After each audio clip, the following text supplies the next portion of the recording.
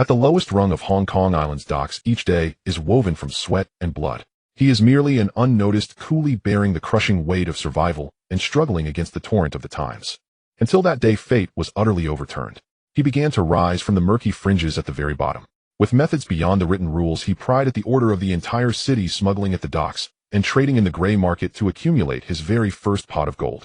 He seizes control of underground logistics, and a hidden web of capital infiltrates the business world, manipulates the flow of money, and gradually forges an underworld financial empire spanning both the black and the white. On this Hong Kong island, where the weak are prey to the strong, rules are not meant to be obeyed but rewritten. From dockside drudge to invisible master of the underworld, step by step, he becomes the true shadow tycoon behind it all.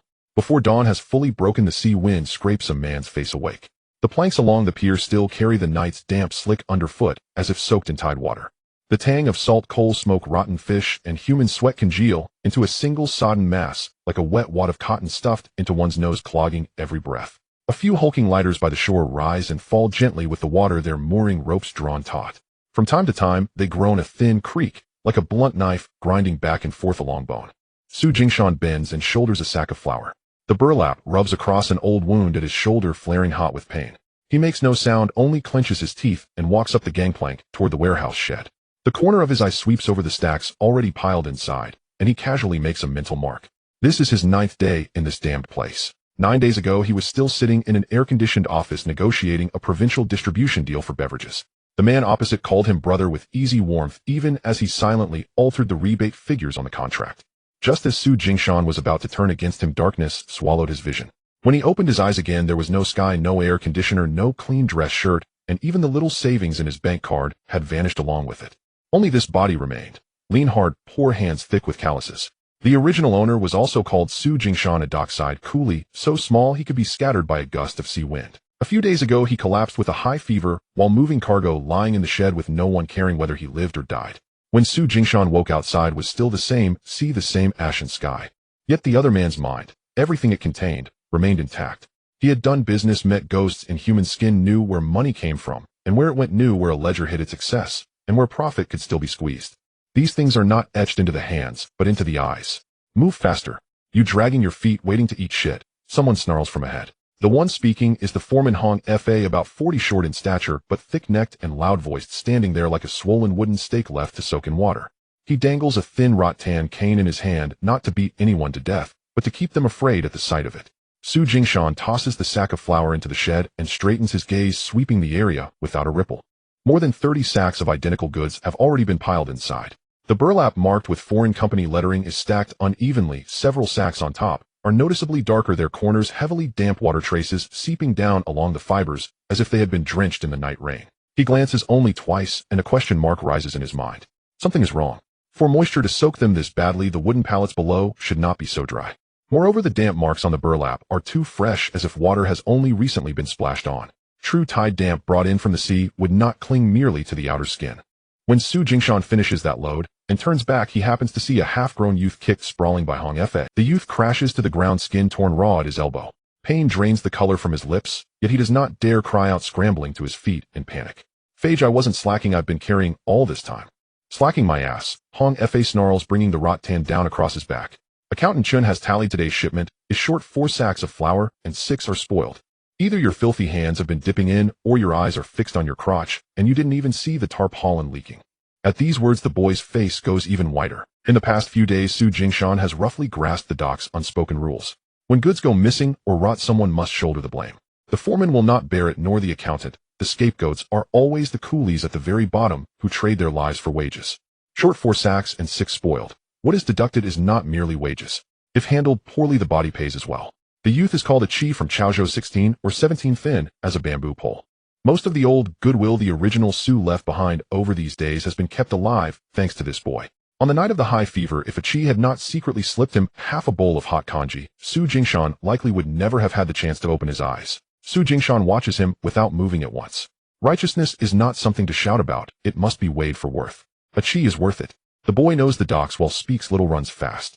More importantly, he has lived long enough in these alleys to know which lanes can sell smuggled goods and which stalls dare take items of dubious origin. Such a person, even traded for one's life, might not be obtainable. Hong Fa is still cursing when a middle-aged man in a gray jacket, ledger tucked under his arm, strolls over at an unhurried pace. This is Accountant Chun. A worn round pair of spectacles perches on his nose. His shoes are conspicuously clean out of place amid the mud and water all around. He first looks at Chi, then at the damp sacks of flour, his tone bland as boiled water. Hong Fa, don't hit too hard. If Lu Boss sees him with wounds on his face, he'll think we mistreat the workers. Hong Fa grins. Then I'll whip his back. With a shirt over it, who's going to see? Chi's lips tremble, yet he still grits his teeth and does not beg. Only then does Su Jingshan take a single step forward. Phage, he calls. Hong Fa turns, frowning. What are you butting in for? Su wipes his palm against his trouser leg, playing the part of a timid laborer forced to speak. This batch of goods doesn't look like Chi's doing. The shed grows slightly quieter. The coolie's movements slow by half a beat, eyes sneaking glances this way. Hong Fa smiles a dangerous smile. Since when did you become the foreign company's inspection expert? Expert is too much, Su smiles faintly. I just carry more and see more. He walks to the damp sacks, squats, and pinches the edge of one. If the tarpaulin were really leaking, the bottom should be wet too. Now only the top is wet, and the bottom is dry, as if someone has splashed water just to make them look damaged. Accountant Chen's eyelids twitch almost imperceptibly. Su notes it, and his heart settles a little further. Furthermore, he taps the pallet beside him. The wood is dry. If last night's rain had leaked enough to soak them like this, the edge of the pallet would not be without a single water stain. Unless the goods weren't spoiled in the shed at all, but someone had already tampered with several sacks before they were carried in. Hong Fa's face darkens. What are you trying to say? I'm saying the 4 sacks that are missing and the 6 that are spoiled are likely 2 different problems. Su stands and brushes burlap threads from his hands, his tone still even. What's missing might truly be gone. What's spoiled need not be truly ruined. Most have only taken superficial damp. Split them and dry them, sell to small noodle stalls, kanji stands, fishball carts. There will be buyers all the same. At last Accountant Chin speaks. You do know your trade. Not really, Su replies, meeting his gaze. I simply 6 sacks of flour thrown away as waste will pain the boss, and you Phage will be scolded as well. If they can be sold at a discount, the loss will not be so heavy. Whoever tampered with them can be investigated slowly later. For now, saving the money that can be saved is better than beating a man half to death. When his words fall, everyone in the shed holds their tongues, because they all understand. He is not merely crying injustice for Chi. He is giving these 2 backstabbing bastards a way to step down gracefully. In this world, a step down is more precious than face. Accountant Chin snaps his ledger shut and studies Su Jingshan for 2 seconds, as if seeing him properly for the first time. What's your name? Su Jingshan. Where are you from? From Chaozhou. Can you read? A little. Accountant Chin nods, as though believing him, or not caring whether it is true. He turns to Hong Fa. Stop beating him for now. Chi's wages for today will still be halved. Let it be punishment for lax watch over the shed. As for these sacks of flour. He pauses, his gaze returning to Su's face.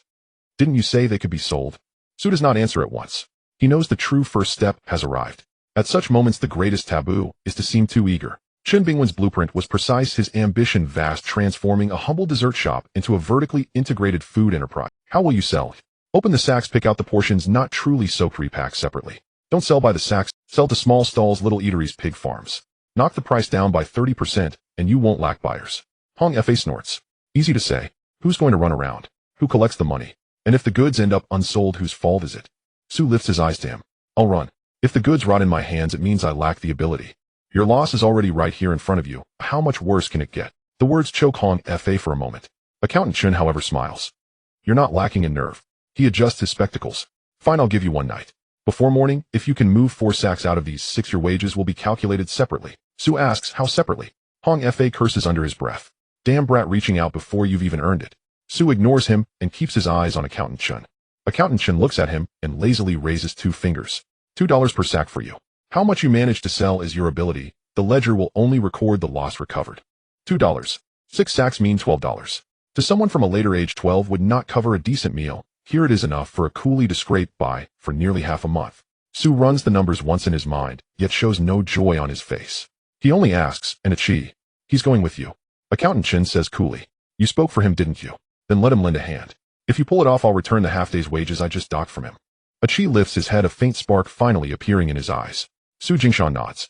Done. And so the Hong Fa is clearly displeased, but since Accountant Chun has spoken, he cannot openly contradict him. As Su passes by, Hong Fa mutters under his breath. Kid, those with too clever a brain often die fast. Su smiles lightly. Then I'd better earn some money first before dying, or I'd have come all this way for nothing. Hong Fa's eyelid twitches. He had not expected the boy to dare retort. Before noon, Su Jingshan and Chi are released to unpack the goods. Behind the warehouse shed stands a low wooden hut, hot as a steamer inside. They squat on the floor, slitting open the damp sacks and selecting the flour still reasonably dry inside to repack. Achi works quickly and silently, after holding his tongue for a long while he finally asks in a low voice, "Change, why did you help me just now?" Su ties off a rope and does not lift his head. "I remember the half bowl of hot congee you left for me last night." Achi is stunned, then gives a sheepish chuckle, embarrassed after he laughs. "That's not worth 6 sacks of flour. Who said this is for that half a sweet potato?" Su looks at him. "Do you know anyone who will take goods like this?" Achi's eyes flicker, and he understands at once. That is the real point. "I do," he whispers. "At the mouth of Temple Street, there's old Chun who sells boat congee. He loves cheap flour. And behind Tong Choi Street, there's old Madame Xia who keeps pigs. She'll take anything as long as it's cheap." Su nods, filing it away. Human favors are one thing, business is another. Keep those two clearly apart if you want to live long. By evening, a fine rain begins to fall again. Each man shoulders a sack, one ahead and one behind, slipping into the narrow, damp alleys on the edge of Kowloon City. The bluestone pavement gleams under the rain, and bamboo poles for drying clothes crisscross overhead low enough to poke a person's eyes. Smoke from street-side stalls spills out along the alley mouths, blending the scent of fish balls, offal, and cheap peanut oil, a warm rush across their faces. Su Jingshan's feet do not slow, but his mind turns at a furious pace. The crucial thing about selling these sacks is not how much they earn today. What matters is that from today on, the people at the docks will know that this new arrival Su Jingshan does more than sweat. He also finds exits for bad debts. Such a person can save money. And in a place like this, those who can save money are rarer than those who can fight. The boat congee stall at Temple Street is indeed still lit. The owner, old Chun, is just past 50, lean as cured meat, but sharp-nosed. He only has to feel through the sack to know whether the flour inside is truly spoiled. He picks through it while grumbling, "You dare bring flour this damp to sell to me?" Squatting by the stall, Su pinches a pinch of flour, rubbing it between his fingertips. The powder remains fine and loose. "Even if you turned this into paste, it would be worth the price. All the more so for congee. The price of rice outside has risen. No one knows it better than you." Old Chun narrows his eyes. "Who are you?" "A runner at the docks." "I've never seen you before." "See me often enough, and you'll remember." Old Chun snorts, but in the end he still takes. He presses the price hard, but pays in cash, without hesitation. Achi's hands tremble as he receives the money. They make 2 more stops in quick succession. By the time the night markets are closing, 3.5 sacks are gone, leaving only a small sack of broken flour, and Achi shoulders the empty burlap, walking with a spring in his step, as if he has retrieved his life. Su Jingshan stands beneath a rain awning, smoothing the damp banknotes one by one and tucking them into the inner pocket of his shirt. It isn't much money, yet with the cloth pressed to his chest he can clearly feel a warmth. It is not the money that is warm. It is the opening of a road. Just then a black Ford rolls to a slow halt at the street corner. The door opens, and a man in civilian clothes steps out, hair slicked neatly, leather shoes polished enough to reflect a human face. He does not look toward the stalls, only stands by the roadside smoking. Soon a portly shop owner trots from the other end of the alley, bending low as he slips a cowhide envelope into the man's hand. The man takes the envelope and doesn't even bother to count, simply tucks it into his jacket and returns to the car. The whole exchange takes less than half a minute. Everyone nearby continues their trade as if nothing has happened. Achi sees it too. His throat works as he mutters, voice almost inaudible, "Someone from the police side." Su answers with a quiet hum, his eyes fixed on the scene. Suddenly he understands. The most precious goods in this city have never been flour or cigarettes or the crates and sacks of foreign wares at the docks. What is truly valuable is that some can make a shipment rot only on the ledger, and others can turn that same supposedly ruined cargo back into money. Climb one step higher, and there are those who can make everyone who sees it all pretend they saw nothing. Su hands the remaining scraps of flour to Achi, wipes the rain from his face, and suddenly laughs. "Let's go." Achi blinks. "Go where?" "Back to the docks." Su turns toward the road they came by, his steps unhurried, his voice low. "First we settle this account today. Starting tomorrow we need to find a way not to keep selling other people's bad goods. Then what will we sell?" In the rainy night, he does not look back. "We'll sell connections." A gust sweeps through the alley, the rain whips at their faces, carrying a tang of the sea, and a chill that signals something new about to begin. By the time they returned to the pier, the rain had already slackened. The sea wind was still harsh, forcing its way in past. Along the shore a row of storage sheds glowed with a few dim kerosene lamps. Black oil had crusted on the shades, turning the light thin and ghostly, so that the puddles of filth on the ground looked like old blood that had never been wiped clean. All the way back, Achi cradled the empty burlap sack in his arms, walking even faster than on the way there. It was not fear. It was excitement. Tonight this kid had followed Su Jingshan through 3 streets and 4 stalls, watching with his own eyes as the wet noodles that were supposed to be written off as a loss were exchanged bag after bag for cash. He had hustled on this pier before. He had seen men steal, seen men rob, seen men stake their lives just to claim their wages. But he had never seen anyone turn a burden meant for them to shoulder into a path that could truly feed them. Change. Achi lowered his voice as though afraid that if he spoke too loudly the heat in his chest would scatter. If the bookkeeper really pays according to what we agreed tonight, doesn't that mean we've struck it rich? Not yet. But we've already turned it all back into money. What we brought back is money, not the account. A chief froze for a moment. Su Jingshan did not explain much more, he only told him to hold the sack steady. Some dock porters saw them return, and first swept a glance into the sack. Seeing it empty, a strange look surfaced on their faces. Someone laughed under his breath. So the rotten noodles really got sold off. Or did you pay out of your own pocket just to throw them away? Achi almost snapped back, but Su Jingshan pressed down on his shoulder. Let them watch. The more eyes on this, the harder it would be for the bookkeeper to swallow this account later. Inside the storage shed, Hong Fa was already waiting. He sat on a wooden crate, tapping the ground with the tip of his shoe again and again. Two veteran porters from the Pingma warehouse stood behind him. The bookkeeper was there, as well, sleeves rolled up, a pen still stained with ink clamped between his fingers. Seeing Su Jingshan come back, Hong Fa was the first to smile. Where's the noodles? Sold. Sold to whom? To the stalls. For how much? Su Jingshan took out the money from inside his coat. He did not slap it all onto the table at once. He first laid down the initial stack. The damp banknotes had been touched by the rain and were slightly soft, yet every single one was real. The shed fell silent at once. The bookkeeper's gaze turned sharp, first toward the money, then towards Su Jingshan. Is that all?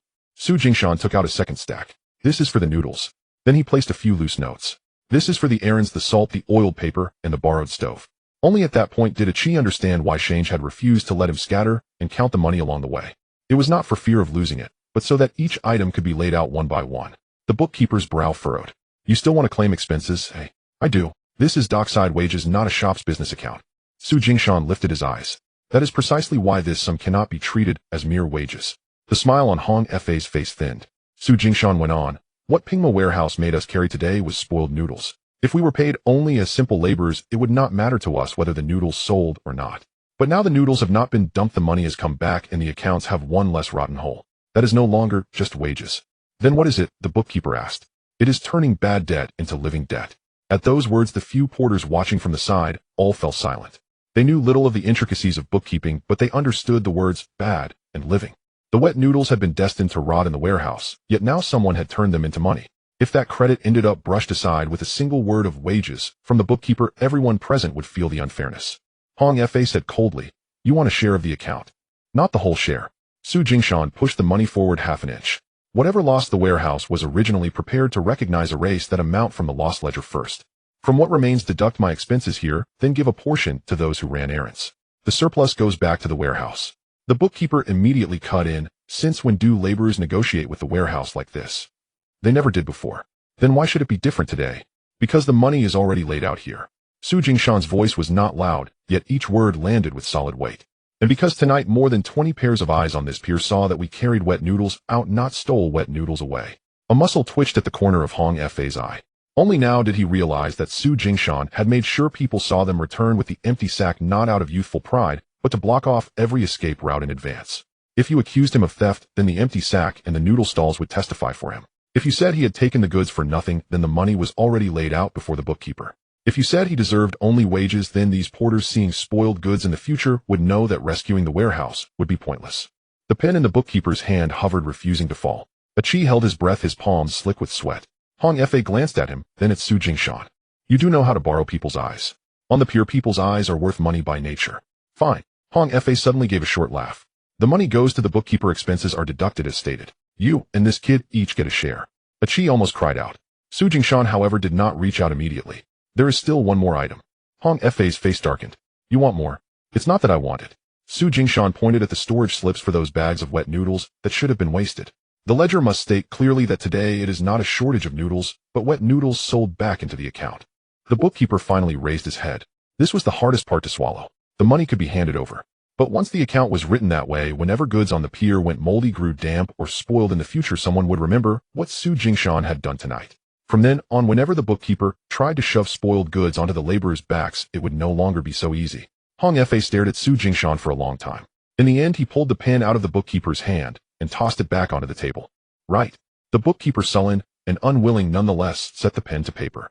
Achi watched those few characters take shape, stroke by stroke, his chest swelling with a burning heat. Only then did he realize that the most valuable thing tonight was not the few banknotes he had been allotted. It was that for the first time the ledger had a line that belonged to them. When they stepped out of the shed, the rain had stopped completely.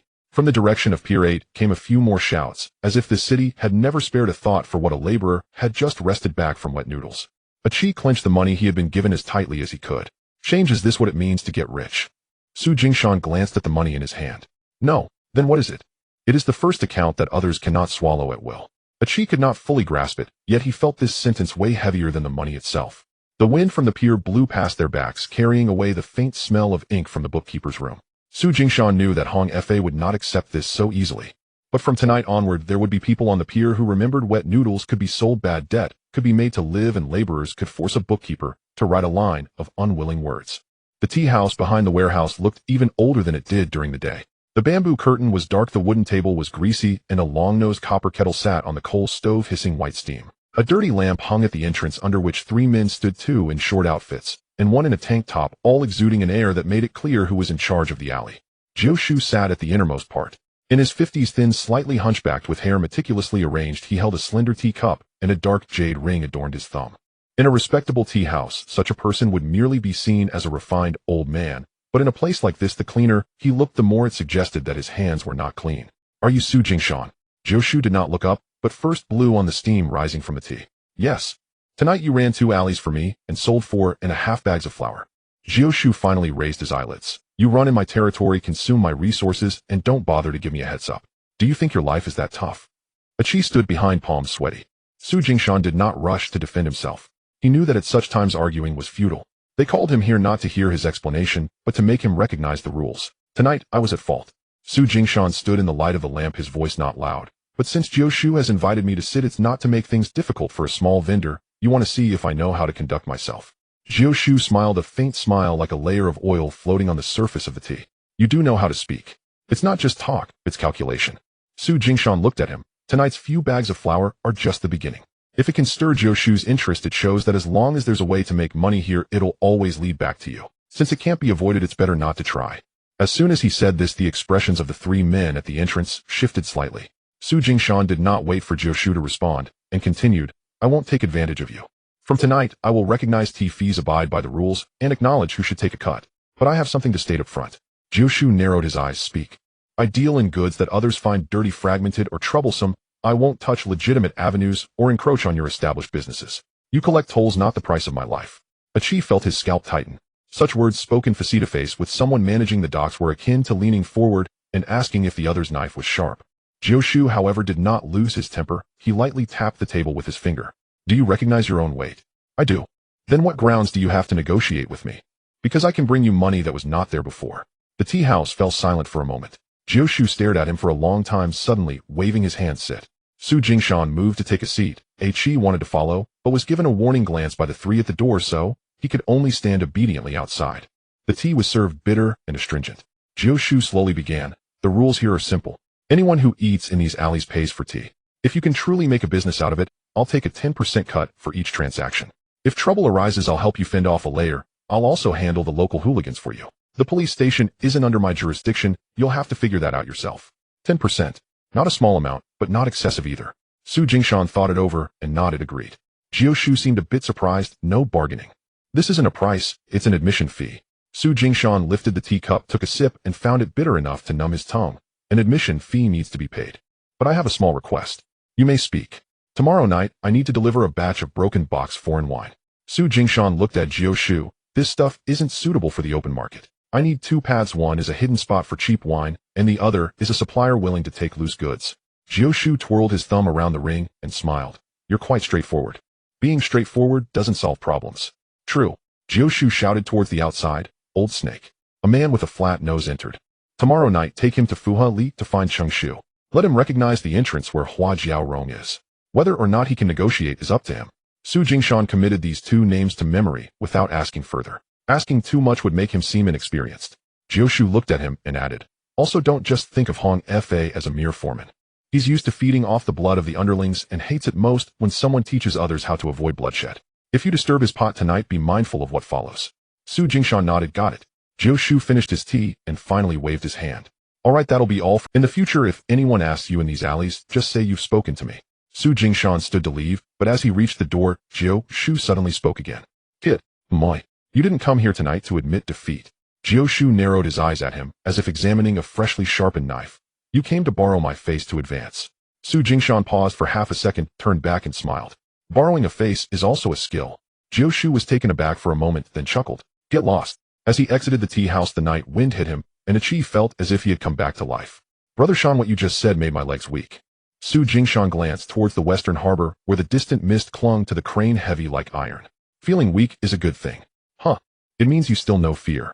He tucked his hands into his coat and slowly walked towards the shanty. In this place, those who do not fear die quickly. Those who can truly survive are the ones who are afraid but still dare to take a step forward. Achi did not fully understand but nodded along. Halfway back, he suddenly remembered something and lowered his voice. By the way, I've heard of Chengshu at Fuha Li that Jiu mentioned tonight. That place not only has gambling dens, but also keeps a few fierce dogs as guards. If the deal falls through. Su Jingshan smiled. If it falls through, it falls through. We still need to see what kind of person is worthy of drinking our batch of broken box foreign wine. On the afternoon of the second day, 2.5 boxes of foreign wine were unloaded in the warehouse. The wooden rack had cracked and straw padding was scattered all over the ground with wood shavings and dust clinging to the bottles. The labels on the outermost bottles had been smeared and 2 bottles had chipped mouths with sealing wax cracked open, looking as if they had been knocked against something hard. Hong Fa stood nearby, a cigarette dangling from his mouth. Have you seen enough? He sneered. Last night you bragged in front of the accountant, and if you can't sell this batch tonight, don't blame me for enjoying your misfortune. Su Jingshan squatted down, taking out a few bottles of wine and inspecting them under the light. They weren't the finest wines, but neither were they bad products. What was truly valuable was the phrase foreign wine in this day and age. Many people drank not for the taste, but for the status. Having this bottle on the table made one appear affluent, facilitating business negotiations and making it easier to maintain a venue. How many bottles are good to move? 28. How many are too damaged to move? 2 bottles. Su Jingshan mentally calculated, and then said, I need to split them first. Hong Fa frowned. Split what? Group the ones that can maintain appearances together, those with worn labels and loose corks, into another group for lower pricing. The severely broken ones can be sold off later, maybe to the kitchen or the gambling den. Hong Fa was stunned for a moment, then cursed. The wine hasn't even left the door, and you're already splitting it, as if you're at a feast. Su Jingshan ignored him. People like Hong Fa wouldn't understand this kind of accounting. He only knew how to move whole boxes in and out. As for how to derive 3 different prices, 3 types of people, and 3 selling methods from the same batch that required a different mindset. In the evening, Old Snake arrived punctually. This man had a flat nose and yellowing whites of his eyes, and he always spoke as if he had just woken up. Yet he walked briskly, expertly leading 2 others through the back alley of Fuha, bypassing 2 mahjong parlors and a room with red lanterns, finally stopping in front of a pitch-black wooden door. The sound of dice striking the bottom of a bowl came from inside. Uncle Chung is in there, Old Snake said, leaning against the wall, clearly indicating that he would just lead the way without intervening. Achi felt a bit apprehensive. Su Jingshan raised his hand to adjust his collar, carrying 2 of the most intact sample bottles as he entered. Inside, the smoke swirled as 4 gambling tables were occupied with coins, paper tickets, mahjong tiles, and curses mixed together, resembling a pot of boiling black oil. At the far end sat a skinny old man in his 50s, his face gaunt, yet his eyes bright, with an abacus beside him. This was Uncle Chung.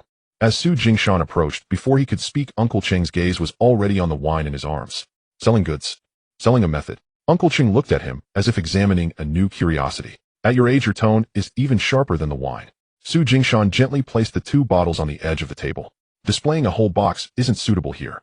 But placing them here, 1 bottle for the table and 1 for the people inside, is just right. Uncle Chung didn't rush to touch the wine, but asked instead, why sell to me?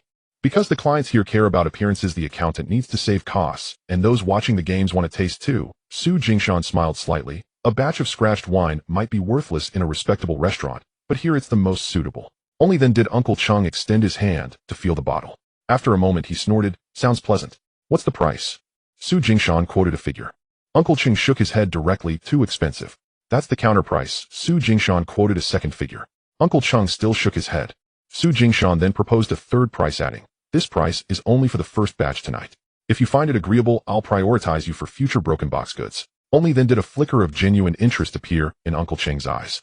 Anyone can sell cheap wine, but the phrase I'll prioritize you in the future is worth more than a cheap price, because it equates to giving someone a stable opportunity to profit.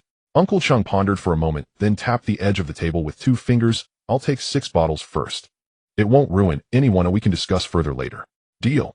After the business was concluded, Su Jingshan didn't leave immediately, but added, there's another kind of goods I suspect you might be interested in. What?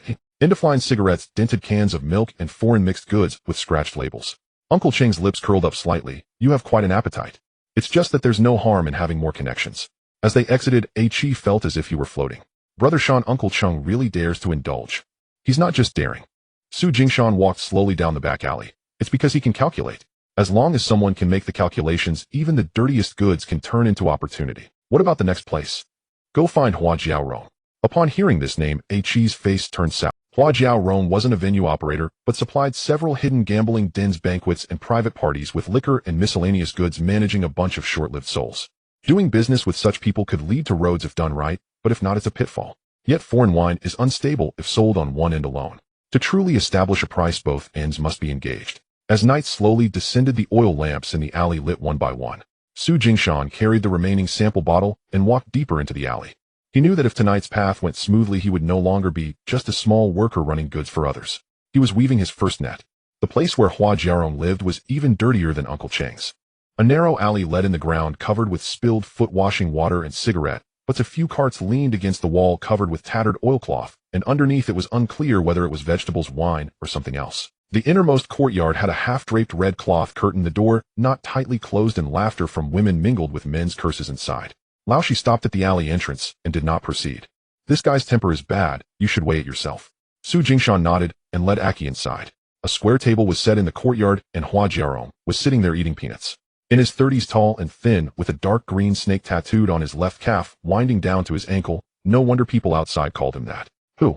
Hua Jiaorong didn't even lift his head. Here to sell wine. I don't lack wine here. Su Jingshan placed a sample bottle on the table. What you lack is cheap wine that can be showcased and won't attract the attention of respectable foreign firms. Hua Jiaorong finally raised his eyes. He stared at the bottle for a few seconds, then looked at Su Jingshan. Is this from Ninth Uncle A? Just borrowing his road, it doesn't count as his people. Hua Jiaorong snorted. Not old, but you sure have a sharp tongue. As he spoke, he waved his hand to the side, and a yellow-toothed man walked over, grabbing the wine bottle and tucking it into his arms, clearly intending to take it first. Aki's expression changed, and just as he was about to speak, Su Jingshan reached out to press down on the bottle's neck. The yellow-toothed man glared at him. What? First discuss the price, then take the goods. What if I take it first? The others in the courtyard laughed, their laughter laced with malice. Su Jingshan had seen too many of these scenes. Not in old Hong Kong, but at some thoroughly corrupt banquets and business meetings in later years. First they take your sample, delay your payment, and then stomp on your face. Once you take a step back, all that's left is to be eaten. So he didn't back down. Su Jingshan gripped the bottle's neck, lifted his hand, and brought the wine bottle down hard against the edge of the table. Bang! The bottom of the bottle cracked halfway, and the aroma of the wine burst forth. Laughter in the courtyard instantly stopped. Hua Jiaorong's eyes turned cold. What are you doing? Su Jingshan held the bottle half-shattered in his hand, its glass edge gleaming coldly. I toast you because I am here to do business. Smashing it is to tell you that I am selling goods, not faces. His voice was not loud, but it tightened the hearts of. If you want a drink, I can pour you a glass now. Consider it my toast to Brother Rome. If you want to take it, we need to clarify first how much per bottle and how to proceed afterward. If you think you can take it for free. Su Jingshan looked up at him and smiled. Breaking one bottle is a loss. Breaking a whole case is also a loss. But I can't afford that loss if everyone in the courtyard knows that Hua Jiaorong has to rely on a petty trader taking goods for free to maintain the scene, who will still take your signboard seriously afterward. This statement was harsher than the wine bottle itself, because it was not the table that was smashed but face. Hua Jiaorong stared at him for a long time and suddenly smiled. You have some guts. Not bad. Good. Hua Jiaorong waved his hand, and the yellow-toothed man stepped back. Pour the wine. Su Jingshan really poured a glass and handed it over.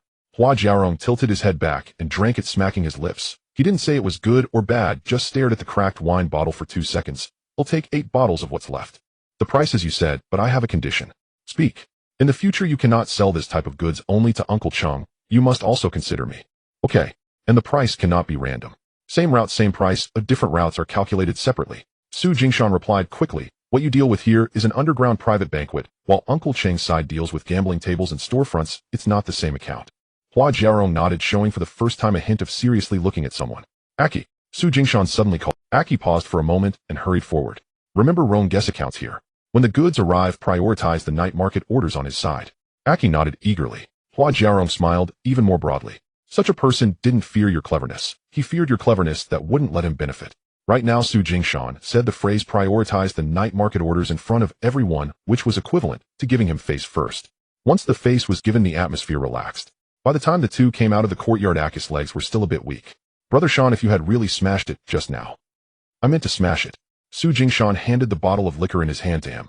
If we really fought, it might not be beneficial. But if I don't smash it, he will think we are soft. Aki took the wine and couldn't help but glance back at the red cloth curtain. So did Brother Roan consider it a deal, eh? Half a deal. What about the other half? Only when he pays in full can it be called a deal. The night wind grew colder. Su Jingshan walked along the alley, yet his heart was warm. Uncle Cheng's 6 bottles, Hua Jiarong 8 bottles, plus potential follow-up orders from both sides. These 2.5 cases of foreign wine already had destinations.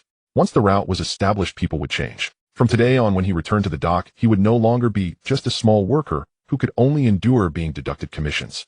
He was returning with buyers. On the early morning of the 3rd day, Su Jingshan delivered the first payment for the foreign wine to the warehouse. Chen Zhongfang was there, and so was Hong Fa. The former was flipping through accounts while the latter was selecting people to unload goods. After a few days of absence, Hong Fa's gaze towards Su Jingshan became more sinister, like a centipede crawling out from the seams of the warehouse boards. Uncrushable, yet utterly repulsive. Back. Chen Zhongfang pushed the abacus away. Su Jingshan placed the money on the table, not in a hurry to refund. Uncle Cheng's 6 bottles for you and 8 bottles for Hua Jiaorong. Both sides want to renew the order. Of the remaining 6 bottles, after deducting 2 with broken wax seals, I plan to split them and sell them in smaller batches. Chen Zhongfang paused his movements. Have you already thought out your escape route? It's not an escape route, it's the right path. Su Jingshan glanced at the dirty account book on the table. The accounts need to be calculated separately. The white flower deal was to rescue your bad debts. This time the foreign wine is me opening the way for you.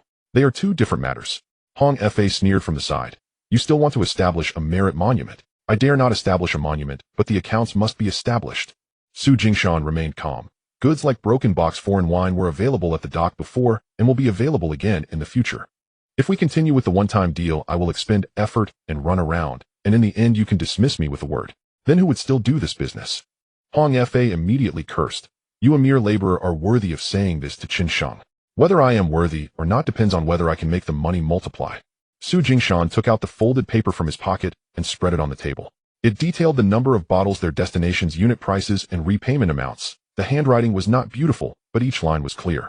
Chen Zhongfang glanced at it twice, and his expression finally changed. It was not surprising that a few people at the dock could recognize some characters. What was surprising was someone who could turn bad accounts into clear ones. How do you want to divide it? For such leftover goods, we will divide them into 3 tiers in the future. Su Jingshan raised 3 fingers. The base amount belongs to you. I will bear the transportation fees and tea money myself, and the profit from sales will belong to me. If I underprice too much and the accounts look bad, you can stop me. If I succeed, then this route should not be changed again. Hong Fa couldn't help but interject. Aren't you just using empty hands to catch a wolf? No. Su Jingshan looked up at him. What I catch is the route, not the wolf. The wolf has always been there, but it's just that you didn't know how to raise it before. Chen Zhongfang did not smile, but became more serious instead. He fell silent for a moment, suddenly pulled out 3 bills from the money and pushed them aside. This is what you should receive this time. What about a cheese share? You can divide it yourself. All right. Su Jingshan took the money and pushed the paper filled with numbers back. This is for you to keep. In the future, for every batch of goods that leaves my hands, you can check who took them and how much was returned. Chen Zhongfang did not take it, but retorted, aren't you afraid that I will familiarize myself with this paper and push you out later? You would. Su Jingshan answered too quickly. Even Hong Fa was taken aback. But you won't run personally, nor will you let Hong Fa run it. Once he finished speaking, there was not a single ripple in his expression. Those who are truly willing to venture into the alleys recognize people and price different goods differently are few. If you really find a second one, then it would be my incompetence, and I would accept being pushed aside. As soon as these words came out, Chen Zhongfang instead laughed. You are quite interesting. However, Hong Fa looked like he had been pricked by a needle, his face extremely ugly. He knew in his heart that Su Jingshan's words seemed to be talking to Chen Zhongfang, but each word was aimed at him. Because over the years, how many bad debts, leftover goods, and siphoning had Hong Fa consumed the most, and he most hoped that no one would clarify the accounts. Chen Sheng. Hong Fa suppressed his anger and spoke. People like this should be kept to, otherwise they will become a tail that sticks up to the sky in the future. Whether the tail sticks up or not depends on ability. Chen Zhongfang replied, lightly blocking the conversation. After finishing, he folded the pencil account and put it into the account book. Continue doing it. There are goods coming later, I'll let you see first. Su Jingshan nodded and turned to leave. When he reached the door, Hong Fa ominously added, Su Jingshan, be careful not to fall to your death as you open up the route quickly. Su Jingshan did not look back. Thank you for the reminder, Fa. Go. What I fear the most is not the slippery road. It's that someone is pushing from behind. After leaving the warehouse, Chi had been waiting outside until his feet were hot. What about it? Su Jingshan handed him one of the 3 bills. First we eat. Chi held the money, his eyes shining, really giving. As I said, the accounts need to be calculated separately. Su Jingshan patted his shoulder. You will be running errands for me in the future. It's not just to follow along for soup. You will have to share the accounts. Chi was so stunned by the money that he couldn't speak. At that moment a commotion suddenly erupted from the flat warehouse, accompanied by curses and the dull sound of wooden sticks hitting the ground. Such matters were not uncommon at the dock, but today the crowd clearly gathered faster, as if there was indeed something lively to watch. Achi stood on tiptoe for a glance, and suddenly lowered his voice. "Sean Gu, moi. The Chaozhou guy I told you about the other day has really gotten into trouble." "Which one?" Achi swallowed hard. This brat dared to flip over Big Mouth Chin from the flat warehouse on the first day of robbing jobs. Now they've brought 4 or 5 people to block him. Su Jingshan squinted his eyes and looked towards the commotion. The sea breeze passed through a row of warehouses, drawing the distant voices closer and further away. He suddenly felt that he should go take a look. There were 2 layers of people surrounding the warehouse. In the middle stood a tall and slender young man, bare-chested, broad-shouldered, with pronounced ribs. His right eyebrow was broken, blood trickling down the side of his face, yet he made no attempt to wipe it away. This man stood like a nail. Surrounding him were 4 or 5 laborers armed with wooden sticks and iron hooks. The leader among them was Big Mouth Chun, who had thick lips and a short neck, cursing like stones thrown into boiling water. "Chaozhou Bread, are you going to stand firm again?" Big Mouth Chin swung his stick, spitting as he spoke. "You think you can take work from me? Do you really believe there's no one here?" The young man spat out a mouthful of blood, but surprisingly smiled. "The work is there. Whoever has the strength gets to do it. If you don't agree, defeat me first before you talk." At these words a low murmur arose from the crowd. Su Jingshan, standing outside the crowd, knew at first glance that Ahao and Achi were of different kinds. Achi is like grass growing in the wind, able to bend and nowhere to hide. Ahao is not. He seems like iron just dug out from a crack in the rocks. Poor, fierce, hungry, yet his bones were terrifyingly tough. Big Mouth Chin, incited, had red eyes and raised his stick to charge. Ahao did not retreat. He met the blow he'd in, taking a hit on his shoulder while countering with a punch to Chin's throat. The two collided into a heap, and the others rushed in, ready to fight to the death. "Stop!" someone shouted from outside, but no one paid attention. The rules on the dock were like this: if you were only arguing, people would persuade, but if it turned into a real fight, everyone had to see who was behind whom. Su Jingshan scanned the area and suddenly spotted Hong Fa standing in the corner. The guy had his arms crossed, a smirk on his lips, clearly enjoying the spectacle and hoping to see how escalate the situation. Looking deeper, he understood even more. Today's matter was not simply about stealing work. Someone was deliberately using Big Mouth Chun to test how tough these new Chaozhou boys really were, while also reinforcing the rules on the dock. Su Jingshan made a quick decision and pushed his way forward. Achi shouted anxiously from behind, "Brother Shan." Su Jingshan did not look back. As he charged into the circle, Ahao had just kicked one person over, but got hit by a hook on his back, tearing his clothes and causing blood to gush out. Su Jingshan did not try to pull him away. Instead, he raised his hand to grab the wooden stick as Big Mouth Chin swung it down for the second time. His palm jolted, and his hand immediately went numb. "Enough," he said. Big Mouth Chun was momentarily stunned and turned to curse. "Who are you?" "A broker." Su Jingshan fixed his gaze on him, his voice icy. "What you want today is work, not life. If you really beat someone to a pulp, who will explain to Boss Lu for you?" Before Big Mouth Chen could reply, Hong Fa sarcastically chimed in from outside. "Oh, Su Jingshan, so you're managing the warehouse now?" "Not managing," Su Jingshan replied, his head not turning. "I just fear that someone might turn a small matter into a big one, where in the end it's the underlings who suffer, while the ones feasting are still on top." These words felt like a bucket of cold water splashing down on the laborers gathered around. They had come to enjoy the spectacle, and if it came to risking their lives, none wanted to be left hanging. Ahao wiped the blood from the corner of his mouth and glanced at Su Jingshan. That look was neither friendly nor hostile, but more like observing a stranger suddenly intruding and wondering what benefits he was after. It was only then that Su Jingshan turned, using a not very familiar, but still somewhat fluent Chaozhou dialect. He said, "Brother, let's take it down a notch today." Ahao's eyes clearly shifted. Not because the words were beautiful, but because in this place someone who could speak your hometown dialect, even if not fluently, felt more like kin than those wielding sticks.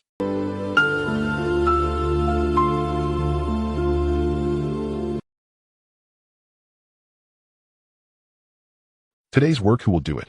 "Of course. Whoever can finish it will do it." Su Jingshan interrupted directly. "The dock doesn't support useless people. If you Big Mouth Chin really have the ability, then beat him into submission right now. Oh, if not, let's split the work. You take half, they take half.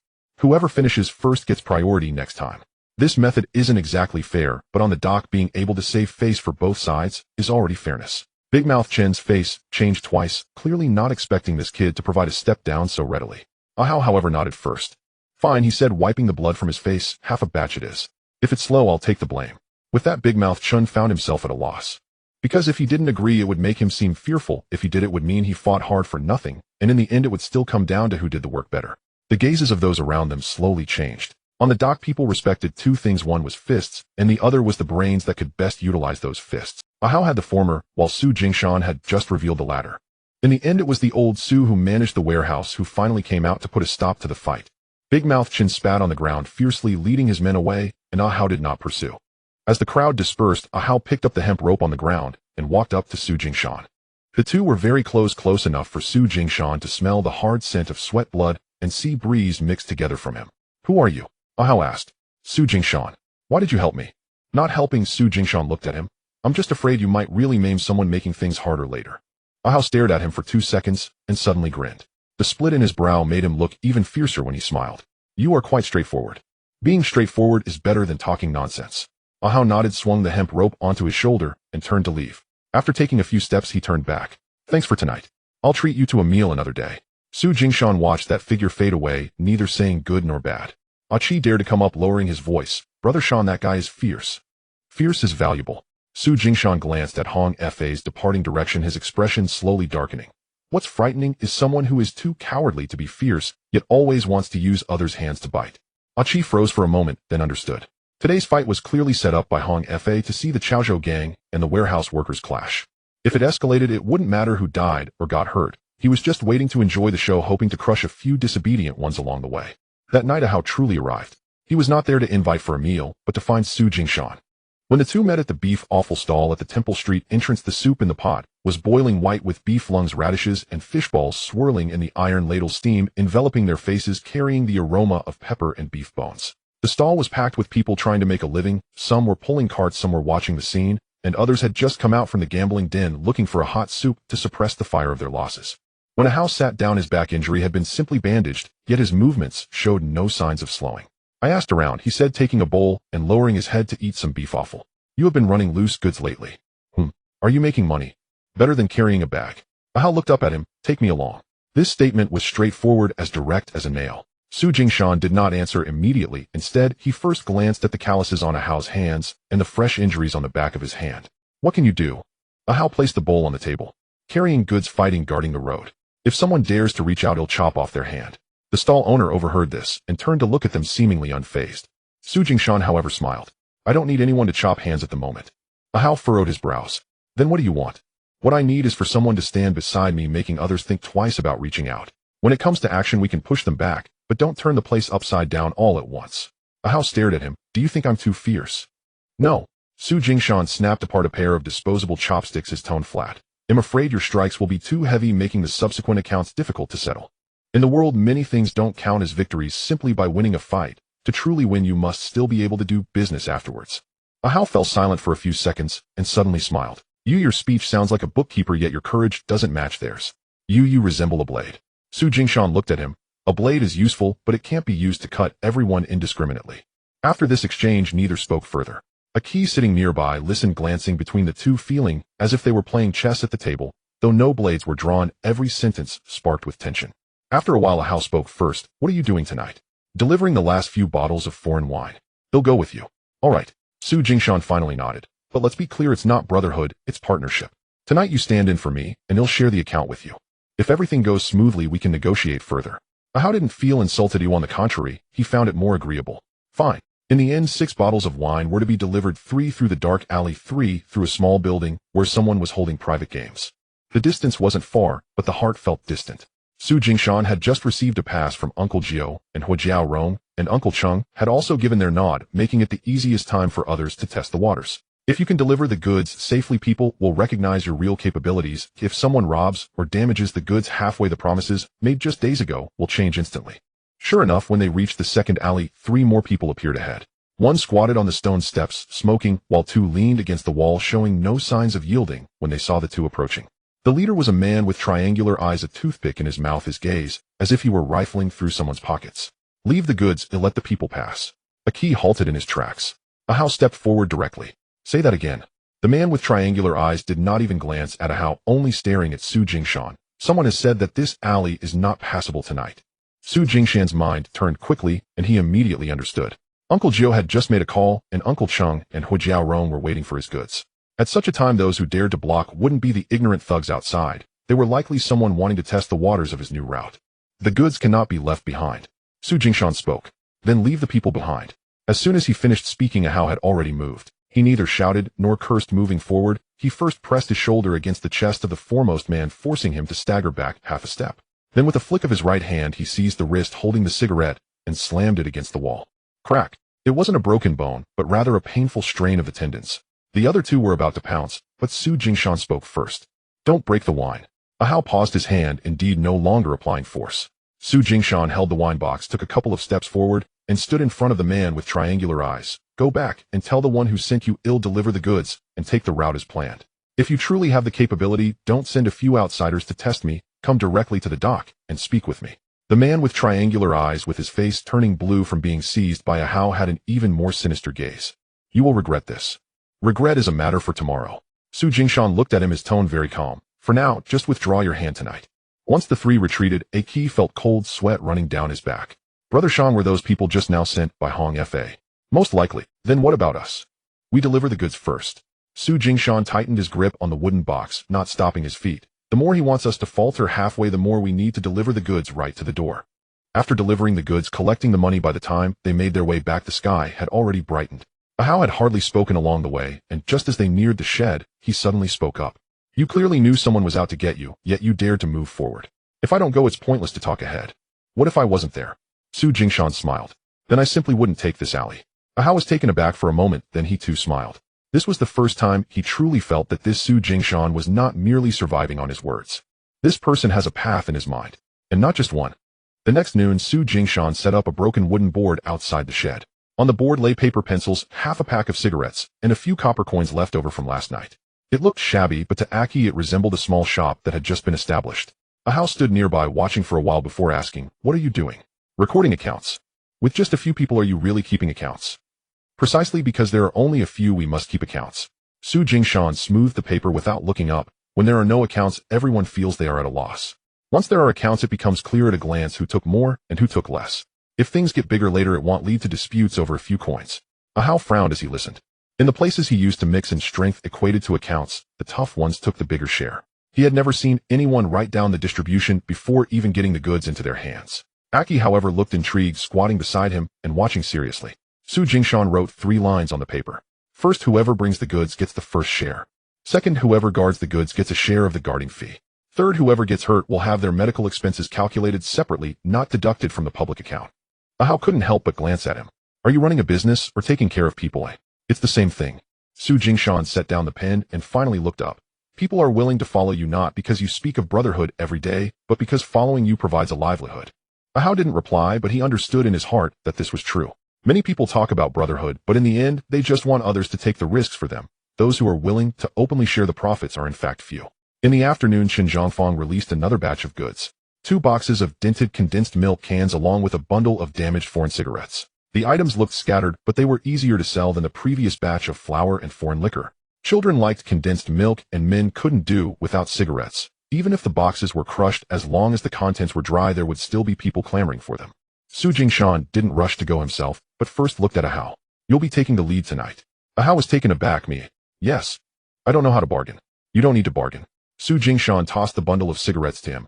All you need to do is deliver the goods intact and bring back every penny. What if someone stops me? Just report that you're with Uncle Gio. If they still stop you, come back and find me. If you really can't avoid it, then use force.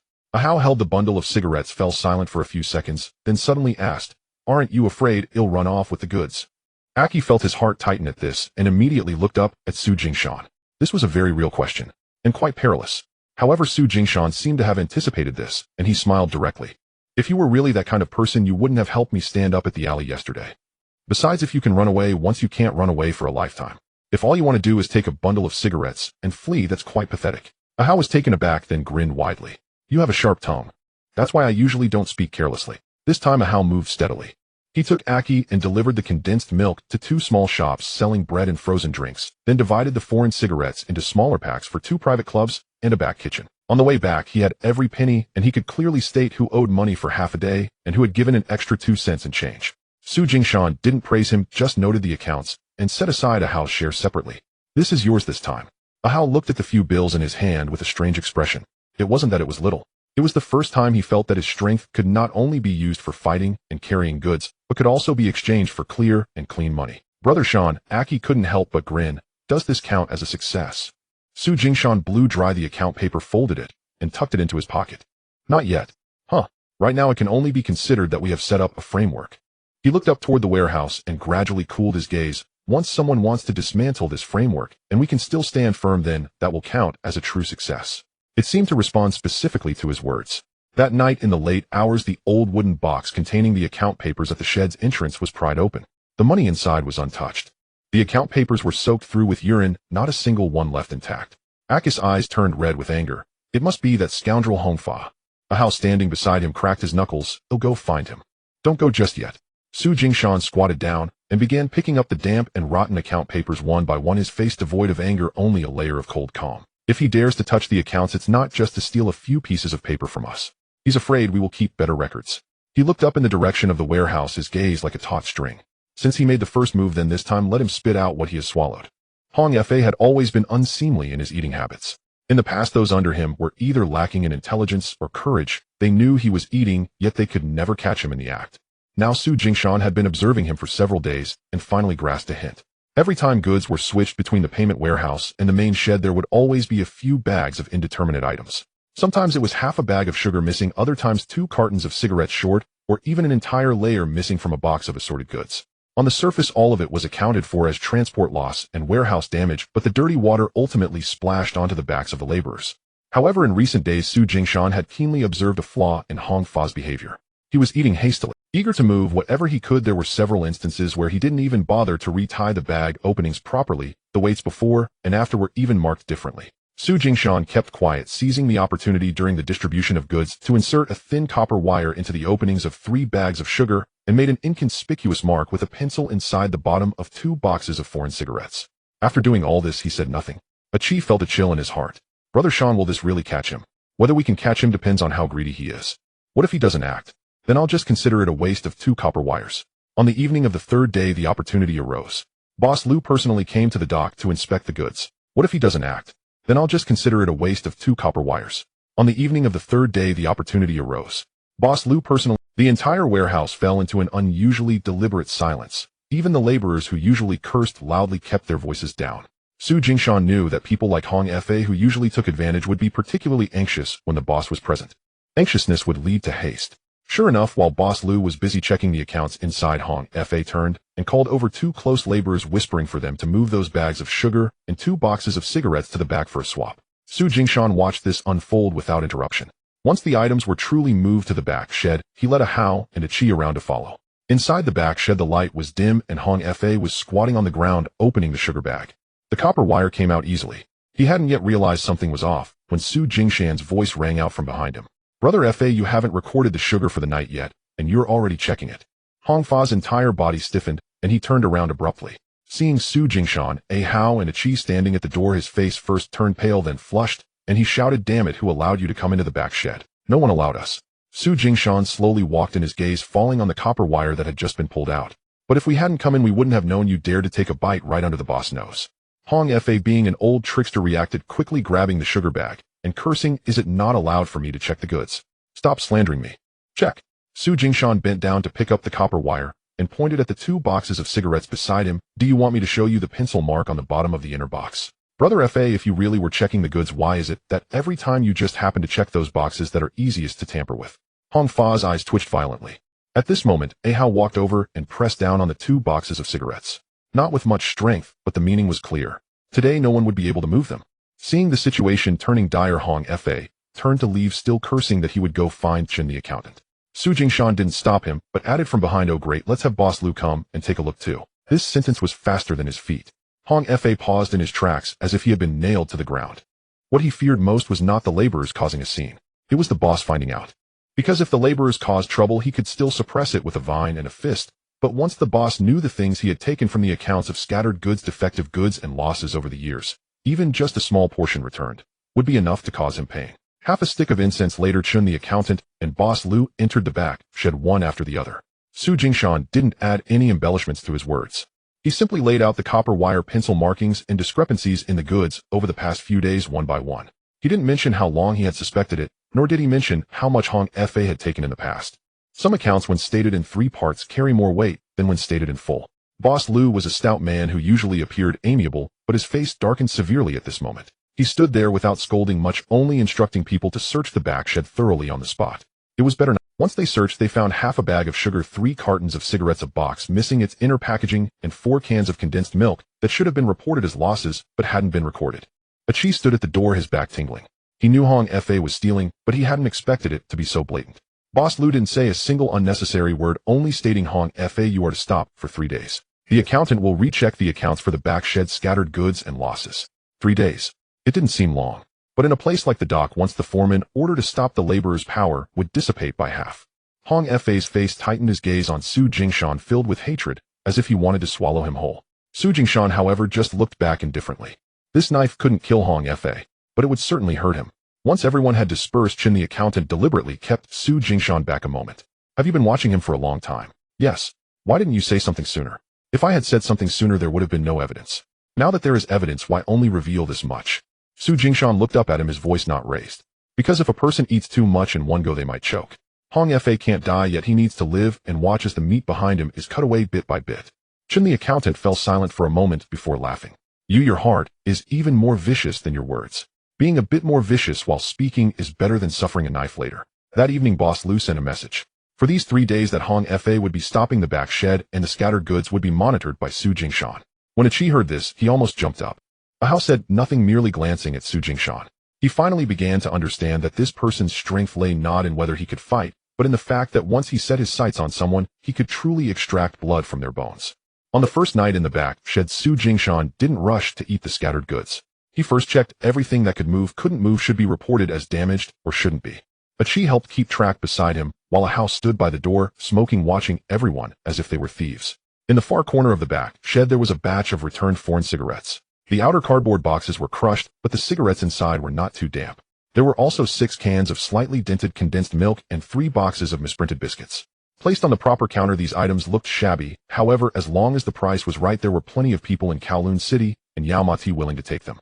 Su Jingshan squatted in front of the pile of goods and looked for a long time before suddenly speaking. Achi, how much do you have saved up now? Achi was taken aback. Huh? Tell me everything. Achi's face flushed as he counted on his fingers for a long time. In total, there are $32.20. Ahau looked at him too. Why are you asking this? Because I'm preparing to take the first bite of my own goods. As soon as these words were spoken, both of them were stunned. Selling bad goods for others and spending one's own money to acquire goods were 2 different matters. The former lost face and reputation, the latter lost their lifeline. Achi was the first to panic. Brother Shan, is this too fast? We've only just stabilized ourselves. It's not too fast. Su Jingshan patted the batch of cigarettes and condensed milk. Always moving goods for others, no matter how the money is split, it's just leftover broth. If we really want to rise, we need to have a share of goods belonging to us. Ahau asked more directly. How much do we lack? Su Jingshan gave a figure. It wasn't a large amount, but it wasn't small either. For the 3 of them at present, it was already their utmost limit. Achi swallowed hard. What if it falls into our hands? If it falls into our hands, then we accept it. Su Jingshan stood up, looking at the 2 of them. But this batch of goods has Uncle Joe's connections, as well as those of Uncle Chung and Flowerfoot Rong, plus the back kitchen, small stalls, and small networks that can be dismantled. It's not a gamble, it's calculated. Ahau didn't ask further and pulled out a crumpled roll of cash from his pocket, slapping it directly on the box. I'll contribute. Achi's eyelids jumped. Where did you get so much? I saved it up piecemeal at the dock a few years. Ahau said it lightly. I originally planned to keep it for when things really got tough, to help a few people find another place. But now let's bet it all at once. Su Jingshan looked at the roll of money, not being pretentious or making any formalities, just nodded. All right. Achi saw that both of them were so decisive, gritted his teeth, and took out all the little change he had saved. The 3 of their funds added up just enough. When the accountant Chen heard that Su Jingshan was going to eat this batch of goods himself, he initially raised his glasses. But upon seeing the money counted in person and realizing that this batch was already unattractive, he simply didn't stop them, only saying blandly, if you can eat it, that's your ability. If you can't, don't come back crying. Su Jingshan agreed and directly took the goods away. That night, the 3 of them almost ran their legs off. The condensed milk was divided among 3 tea stalls and 2 shops selling ice water. The foreign cigarettes were repackaged and sent to Uncle Cheng's counter and 2 kitchens guarding the area. The misprinted biscuits were sent by Achi to a grocery store in the alley, and a few families with children at a reduced price in exchange for cash. The money came back faster than expected. It wasn't because the goods were particularly good. It was because for the first time, they weren't clearing the tails for others, but were walking out with their own goods. Their tone, pace, and gaze were all different. By the time the last account was settled before dawn, Achi squatted at the alley's entrance, counting money, his hands trembling. Brother Shan, we really made a profit. This time it's not a cut, nor is it a reward from others. Achi looked down at the pile of small change and paper bills, feeling a lump in his throat. This feeling was too strange. He used to think that the people at the docks lived their lives like that, carrying bags, getting beaten, owing debts, and dealing with scraps. Anyone who suddenly had 2 more bills in their pocket seemed like they had won the lottery. But now he realized that money could also be earned, not just dropped from the sky. It was something earned bite by bite from the road. Ahau remained silent beside him, lighting his last cigarette and slowly smoking against the wall. The smoke wafted out from his nostrils, faint as mist. After a while he suddenly said, "Su Jingshan, if you get more goods next time, count me in." Su Jingshan looked at him and smiled. "All right, but it's still the same thing, not brothers, but partners." Ahau smiled as well. "I like that." The sky at the alley entrance gradually brightened, and the sea breeze carried moisture from the city's edge. Su Jingshan resorted the money into 3 stacks, not immediately taking his share, but instead looking towards the dock. Finally, the first bite of his own goods was in his mouth. The money hadn't even warmed up before the wind blew into the police station. That afternoon, Su Jingshan had just finished settling the accounts in the back shed when a man in a light-colored shirt appeared outside. His hair was slicked back, his leather shoes polished to a pale shine, and he smiled as if he knew everyone, though there was no warmth in his eyes. "Who is Su Jingshan?" He stood at the entrance of the shed as if he had come to visit. But upon seeing him, the movements of the people inside slowed. Achi inhaled softly. "Brother Shan, this is the one who helped collect envelopes at the Temple Street that night." Su Jingshan nodded and walked out. "That's me." The man looked him up and down, a smirk playing at the corners of his mouth. "Some call me Brother Tang. Care for a cup of tea?" This sounded polite, but everyone knew that this kind of tea had nothing to do with thirst. The tea was still served in Uncle Gio's tea house. However, this time sitting at the table was not just Uncle Gio, but also Brother Tang. Uncle Gio held the teacup as usual, pretending not to see anything. Brother Tang leaned back in his chair casually, playing with a lighter, his demeanor relaxed, as if he were just there to watch a show. "I've heard you've been doing quite well lately," Brother Tang initiated the conversation. "Just some small dealings," Su Jingshan replied. "Small dealings?" Brother Tang chuckled. "Small dealings can get Cheng Shu and Hua Jiaorong to acknowledge you, and can also make Boss Liu hand over the goods in the back shed for you to keep an eye on." Su Jingshan did not respond to this. Some things, if known by others, only prove that they had been keeping an eye on you for a long time. Playing dumb would only make one seem foolish. Seeing him silent, Brother Tang's smile deepened. "You needn't be nervous. I'm not here to spy on you, or to arrest you. To put it plainly, people like you who turn waste into money are actually liked by the police station. Because you don't create chaos." Su Jingshan finally spoke. "Smart." Brother Tang snapped the lighter shut. "In this dock area, what we dislike most is not that someone is eating the scattered goods, but that those who do so don't understand the rules. If a bag of sugar goes missing today, a box of cigarettes is lost tomorrow, and the day after that people start fighting over uneven splits, who ends up in trouble? It's still the police station. So the road can be walked. But before you walk, someone needs to know you're walking." By now the meaning was quite clear. Uncle Gio then slowly added, "I manage the alley and he manages the legitimate businesses. Since you've opened the path, both sides must show respect." Su Jingshan looked at the tea on the table, not immediately responding. He had known for a long time that he couldn't avoid this layer of the police station. But how to show respect, to what extent, and whether it could be treated as just paying a road fee without sacrificing his life was another matter. Brother Tang seemed to see what he was thinking and smiled. "Don't think too heavily.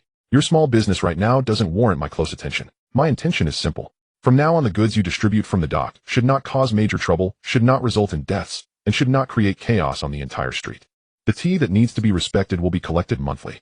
If any reckless officer outside uses authority as a weapon, I can also speak a few words for you. This is the white road. It does not protect your innocence. It only protects your life." Su Jingshan thought for 2 seconds and took a sip from the teacup. The tea was still bitter. "Agreed." Brother Tang nodded in satisfaction, as if this matter should have been handled. Before leaving, he casually added, "By the way, there's an officer named Lei from the Western Police Station. He's cleaner in his work and harsher than others. If you really expand your business, you will inevitably hear this name." After saying this, he stood up and left. The tea house was left with only Uncle Gio and Su Jingshan. Uncle Gio finished the last of the tea and sighed slowly. "You've truly entered the game now?" Su Jingshan asked. "Does this count as entering?" "Of course it does." Uncle Gio looked at him, his eyes carrying rare sincerity. "In the past, you were just someone who carried bags. Anyone could step on you. Now it's different. The people in the alley know you can transport goods, the people at the dock know you can handle accounts, and the police station knows there's this person you. You may still be young, but you are no longer just an outsider." Su Jingshan remained silent. He knew Uncle Gio was speaking the truth. But he also understood that this kind of entering the game was merely stepping half a foot into the threshold. If he truly wanted to move up, the pitfalls he would have to navigate behind were far greater than what he faced now. Upon returning to the shed area, Ahau was smoking at the door. Achi was crouching on the ground checking accounts. Seeing him return, he immediately looked up. "How did it go?" The police station recognized the face. Achi's heart sank at first, then he quickly realized. Recognizing a face sometimes is better than not recognizing it at all. At least it meant no one would step down on him, and no one knew who he was. Ahau flicked the cigarette butt into the mud and looked at Su Jingshan asking, "What's next?" Su Jingshan stood in the wind, gazing at the endless rows of warehouses and cranes in the distance. The sky was gloomy with heavy fog by the sea, and the entire dock resembled a massive black beast lying motionless. "What's next?" He smiled, but there was a chill in his eyes. "First stabilize the scattered goods in the back shed. Then we can reach out further. The mess at this dock is only enough for us to practice. If we truly want to be full, we must handle bigger goods and travel bigger routes, and we need to encounter greater names." Achi listened, his breath becoming lighter. Ahau merely grinned, as if he had finally waited for this sentence. "Good. I'm waiting for it." The wind blew straight in from the harbor, rustling the corners of their clothes. As Su Jingshan raised his hand to press down his coat, his palm brushed against the stack of money beneath the fabric, and he finally felt a sense of reality.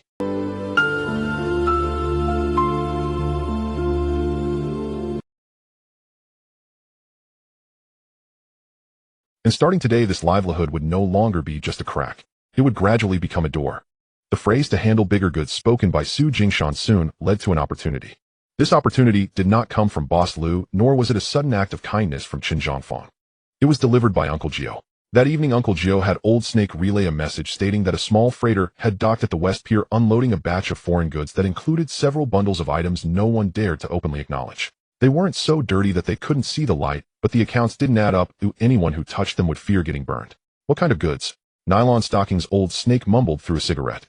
Achi was taken aback for a moment, but his eyes soon lit up. He didn't understand women's items, but he knew that in this era, anything associated with foreign, especially items that could be worn or displayed, would sell quickly. However, Su Jingshan did not rush to nod. "Quantity: 12 bundles, which comes to about 120 to 30 pairs. Old Snake paused for a moment before adding, "The items aren't bulky, but the price is not low. Someone is watching." Uncle Gio can't act directly, so he asks if you dare to take the risk. This is where Uncle Gio's brilliance lies. He handles the big goods himself, while letting his underlings deal with the small ones. Such items, which are neither too high nor too low, can both make money and attract attention. He neither touches them himself, nor gives them away for free, clearly testing Su Jingshan's courage and appetite. Ahau stood beside him, frowning when he heard it was women's goods. "Is this really considered big goods?" "It is," Su Jingshan replied quickly. "These items take up little space, don't weigh down the hands, and have a high price. If they sell well, they would be worth much more than 2 boxes of white flour." His mind was racing even faster. In later years, when looking back at old Hong Kong, the first things that held value were never those large and obvious items, but rather those displayable, yet unaffordable goods. Nylon stockings were just such goods.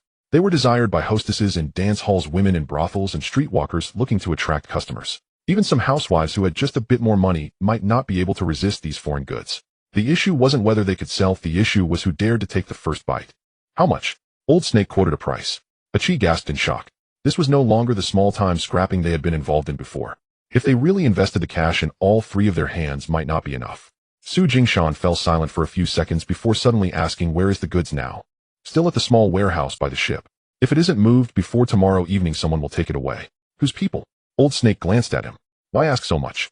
"Because I need to know whether taking this batch of goods means skimming meat from someone else's bowl or picking up scraps from the edge of someone else's table." Old Snake finally smirked a bit. "You really won't eat any losses for nothing." He lowered his voice. "It's a matter with someone in charge at the West Pier who didn't align with the customs on board, leaving the goods hanging in limbo. Going up the chain, this amount is too small. Going down openly risks being targeted by those with ill intentions. That's why they want to quickly convert it into cash." This made sense. The goods weren't so black that they were irredeemable. They were gray. This was the most suitable for him to take right now. After Su Jingshan figured it out, he looked up at Ahau. "If the money isn't enough, I need to borrow some." Ahau didn't ask from whom. He simply said, "You open your mouth, and he'll go get it." "No." Su Jingshan shook his head. "This time we can't just borrow hard. Someone has to be willing to pledge the money to us, and also believe that this batch of stockings can sell." Achi immediately reacted. "Uncle Chung. Uncle Chung only recognizes what he eats himself. He doesn't acknowledge others' appetites. What about Flowerfoot Rome? He definitely won't." Su Jingshan's gaze gradually sank, and he suddenly smiled. "However, there is someone who will." "Who?" "Uncle Gio." Achi was stunned. "Isn't he just a guide who doesn't deal?" "Precisely because he doesn't get involved directly, he is more willing to lend money." Su Jingshan spoke plainly. Lending money doesn't require stepping into the field or touching the goods. He only takes his share. For such an old fox, this is the cleanest meat. Old Snake stood to the side, his expression finally changing slightly. He had initially just been tasked to deliver a message. Now he realized that Su Jingshan wasn't just taking a job. He was playing along with Uncle Gio's thoughts, turning the tables to negotiate terms. Sure enough, when they met Uncle Gio that evening, Su Jingshan didn't ask about the goods first, he asked about the money. Uncle Gio, I dare to take this batch of stockings. And then, but I will only contribute 30%. The remaining 70% you lend me. Uncle Gio held the teacup and looked at him for a long time as if it were the first time he had seen someone so audacious in borrowing money. What will you use to repay? Repaying with the goods. What if you can't sell them? Then I'll fill them slowly with the scattered goods from behind me. Uncle Gio laughed. You are betting your future path on this present bite. It's not a gamble. Su Jingshan raised his eyes, his voice low and steady. It's because I know that if I don't dare to take this bite, I'll forever only be selling scraps for others. The tea house fell silent for a moment. Uncle Gio, fiddling with his fingers, suddenly asked, who are you planning to sell to? Half to those who want to gain face and half to those who want to make a profit. Su Jingshan didn't pause at all. The first half I will sell to the women on the sides of the dance halls. The second half I will distribute to small stalls, brothels, and mamas in private brothels. What about the price? I want price too high for the first batch. Gil, lay out the road first. Uncle Gio finally nodded. I can lend you the money, but I'm not lending you money, I'm lending you courage. If you break this courage, don't come back to lift your head in front of me later. Su Jingshan stood up, nodding. Understood. As he left the tea house, Chi was still in a daze. Brother Sean, are we really going to deal in women's goods? Neither Ahau nor Aki understood the nature of nylon stockings. But Su Jingshan understood. Not in the way of knowing women, but in understanding vanity, appearances, and price differences.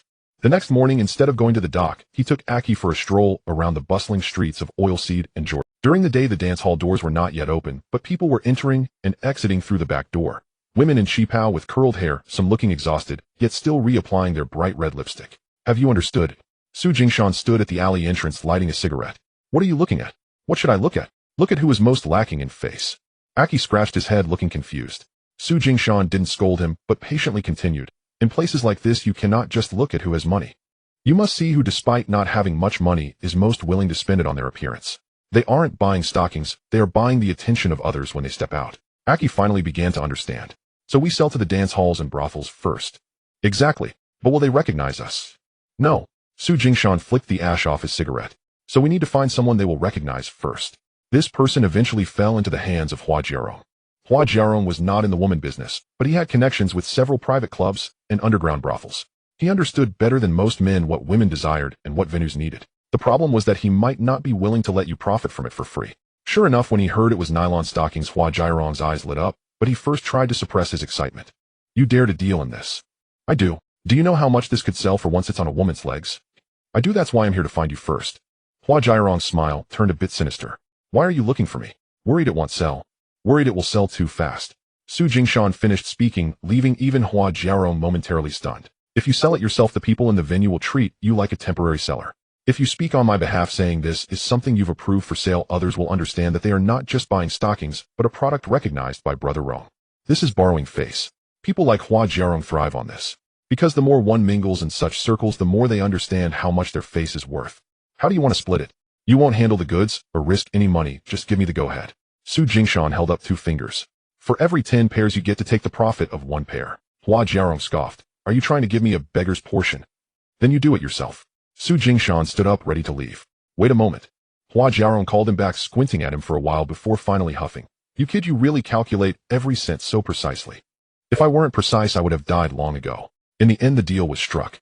Hua Jiarong opened 3 One was the changing room at the back alley of the dance hall, one was a madam in a private brothel managing women's clothing, and the last, even better, was a plump housewife who specialized in collecting foreign goods from women and discreetly raising the prices before selling them. The first batch of stockings sold out 30 pairs, and the money came back at a terrifying speed. Aki, holding a small roll of cash that the women handed to him, felt his ears turning red for the first time. Brother Sean, this money is too easy to earn. Not easy at all, Su Jingshan said while recording the accounts. Women's money is the most fragmented and picky. Today they think your goods are fresh, tomorrow they will complain about the colors, and the day after that they will criticize the stability of your supply. To sustain this, they must know that we will always have the next batch. Ahau, listening from the side, felt that this business was much harder to understand than fighting. But he realized one thing: Su Jingshan's mind was not filled with just a pair of stockings. It was a whole path that would continuously bring in money. By the next evening, more than half of the first batch of 12 bundles of stockings had sold out. The money owed to Jioshu was partially repaid, and with the remaining not yet warm, Su Jingshan was already contemplating the second batch. Ahau looked at him and suddenly asked, do you ever have the words enough in your mind? Su Jingshan looked up and smiled. Yes. When I die. After finishing the batch of nylon stockings, all 3 of them finally had a little cash in hand. Ahau didn't spend a single cent recklessly. The day after he received the money, he disappeared for most of the day. He returned in the evening carrying half a bag of rice on his shoulder along with 2 salted fish and a small packet of medicine. Aki couldn't help but laugh. Brother, how is this what you buy when you get rich? Ahao didn't scold or laugh, he simply placed the items in the shed. Someone is waiting at home. Su Jingshan raised his eyes. Aren't you alone? Who told you I'm alone? Ahao squatted down carefully, unwrapping the medicine packet. I have 2 younger brothers and an old mother. Things were chaotic before, so I found a rundown place on the outskirts of the city for them and came out to find work. Now that I have a bit more on hand, I can't let them drink thin water anymore. Aki was slightly taken aback. For these past few days, Ahao always seemed like a lone wolf, and no one expected he was actually supporting a family. Su Jingshan, however, was not surprised. He had already noticed that Ahao was not simply a wild dog. If someone were truly wild and unburdened, they wouldn't behave like this after receiving money. What is your full name? Ahao paused his movements and looked up at him. Why ask that? As a partner, I need to know. Ahao fell silent for 2 seconds before slowly speaking. Wu Shaho. Suddenly the shed fell silent for a moment. Outside, the sea breeze made the wooden boards creak like someone gently grinding their teeth at night. Aki didn't pick up on anything and simply responded with an "oh." Su Jingshan, however, felt a slight heaviness in his heart. At this moment, the previously vague shadow finally solidified. It's not just that he looks similar. It's not just that he has a similar temperament. It's real. The person in front of me who bears wounds, speaks with a sharp tongue, and carries half a bag of rice is truly someone who would stir up the underworld of Hong Kong several times. Many relationships that would later become tangled knots are still loose today. Many who would later stand at great heights were just faces on the street lives at the docks. Su Jingshan revealed nothing on his face, merely nodding. Good name. Wu Shiho glanced at him as if testing whether the compliment was sincere or merely for show. And you? Su Jingshan. I know that one. Then that's fine. That night Su Jingshan said no more. The next morning Wu Shiho took the initiative to find him. Things haven't been stable at my place lately. What happened? There's a bunch of local punks nearby who think my old mother and 2 younger brothers are easy targets, always coming to the door asking for cigarette money. Aki immediately got angry. He'll go chop them up. Wu Shiho frowned and looked at him. Is your brain as straight as a stick? Aki was left speechless, wide-eyed. Su Jingshan spoke up asking, how did you handle it before? Endure. Wu Shiho's expression remained impassive as he said this. I work at the docks during the day, and sometimes I need to keep an eye on the streets at night. I can't always be at home. If it comes to a real confrontation, the noise would be too loud, and it would create more trouble later. This was said very matter-of-factly. Su Jingshan thought for a moment, and said, let's go check it out tonight. Wu Shiho looked up. You're helping me. Not without a cost. Su Jingshan looked at him, his expression calm. If your home is stable, then you can focus on working with me. Also, if your 2 younger brothers aren't useless, that means you have 2 more hands. Wu Shiho stared at him for a long time before suddenly breaking into a smile. You're really so calculating even when helping others. If you're not careful, you'll end up suffering in the end. That night the 3 of them went to a row of low rundown houses by Kowloon City. The house was small with an old cloth curtain hanging at the door, but the inside was tidily arranged. An elderly woman with graying hair was sitting under the light sewing. The other 2 boys, one thin and one sturdy, both had the wary look typical of children from poor families. As soon as Su Jingshan stepped inside, he understood why Wu Shiho was so determined. In such a household, if it collapsed, they would truly have nothing left. Before long, the local punks who asked for cigarette money did indeed come. The knocking on the door was both urgent and crude. Wu Shiho's expression darkened instantly, his knuckles turning white from clenching. However, Su Jingshan stopped him first. Don't act today. Then what do we do? Just make sure they won't dare to. When the door opened, the 3 punks outside hadn't even had a chance to act tough before the house stepped out first, blocking the doorway like a wall. Aki stood to the left, Su Jingshan to the right, and none of them shouted. They simply stared quietly. Sometimes sheer presence is more effective than a stick. The leading local punk was momentarily taken aback, then forced a smile. Brother, how, why so serious? We just came to ask for cigarette money. Su Jingshan took over the conversation, smiling faintly.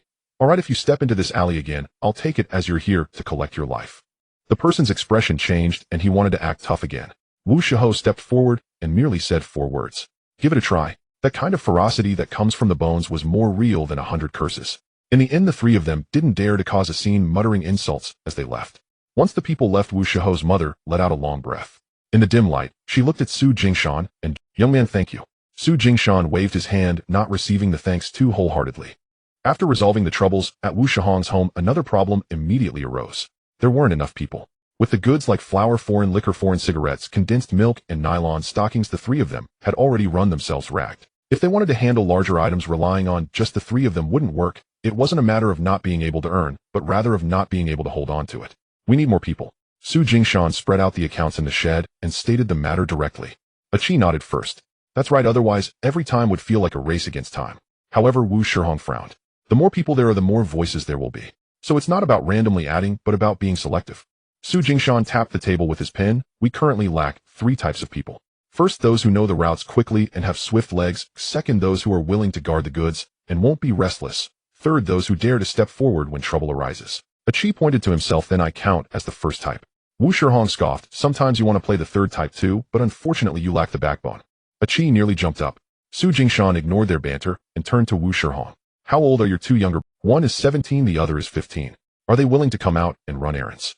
Wu Shihong frowned and remained silent. Once family members were dragged into the scene, it was no longer just about making money. If they earned money, it meant more hands. If they couldn't earn, even the escape route would be reduced. Don't rush to let them go out. Su Jingshan seemed to see through his thoughts. Let the older one learn the routes from Achi and run some small errands that won't get them into trouble. The younger one can stay at the back shed to check the accounts, look after the goods, and learn a bit. If they can really be useful, we can pull them in further. This arrangement was much more stable than directly carrying packages or getting into fights. Wu Shihong thought for a moment and finally nodded. All right. Besides that, Su Jingshan had his eye on another person by the docks. A cart puller known as Slim Monkey. This person was young Sharpied, usually hauling goods for others and delivering messages. Most importantly, he was poor enough, but his hands were relatively clean. During the previous few times he helped Achi, he didn't make any mistakes with the numbers. When Achi brought him over, Slim Monkey hunched his shoulders, clearly someone who had often been scolded. Brother Sean. He forced a smile. I heard from Brother Chi that you have work. Su Jingshan didn't assign him tasks right away, but instead tossed a money pouch over. There are $8.02 in there. Go to the Temple Street and help me buy 3 items. If it's short by a cent, you won't need to come back. If it's more by a cent, don't touch it either. Slim Monkey weighed the pouch in his hand, feeling the heat. This kind of test was simple, but it really tested the person. When he returned in the evening, not only were the items correct, but even the change of 73 cents was neatly wrapped in paper. Su Jingshan took a glance and nodded directly. Good, you'll start running with Achi tomorrow.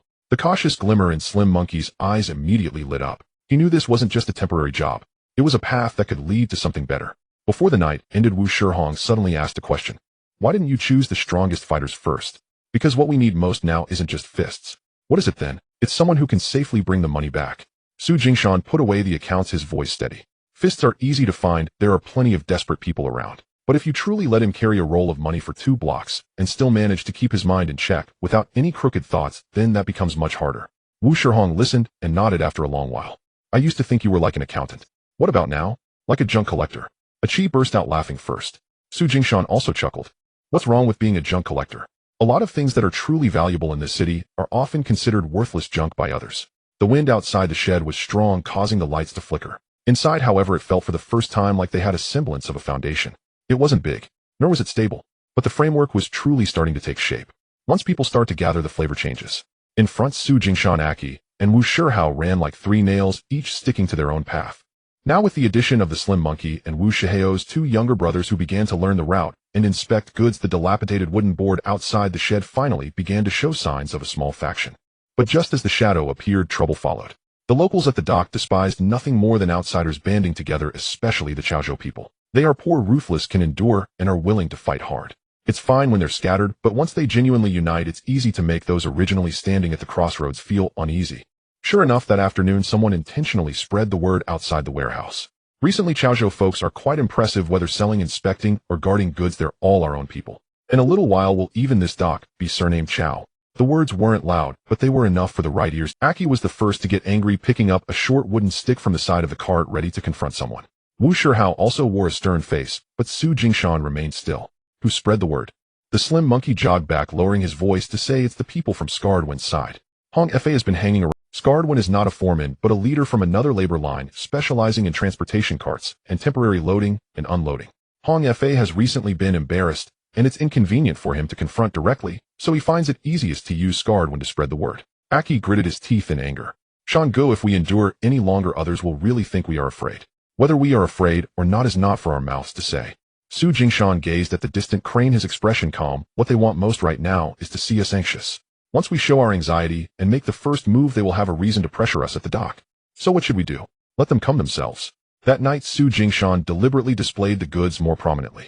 Cigarettes, sugar, condensed milk, and several boxes of foreign goods were not hidden too deeply in the shed. Even the account papers were laid out on the table. Messages that needed to be sent to Jiao Shu Qingshu and Hua Jiaorong were duly conveyed, and the tea that needed to be presented to Tang Gu this month was not lacking.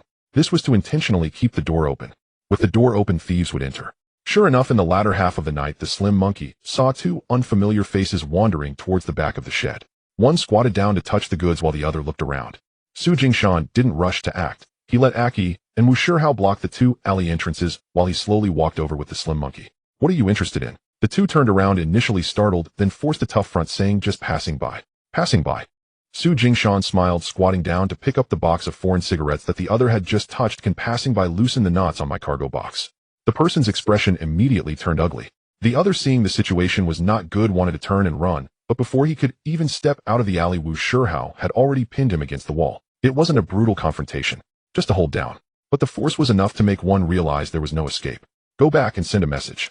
Su Jingshan looked at the pinned person, his tone still calm. You won't be taking any goods tonight, and it's not shameful. But if you come back to touch again, I won't just let you go empty-handed. If you dare to move us when go on that side. I'm waiting. Su Jingshan interrupted. By the way, tell Scarred One that I, Su Jingshan, handle goods, respect Jiu Shu on the road, respect Tang Gu in the white world, and openly do accounts with Boss Liu at the dock. Anyone who wants to move against me shouldn't just test the waters with two hands, but let him come down directly. Once these words were spoken, the defiance on the opponent's face faded by half. Because at the dock, many rascals dare to steal and rob, relying on the fact that there's no one behind them, but they don't dare to speak openly. Now that Su Jingshan has laid out the names, the meaning is clear. If you really want to fight, it's not impossible. But before you act, think clearly about whose faces you are about to crash into. Once the people were released, Aki let out a long breath. Shang-gu, is this enough? It's enough. Aren't we going to give them a beating? It's not time yet. Su Jingshan raised his hand to rearrange the box of cigarettes that had been disturbed, his tone very calm. What we lack right now is not a fight, but for more people to know that while Chaozhou people can gather, not just anyone can step in and tread on us. Wu Shihao stood by silent. The night wind blew, causing the corners of his clothes to flap. He suddenly realized that Su Jingshan had a certain talent, clearly not shouting to fight or kill, yet many words coming from his mouth proved to be more effective than a brawl. Scarred One did not keep Su Jingshan waiting long. The next afternoon he arrived. Instead of bringing a group of people, he sat outside the flat warehouse in the shade, a cup of cool tea by his side, as if he had come just to bask in the sun. However, as soon as he revealed his face, the nearby workers and cart pullers silently made way. On the right side of Scarred One's face, from the brow bone to the corner of his mouth, there was an old scar that had turned pale. He was not tall but solid as a piece of wood, speaking slowly with his eyes even slower. Unlike Hong Fa, who could be recognized at a glance as a predator, this man was more sinister, like a knife hidden in his sleeve for a long time.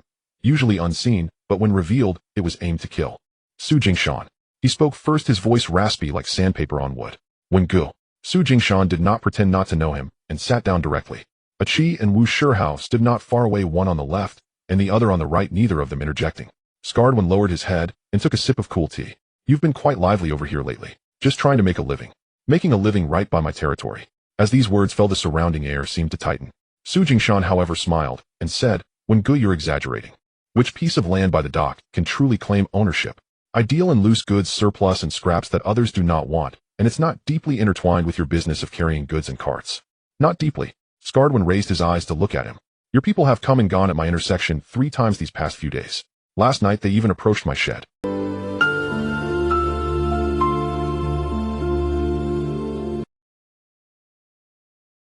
Because this indicated that Su Jingshan had no intention of beating around the bush with Scarred One. Scarred One looked at him for a few seconds, then suddenly smiled. I like straightforward people like you. Then it will be easier to deal with. Su Jingshan placed his hand on the table, lightly tapping the wooden edge twice. If you think I am breaking the rules, let's redefine the rules today.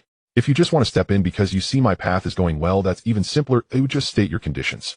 Scarred One finally set down his cool tea. Okay, let me be clear. You cannot let your loose goods route be monopolized by the Chaos Han folks. You need to give me 10%. Achi's expression changed at once. Not because 10% was too much, but because Scarred One's words were equivalent to directly reaching into their bowl. Yet Su Jingshan did not lose his temper. That's acceptable.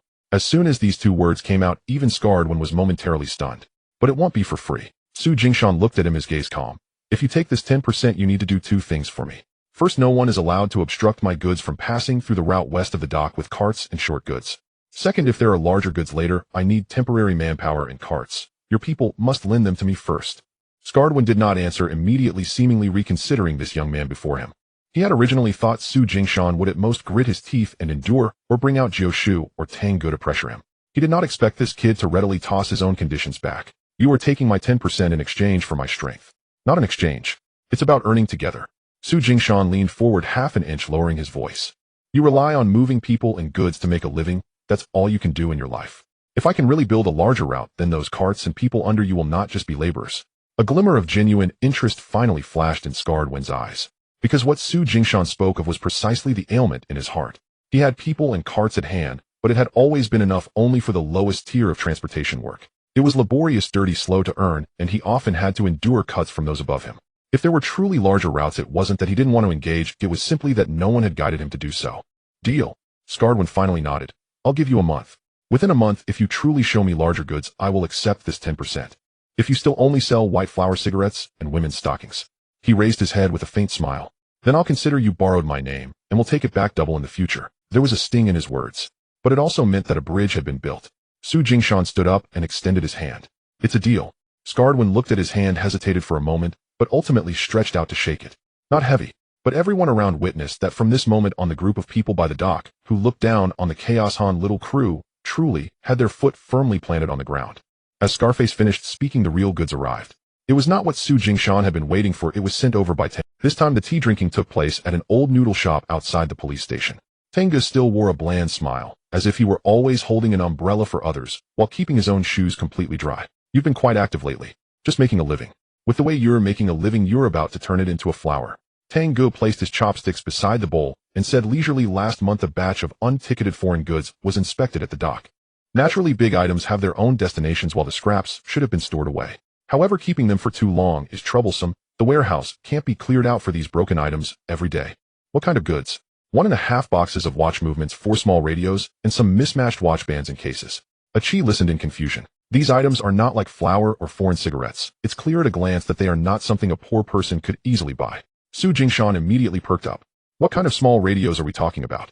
Tenga chuckled. You're asking quite in detail. Because radios cater to different types of people, Su Jingshan explained quickly. The larger ones are for the wealthy, while the smaller ones are for those who want to pretend to be wealthy.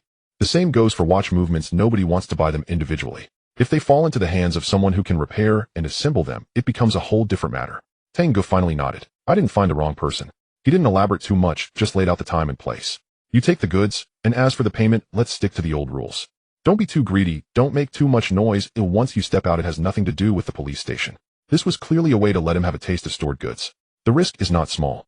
But once he got the hang of it, the path would not only revolve around women and drinking. It would start to gravitate towards truly refined goods. On the way back, Ahau asked bluntly, is there someone buying these things? Yes. Who? Watch repairers, pawn shops, small businesses, and those men who suddenly want to show off. But radios are so expensive, who would be willing? The more expensive, the more people are willing. Su Jingshan walked slowly but spoke with certainty. This thing is not just for listening, it's a face to be displayed in the room and on the counter. But radios are so expensive, who would be willing? The more expensive, the more people are willing. Su Jingshan walked for small radios, not particularly large, but they appeared more valuable than all the goods they had encountered before. The watch movements were packed in a velvet box, small in size, and the brass gleamed under the light like a small piece that couldn't be held but could fetch a high price. This time we can't sell them separately. Su Jingshan said while examining the goods, we need to find someone who can repair them, someone who understands, someone who can take them out and sell them at a higher price. After he finished speaking, the first person who came to his mind was not Uncle Chung or Hua Jiaorong, but the old watch repairer named Liang at the entrance of the pawn shop street. The old man's temper was foul and his eyes were sharp, but as long as he saw genuine items, his bad temper sometimes turned out to be a good thing. Because such people fear fakes the most and are least afraid of expensive prices. Sure enough, when old Liang saw the watch movements, he paused for half a second. Where did you get these? Picked them up on the road. Bullshit. After old Liang finished scolding, he still put the lenses to his eyes and examined them one by one. After looking, he stopped asking about their origin and directly asked, how do you want to sell this batch? They'll give you the movements and you'll take the straps and cases as a share. But you need to help me find 2 people who are willing to buy the whole radio. Old Liang looked up at him. You really know how to calculate? Not calculating, will you help me ask?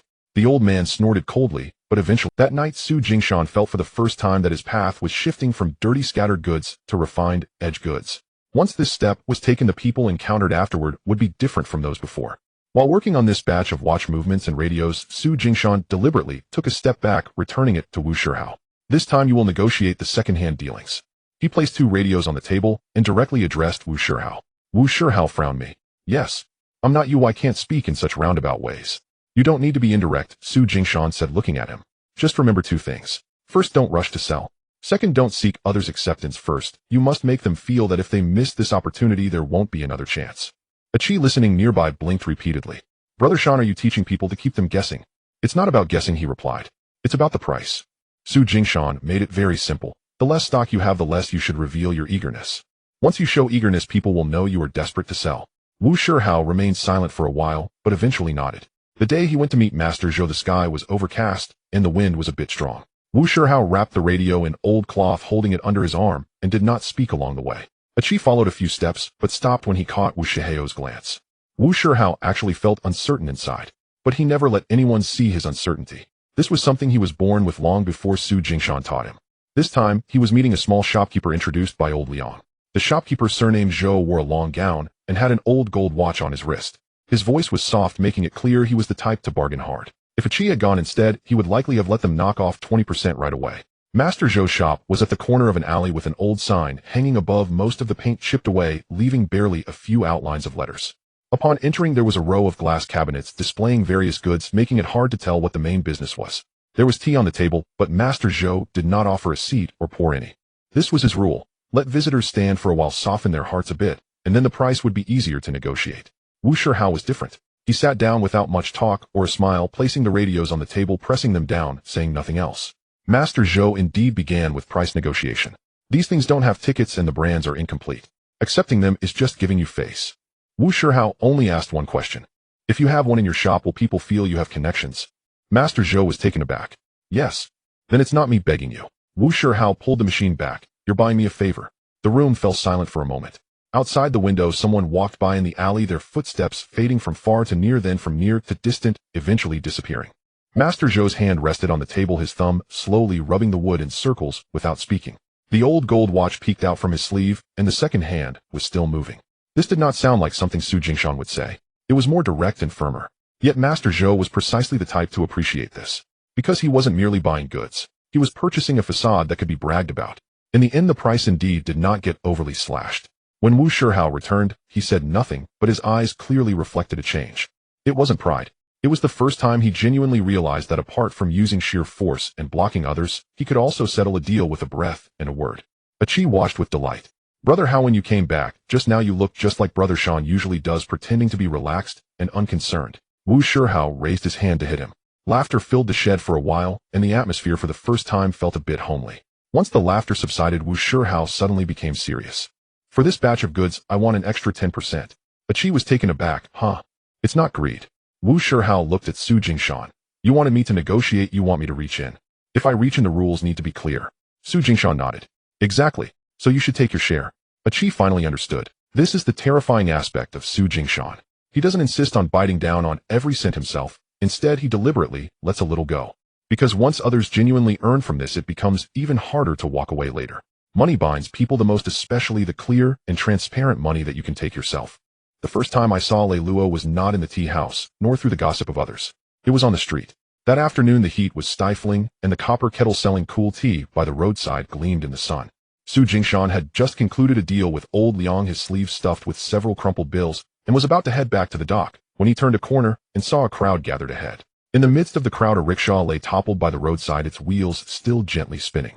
The middle-aged man pulling the rickshaw had fallen hard, half of his face covered in blood, his elbow propped on the ground, struggling to get up. Next to him, a man in a light gray suit was pointing at him vociferously, cursing repeatedly, uttering words like bastard and compensation, while a deep brown leather suitcase lay at his feet, its corners slightly torn. There were quite a few onlookers. No one dared to step forward. This was because two officers stood nearby.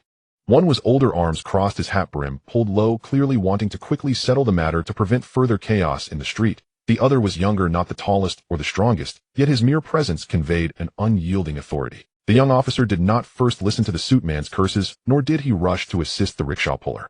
He first lowered his head, glanced at the overturned rickshaw, then examined the tire marks on the road, crouching down to touch the scuff marks on the suitcase's edge. His movements were neither hurried nor slow. It was as if he was picking up a shard of glass from the street, trying to discern how exactly it had broken. The suit man, having cursed for a while, noticed the officer's silence and raised his voice even higher. Officer, what are you looking at? I saw him crash into me with my own eyes. This suitcase just came from the trading house, who will compensate if the items inside are damaged. The crowd stirred slightly. A few men who usually made a living by pulling rickshaws had fire in their eyes, yet none dared to speak first. At that moment, the young officer stood up. The suitcase was not damaged by him. His voice was not loud, but as soon as he spoke, the people around fell silent. The suit man was momentarily stunned, then reacted like someone whose tail had been stepped on. Officer, what do you mean? Are you implying I damaged my own property? What you saw with your own eyes may not be the truth. The young officer took a few steps forward and pointed his shoe at the tire marks on the ground. The tire marks are angled inward, indicating that the rickshaw was pushed off course by your side. However, the scuff marks on the suitcase's corner are angled outward, suggesting that the suitcase fell first before being scraped along by the wheel. At this, he glanced at the man's hand. You have a fresh scratch on the web of your right hand, likely from pushing the rickshaw early. At this point, not only the onlookers, but even the older officer raised his eyebrows. The suit man's expression changed, yet he still wanted to argue. You're talking nonsense. As a respectable person, would I do such a thing? The young officer did not beat around the bush. He stepped forward and firmly grabbed the man's collar. Your respectability is not something you can claim yourself. If you utter one more word of nonsense, I will take you back with me. His approach was direct and forceful. He did not first assume an authoritative tone, nor did he deliberately perform for the crowd. It was like pressing a blade against someone's neck. Though it might not draw blood immediately, it made the person aware of the pain. The suit man's earlier bravado immediately deflated, his lips moved, but ultimately, he did not dare to The older officer, who initially seemed inclined to mediate, glanced at the young man's expression and ultimately remained silent, going to help the rickshaw puller while instructing the assistants to lift the rickshaw back up. Su Jingshan stood outside the crowd, observing everything clearly. This man was not just sharpied, more importantly, he acted decisively. He did not hesitate or beat around the bush, nor did he rely solely on his uniform to exert pressure. He first understood the situation clearly before applying pressure. This efficiency was far more solid than the typical intimidation by most officers relying on their uniforms. Brother Tang had previously mentioned that there was a lay detective at the West Police Station who handled matters cleanly and ruthlessly. If he guessed correctly, it was this very person before him, Lei Luo. Su Jingshan did not approach. For someone like him, it was enough to remember at first glance. If you pressed forward now, it was not a greeting, but an annoyance. But even without approaching, Lei Luo seemed to sense something, turning his head to glance over. Just a glance. Ordinary and unremarkable. Yet it felt like a blade brushing lightly across one's face. Su Jingshan did not shy away. He simply stood among the crowd, still carrying the lingering smell of sweat from the dock, looking like a laborer, here to watch the commotion. Lei Luo's gaze lingered on his face for half a second before moving on, turning to instruct the older officer to take away the disruptive suit man. As the crowd gradually dispersed, the rickshaw puller was helped up by two fellow workers. His eyes reddened as he wanted to bow to the young officer. Lei Luo merely waved his hand, signaling him to hurry and bandage his wounds to avoid causing further chaos in the street. At this moment, Su Jingshan felt even more reassured. There were many who could handle matters, but those who could complete tasks without taking advantage of them afterward were few. At this time, Chi squeezed over from the side and quietly asked, Brother Shan, why are you looking so intently? I'm observing people. Who? The young officer from earlier. Chi curled his lip. What's so good about officers? Officers like him are rare. He has a sharp mind and does not act sluggishly. If he truly rises up, he won't be merely earning tea money. Chi half understood, noticing that Su Jingshan had remembered this face. Su Jingshan himself was very clear. From that first glance, he and Lei Luo had established an invisible thread connecting them despite being separated by a circle of onlookers.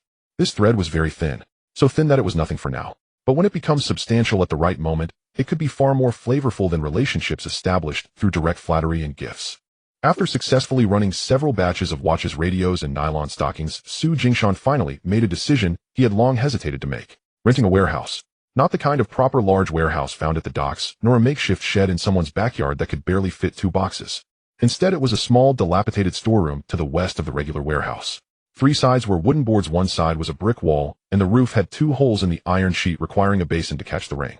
The door was so old it was blackened, creaking loudly when pushed open, and the interior felt as if it hadn't seen human presence for years, with a mix of mustiness, the smell of old hemp ropes, and dust that made Chi sneeze as soon as he stepped inside. To others, this place was no different from a rundown shack. But for them, it was a different story. With a warehouse, they no longer had to disperse their goods immediately upon arrival. With a warehouse, they didn't have to continue stuffing account books, small change, sample goods, and loose cigarettes under the bed in the shed or in the cracks of wooden boxes. Most importantly, with a warehouse, they were no longer just searching for corners to survive, but had for the first time a place that could be locked, where accounts could be kept and goods displayed. Chi held the key, circling around the entrance twice, looking up at the light shining through the holes in the iron sheet, and then at the darkened corners of the walls, surprisingly showing no signs of disdain, but instead unable to suppress a smile. Brother Shan, does this mean we own this place now? It's rented. But renting is still owning something. Let's talk. Let's first see where we can put the goods. Wu Shihao stood at the door, knocked on the door panel, and bent down to glance at the floor. We need to clean it up first. Of course it needs to be cleaned. Su Jingshan turned the key in his palm, unable to suppress the warmth in his eyes. The money they earned before felt more like holding on to a few banknotes in the wind, or it was there today, but might not be there tomorrow. Now with this key in hand, money finally seemed to take shape, casting a shadow that could touch the ground. The warehouse was small and certainly not impressive. But for a group of people who had been scavenging by the docks and sheds and in back alleys, this was no longer just a rundown shack. It was a small piece of stable ground extracted from the days of today there is work, but tomorrow may not bring life. The group worked hard for an afternoon. First they swept away the dust. In moments, 2 large piles formed, uncovering rotten ropes, broken wooden stools, and a moldy, old bamboo basket in the corners. Achi cursed the previous tenants while sweeping, his mouth never stopping and his hands kept moving. The skinny monkey carrying a sack poured out dust, his face covered in it, resembling a cat that had just crawled out of a coal mine. Wu Shiheo's 2 younger brothers were also called over, one moving wooden boards and the other wiping down racks, both sweating profusely, yet filled with excitement. Then they repaired the roof. Wu Shihao climbed onto a broken wooden box, first using an old oilcloth to cover the 2 leaks, then nailing them down with wooden strips. When the nails didn't work, well, he adjusted them carefully with pliers, his knuckles turning red. Su Jingshan supported the wooden box from below, looking up, and suddenly feeling that this scene was more tangible than striking a few small deals earlier. They arranged the space: an old wooden rack on the left for watch straps, fabric scraps, and small items, a small area in the corner for piles of hemp ropes and old cardboard boxes, a small table for accounting, and a scale near the door, and a darker area in the back reserved for sample goods that shouldn't be exposed to light. Those small, once organized, walking in would no longer feel chaotic and impoverished, but as if someone was genuinely working here. By evening, the little warehouse finally took on some semblance of order. Achi stood at the door for a long time, suddenly whispering, "Brother Sean, I never imagined we could have a place like this." The moment those words were spoken, the several people inside fell silent. It wasn't pretentious. It was real. They had been running, taking shortcuts, racing against time, using the fastest legs to exchange for the thinnest of banknotes. Everyone knew those days were unstable, but instability aside, truly squeezing out a warehouse with a locker table for spreading out account books and a row of decent racks was never something that could just be talked about. Su Jingshan pushed the last wooden box into the corner and dusted off his hands. "This is just the beginning. What about after this?" Achi asked. Su Jingshan looked at the small warehouse, his tone calm, yet firm. "After this, anyone who mentions this door will know it's not just a bunch of people who can only carry bags inside. There are goods accounts and people with connections." After saying this, he picked up the chalk on the table and wrote 4 characters on the wooden board by the door. Jingshan Goods Depot. The characters weren't particularly well written, even a bit crooked. But once those 4 characters were inscribed, the people inside fell silent. Achi's eyes sparkled with excitement, as if those were not chalk words, but a genuine signboard. Wu Shihao stood at the back, staring at the door panel without saying a word. He used to think that as long as someone at the dock could manage not to go hungry or to be stepped on, that was already an accomplishment. Now he understood for the first time that a person could establish their own signboard inch by inch from the most rundown place. This was not just a name. It meant that in the future, when others mentioned Su Jingshan, they would no longer just say that dock guy or the one who runs small goods, but would first think of a door and these 4 characters on it. When they finished work at night, the wind seeped through the cracks in the iron sheet, causing the door panel to creak gently. Su Jingshan stood at the door, looking back at the 4 characters still covered in dust, and for the first time felt a clear sense of something. This place was indeed still shabby, but it was no longer a temporary corner to hide from the rain. It was a route. Once a person has roots, many paths, even if dangerous, are no longer just adrift. Hong Fa is not the kind of person to admit defeat quietly. Just a few days after the sign was hung at Jingshan Goods store, trouble arrived at their doorstep. First, 2 small stalls that had been buying their loose tobacco suddenly returned their goods, claiming that someone outside was spreading rumors that the items at Jingshan Goods store were of dubious origin and that consuming them today could lead to problems tomorrow. Following that, Uncle Chung sent a message saying that someone had been inquiring whether Su Jingshan was relying on the police station for business and whether there was someone backing this small goods store. These words alone may not seem too serious, but when combined they become quite damaging. Because it doesn't strike you directly, nor does it block your way publicly, instead it first casts a shadow over your goods and your reputation. Others may not fully believe it at first, but suspicion will arise in their hearts. Those who engage in small businesses fear this kind of doubt the most. Once doubt arises, they will instinctively retreat. Even if they remain polite, orders will inevitably be withheld. Achi was furious and slammed the table. Who besides Hong Fa would go this far? Wu Shihao remained silent, but his expression had already darkened, like a predator waiting for Su Jingshan's command. Su Jingshan was not in a hurry. He rearranged the 2 returned packs of tobacco back on the wooden rack, aligning them neatly, as if he were organizing the restless mouths of others. It is only natural for him not to give up. So should we let him continue to spread rumors? Of course not. Su Jingshan brushed off the dust from his hands. What we fear the most in such matters is not the strength of the rumors. It is when there is nothing substantial behind them. As long as the right people know who is blowing this wind, it will naturally turn against that person. That night, he did not first seek out Uncle Gio nor Brother Tang. Instead, he went to find Boss Liu. If the rumors rely solely on people on the street to speak for you, others will only think you are lifting each other up. But if the goods owner himself speaks up, the weight of the words changes. After Boss Lu heard the whole story, his expression gradually darkened. Is someone saying that the goods I release are not clean? It's not that they say the goods are unclean. Su Jingshan sat across from him, speaking steadily. They say that your accounts cannot be controlled and your subordinates can do whatever they please, even what goes out has no basis. This sentence hit Boss Lu in the most sensitive spot. He could turn a blind eye to his subordinates taking a few bites, but would never tolerate outsiders thinking he can't manage his warehouse, his accounts, or his goods. Qin Zhongfang stood behind, his expression also changing, for he understood that once this kind of talk spread, it would not just tarnish Su Jingshan's reputation. Boss Lu tapped his fingers on the armrest of the rattan chair a few times, taking a long time to speak. Who spread this? I couldn't catch the source, but I know where this wind came from. Su Jingshan did not name names. In such times, the more one hurried to throw Hong Fa under the bus, the more it appeared that they were guilty. The truly clever approach is to let more valuable people think for themselves. Once they come to that conclusion, the anger will naturally land on the right person's head.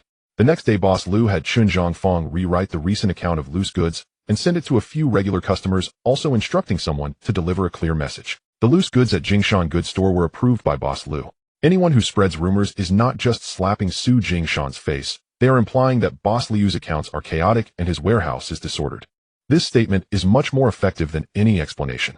The outside wind lessened by half, and the small stalls that had said they would wait and see before placing orders resumed taking goods. But Hong Fa was indeed still not giving up. On the third night, someone splashed a bucket of rotten fish intestines at the goods store entrance. The stench, foulness, and stickiness mixed with the salty sea and muddy smell filled the entire alley. The neighboring shop was cursing loudly, and Achi, seeing the mess at the entrance, immediately changed his expression and turned to find his stick. He'll go drag him out. Su Jingshan, however, stood at the door staring at the pile for a long time. Don't rush. Isn't this urgent? Get a bucket. Achi was stunned. What for? To collect it. Wu Shihao frowned. What are you thinking again? I'm not thinking anything. Su Jingshan looked out toward the dimming dock, his tone very calm. Just suddenly remembered that a few night dogs raised in Hua Jiaorong courtyard might not be eating very well lately.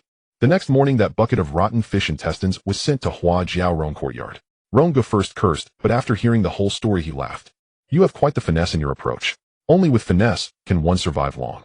Hua Jiaorong nodded, didn't ask further, just instructed a few of his men to take a stroll by the dock that night. They didn't make a big fuss, nor did they truly escalate the situation, but specifically walked past the tea stall, where Hong Fa usually loitered, casually flipped a table, and kicked over the bench at the entrance, shattering tea bowls everywhere. The tea stall owner certainly did not dare to stop them. Hong Fa was even less daring to show his face. Because he understood that while he could hide behind throwing fish intestines, others could make it, so he had nowhere to sit down for a cup of tea. This was more disgusting than if they had truly blocked him in the alley and beaten him up. It told Hong Fa that Su Jingshan might not act as lowly as he did, but if he truly retaliated, it wouldn't just be talking reason. The following 2 days, the alley indeed became much quieter.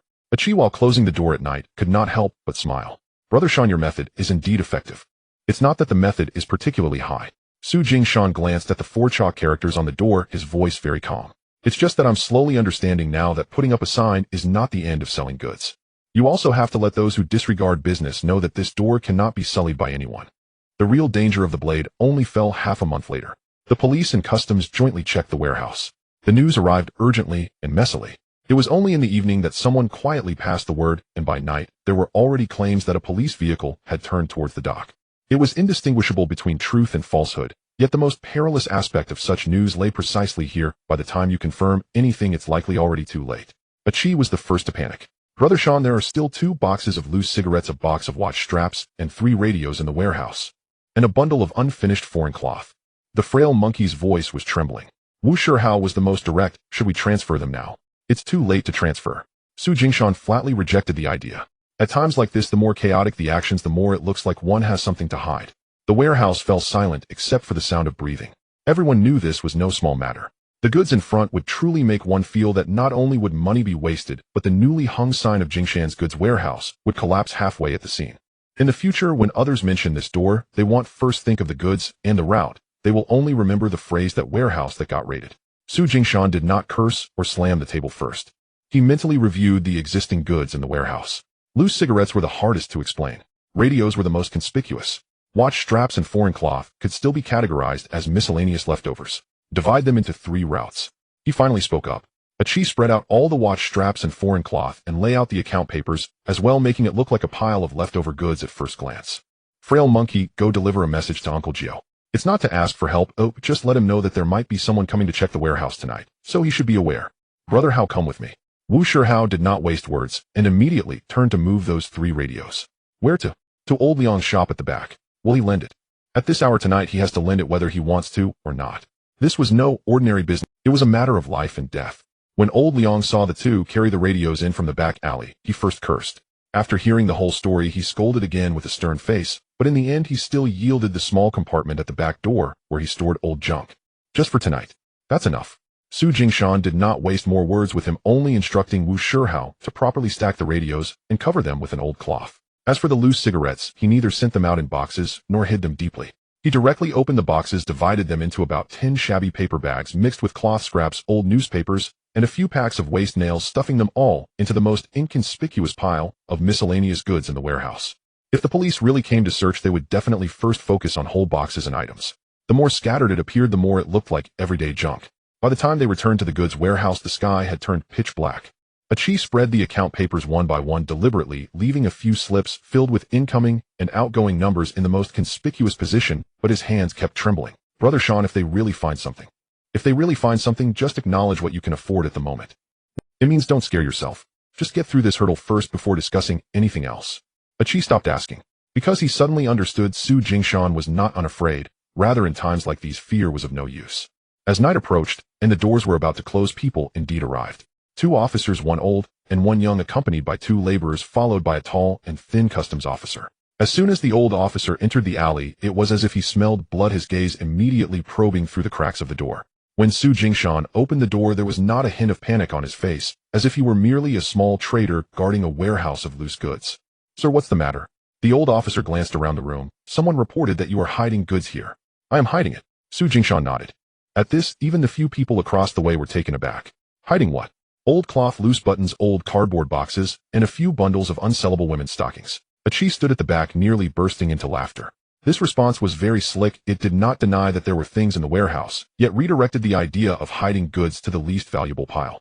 The tall and thin customs officer did not look too happy after rummaging for a while. All he found were cloth scraps or watch straps, or else old newspapers wrapped around nails and broken buttons, growing increasingly irritable. The account papers were still laid out. The incoming, outgoing items on hand and scattered goods, although not perfectly airtight, at least made it clear that someone was managing this place, unlike those black warehouses that specifically hid bulk goods. As they continued searching, the young officer squatted next to a pile of old newspapers and prodded. Su Jingshan felt a slight heaviness in his heart. But when that person raised his head, he recognized him. It was Lei Luo, whom he had seen on the street earlier. What are these newspapers for? To cushion goods to prevent moisture. Lei Luo rummaged a bit more, pulling out 2 segments of watch straps, half a box of small nails, and a bag of cloth scraps. He did not continue to dig further, but stood up to glance around the entire warehouse.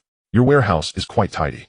Poor households can't afford to be messy. Lei Luo did not respond to this, turning to the customs officer and lightly saying, I did not see a whole batch of goods. Just some scattered leftovers.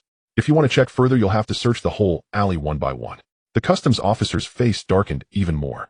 If they really searched the entire alley, no one would be able to finish work tonight, and the outcome was unlikely to be good. Since the wind had originally been foul, it was mostly just someone using this rumor to lead them here. In the end, this warehouse check could only be hastily concluded. Once everyone had exited the alley, Achi's legs turned to jelly, and he leaned against the wooden frame, gasping for breath. The frail monkey was slick with a layer of sweat, and felt cold all over.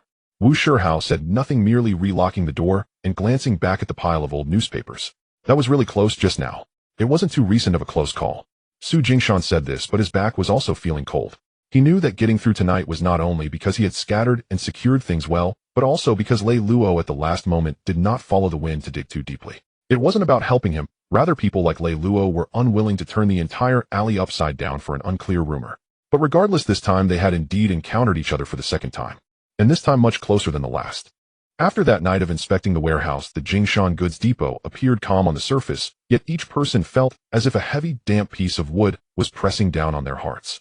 Achi kept saying no one is hurt, nothing is lost, we've passed this hurdle, but after saying that he would unconsciously glance towards the alley entrance, the skinny monkey, who usually loved to slack off, had been diligently organizing the junk behind the door these past few days, even replacing the latch with a new one. Wu Shihao said nothing but smoked more often than in the past few days, unwilling to turn his back completely towards the street while standing by the door. Su Jingshan understood most clearly why they felt tense. Someone like Hong Fa was overtly bad, his anger visible, and though his actions could be dirty, there was still some predictability. The people in the police station were different. If they truly intended to act, they wouldn't announce it first, nor would they let you know whether they were investigating you or using you to investigate someone else.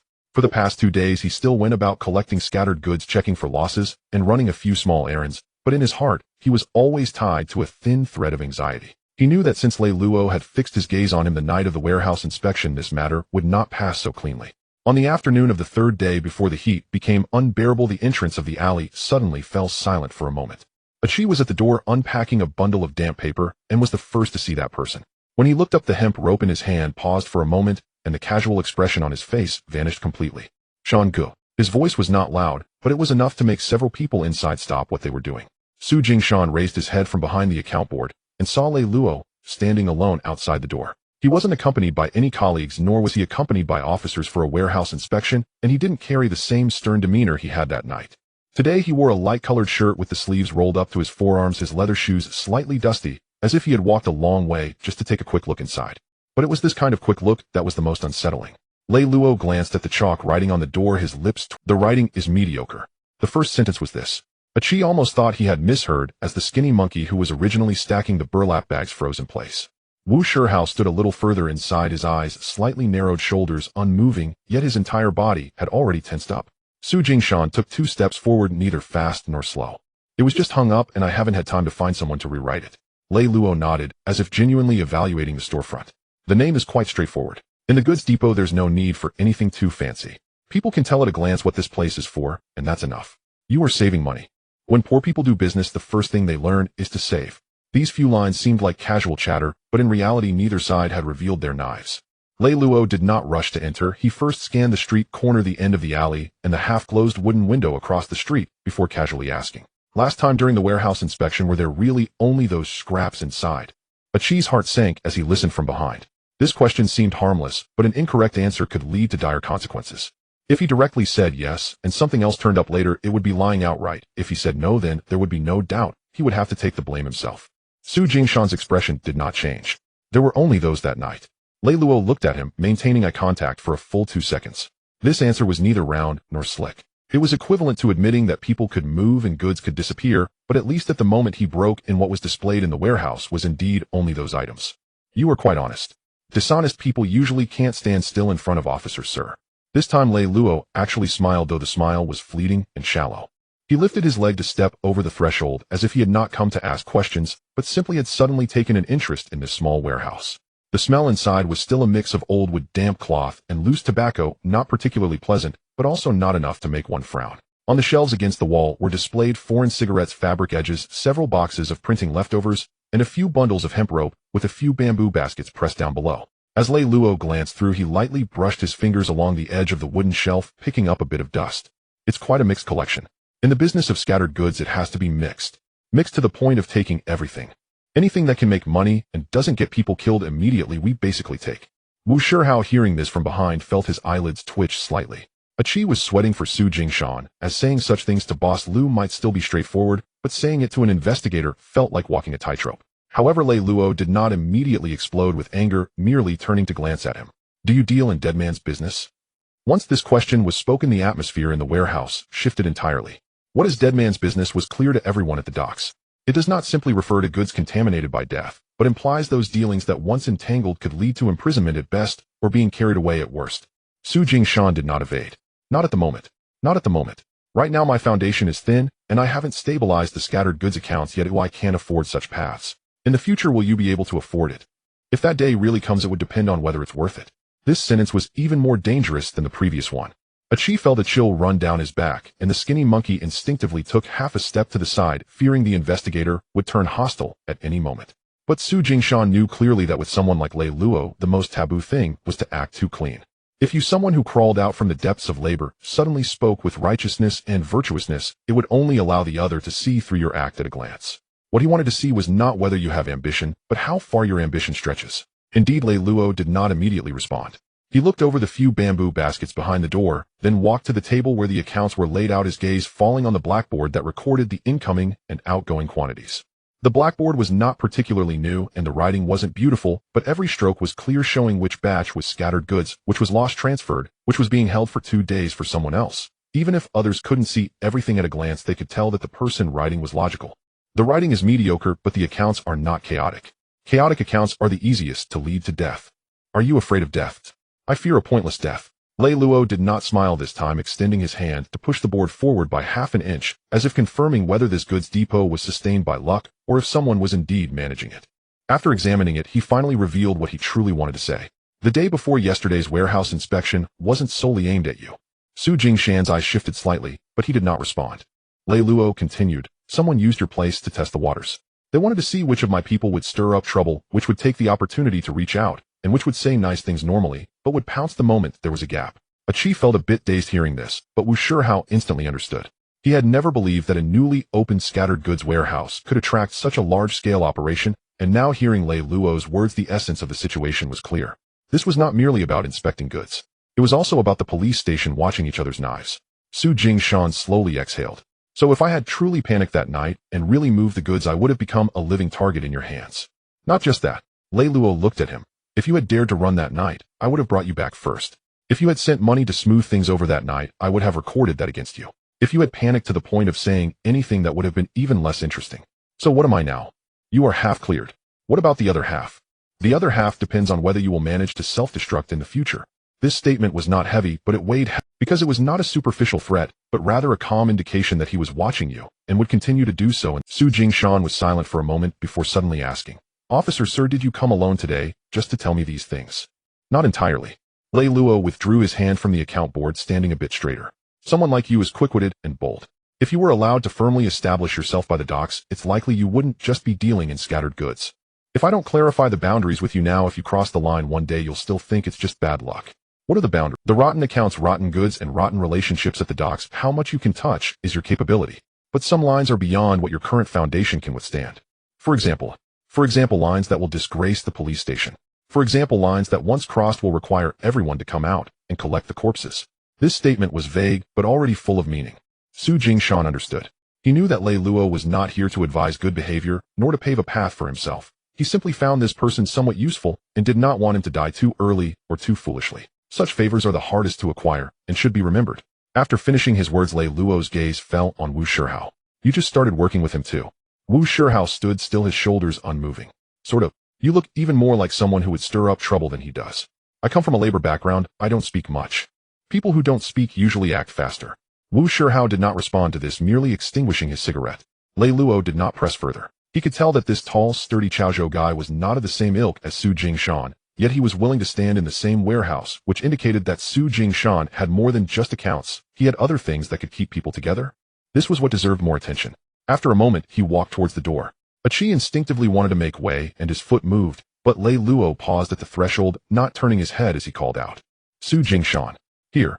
You have a good mind, which is a good thing. But having a good mind does not mean you can touch. If you can't keep your balance, someone will sooner or later take down the small sign you just hung up with their own hands. After saying this, he left. The afternoon heat still lingered in the alley as his figure passed by, neither fast nor slow, quickly turning out of the street corner. It wasn't until that person truly disappeared that the oppressive atmosphere in the warehouse slowly dissipated. Chi let out a long breath, feeling a patch of sweat on his back. Sean Good, this officer Lei speaks like he's scraping flesh with the back of a knife. The skinny monkey nodded, not shouting or screaming, but even more terrifying than shouting. Wu Shihao stood by the door looking outside for a long time before softly saying, This kind of person is not to be trifled with. Nor should we provoke him too early. Su Jingshan returned to the table, straightening the account board that had been pushed askew, his tone returning to its usual calmness. His coming alone today to say these few words indicates that he currently does not intend to move against me. As long as he does not intend to act now, this is time bought. Chi picked up on the implication. Does that mean we have truly established ourselves this time? Established half a step? Half a step? The warehouse inspection didn't destroy us, and the investigator didn't tear down the door. That's called half a step. The other half depends on whether we can still conduct business while everyone is watching. He spoke the words, but there was not a hint of ease in his eyes. Because he knew very well that Lei Luo's visit today was not to issue him a protective charm, but rather meant that his name was officially noted in the other's mind. In the future, as this line progresses further, each step must be steadier. Moving too fast will lead to collisions, moving too slowly will lead to being underestimated. And what he currently lacked was neither courage nor an abacus. It was time. After Lei Luo's visit, the surface of the Jingshan goods depot appeared unchanged, but the underlying tension had tightened even further. Chi learned to make a detour through 2 alleys before heading out while running errands. The thin monkey's mouth was still oily, but his hands were clearly becoming more diligent. Su Jingshan began to break down the accounts which he had previously only noted in broad strokes into finer details, even recording which package of goods was handled by whom and which trip was pressured by whom. Wu Shihao did not ask why, just by watching him write a few strokes he understood. If the goods depot truly wanted to establish itself, it could not rely solely on a few fierce individuals. It had to depend on rules. 2 days later, the afternoon sun was scorching, and even the dogs in the alley lay still, unwilling to move. Achi was in the warehouse unpacking a box of damp cigarettes when he looked up and saw Wu Shihao bringing 2 people inside. One was big, the other small. Both were thin, their clothes faded from washing, and the edges of their rubber shoes cracked. The older one was about 17 or 18 with a straight back, but a habit of standing slightly hunched, as if accustomed to knowing he could not block others' paths. The younger was around 15 or 16, his shoulders tense, and his eyes sharp like a stray dog on the street that hadn't eaten enough, yet was always ready to bite. These are my 2 boys. Wu Shihao led them inside, speaking very little. A Ming, a Sheng. Achi responded with an O, his gaze sweeping over the 2, then instinctively looking at Su Jingshan. This was not simply introducing relatives. This was about integrating people into the operation. Su Jingshan stood up from behind the account board, not rushing to say welcome nor pretending to be warm. He first glanced over them from head to toe, his gaze lingering briefly, but taking in all that could be seen. A Ming's hands had thin calluses, but his fingernails were clean, indicating that while he worked he still retained some attention to detail. When he listened to others, his gaze would first settle on their faces before scanning the shelves, showing he was not a dullard. In contrast, A Sheng was young, brimming with energy, and emotions showed clearly on his face. When Achi smiled and asked, "Can you work?" the fire in his eyes flared up. Su Jingshan immediately had a sense of the situation. A Ming could lead the way. A Sheng needed to learn to control his temper. "Before you came, did How Good tell you what this place does?" "Yes," he said. "We collect scattered goods, run small routes, and keep side accounts." "Are you afraid of hard work?" "Not afraid." "Are you afraid of being scolded?" This time, A Ming hesitated for a moment while A Sheng straightened his neck to respond. "In doing work, what's scolding?" Su Jingshan shot him a glance. "You're not afraid of being scolded. You just want to retort to whoever scolds you." A Sheng's expression changed on the spot, and just as he was about to speak, Wu Shihao shot him a sidelong glance. Silence. These 2 words were not heavy, yet A Sheng truly shut his mouth. It was clear that he feared nothing but held respect for this older brother. Su Jingshan continued, "The goods depot is not a fighting arena. It does not rely on who shouts the loudest.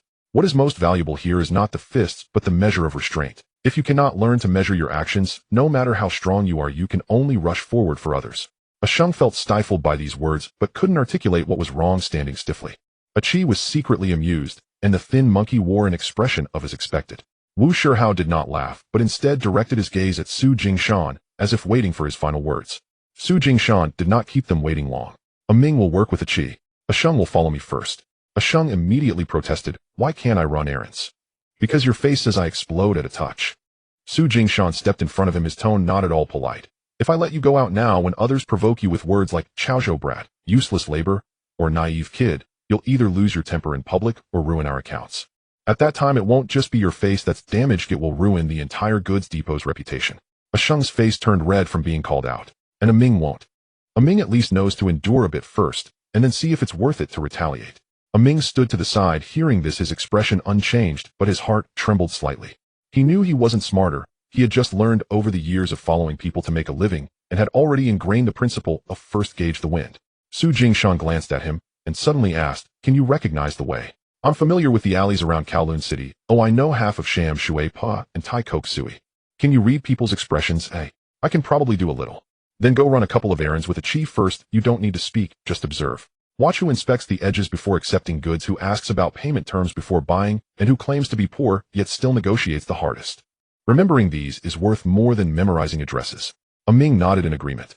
On the first day he started bringing people along, the goods depot felt like it had gained a new atmosphere. It turned out that although this place was lively at its core, it was still a few adult men living together, scolding when needed, laughing when appropriate, and the underlying tension was quite heavy. Now that 2 young lads had entered, many details began to change.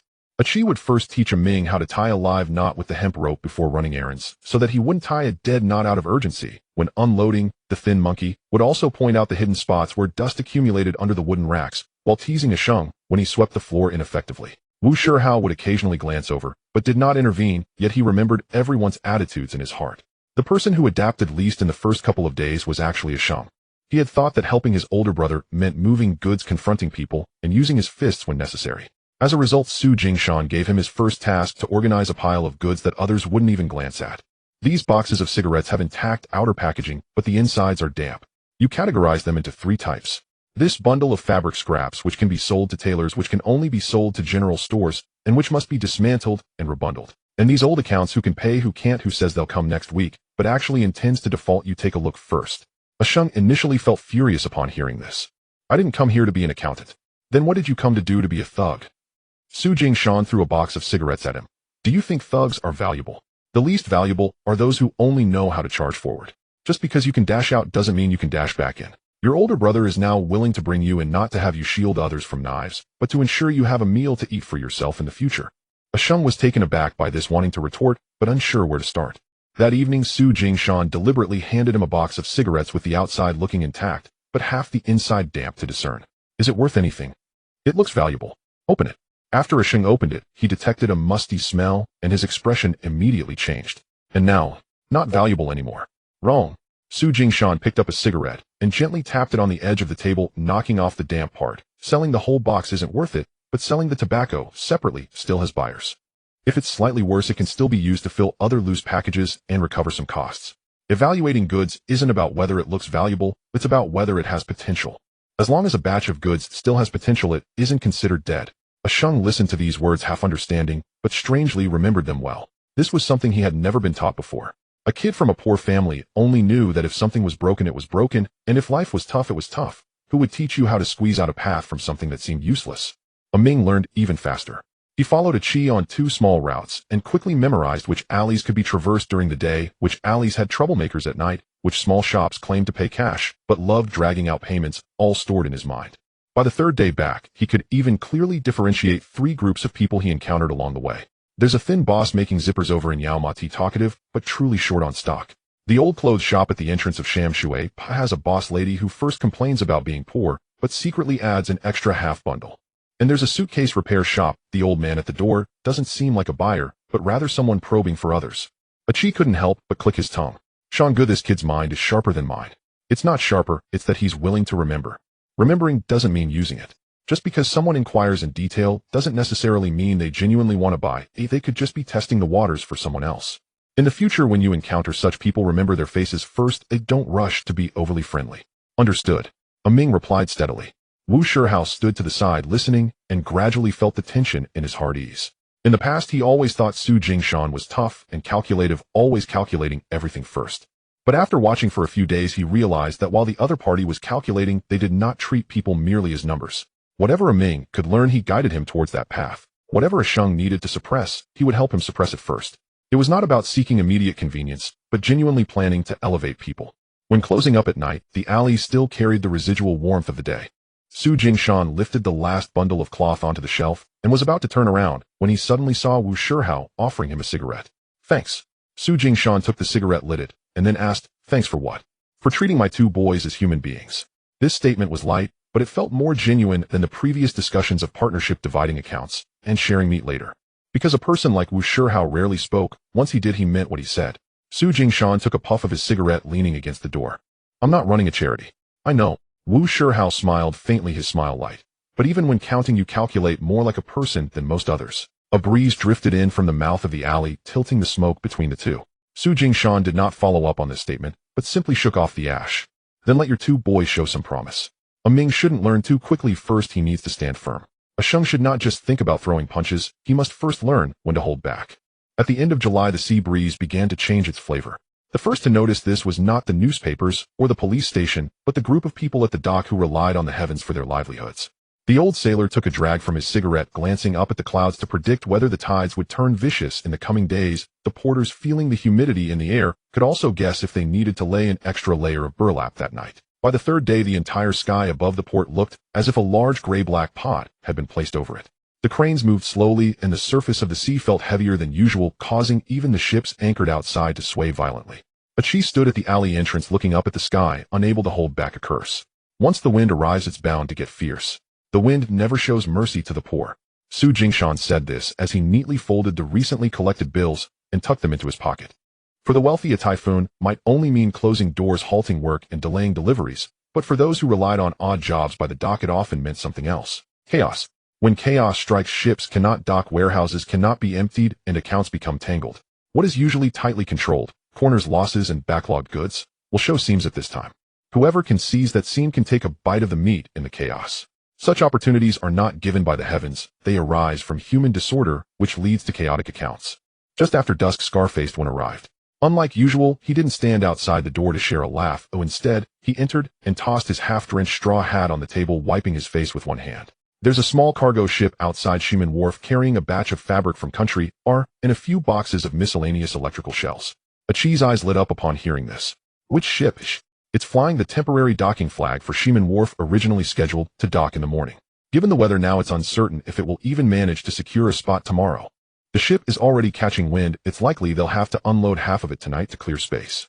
Su Jingshan didn't respond immediately, but kept his gaze fixed on Scar-faced one. How do you know? An old ghost at the ship's edge owes me a pack of cigarettes. He came to me this morning saying it's chaotic over there, and the inspectors are only watching the big items, neglecting the corners. If this news is true, it's indeed valuable. The night before a typhoon is the most chaotic. Everyone is focused on protecting the large cargo, their lives, and their ship positions, which makes it easier for smaller items to slip through their fingers. But the meat that comes in such chaos is all the more dangerous. Achi lowered his voice to ask, is it stealing or picking? Scar-faced one grinned. Stealing is too harsh a term. This is a way of making a living amidst disarray. On board, they want to unload first, clear space, and safeguard the big items from tipping over. Missing a little, losing a bit, they might be aware of it in their hearts, but they may not have the time to pursue it. Su Jingshan believed half of what he heard. There are never any unclaimed bargains at the dock, only things that others cannot attend to or deem temporarily unworthy of reaching out for. If one truly wants to take action, what one consumes is never free meat, but the seams of others. How much can we take? It depends on your courage. Don't speak empty words. Su Jingshan stood up and walked to the door, glancing towards the sea. The distant gray clouds were hanging dangerously low, as if ready to crush the entire port. Be honest with me. Scar-faced one also ceased his laughter. Don't even think about the entire ship's cargo. Whoever touches it will meet their doom. What can be moved should be three types: the fabric unloaded first, the cracked boxes of miscellaneous goods, and the electrical shells that no one wants to spend time counting. These are all things that aren't too expensive, yet are the easiest to move. Su Jingshan quickly ran through the possibilities in his mind. The fabric can be split into three portions, allowing for both quick and slow money. If the miscellaneous goods are merely cracked, they can be rebundled. The electrical shells are the trickiest, large and hard to hide. But if they are indeed from country, there might be people ready to repair or dismantle them in the back. Let's do it. He spoke swiftly, catching Achi off guard. Scar-faced one raised an eyebrow. So quick. The opportunity lies tonight. If we hesitate, it will become someone else's meal. What about manpower? Your people will provide the transport. I'll provide the eyes, the routes, and the people to press the back. How will we split the money? Let's not rush into splitting. Su Jingshan looked at him, his tone steady. If the goods can truly be pushed into the warehouse, we can sit down and discuss it then. Right now, we need to get the job done, first to have accounts to settle. Scar-faced one scrutinized him for a moment and suddenly laughed. All right. It's no wonder you've been able to keep this small cargo warehouse afloat. Once the deal was struck, everyone in the warehouse sprang into action. Wu Shihao went to inspect 2 carts and an old hand truck, applying grease where needed and replacing rope ties. Achi was responsible for gathering burlap and preparing old tarps for covering, while also grabbing a few empty burlap sacks to ensure they had somewhere to cover the smaller items later on. The thin monkey, who was the most cunning, was sent by Su Jingshan to scout 3 return routes to see which alley would be easy to encounter night patrols and troublemakers. Ming wanted to follow as well, but was held back by Su Jingshan. You can only follow along the outer edges of Shimen Wharf today, no venturing forward. Ming nodded but couldn't help but ask why. You're quick on your feet and have steady eyes suitable for remembering people, faces, and routes. When chaos erupts, rushing in to move goods isn't your strength. Shung was even less compliant and nearly retorted on the spot. A glance from Wu Shihao made him swallow his words, and he simply bowed his head to tie the ropes. After dark, the wind began to pick up in earnest. Waves crashed against the stone shore at the mouth of the sea like a drum beating in the night. The work lights at the dock were blown to and fro, casting shadows that flickered in and out. Many ships had already started covering their tarps, securing ropes, and moving essential goods, with shouts clanging metal and calls mingling together, making the entire Shimen Wharf resemble a pot of water on the verge of boiling over. As a group crept along the dark edges, Scar-faced one whispered, "The people keeping an eye on the big items are at the front of the deck. The small goods being unloaded are at the back. We won't be greedy. I will only take what's easiest to get." Su Jingshan nodded. His greatest fear wasn't taking too little, but rather being too greedy. Being able to take a bite during a typhoon night is already an achievement. If one sees a seam and dives in headfirst, they wouldn't even know how they met their end. That small cargo ship was indeed in the process of unloading. On the deck, three groups of people were mixed together. The sailors on the ship were eager to maintain balance, the dock workers were scrambling for space, and the inspectors were busy counting the large boxes, leaving no one to attend to the corner where a few bundles of fabric and a couple of inconspicuous miscellaneous items lay. The wooden boards were slippery, and the burlap ropes were soaked and dark. The people weaving back and forth hardly had time to remember every item. This was the seam, not a grand opportunity of deception. It was the seam that everyone tacitly accepted would be slightly less imperfect or a little misplaced once chaos ensued. Su Jingshan immediately identified the items that could be taken. First, take the fabric. Second, the cracked miscellaneous goods. Lastly, the electrical shells. Take what you can and leave behind what you cannot. Wu Shihao mumbled an acknowledgement, already sinking into action. He was most effective in such situations, not speaking much, but simply focusing on the task at hand. When the inspector turned around, he blended in like an ordinary porter. As soon as the inspector moved aside, he could quickly deliver the desired items to the cart. A chief followed Su Jingshan, noting box numbers and examining markings. Su Jingshan not only watched the goods, but also observed the people. He needed to discern which group of dock workers was genuinely busy and which inspector was merely shouting loudly while their attention had already been drawn away by the large items. Missing a glance could mean tonight they were not entering the warehouse, but rather the sea. The first round brought down 3 bundles of fabric from Country R. These items are not rare under normal circumstances, but on the night before a typhoon no one wants to delay large items for them, yet they provided a route for the taking. Scar-faced whence 2 associates carried away 2 bundles, and as the third bundle hit the ground, an inspector nearby shouted, "Don't touch those bundles over there for now." Su Jingshan immediately leaned to the side, lifting his hand to help another group stabilize a wooden frame that was about to tip over, as if he was merely there to assist. The inspector got distracted by another matter and indeed turned away. "Go," Su Jingshan whispered, and Wu Shihao had already delivered the bundles of fabric to the cart. The second round consisted of 2 boxes of cracked miscellaneous goods. The corners of the boxes weren't too severely damaged, and they mostly contained watch straps, accessories, and shells of small, unknown brand electrical devices. This type of cargo is the best. The accountants overlook it, but it's the most lucrative for those dealing in loose goods. Once it can be brought back and rebundled, it can be sold for cash. The riskiest was the last box of electrical shells. The box was heavier than expected. The bottom, soaked with water, when lifted it shook violently and almost burst open. Achi nearly cursed out loud, while Wu Shihao held firm, his shoulders sinking as he slammed the box heavily onto the cart, causing the entire cart to tremble. In that instant, an inspector suddenly turned around. "Hey, who moved that box over there?" Just as the words fell, a cable outside was suddenly whipped by the wind against an iron stake with a crack that sounded like a whip snapping. Chaos ensued in front. Several workers rushed to secure the ropes, while another fell onto the wet boards, their curses drowning out the inquiry. Wu Shihao did not hesitate for a second and immediately flung the cart. "Go!" The 3 carts swiftly slid along the pre-scouted dark edges. The wooden wheels rolled over the wet boards, emitting a creaking sound, as if they were hauling lives snatched from the wind. Su Jingshan walked on the outer edge, constantly glancing back to ensure no cart lagged behind and no goods suddenly scattered midway. The wind had grown strong enough to make it difficult to keep one's eyes open, and the salty sea air hit their faces in waves. By the time they finally pushed the goods into the Jingshan warehouse, everyone was drenched, even their hair dripping water. Achi closed the door behind him, leaning against the door panel, laughing breathlessly. "Brother Shan, this time it feels like we truly bit into a piece of meat." Su Jingshan did not laugh along. His first action was not to count the money or praise anyone's quick hands, but to immediately squat down and recount the goods that had been pushed in one by one. 3.5 bundles of fabric, 2 boxes of cracked miscellaneous goods, 1 box of electrical shells, plus half a bag of scattered accessories collected during the chaos. First, remove the markings. Immediately repackage anything that can be repackaged. Lay out the goods that are too wet or else they will mold overnight. No one even had time to catch their breath before they got busy again. Only after all the goods were restacked, the old labels removed, and the outer iron door securely bolted, did Su Jingshan stand up straight and glance at the door panel that was rattling in the wind. The typhoon outside had not yet truly made landfall, but for the first time he felt a more concrete sense of reality. This small warehouse, originally only capable of collecting scraps, was no longer merely scavenging the remnants left by others. It was beginning to have the qualifications to take a real bite of the genuine fat edge amidst the chaos. When the goods were pushed into the warehouse, Su Jingshan's first reaction was not to check their value. It was to count the people. Such matters might go unnoticed on ordinary days, but only during a typhoon night would one realize their significance. If the goods are lost, it's just a matter of financial loss. But if even one person is missing, it's not just a loss of money, it's a loss of life.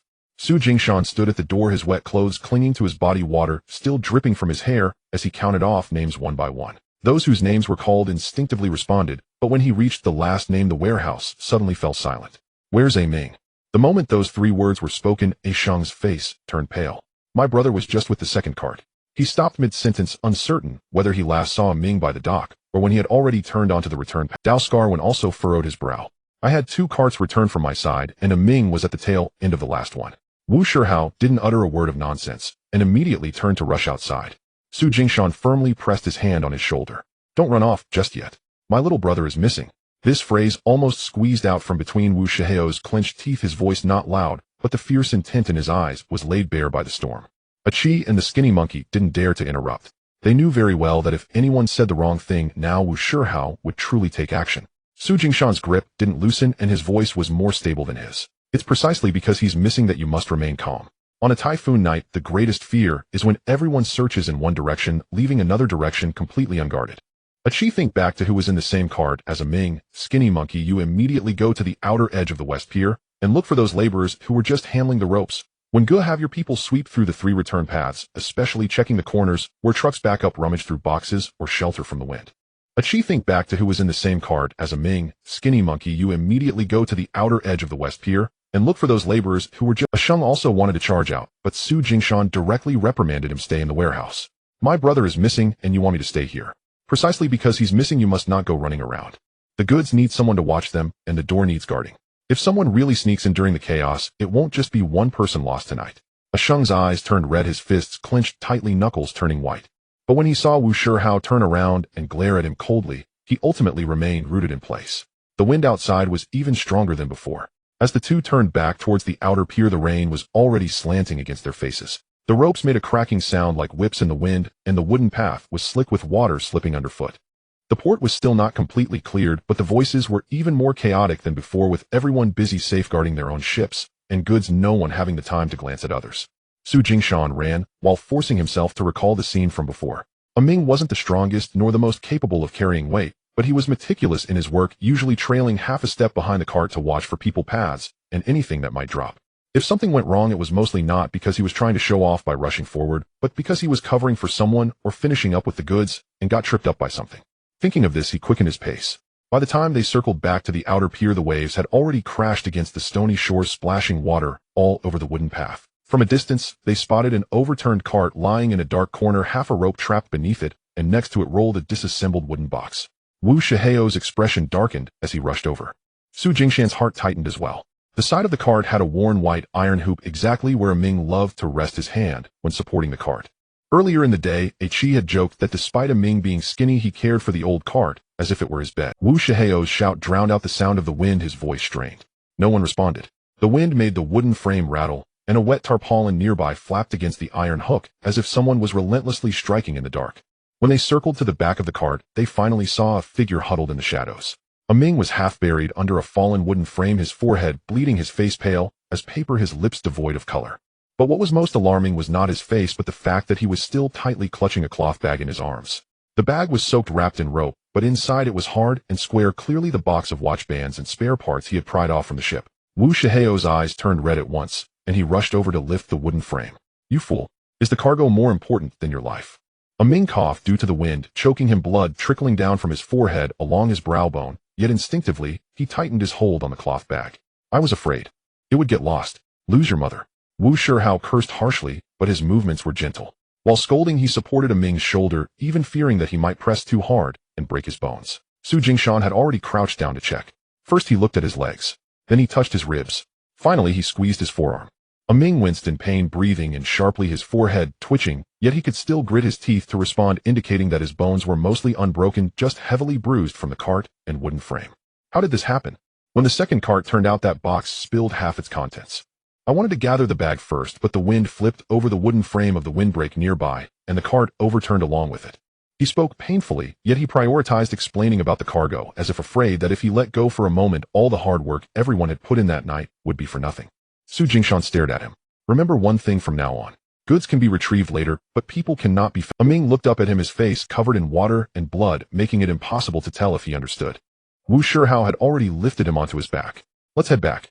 The return route was even harder than the way there. The wind pressed against their faces, and with an injured person on his back, a slight slip could send all 3 tumbling into the drainage ditch. Su Jingshan led the way, choosing paths close to the wall, sheltered from the wind, where they wouldn't suddenly get swept by boards or tarps. As they neared the alley entrance, Chi and Skinny Monkey also came out to meet them. Did you find him? The person is still here. Just this one sentence made Chi breathe a long sigh of relief. Skinny Monkey, who usually valued his life the most, couldn't help but curse softly that was really close.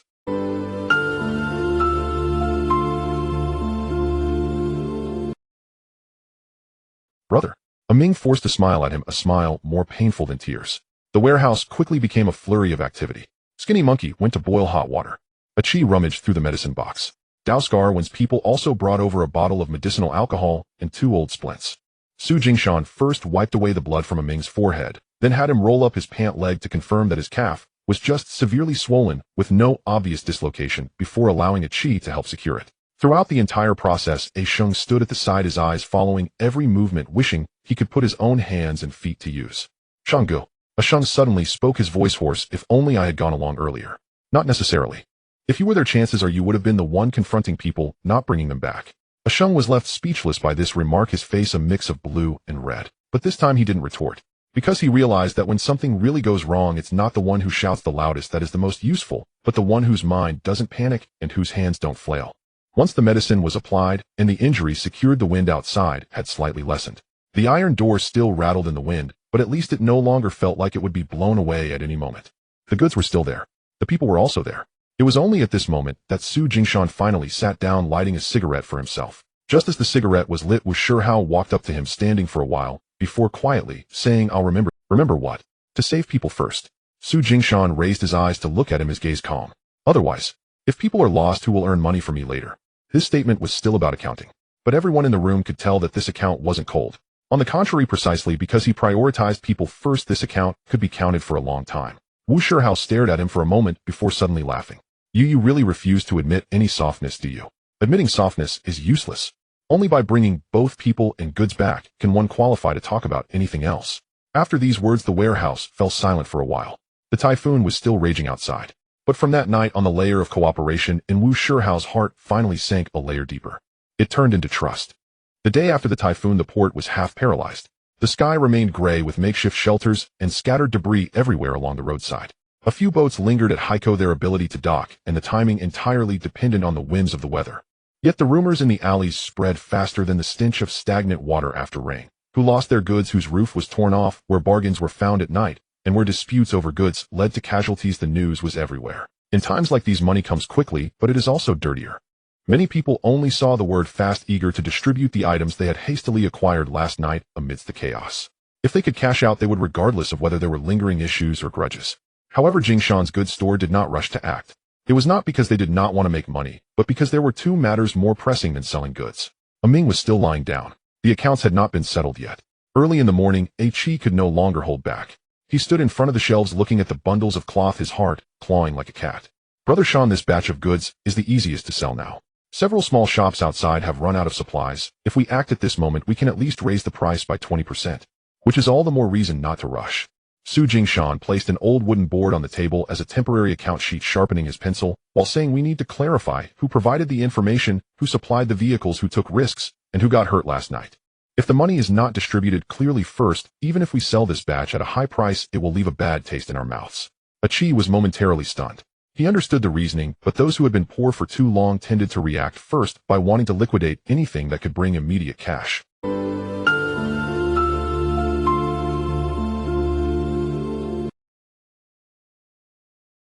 He had previously been accommodating, willing to provide vehicles, speaking casually, but in reality, he was always worried. Because in this line of work at the docks, there were too many such games where everyone acted like brothers before the deal was done, only to feign ignorance once the goods were stored and the door was shut.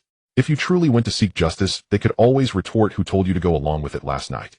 That is why he came early today, to see whether Su Jingshan would pretend to be deaf. But the other party unexpectedly started with this. Su Jingshan spread the paper out, writing the time, type of goods, and approximate source from last night at the top, then proceeded down the list. Information on the goods: 1 for Wengo. 3 vehicles, 2 for Wengo, 1 for us. Ahao, Chi, and I, all frontline workers. 1 for the Skinny Monkey scouting. Ming at the back took the brunt of the injuries listed separately. As he stated each item, Chi noted them down alongside. As he continued, even the Skinny Monkey couldn't help but lean in to look. He originally thought that as a mere errand runner, he could only hope for a small share, yet Su Jingshan actually included his effort as a separate entry. Brother Shan, does this count for me? Why wouldn't it count? I wasn't even at the boat. You didn't scout those 3 return routes. Last night, one of our vehicles flipped right in front of the night watch. If we weren't here settling accounts, we would be at the police station arguing. The skinny monkey felt a warmth in his heart, yet he still smiled habitually. So my worthless life is worth something after all. Whether it's worth something or not depends on how you use it. Su Jingshan did not look up, but his pen did not stop. His method of calculation was not based on who had closer relationships or louder voices, nor was it about who fought the hardest. Instead, it depended on who truly supported the situation. Scar-faced one watched, and his expression gradually changed. He realized this was not mere showmanship. It was a genuine attempt to establish rules.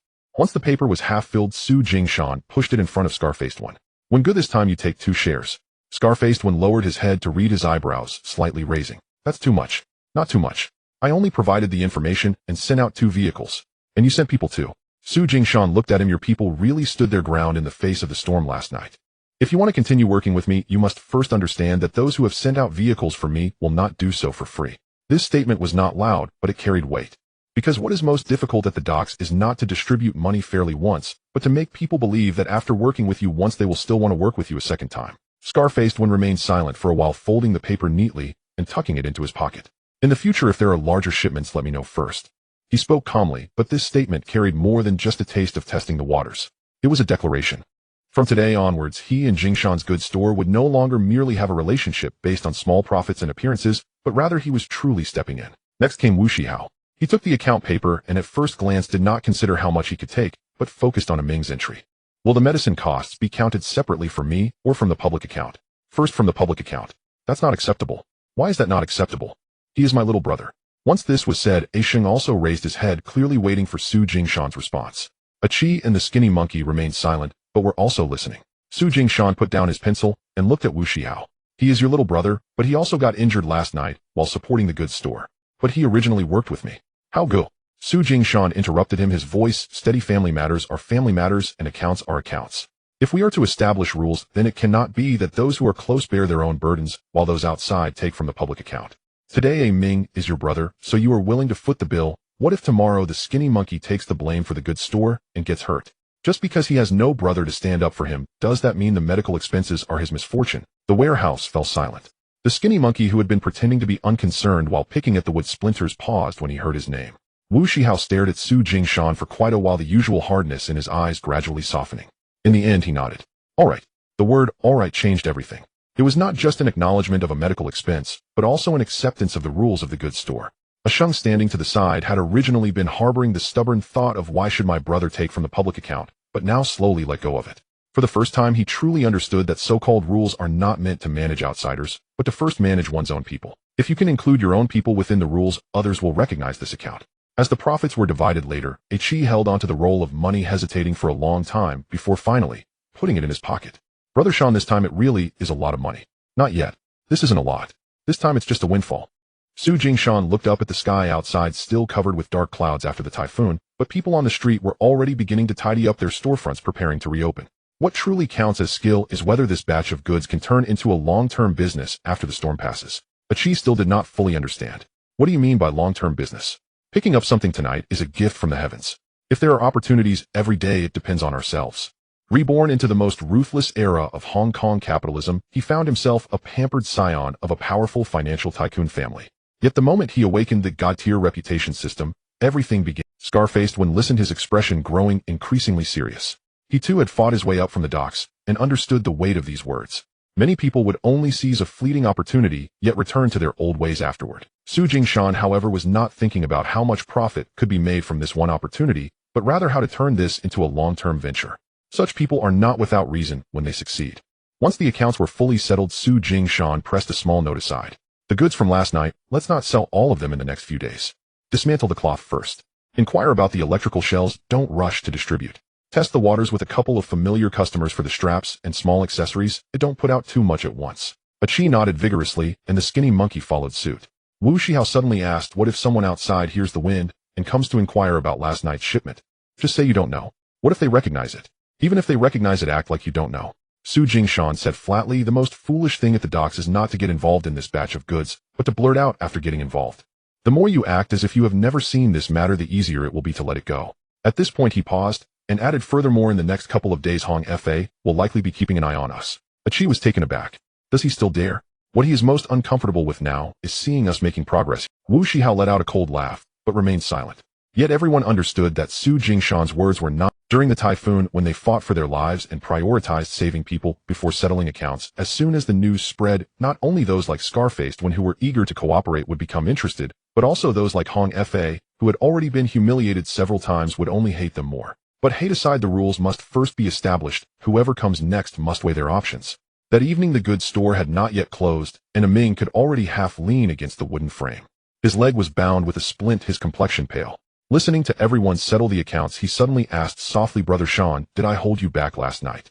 The warehouse fell silent. Su Jingshan looked at him. "Your biggest mistake last night was not being slow or falling, it was valuing the goods more than your own life. Remember this time, and it won't be a wasted injury." A Ming bit his lip and nodded earnestly. The wind outside had weakened considerably, and in the distance people were heard dragging wooden boards and propping up shelters. Yet within this small goods store some things had already become more stable than last night. People's hearts were settled. The accounts were also established. Often this was worth more than selling an additional batch of goods. After the typhoon, the first thing that surged was not smoke nor alcohol. It was cloth. This item usually goes unnoticed, but after the wind and rain have passed, it reveals its true value. The door curtains needed to be patched. The shops that had water seeping in required new tarps, and the small tailor shops ran out of materials. Many households had their bedding mats and pillowcases soaked through by the rain. Those inconspicuous scraps of cloth from our country suddenly became crucial in these days of urgency. Achi went out for a stroll in the morning and returned beaming with excitement, speaking faster than usual. "Brother Shan, there's a real shortage of cloth outside. 2 tailoring shops in the oil hemp field are asking if there are any short pieces, and a shop in Sham Shui Pa is willing to take even the ones that have been slightly damp. Just because they are asking urgently doesn't mean you should rush to sell," Su Jingshan said as he spread out the bundles of cloth from last night, taking an old pair of scissors to first pick out the most intact layer. The same type of cloth can be sold differently, which means the price varies. Achi squatted beside him, increasingly bewildered. He had originally thought this batch of cloth was straightforward, just to be distributed. Little did he know Su Jingshan had no intention of selling the entire bundle at once. For the first tier, the fabric with the right color and intact edges will be reserved for the tailoring shops and small clothing stores. The second tier with slightly shorter lengths or mixed colors will be sold to the shops, making door curtains, pillowcases, and miscellaneous fabrics. The third tier, the most torn and unusable scraps, will be sold by the pound to those families on the outskirts looking to make repairs, or to small vendors who package goods or line boxes. Achi was astonished. "You can still profit 3 times from the same bundle of cloth." "Not just 3 times. Su Jingshan shook out a piece of slightly faded cloth and pointed at the edge, saying, "Look at this piece. The tailor might find it too short, but it's perfect for a headscarf or sleeve covers. Even smaller scraps can still be useful for packaging. As long as the item isn't completely ruined, someone will find a use for it." A shung who had originally been helping sort the fabrics slowly paused to listen. Just the other day he had learned that as long as there is still a little use in a batch of goods, it is not considered dead, and today he was witnessing how that saying manifests. So does that mean any junk can be salvaged in the future? Not necessarily. Why not? Because salvaging goods also depends on cost. Su Jingshan looked at him. If the effort to dismantle, wash, and rebundle a piece of cloth costs more than what it can be sold for, that's not called doing business. That's just self-torture. A shung understood this point, nodding more steadily than he had a few days ago. By mid-morning, the first batch of cloth had already begun to be distributed. Achi took the sample cloth to 2 tailoring shops first. Previously, these small shops regarded Jingshan's goods as merely a place to collect scraps, speaking politely, but not with much respect. Today was different. As soon as the sample cloth was laid out, the first thing they touched was the edges and colors, and they were asking, "Are there still whole bundles available? When can you come back with more?" Their tone had softened noticeably. One old tailor making long gowns held a piece of deep blue cloth and inspected it several times before finally asking, "Mr. Su, can you provide a steady supply?" Upon hearing the words Mr. Su, Achi's heart skipped a beat, but he remembered Su Jingshan's instruction to not be too eager in his responses. "For now we have this batch, but we'll see how it goes in the future." The old tailor understood the implication and didn't press further, accepting 2 bundles for now, and even added, "If you have any more good colors, come to me first." Meanwhile, the thin monkey took the next tier of cloth to shops that made door curtains and pillowcases. These shops were known for haggling prices, often treating scattered goods vendors like beggars. But after the typhoon, those whose door curtains were blown away, or whose shops were leaking, were in a hurry to make repairs. Anyone with ready stock had leverage. The thin monkey returned with a grin that wouldn't fade. "Brother Shan, that plump shopkeeper said just 2 days ago our goods were too mixed, but today she raised the price by 2 cents, afraid I might sell the cloth to someone else." "She's not afraid of you selling to others." "Then what is she afraid of?" "Afraid that her shop will be empty for another day and that business will run dry." At times like this, Su Jingshan always saw not just individual items, but the most urgent needs of others. Those who are anxious will lower their prices. The more anxious they are, the more they will give up future opportunities. The third tier of torn cloth, which was initially the hardest to deal with, was quickly taken by vendors and residents on the outskirts of the city. Some took it to patch surfaces, others to wrap wooden boxes, and some simply wanted to save money thinking it would eventually come in handy. After 3 days, 70% of that batch of cloth was gone from the warehouse. More importantly, people began to come to them proactively, not looking for trouble. They came to ask, is there more coming? The feeling was completely different. Previously, they brought their goods to knock on others' doors, and whether people bought or not depended on their mood. Now people began to approach Jingshan's warehouse, first asking about the goods, not the details. Ashun was the first to realize, his eyes brightening. Brother Sean, can we specialize in cloth from now on? We can, but we can't just focus on the present. What do you mean? What you see now is quick sales, but you don't see why this batch of cloth ended up in our hands. Su Jingshan tied the last bundle of cloth again, his tone calm. Goods in the wake of a typhoon are rare. If we want to sustain this line in the long term, we need to find people who regularly deal with such items. Those handling the unloading by the ship, those keeping accounts by the warehouse, and even the small leftovers that big fabric stores overlook but have been gathering dust. These are the long-term opportunities. But she understood more than half this time. So last night's deal was just a stepping stone. You could say that. Then how do we find upstream sources? It relies on people and reputation. I understand people, but how do we build a reputation? If others first know you can handle goods, and do so cleanly, the reputation will follow. In short, in this business of scattered goods, there are 2 reputations to avoid. One is being talkative. As soon as you get a piece of goods, you turn around and boast all over the street, leading others to hesitate to give you scraps. The other is having a poor reputation for eating. Today you pick up a piece, tomorrow you want to bite the upstream. If you truly want to sustain this line, you need to make others feel that you are stable. In the afternoon, Su Jingshan specifically went to meet a small printing shop owner he had only seen briefly before. This person, surnamed Zhou, dealt in packaging paper receipts and printed cloth tags, usually having connections with several fabric shops and foreign trade houses, occasionally handling some leftover stock. Previously, he viewed Su Jingshan as just a small vendor who had just climbed out of hard labor, barely nodding when they met, and not even bothering to invite him to sit. Today was different. As soon as Boss Zhou heard that Jingshan's warehouse had been able to sell the scraps salvaged from the typhoon so quickly, the politeness on his face doubled. Mr. Su, please sit. Upon hearing Mr. Su, Ichi nearly straightened his back too much. Su Jingshan seemed to have not noticed the change, casually sitting down and placing the cigarettes he brought on the table. Business is thriving for Boss Zhou. It's going all right. I've heard your cloth business has been going smoothly these past few days. Just small dealings. If it's just small dealings, how come 2 tailoring shops came to ask if I know you? Boss Zhou smiled, and this smile was no longer just for courtesy, but genuinely placed the other party on the table. The 2 didn't jump straight into business. They began by discussing the market after the typhoon, the inventory of the fabric shops, and the recent shortages in several stores. Su Jingshan was very patient, not rushing to steer the conversation. He knew that such people were shrewd. The more you seemed anxious, the more they would squeeze you down to a cheap bottom line. If you remained calm, they might first want to see how much you really had. After a long conversation, Boss Zhou casually mentioned, actually several fabric shops are clearing out their leftover materials. But the quantities are small and the colors are mixed. Serious large shops find it troublesome. If you really can handle it cleanly, there might be something to discuss. As soon as this was said, a chi beside them almost, this is the way forward. It's not about picking up a piece tonight and hoping for luck tomorrow, but rather a way to slowly pull the supply into your hands. Su Jingshan did not immediately agree. Instead, he asked very detailed questions. Are the leftovers priced by weight or by bundle? Who makes the decisions and who handles the accounts? Is it a direct clearance or does it need to go through an intermediary?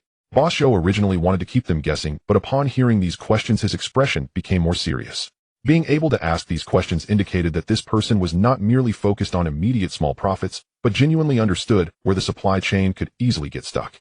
The 2 talked until evening. They didn't finalize any deals on the spot, but they had already figured out what each could offer and what was needed. As they exited the printing shop, the street's puddles had not yet fully dried, and the sun peeked through the gray clouds, illuminating the water on the ground.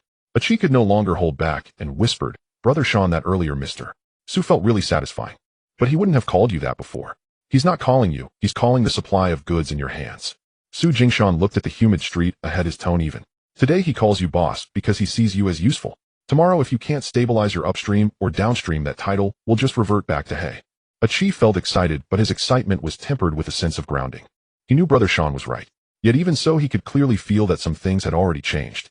Not much, but very real. At least from this moment on, people like Boss Zhou, who originally wouldn't deign to look at them, were now willing to sit down and have a proper conversation. And for Jingshan's warehouse, this often held more value than making a few extra profits from a batch of cloth. Hong Fa's true downfall did not occur when others were focusing on his glory, but rather during his most disgraceful. The inspection of the warehouse did not scatter Jingshan's goods while the typhoon at night left the shipment firmly in the grip of Su Jingshan and his crew, causing Hong Fa's reputation to be gradually stripped away. He initially intended to rely on his experience in the main shed, putting on a facade of "I will eventually turn this around," but the more stubborn he became, the more foolish mistakes he was prone to make. He could not bear the thought of being perceived as useless by others. When the first batch of sugar was to enter the warehouse at the beginning of September, Hong Fa finally succumbed to nefarious thoughts. Sugar is different from cloth scraps or foreign tobacco. Respectable people disdain it, yet it has many underground avenues. Restaurants, tea stalls, and small bakeries all require it. As long as a few bags are short or misplaced, and the blame is shifted onto the foreman and the loss accounts, with a bit of luck one could profit significantly. In the past, such matters might have gone unnoticed. Yet the issue lay here after Su Jingshan meticulously sorted out the scattered goods, edge accounts, and loss records from the back shed. Many previously unclear aspects began to be clarified. Each batch of goods which shed was it separated from which bag of sugar was supposed to follow which route, who was on duty during the night shifts, and who helped with the loading. All were meticulously recorded. If Hong Fa wanted to continue his old ways, he first needed to erase these records. Thus he did not initially tamper with the sugar from the main shed. Instead he found a new laborer, promised him some money, and threatened him a bit, instructing him to sneak in through the back window of Jingshan's warehouse at midnight and burn a few recent records of sugar circulation and loss. It's not much to take. Ignite it and leave. If caught, just claim you were tempted by a little money and don't expose. The new laborer, timid and not very bright, had one advantage: he was poor. The moment Hong Fa hinted, "Finish this job, and you can feed your family for a month," his eyes glazed over. Hong Fa was also convinced that in a small place like Jingshan's warehouse, there would only be a half-hearted guard at night. Getting in to burn a couple of papers would be easier than stealing a bag of sugar. However, he miscalculated, and that guard, Sheng, had been pressured by Su Jingshan to learn how to read accounts, inspect goods, and guard the premises, leaving him with a pent-up frustration. He had always been the most rebellious, believing that a man's standing relied on fists, not words on paper. But on the night of the typhoon, when Ming had an accident, and Su Jingshan prioritized saving people before distributing money, it sparked a change in his previously straightforward mindset. So when it was his turn to guard the latter half of the night, he was more attentive than anyone else. At around 2 in the morning, the alley was silent except for the distant sound of the sea breeze. Sheng had been dozing against the door when he suddenly heard a faint sound from the back window, as if someone was lightly scratching the window frame with a fingernail. In the past, he would have charged over to shout. This time he held his breath, waited a couple of moments, and indeed heard an even lighter sound. That sound was not loud, but it carried a deliberate air of nervousness. It was immediately clear. It was neither a rat nor the wind. Sheng quietly crept towards the back, grabbing an iron basin filled with cold water.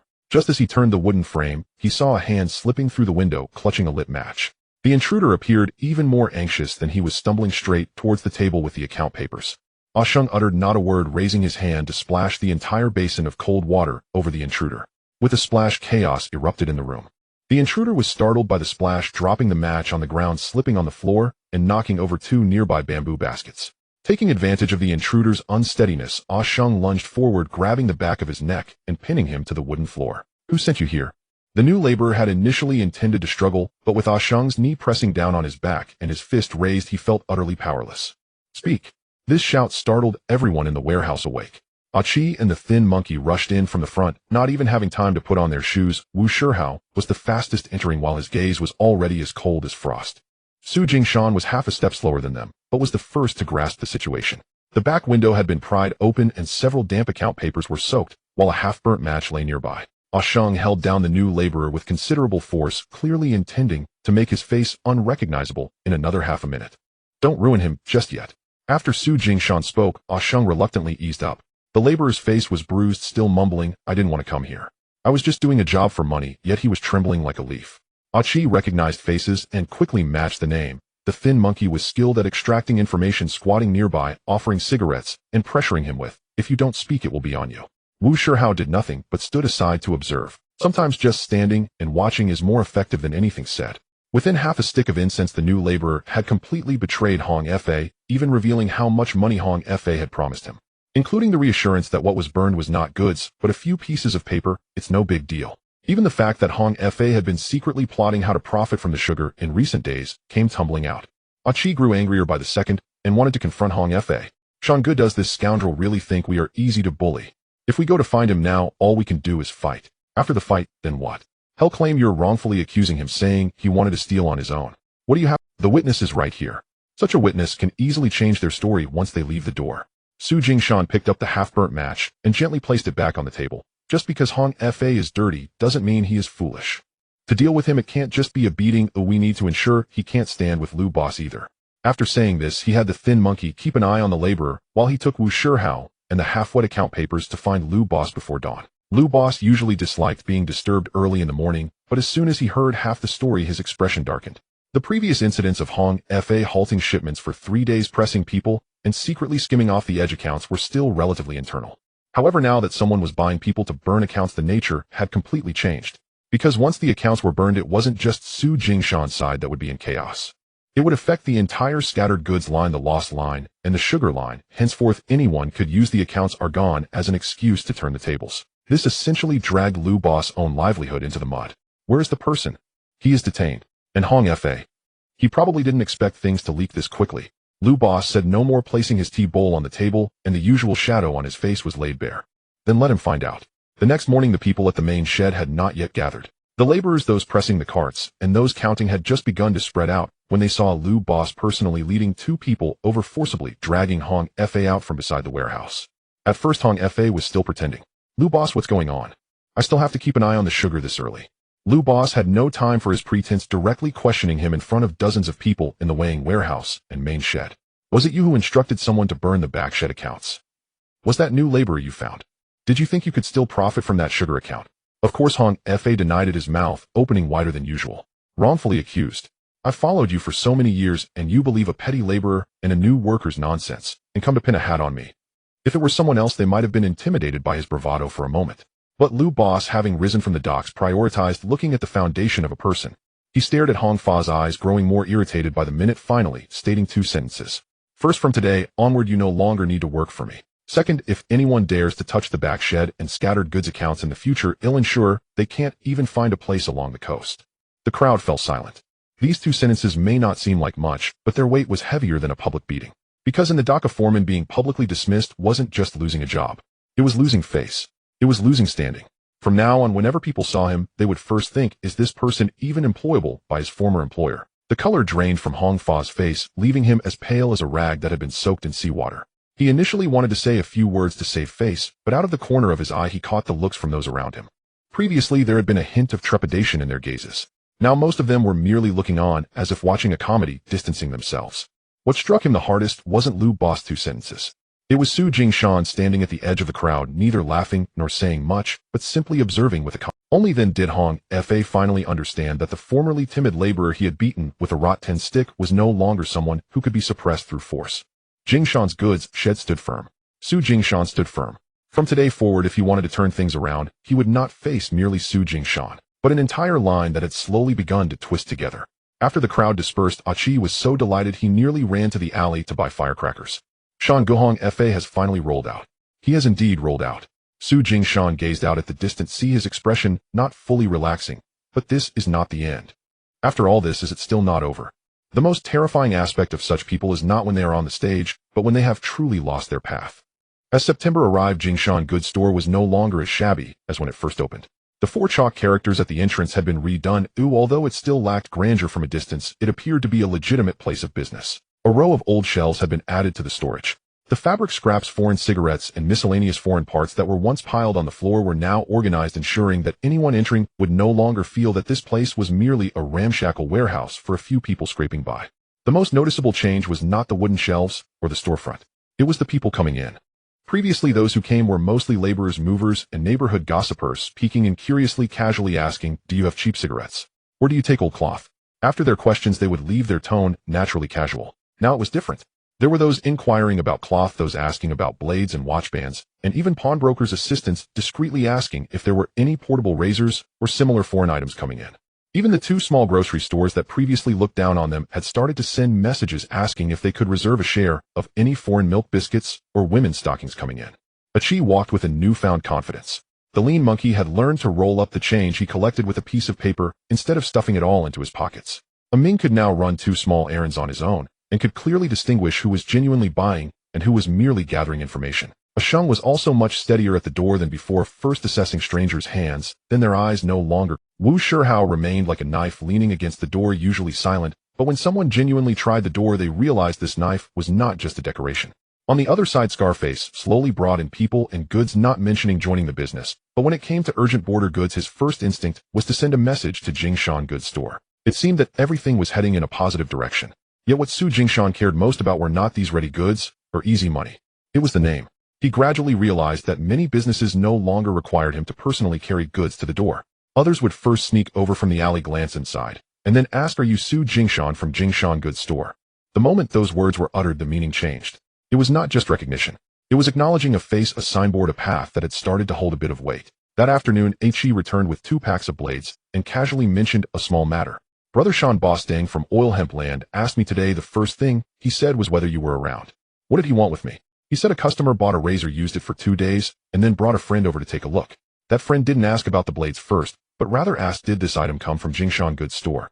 Upon hearing this, He's eyes lit up. In the past, when we sold things, people focused on the goods. Now they are looking at the name first. Su Jingshan didn't respond immediately. He just spread out the recently received bill and slowly smoothed it out. Yet he knew in his heart that He was not wrong. No matter how good the goods were once sold, they were gone. Once a name established itself, more goods would come knocking at the door. As evening approached, old Liang arrived. This old man usually carried messages for a few small businesses. What he excelled at was not flattery, but knowing the right measure. He understood which words should only be partially spoken and which people should only be greeted at the door before leaving, which is why Su Jingshan always respected him. Today, old Liang didn't venture too deep into the warehouse. He just stood at the door, tapping his worn straw hat against his leg. "There's a boss Joe from the West who does foreign goods and wants to see you." Upon hearing this, He's eyes immediately brightened. "Brother Sean, could this mean we have another big shipment?"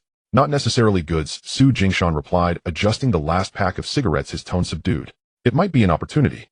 "An opportunity?" He didn't quite understand. Su Jingshan turned around and looked at him.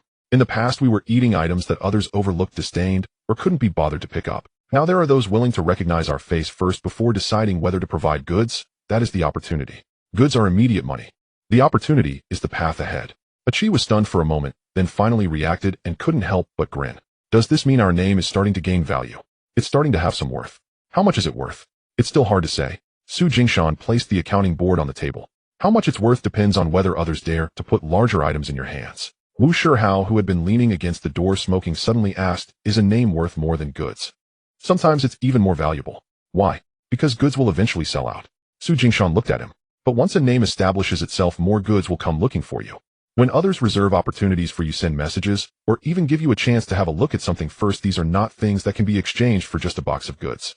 Wu Shihao listened and fell silent for a moment, as if slowly digesting this statement. He was someone who had grown up among laborers, always trusting things that could be held in his hands: money, goods, people, and fists. These were all tangible. As for a name, it had never been something one could eat in his past days. But after observing these past few months, he began to understand that the people who truly made money on the streets were not just relying on goods. It was also about whether others dared to trust you, feared you, or recognized you. As the sky began to darken, the wind outside was gentle, but the light gradually dimmed. From the port came 2 low sounds of ship whistles, as if someone far away was greeting. Su Jingshan stood at the door, watching the layer of gray light at the alleys and feeling calmer than he had in the past few days. From being a dock laborer to now managing a small goods store with several border routes, it seemed like a long journey on the surface. In reality, they had only just begun to solidify their foundation. The real main road was still ahead. Lei Luo had already remembered his face. Wu Shihao's line was also beginning to entwine with his. What they would encounter next was no longer just sugar, fabric scraps, foreign cigarettes, or women's stockings. It would be larger goods, grander schemes. And it would also be a bigger name. At that moment, He ran out holding 2 old teacups, looking very cheerful. "Brother Sean, should we add a dish tonight?" "Add? What should we add?" "Add a fish." He immediately laughed. "So extravagant." "It's rare." Su Jingshan smiled, but his eyes still held that calmness that felt chilling. "Our group has truly completed the first leg of the journey today." A Sheng who had heard this from behind instinctively reached into his pocket to check if the money he had saved over the past few days was enough to add half a pound of meat. A Ming quickly put the accounting board away, as if afraid that this rare joy would be diluted by any mishap. The lean monkey was the best at going with the flow, immediately saying he would go pick the fish, ensuring the vendor wouldn't charge an extra penny. Even Wu Shihao rarely smiled. He looked up at the sign hanging at the door, his voice low. "All right, then let's—" The wind blew in from the alley, carrying the salt of the sea and the heat of street-side cooking. The sign that read Jingshan Goods Store swayed gently in the wind. It was small, but it finally began to carry a semblance of weight. Boss Zhou did not invite Su Jingshan into the back room first. He instructed his assistant to close the shop door halfway, leaving a narrow gap to see the street. "Old Liang said you can handle goods." Boss Joe sat behind the counter, not picking up the teacup, merely pressing the rim with his fingertips. Let me ask first, are you here to bargain or to do business? Upon hearing this, Chi's heart tightened. Usually when he entered a shop with others, the first thing he heard was about the price. This time Boss Joe asked about the business first. If he answered wrong, whatever goods were in the back room would have nothing to do with them. Su Jingshan did not rush to answer, just scanned the shop. Zhou's Yang miscellaneous goods store was not large, the sign old, but the counter was kept clean. In front there were radio shells, watch bands, old coils, and a few metal tags that had been returned by foreign firms. To the left of the counter stood a man in a white shirt flipping through a watch band, his gaze drifting towards the back door. The man in the white shirt had his toes pointed towards the back door, yet he did not leave. Boss Joe did not urge him, as if it were normal for an extra pair of eyes to be in the shop. Whether the door can open depends on what is behind it, Su Jingshan said. Boss Joe smiled slightly. Are you not afraid of me saying you have a big mouth? It also depends on the goods. Boss Joe's fingertips left the rim of the cup. The assistant brought out 2 wooden boxes and carried over an old cardboard box.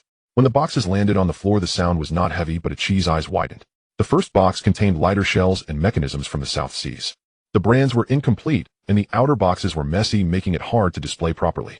However, in the hands of someone who repaired watches or dealt in miscellaneous goods, they could be pieced together into many styles. The second box held portable razors and scattered blades. 2 of them were still in half-worn paper sleeves, and the metal handles could shine with a bit of polishing.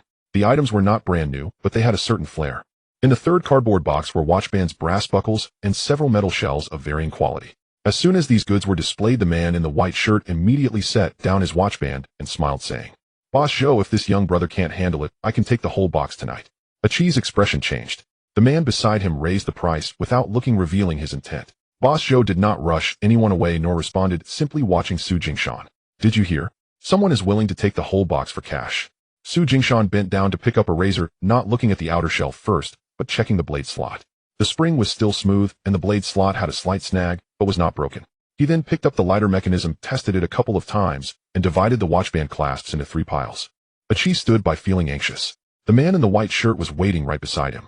If this batch of goods was really taken away by someone else, it would be as if Boss Joe's door had not opened today. But Su Jingshan was taking his time. So much so that Boss Joe's tea had gone cold. Aren't you asking about the price? Boss Joe inquired. First, I want to know how it will be sold. You want to think about how to sell it before you even have the goods. You are planning far ahead, the man in the white shirt chuckled. Su Jingshan ignored him and placed the razor back in the cardboard box. The lighter mechanism cannot be sold in bulk. Boss Joe's eyelids flickered slightly. Why? If sold to a street vendor, they would only treat it as scrap. You need to first find someone who can assemble it to piece together a few usable items. The mechanism and shell should be sold separately. People who smoke and have taste buy for convenience, but they also seek a bit of prestige. The man in the white shirt stopped smiling. Su Jingshan pointed to the razor again. This batch must not be scattered randomly. Razors may seem like men's goods, but they are actually sold for faces. You should first display 1 or 2 at barbershops that have mirrors, white cloths, and slightly discerning customers. If they can be put out and customers touch them and inquire, then the blades at the back will be easier to sell. Chi understood half of it this time. He originally thought these items were valuable. It was only now that he realized that Brother Sean was not looking at the boxes, but at how people would be attracted to these boxes. Boss Joe finally lifted the teacup and took a sip. What about the watch bands? The watch bands and clasps should be sold slowly. Pawn shops, watch repair stalls, and clerks who love watches can all take a little. But you can't sell them first to the ones who negotiate the hardest. The man in the white shirt's face darkened.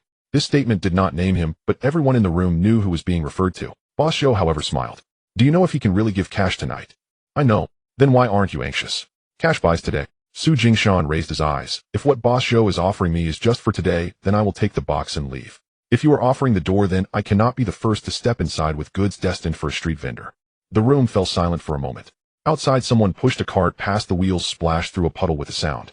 Boss Joe set down the teacup. Old Liang did not exaggerate. He finished speaking and waved his hand at the man in the white shirt. Uncle Biao, there is no need to wait today. The man's face lost composure, but he did not dare to show it in Boss Joe's shop. He merely shot a cold glance at Su Jingshan before turning to leave. Only then did Chi realize that the knife from earlier was not just a customer. He was also a person in Boss Joe's circle. Boss Joe waited for the door to close completely before pushing the 2 wooden boxes half a foot forward. This batch of goods is for you to test. Chi almost laughed. Su Jingshan, however, did not reach out. How do we settle this? Boss Joe looked at him, his eyes containing a bit of sincerity. 3 days. Within 3 days you must not tarnish my reputation, must not sell the whole box to street vendors, and must not ruin the price for quick cash. After 3 days, if a shop asks about the goods, I will let you have a look at my future stock first. And if not, these words were said lightly, but Chi felt his throat go dry. It was only then that he felt the weight on his shoulders. For 3 days the cardboard box sold goods, while the Jingshan goods store sold faces. Su Jingshan nodded. All right. Only then did Boss Zhou extend his hand and pat the cardboard box containing the razors. Let's start with this one. Why?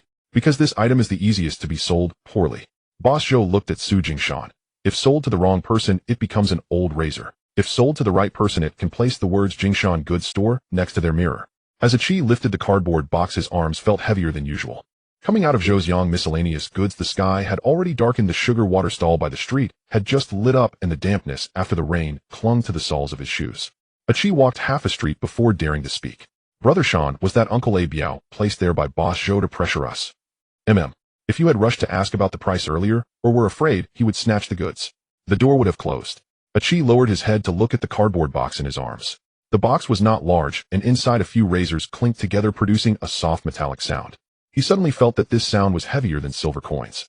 Where to first tomorrow? Su Jingshan looked at the few barbershops at the street corner, still lit up. Barbershop? Which one? First see who sells quick razors, and who sells faces. Achi was taken aback. Su Jingshan pressed the cardboard box steadily into his arms. If the first one is sold wrongly, Boss Zhou's door will close tomorrow night. The lights at the street corner flickered. Achi looked again at the cardboard box, and the little excitement in his heart had already faded significantly. The few old razors inside jingled slightly, as if a half-closed door had gently nudged against him. A man's money can sometimes be easier to deceive than a woman's. The premise is that the product you sell him must make him feel that he hasn't wasted his money, and that he possesses a bit more dignity than others. Razors fall into this category. Su Jingshan moved the box of razors and blades given to him by Boss Zhou back to the warehouse, but did not hastily distribute the entire box. He first selected 4 razors that looked the most presentable, examined the blade grooves, springs, and handles one by one, and had Achi tidy up the outer paper covers a bit, cleaning what could be cleaned and repairing what could be repaired, ensuring they at least looked decent. Achi watched anxiously from the side. Brother Shan, isn't it better to sell this stuff quickly? Not all goods rely on speed for sales. Su Jingshan did not lift his head. Razors are not sold for the blade, they are sold for the face. When it comes to face value, being too eager to sell will actually lower the price. Achi understood half of this statement. He knew Brother Shan's intention was to sell the goods at a higher price, but he hadn't quite figured out how to sell them, or to whom. Su Jingshan did not rush to explain, only stating that they should visit 3 barbershops first. The first was at the corner of Yamadi Street, a relatively large shop, and the owner had seen a bit of the world. As soon as the goods were displayed, the other party's eyes lit up at first, but then they began to put on airs. The goods are indeed good. But this thing has few buyers. It will be a burden if displayed for too long. He said this while his eyes remained fixated on the razor with the metal handle, clearly interested. Su Jingshan understood this well, yet he did not rush to lower the price. He simply took the goods back and said lightly, then let's talk when you truly want to buy. Once outside, Achi felt anxious. Brother Shan, he clearly wants it. Oh, why not press a little harder? This kind of person doesn't lack money. They just want to pressure you into a hasty sale. The more anxious you are, the more they will push you. Even if we sell to him today, he will only think that we have plenty of goods and that they are worthless. The second shop was in Sham Shui, even smaller. The owner was eager, but once he heard that the goods were not from a reputable source, he immediately began to lower the price using excuses like, what if someone finds out? And what if this stuff doesn't sell? He practically wanted to buy the entire box at half price. Su Jingshan listened to him finish, and without entangling himself, he picked up the box and left. Achi was even more confused this time. Brother Shan, the first shop thought it was too expensive. The second wanted to pressure us. If we don't sell to either, why even bother running around? Running around is for ourselves. For what? To see which type of person only picks up bargains and which truly understands the value of dignity. It was only at the third shop that Su Jingshan truly stopped. This shop was on a side street in Yamadi, not big in front, but the mirrors were polished to a shine. The owner, surnamed Deng, had a slick hairstyle. Although the razor he used was old, his belt and white shirt were very well kept. Among the customers getting haircuts, there were 2 or 3 wearing shirts and ties, indicating that this shop sold not just grooming, but also a bit of class. Among the customers getting haircuts, there were 2 or 3 wearing shirts and ties, indicating that this shop sold not just grooming, but also a bit of class. Let me show you a sample.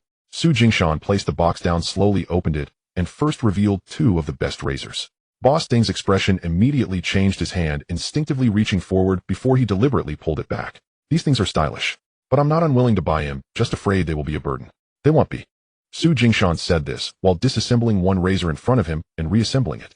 His movements were slow but steady. When you shave customers' faces, you earn money for your skills.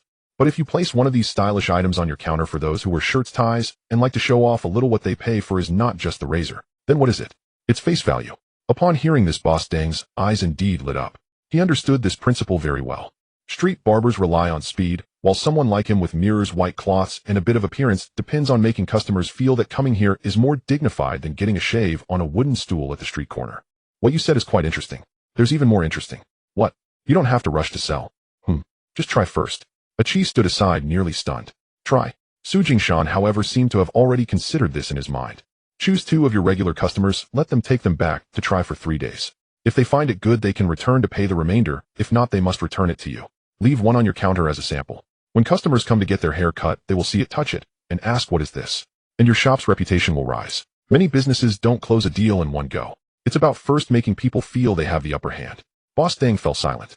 He looked down at the razor, clearly already thinking which 2 regulars care the most about appearance, and after trying it out will bring this discussion to which dinner parties and card tables. After a while he finally looked up and laughed. Alright, it'll take 2 to try. What about the blades? No need to give too many at once, just match 2 sets for now. If your customers find it good, they can come back for more. Once this business was settled, Achi finally felt relieved. After leaving the barbershop, he couldn't help but click his tongue. Brother Shan, how could you come up with a way for even this? It's not a method, it's human nature. Su Jingshan lit a cigarette, walking as he spoke. People are afraid of spending money unnecessarily. But as long as you make them feel like they've had a trial run and feel they've gained something, they will spend money much more willingly. Could the first 2 shops have sold this way too? No. Why not? The first shop just wanted to press you for a lower price, and the second was looking to exploit your urgency. Allowing them to try would only enable them to take a sample and pressure you even lower. Boss Deng was different. He was selling the shop's reputation. When customers asked, he could also profit from it. Achi finally understood. Goods cannot be sold uniformly to everyone. They must be sold to the most suitable type of person. Once Boss Deng opened this path, the rest would follow smoothly. The other 2 razors were quickly sold to 2 different kinds of shops. One was a slightly upscale barbershop willing to display one as a novelty. The other was next to a dance hall where the owner loved to show off and would not rush to sell, but first display it on the counter for regulars to see. The blades were even easier to sell. Achi dove into the alley with the box, ran to several small barbershops, and found 2 young men who loved to use hair gel and wore pointed leather shoes. By the end of the afternoon, he had distributed more than half the box of blades. One of them was a young man working as a clerk near an office building. Initially hesitant about the high price, upon hearing Boss Deng is displaying this new stock, his expression changed immediately. He pretended to be indifferent, but had already taken out his money. These details are the most valuable. They indicate that the product is beginning to have the allure of making people itch to buy after being seen. By evening, Boss Deng even sent a message through a young apprentice. Boss Su, if you have more stylish items that aren't too overwhelming, remember to think of me first. Upon hearing this, Achi nearly slammed the table. Brother Shan, doesn't this mean we are back on track? It's one way back. Does that mean we have secured our footing with Boss Zhou? It's still early. Su Jingshan neatly packed the remaining blades, maintaining a steady tone. Just because one deal goes smoothly, it doesn't mean all will. But at least it shows we didn't collapse the door on the first step. After saying this, he folded up the small note that Boss Deng had sent and tucked it into the account book. This was the first time someone had come not to haggle after the goods were sold, but explicitly said, if you have more goods like this, think of me first. For others it might just be a polite remark. But for Su Jingshan, it was a clear signal. Boss Zhou's first step towards him had indeed been secured. The cargo route of Jingshan Goods Warehouse must rise along with the streets. The issue is, once the roads are elevated, mere words won't suffice. The route isn't long, yet it is precisely situated at the intersection of several bustling alleys, making it ideal for quick dispersal of small goods during the day. The route isn't long, yet it is precisely situated at the intersection of several bustling alleys, making it ideal for quick dispersal of small goods during the day when there are many people, and at night when the crowd is more mixed. However, that place has recently been tightly controlled by a few local ruffians who demand a toll from anyone entering, otherwise one risks being stopped or even having their goods taken. Achi became furious upon hearing this. It's those street thugs again. The skinny monkey also frowned. A few days ago while selling blades, I heard people mention that it seems like the local gang has changed, and those local boys are using their familiarity with the alleys to bully anyone they see. Su Jingshan didn't respond immediately, instead placing the bill in his hand down and turning to Wu Shihao. Wu Shihao looked up, his expression unchanged, not even asking why me, but instead inquiring, what step do you want? 2 steps. First, they must allow our goods to pass without trouble. Second, no casualties. Achi couldn't help but grin at this. Brother Shan, these demands are not low. Wu Shihao's lips moved slightly. Difficult. That's why I'm sending you. Su Jingshan looked at him, his tone calm. This line needs to be stable. I can't always be the one negotiating up front and calculating behind. You need to establish your own presence at the street corner. This wasn't merely for convenience. He saw it very clearly. Wu Shihao's position in Jingshan Goods Warehouse had already changed. Internally, he could keep everyone in check. Externally, others knew that this man was the sharpest blade by Su Jingshan. But if every time one had to deal with the streets, the ruffians, and the toll collectors, Su Jingshan had to personally step in to resolve matters, then Wu Shihao would forever remain just a blade at the door. A blade must draw blood, but it must draw valuable blood. That afternoon Wu Shihao didn't rush out. Instead, he selected the people he would take with him. Achi had to go because he knew the routes and could talk. The skinny monkey had to go because he was the best at sensing the mood and could quickly find a second escape route if things went wrong. Additionally, he chose two recent arrivals from the docks, one named Kowloon and the other Ada, both strong but inexperienced in street confrontations. Ming also wanted to join. Wu Shihao glanced at him. You can go, but don't get involved. Then what should I do? Just observe from a distance. Su Jingshan added, when you come back recount every detail to me without missing a word. Ming nodded, well aware that this wasn't due to distrust, but because he was seen as an important observer. As dusk fell, the group made their way toward the alley in Mongkok. This place was different from the docks. There was no sea breeze, nor were there large vehicles or ships, replaced instead by shop signs, neon lights, and a dense atmosphere that felt stifling. Vendors selling noodles, cigarettes, and alcohol, tailors, and small eateries were all crammed into several cross streets. If goods were to pass smoothly from here, the speed would be much quicker than at the docks, but so would the troubles. The alleys were too familiar. Familiar enough that locals could instantly spot who was an outsider who frequented, who had connections, and who was a fat sheep. Hua Jiaorong's message was accurate. Those ruffians were indeed guarding the alley entrance. 3 men squatted smoking, while 2 leaned against the wall, appearing half dead, yet their eyes were fixed on the passers-by and vehicles. As Achi pushed the vehicle forward half a step, someone across raised their chin. Hey, whose goods are those? The tone wasn't fierce, but clearly indicated they were there to collect a toll. Achi instinctively wanted to respond, but Wu Shihao raised a hand to stop him and stepped forward. You collecting? The leading local boy paused for half a second upon seeing Wu Shihao's figure, then smiled. I'm not collecting, are you? The entire alley has to adhere to the rules. Who set the rules? I did. As he said this, several people beside him laughed, all with a tone of probing. They could tell Wu Shihao wasn't a local, but neither was he just an ordinary delivery man. Such a person, if he merely came to reason, could easily be bitten, but if he truly came with anger, they had to first see how far he was willing to go. Wu Shihao didn't waste words. He glanced back, and Achi and the skinny monkey immediately stepped back half a step to create space. Then he moved forward, and when he was just a step away from the leader, he suddenly raised his hand, grabbed the opponent's collar, and pushed him against the wall. The move was quick and forceful, causing the wooden sign by the wall to tremble. The 2 local boys reacted quickly, immediately lunging at him. However, Wu Shihao didn't engage with them. Instead, he raised his knee to jab into the leader's stomach, seizing the moment the opponent was winded to grab a short wooden stick from the ground and swung it heavily at the nearest man's knee. With a sharp crack, it was clean and decisive. The man's leg gave way, and he fell to his knees. The third person trying to sneak up from the side was met by a Da, while a Kowloon held him by the shoulder. Achi and the skinny monkey didn't rush forward, but guarded the goods and the escape route, which was the rule they had agreed upon before leaving. Those capable of fighting would engage. Those who shouldn't act should not act. The alley fell silent for several moments. People from a few nearby shops turned their gazes over, but dared not come closer. They all recognized that this wasn't an ordinary dispute, it was someone coming to re-establish the rules. The most valuable part was that Wu Shihao's follow-up didn't escalate. He threw the wooden stick to the ground, looked down at the local leader, his voice low but clear. From now on, the goods from Jingshan Goods Warehouse will pass through here. Anyone who dares to reach out again will not just lose a leg. It's about losing the route. This statement weighed heavier than striking a few more blows. The meaning was clear. If you dare to touch again today, it's not just against me, it's against my people, goods, and routes. In the background, the local leader's face paled, yet he didn't dare to act tough at this moment. His previous bravado was genuinely shattered. The man with the bent leg was still kneeling, unable to recover, while onlookers began to whisper among themselves. If he pushed back harder, it wouldn't just cost him face, but he'd lose the respect of the entire alley in the future. I understand. His tone had completely changed. It wasn't a momentary concession. It was acknowledgement of this line. Ming stood at a distance, watching the entire process clearly. What impressed him most wasn't how strong Brother Hao was, but the precision of his actions. First, he pinned down the most troublesome person. Then he dealt a blow to let the nearby people feel the pain. Finally, he reined it in, immediately leaving behind a phrase that would be remembered by everyone for half a month. This was far more valuable than just beating someone to the end. On the way back, Achi was still buzzing with excitement. Brother Hao, that line about cutting off the route was powerful. Wu Shihao didn't turn back, only casually replied, as long as they understand it. The skinny monkey added, the best part was that it didn't cause too much of a scene. If someone had actually gone down, it would have created more trouble. Wu Shihao nodded. This was precisely what Su Jingshan wanted him to learn before sending him out. Being fierce isn't difficult. What's difficult is being valuable in that fierceness. That night, upon returning to the warehouse, Su Jingshan didn't first ask about the outcome, but instead had Ming recount everything from start to finish.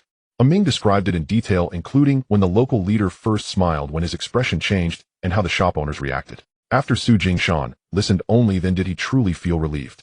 Wu Shihao had taken the right step. It wasn't about beating everyone to death. It was about striking enough for others to remember, then pulling back immediately. This was the means to maintain a route. The next morning the line in Mong Kok was indeed clean. The batch of women's socks and small foreign goods from Hua Jiaorong passed through smoothly, and the local ruffians who had been lurking at the alley entrance stepped aside when they saw the vehicle. When the news came back, Chi walked as if he were walking on air.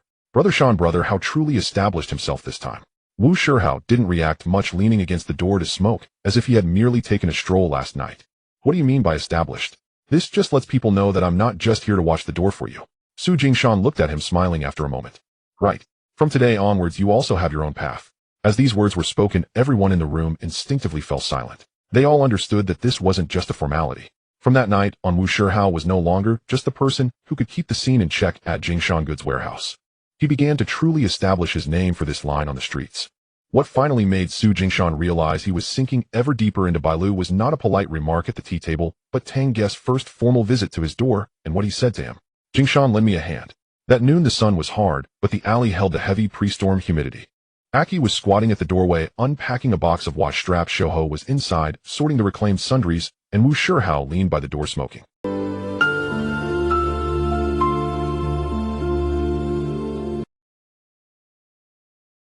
Tang Gu free today? Hardly. After he entered, Tang Gu scanned the place, as if inspecting both the storeroom and the people within.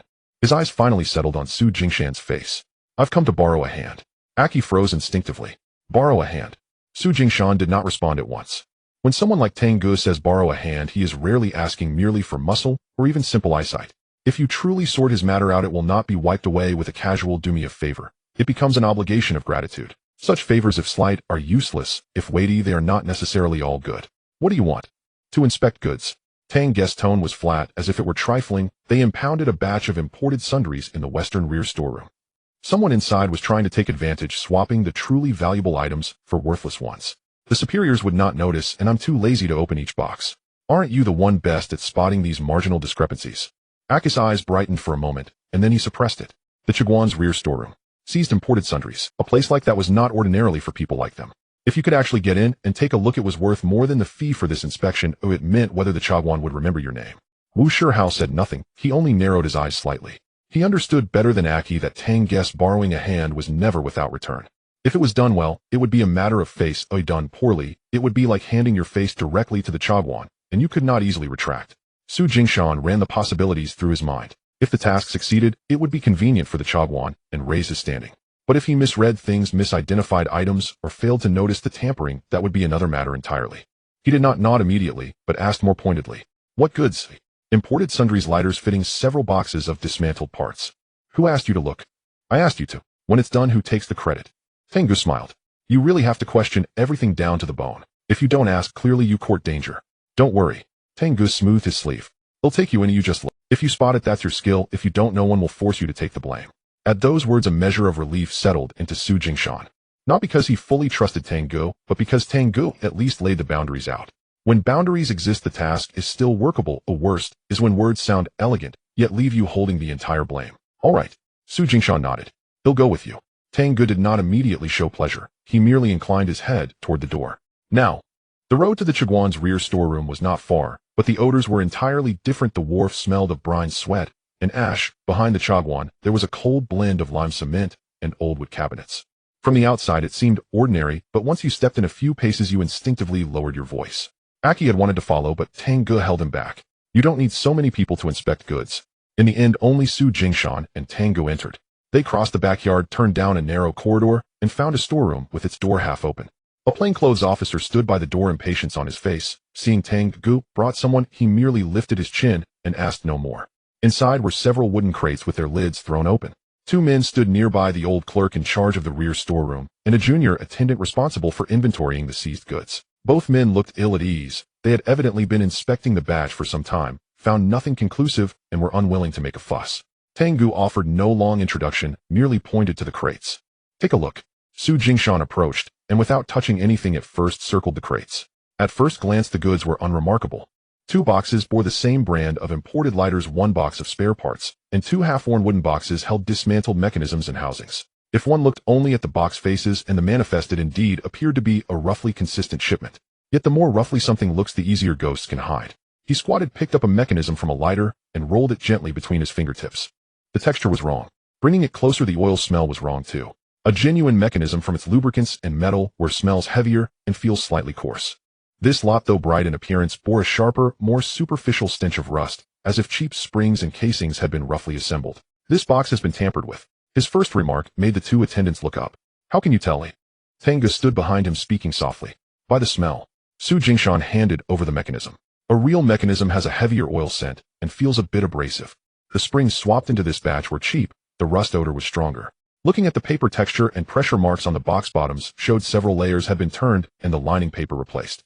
The old clerk had been skeptical at first, but when he bent to examine it, his face changed. The manifest recorded an entire shipment of imported mechanisms. If half a box had indeed been secretly replaced with low-grade housings and rotten springs, the issue was no longer merely value, but who had interfered. Tenga did not rush to speak. He asked again, anything else? Su Jingshan opened the other box, feeling its corners and inspecting the binding and the nail seams. This box hasn't been heavily handled, but a few sample pieces were drawn from the side. Why? The nail seams have been repressed, and the nails vary in depth. When a whole box arrives intact, the nail seams are generally tidy. Someone who's tampered will be lazy and only re-nail the outer layer. Also, these casings are too new and shiny, mismatched with the adjacent mechanisms, so they did not come through in the same original box. Tenga narrowed his eyes, watched for a long moment, then smiled. It's a waste you don't work in the accounting office. Bookkeeping pays slowly. You are practical. The junior attendant, who had been impatient before, now looked increasingly sullen. If this batch were reported as it appeared, either the Chagwan would lose out or the person taking charge would shoulder the blame. At bottom, someone was trying to steal from the impounded goods. The Chagwan lacked no shortage of people who could feign ignorance. What irritated them most was being called out on that very pretense. Tenga did not lose his temper. He re-examined the two boxes and then told the old clerk, "Don't report this batch yet. Recount it." The old clerk hurriedly nodded. After it was settled, Tenga did not indulge in much small talk with Su Jingshan. He simply led him out of the rear storeroom. Under the eaves, Tenga finally fished a fresh pack of cigarettes from his pocket and casually tossed it over. "Take it." Su Jingshan caught the pack, but did not open it. "What is this for?" "Consider it interest for lending me that hand." "A pack of cigarettes." "Cigarettes are not—" Tenga glanced at him, the corner of his mouth, half smiling. "What's valuable is that if anyone later says you only run loose goods, I can answer for you. Not only that." The words were said lightly, but they carried more weight than a few coins. Su Jingshan knew well that Tenga was not giving cigarettes. He was giving his word. From that day on, the Chagwan would not only know of Su Jingshan as someone who collected loose goods and ran small errands, they would also know he could at a crucial moment help them see how an account had been corrupted. That was another layer. Back at the Huajian, Aki had been pacing anxiously. The moment they returned, he rushed over. "Shanga, what is it really like inside the Chagwan?" "A bit cleaner than outside, and a bit dirtier too." Aki did not understand. Shoho smiled. "You mean they won't come at you bluntly face to face, they'll do it through paperwork." Su Jingshan set the pack on the table without denying it. Wu Shihao glanced at the cigarettes and suddenly asked, "Was this trip worth it?" "It was." "Why?" "Because from today on we won't only be able to sell goods." Su Jingshan tapped the pack of cigarettes. "We'll also read accounts and spot the fraud. For the Chagwan, that is more useful than moving 10 boxes. At that remark, most in the room understood. They had originally thought Bailu merely meant knowing a few plainclothes men and avoiding a couple of inspections. Now they slowly grasped that the true value of Bailu was not who you know, but whether those who know you will find you useful. The true confirmation of the line with Boss Zhou did not happen when he first delivered the goods, but rather when he placed the deposit on the table for the first time. The batch of lighter shells, mechanisms, and razors moved more smoothly than anticipated. Boss Deng turned back, and the two watch repair stalls began to actively inquire if there were any more complete mechanisms available. Even the most difficult small parts were gradually distributed by Aki to the pawnshop and craftsmen repairing suitcases. Although Boss Zhou did not speak of these matters, he was certainly observing in secret, watching whether Jingshan Goods Store was merely lucky, or if Su Jingshan truly had the ability to turn edge goods into a viable route. That morning when Boss Zhou came again, he did not only bring 2 boxes of trial goods as he did last time. Upon entering, he first glanced at the new shelves in the warehouse, and then at the meticulously detailed accounts on the table, his smile more genuine than the previous time. "Boss Su, you seem to be quite busy lately. Just making a living. If this continues, you might end up losing your way." Aki listened intently beside them. He loved hearing such circumlocutory pleasantries because the more beautifully they were spoken, the more it indicated that the other party no longer regarded you as a minor character easily dismissed. After Boss Zhou sat down, he did not beat around the bush for long and spoke directly. "Next week, there will be a batch of small perfumes coming from Malaysia along with half a box of hand mirrors for women. The items are small, but the price can be easily raised. I don't want to make an appearance myself, you handle it." Aki's heart jumped at first, then tightened even more. Perfumes and hand mirrors are different from razors and watch straps. They involve the vanity of women, the reputation of dance halls, and even the pretentiousness of wealthy ladies and semi-wealthy young women. If it goes well, the money will be far more beautiful than cloth scraps or razor blades, but if it fails, it will be easier to lose than those edge goods. Su Jingshan did not respond immediately, but first asked, "What is the quantity?" "Not quite 1.5 boxes. "What is the condition?" "The small perfumes are bulk packaged, not brand new, but the scent is intact. Some of the hand mirrors are leftover stock from foreign firms, a bit worn at the edges, but the mirror surface is unblemished." "Where are they from?" "Near the dance halls, cosmetic shops, little department stores, and some intermediaries specializing in trinkets for women." At this point, Boss Joe reached into his pocket and pulled out a roll of cash secured with a red rubber band. Slam. "Here is 300 Hong Kong dollars. This time I will pay half up front for you."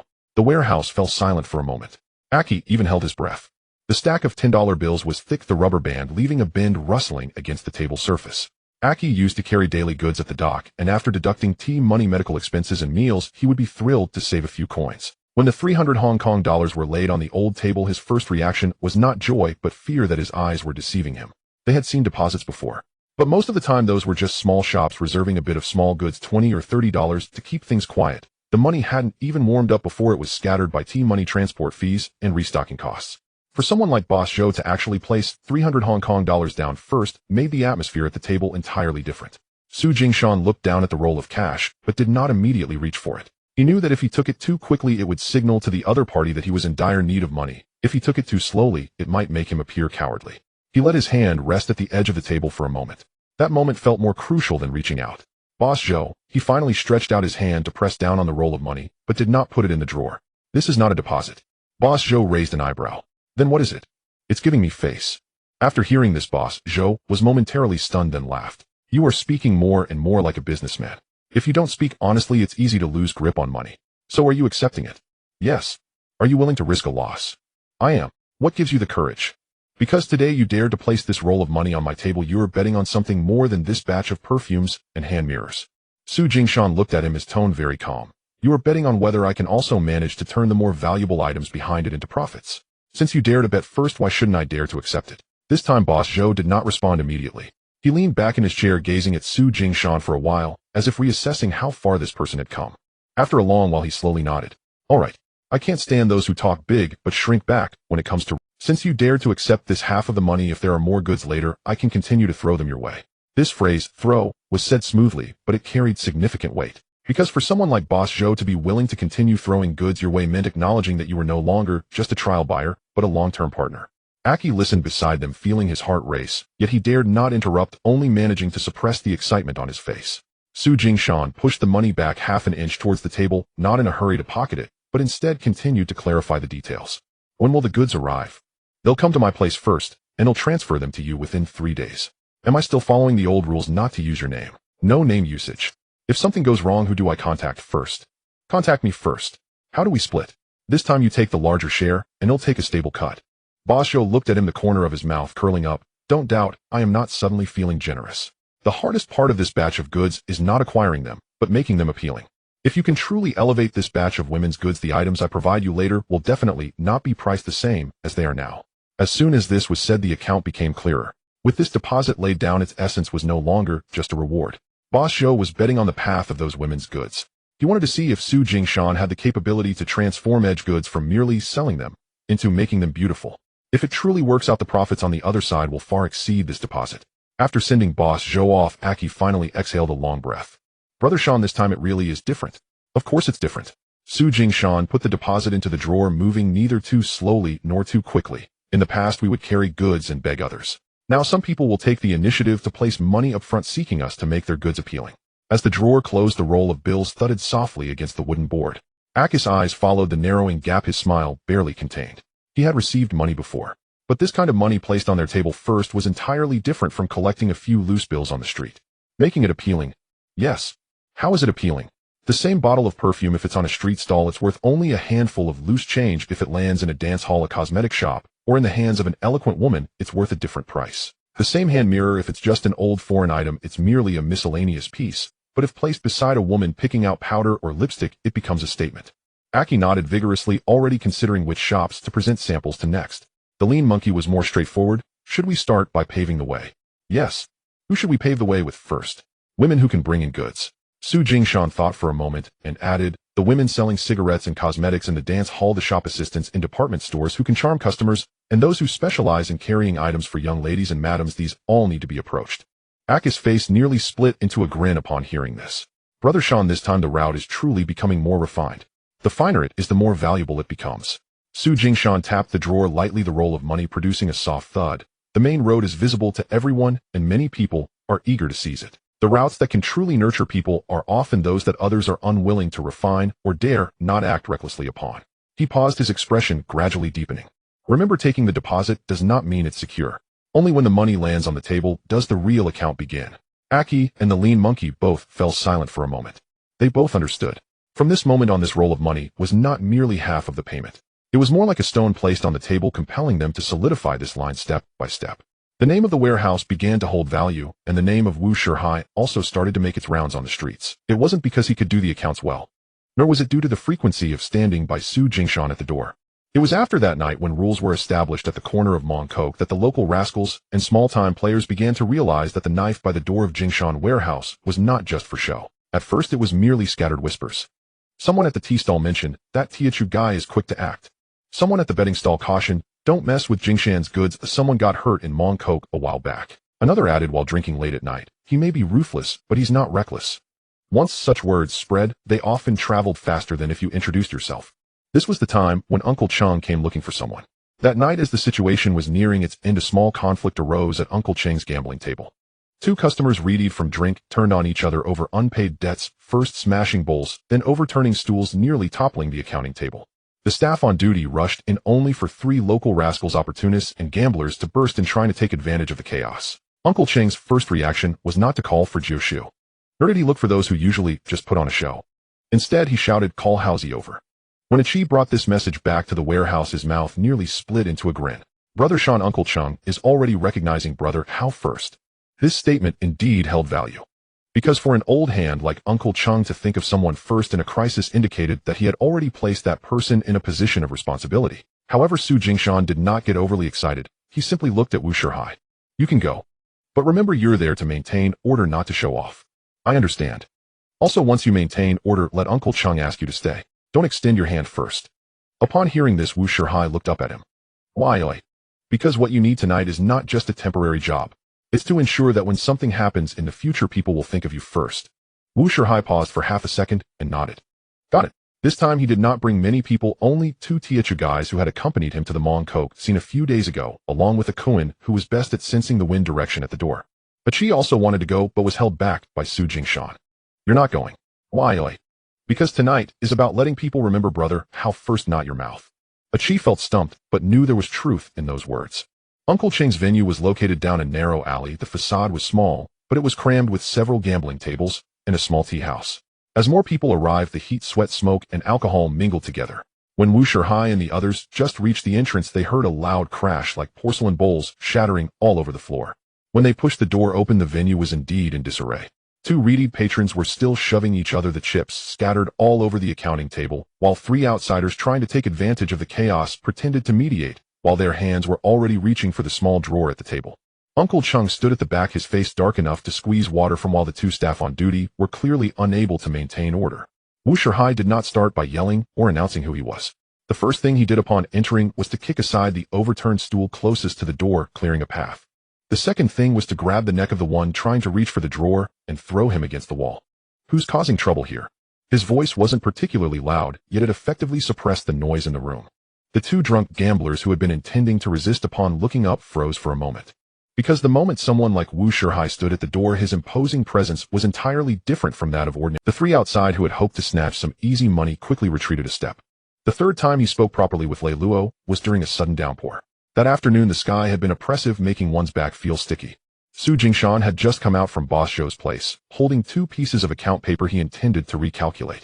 As he reached the street corner, the rain suddenly poured down heavily, as if someone had dumped a whole basin of water from above. The street vendors were thrown into disarray. The noodle seller hurried to cover his pot. The newspaper vendor was crouched under the eaves, clutching his papers. Several small vendors pushed their wooden carts desperately inward, afraid that the rain would ruin everything on them. Su Jingshan quickened his pace under the eaves, preparing to take shelter, when he looked up and saw Lei Luo standing nearby with an umbrella. Next to him crouched a vendor with a swollen face, half soaked, his eyes wide with fear. Another plainclothes officer was pretending to take notes, but his hand was clearly half-hearted, as if he just wanted to gloss over the matter. Lei Luo spotted Su Jingshan at once. "You're just in time." Su Jingshan stopped. "Sir, come over and identify someone." As soon as those words left his mouth, the plainclothes officer's expression changed slightly. It was tantamount to admitting in front of him that he could not recognize the people outside.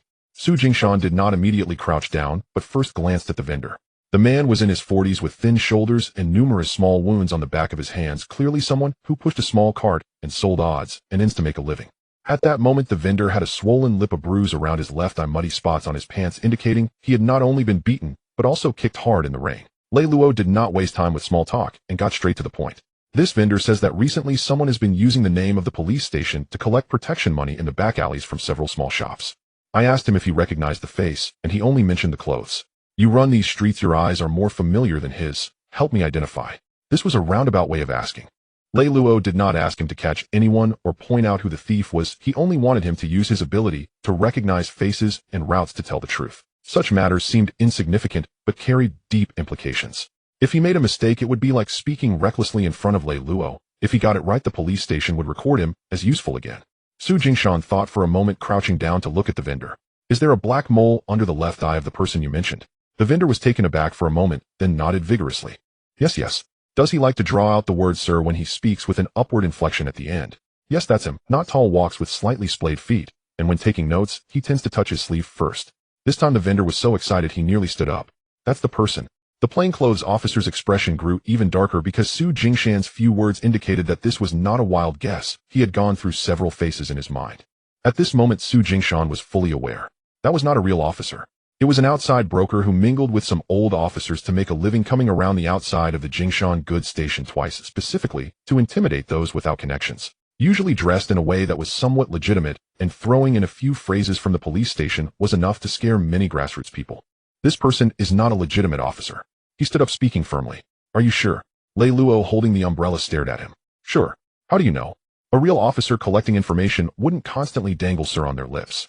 The more fake they are, the more they like to borrow authority. Also, this person came by my goods station a while back. His eyes weren't on the goods, but on who he could scare. The real doers are focused on the matter. Those who borrow authority are focused on fear." After saying this, Lei Luo did not immediately express his opinion, but tilted his head to glance at the plainclothes officer beside him. "Did you hear that?" The man's face shifted between green and white. Because this was not just a matter of someone outside borrowing the police's authority.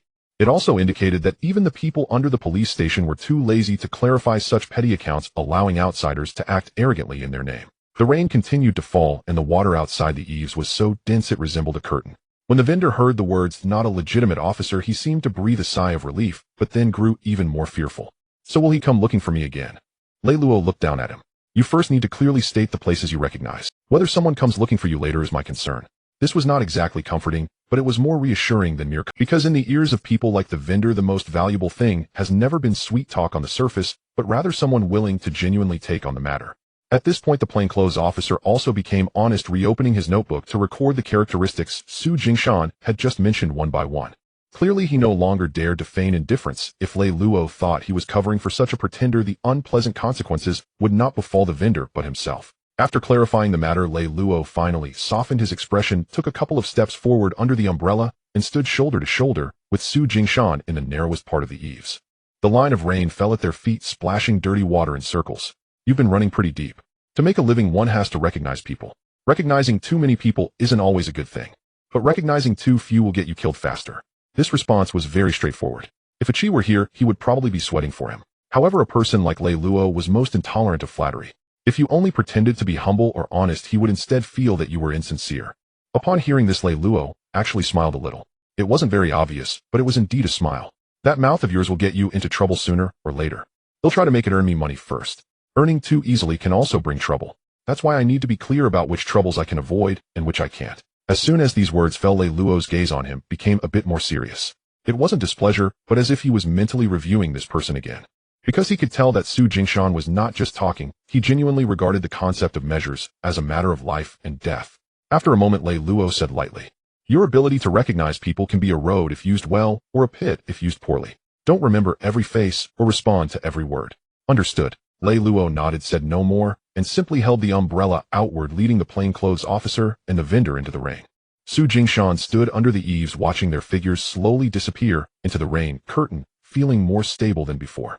A person like Lei Luo valued not whether you could say pretty words, nor whether you could serve tea. What he valued was whether you dared to speak the truth at critical moments.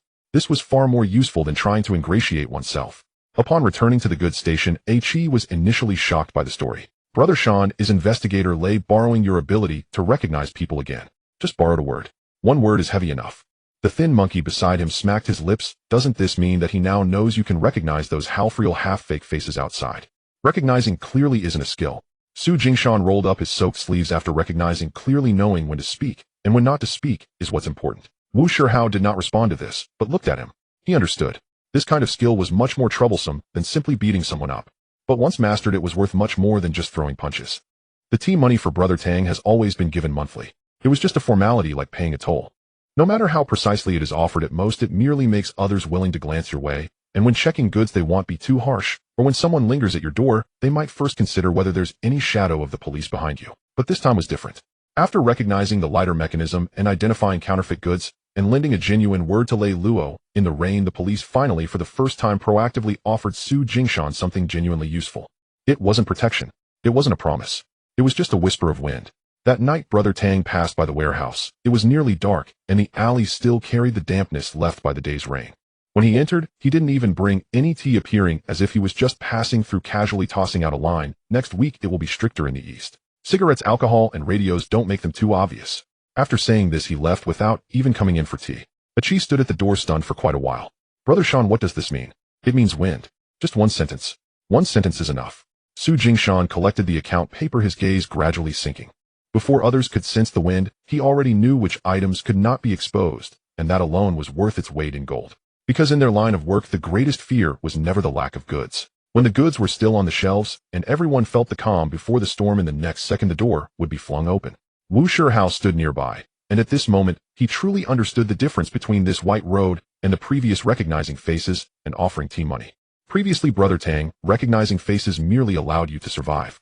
Now offering wind in advance counted as helping you hide, and being able to avoid one layer of skin being peeled off was already a significant gain.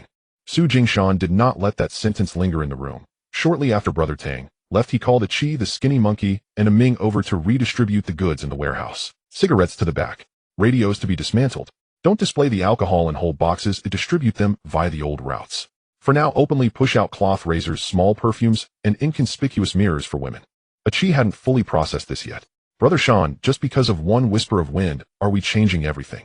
One sentence is enough. What if it was just Brother Tang casually mentioning it? Then it must be treated seriously. Su Jingshan looked up at him. Making a mistake once, and collecting slow money for several days is far better than making a mistake that leads to someone knocking at the door. The skinny monkey nodded first. He cherished his life the most, and understood how valuable this advance notice was. Then he'll go tonight to dismantle those 2 radios in the East that haven't been completely distributed, splitting them among 3 groups. Go. What about the alcohol? Let Chi take the old route, avoid the new entrance. And the cigarettes? First store them at the back. Whatever can be distributed, distribute it, and whatever can't be moved, better to hold on to for a couple more days. Ming meticulously recorded every detail, remembering which items should be displayed openly, and which should be kept discreet. He knew better than anyone that this was not an ordinary stock adjustment. It was about exchanging a whisper of wind from others for their own breathing space. Starting the next day, the order of goods leaving the Jingshan warehouse was indeed entirely adjusted. The cigarettes, usually the quickest money, were pushed to the back. The most conspicuous radios were disassembled into components and scattered, flowing slowly from different hands. The alcohol was no longer moved in whole boxes, but instead distributed bit by bit through the old, less noticed. What was presented on the surface were instead cloth razors, small perfumes, and mirrors for women. Items that looked stylish but wouldn't immediately catch the eye. At first, Chi felt it was a shame. If these machines had been sold a couple of days earlier. A couple of days earlier is money. Then what about now? Now it's life. Su Jingshan's single sentence silenced his follow-up words. For those who had dealt in scattered goods for a long time, the hardest thing to change was not greed, but letting go. Knowing full well that the money right in front of them was tempting, yet having to restrain themselves from reaching out was harder than striking someone. 2 days later, the east side indeed began to tighten up. First, 2 groups of plainclothes suddenly raided 3 small shops, ostensibly checking for unlicensed goods, but their real focus was on cigarettes, alcohol, and radios, items that were the easiest to exploit. Following closely was another group that slipped through several old alleys, even circling around Uncle Lian's entrance. When the news came back, Chi felt a chill run down his back. because he knew too well that had it not been for that prior whisper of wind, the most conspicuous items in the Jingshan warehouse right now would precisely be those few. As a result this time, when the police truly stood at their door, there was not a single glaring item left in the warehouse. The cloth was neatly arranged. The razors and small perfumes were sorted in wooden boxes appearing like genuine foreign miscellaneous goods. The mirrors for women and watch bands were placed together, at most appearing a bit stylish, but not eye-catching. Ming had even hidden a few empty radio shells behind the last row of old burlap sacks, having even disconnected the wires. After completing this, when the police entered and took a look around, they did check, and their words were not polite, but ultimately they failed to seize anything truly useful for making a case. Once the people left, Chi still felt a bit feverish, his palms drenched in sweat. Brother Sean, if it hadn't been for that early whisper of wind, those few machines in our warehouse. Now you understand the value of a white road. Chi nodded vigorously. It's worth more than selling 2 extra boxes of cigarettes. Not just that. Su Jingshan looked at the shells, his tone calm. Selling 2 extra boxes of cigarettes is just temporary money. Knowing half a step in advance where the wind is blowing can save you from capsizing many more times in the future. After these words, everyone in the room fell silent, because they all knew Su Jingshan wasn't exaggerating. By the dock and at the alley entrance, the easiest way to die and the most likely to fall apart was not the lack of goods to deal with, but always being half a step slower than others. When others catch the wind, you are still counting money. When others retract their hands, you are still revealing goods. By the time you react, the door has already been flung open. And now the Jingshan warehouse finally tasted for the first time what it meant to smell the wind first. This flavor was even more addictive than real money. Wu Shihao stood by the door looking at the sign hanging outside, and suddenly spoke. Does this count as the truly usable white road you mentioned before? This counts as the first one. The first one? Yes. Why just the first one? Because this time they merely passed along a whisper of wind. Su Jingshan walked to the door, looked up at the sign that read Jingshan Goods Warehouse, and spoke softly. If one day the wind hasn't risen yet, and they tell you beforehand which way will capsize, which way is safe, and who will be watching, then that would be truly deep. Wu Shihao understood. Chi understood. Even a Sheng began to grasp why Brother Sean always said that tea money wasn't given for free and faces weren't recognized for nothing. At this point, behind the sign of Jingshan Goods Warehouse, it finally became more than just a pile of scattered goods carts and a few faces on the street. It began to have the first truly usable white road. And once this road was tread upon, the entire landscape of the situation would completely change. As the small perfume box was opened, Chi instinctively took half a step back. The sweetness was overwhelming. It was neither like hair oil nor soap, and certainly not like floral water. A thin stream of fragrance emerged, initially sweet, followed by an indefinable foreign note. If inhaled for too long, it became cloying, but the first whiff was indeed captivating. Wu Shihao pushed the window open. Can this scent be sold? It can, Su Jingshan replied, pressing down the box lid to leave a narrow gap for the fragrance to escape, but it shouldn't be sold indiscriminately. Chi covered her nose. It's so sweet, but wouldn't it just suit those women in the dance halls? They love novelty. It can be sold to anyone. Su Jingshan looked at the slender glass bottles in the box, but the first to smell it will determine the price. This batch was freshly pressed by Boss Zhou. The small glass bottles were not large, with slender necks, and several labels were already peeling. Beside them was a small hand mirror with a thin gold border. Its shell was not exquisite, but far more beautiful than ordinary copper mirrors on the streets. These items did not seem intimidating at first glance. However, once the bottle was opened, those nearby instinctively raised their eyes. For women buying perfume, their own smell only accounted for half. The other half had to rely on the noses of others. The hand mirror was no different. It wasn't surprising to look at one's face, but when it was taken out, it became striking. Chi was the first to think of Hua Jiaorong. He has many women under his command, and they come and go quickly. Quick isn't necessarily good. Why? If Hua Jiaorong's women come and go too fast, they easily become low-class goods. Once low-class goods are released, the wives and young ladies along with the top dancers would find them unclean. Chi lowered her hand from her nose and stopped mentioning Hua Jiaorong. A skinny monkey leaned closer and whispered, "Then should we give it to the most popular woman first?" The most popular woman isn't ideal. Why not? If someone too popular uses it, others will just say she was already in the game. If someone who couldn't reach such heights, but loves to compete with others, uses it, that would easily make those around her feel envious. Su Jingshan picked out the 6 best bottles of perfume from the box, all with complete labels. Let's give it to Wang Mami first. Chi immediately understood the reasoning. Wang Mami managed the backstage of a dance hall in Oilhemp Street. The girls under her were not the most popular, but they were the most competitive. Whoever had an extra pair of stockings tonight would have someone wanting an extra lipstick tomorrow. Whoever had a scent not smelled before would have someone chasing after them the day after. Such places were most suitable for igniting sparks. What about the hand mirror? Chi asked. Not bringing it. Why not? Perfume is fire while mirrors are wind. Before the fire ignites, the wind blowing out is merely ash. In the evening, the two arrived at Wang Mama's place. The front of the dance hall was not fully lit yet, but the back room already bore the mixed scents of rouge powder puff and hair oil. Laughter from women drifted through the curtain, mixed with a few curses. It sounded lively, but each phrase was a competition. Wang Mami sat at the table counting heads, and when she saw Su Jingshan enter, her gaze immediately fell on the box. New goods again. Let you smell it first. Su Jingshan opened the box. 6 slender-necked bottles lined the table, and as the fragrance spread, the 2 girls who were shaping their brows simultaneously halted. Wang Mami, who had originally been sitting lazily, straightened her back at this moment. She picked up a bottle to examine under the light. Where did this come from? On the road. Don't play games with me. As long as it can be sold. Wang Mami chuckled lightly, tapping the bottle with her nails. You brought this for me not just to sell these 6 bottles, right? Of course not. Then what do you want? I want the one who competes the most among your girls to use it first. Wang Mami raised her eyes. You want to borrow my fire? I want to borrow your fire to create the first whiff of smoke from the women's goods. Wang Mami's nails paused on the bottle, and the drowsiness in her eyes vanished. She was not afraid of others making money, but feared being treated as a mere counter. Su Jingshan's words were just right to draw her out.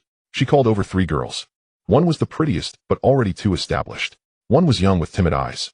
The third wasn't the most popular, but was quick-tongued, slim-waisted, and loved to show off freshness in front of others. Wang Mami did not first ask Su Jingshan, she just placed the 3 under the light. You choose. Achi's throat tightened. Under the light, 3 faces were laid out, but Wang Mami was not looking at them. Her gaze was on Su Jingshan's eyes. Su Jingshan glanced only once before pushing 1 bottle toward the third girl.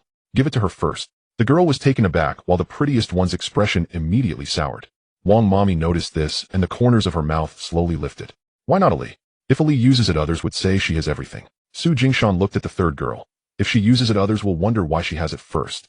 Now Wang Mami, you young man have a wicked mind. If the goods aren't bad, they won't be spoiled by others. The third girl dabbed a bit of perfume on her wrist. Before she had taken 2 steps, Ali beside her had already caught the scent. What are you wearing? Perfume. Where did it come from? The third girl deliberately pulled back her wrist, and did not. Just that simple action released the fragrance. Wang Mami's eyes lit up upon seeing this. She put away the remaining 5 bottles into the box. I'll take these 6 bottles first. Okay. How many more do you have? It depends on how quickly the wind rises. Don't beat around the bush with me. If the wind truly rises, give me the goods first. Su Jingshan did not nod. I'll give you half first. Wang Mami's expression darkened. Half? The other half needs to be taken outside to raise the price. Aren't you afraid I won't help you ignite it? You will ignite it. Why, oi? Su Jingshan looked at the several women in the dressing room who had already begun smelling each other. Because once this fire ignites, the one who benefits first will be your face here. Wang Mami stared at him for a few seconds before suddenly pressing the cigarette down on the table. Fine. But I also make it clear, if someone comes to snatch the goods later, don't sell them at a low price. If you sell low, my freshly ignited face here will drop. It won't be low. Don't sell to 2 dirty mouths either. If we are to sell, let them raise the price themselves. Only then did Wang Mami feel satisfied. She had someone pack the 6 bottles and called the girl who had applied the scent to the front stage. As that girl walked out from behind the curtain, she intentionally slowed her pace. The fragrance followed her as she stepped outside. Soon someone in the front stage asked, what was that scent just now? Achi felt a heat rise in his back upon hearing this. The hand that had been covering her nose slowly lowered. The goods hadn't even spoken, but the person inquiring had already opened their mouth for it. As they exited the dance hall, night had fallen. Achi kept glancing back. Brother Sean, will they really ask for it themselves? They already have. Then it's stable from here on. Still missing one last bite. Which one? The outsider's coming to snatch it. Early the next morning, as the goods warehouse opened, the skinny monkey ran back from the alley. Brother Sean, there's a fat woman peeking outside. From where? The one managing the clothes at Hua Jiao Rong's. Upon hearing this, Achi's eyes immediately lit up. Yet Su Jingshan pushed the remaining box of small perfumes back by half an inch. The fat woman had already reached the door, her face casually smiling, but her eyes were fixated on the wooden box. I heard you have perfume. Su Jingshan looked up at her. We do. Her smile deepened. Is it expensive? Su Jingshan did not immediately quote a price. He first pressed down the box lid. The sound of the lid closing was very soft. The fat woman's nostrils twitched, and her smile faded slightly. Mama Wang's fire burned faster than Su Jingshan had anticipated. By the next night, someone from the oil hemp field had already sent a message inquiring whether the new bottles of perfume under Mama Wang's command were still available. Early the third day, even a plump woman in charge of clothes at the brothel known as Hua Jiao Rong came to peek at the entrance of the warehouse. She pretended to be casual, but her eyes were already fixed on that wooden box. I heard you have perfume. We do. Is it expensive? It depends on who you sell it to. The plump woman was taken aback, then she chuckled. You certainly know how to talk. It's not about talking, it's about the quality of the goods and the people involved. Su Jingshan didn't waste time. He opened a bottle and dabbed a bit on her wrist, letting her smell it herself. Such things speak louder than words. Initially, the plump woman wanted to hold back, but as she inhaled the sweet and foreign scent, her expression immediately changed. It wasn't an overly luxurious fragrance. Yet in these times, a scent that clearly distinguished itself from oil, floral water, and cheap soap was enough to stir many women's hearts. How much? Su Jingshan quoted a price. The plump woman frowned at first, then slowly relaxed her, because she quickly realized that while the price was not low once it was in her hands, she could resell it to those eager to show off and still make a profit. Your price is quite steep. It's not steep. You know women too well, and how to raise prices for yourself. Su Jingshan smiled slightly. It's not that I raise the price, it's that women themselves raise it. Upon hearing this, the plump woman couldn't help but burst into laughter. Alright, I'll take 10 bottles. As she spoke, a Chi standing nearby felt a jolt of excitement. Because the previous fire from Mama Wong could still be managed, but this was different. This was about people coming to you drawn by the scent, indicating that the goods no longer needed to be pushed by you. Once the plump woman left, a Chi could no longer hold back. Brother Sean, are we making a killing on this batch of perfume? Not yet. Isn't this already counted? It's just a small windfall. Perfume is valuable, not in how much each bottle sells for, but in how it lets the outside world know that Jingshan's warehouse doesn't just sell scraps from the docks, but also quality goods for refined women. This understanding is worth more than cash. Because as long as the name leans towards refined, the people coming to find him will gradually change. No longer just inquiring about cigarettes, fabrics, or cheap miscellaneous goods. There will also be dance halls, department stores, those managing women's clothing, and messengers for ladies. Once these people change, the flavor of the goods will completely transform. Achi still felt a bit unconvinced. But no matter how you put it, we are truly making money on this batch. Of course it's about making money. Then why are you still saying it doesn't count as a fortune? Because the real madness isn't ours. Then whose is it? It's the women. Achi was taken aback, and the thin monkey next to him laughed first. Su Jingshan elaborated further. When men buy things, their first thought is whether it's worth it. When women buy such things, their first thought is whether others have it, and if not having it will put them at a disadvantage. Once this layer comes into play, the price isn't raised by us, but by them raising it for us. Once this statement landed, even a Shung understood. Because this isn't just about selling perfume. It's about selling comparisons. And once comparisons truly ignite, they often become fiercer than the goods themselves. Sure enough, on the fourth day, Boss Zhou came in person. Upon entering, he immediately caught a whiff of the faint fragrance in the warehouse, and after glancing at the wooden box that was already half empty, he understood. You consumed it faster than I expected. It's not me who is fast. Then who is a? It's those women outside who are quick. Boss Zhou chuckled, but didn't respond immediately. Instead, he picked up the remaining bottles of perfume to examine them. You didn't mess them up this time. With this kind of goods, mixing them up would be a waste. How do you decide who to give them to first? To those who are the most competitive and can easily influence others. Only then did Boss Zhou genuinely place the bottle back on the table. You think more meticulously than I do. In the business of women's goods, being meticulous is essential. Being meticulous alone isn't enough. Boss Zhou looked at him, finally deepening his tone for the first time. Jingshan, if you really want to rise, you can't just rely on picking up scraps in the future.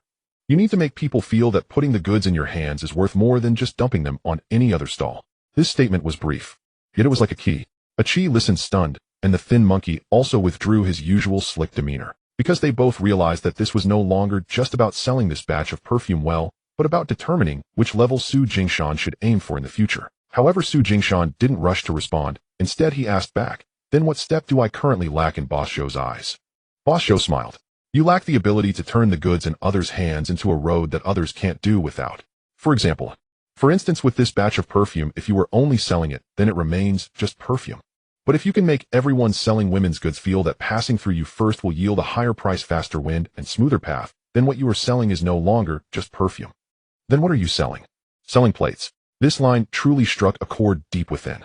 After hearing it, Su Jingshan felt a door inside him suddenly open a little wider. Because he finally saw more clearly. The things he had been doing earlier, whether it was fabric, razors, or perfume, all seemed to be about selling goods on the surface. But if one were to delve deeper, what would truly be most valuable in the future wouldn't necessarily be how much stock he had. Rather, it would be whether he can make others believe that the goods reaching him would be worth more. Uncle Chung had arranged for Wu Shiho to secure the venue a few times. As the pressure mounted, the money began to flow in. This wasn't the kind of clear ledger shared by the warehouse, it was the money from the night scene. To put it plainly, it meant your presence reassures the venue, so they are willing to offer you a share. This kind of money tests a person's worth. If you take it too eagerly, you come off as a bum who only knows how to collect protection money. If you take it too softly, others might think you lack the confidence to stand firm, and your presence becomes irrelevant. What complicates matters is that this money doesn't come from goods, nor is it pushed out by carts. It naturally rolls into your hands once the right people stand up. Once the first sum is mishandled, the entire path will skew. Uncle Chung handed over the money on a night when the crowd wasn't too sparse, yet not overly packed. The venue had just completed a round of transactions, several tables remained. The tea house was still open, and the air was thick with the mingled scent of leftover smoke and hot tea. Uncle Chung sat at the back with a teacup in hand, his demeanor not as formal as when he first met Housie, but rather imbued with genuine courtesy. Housie, your presence these past few nights has stabilized the venue quite a bit. Stability is expected. Expectation is one thing, your payment is another. He finished speaking and pushed a roll of money forward. Wu Shiho did not immediately take it. He stood by the table, stared at the roll of money for a moment, then looked up at Uncle Chung. Uncle Chung, if I take this money, I cannot pretend not to see if something happens on your end later. Uncle Chung smiled, holding his teacup. What else am I supposed to do for you? Let me clarify first.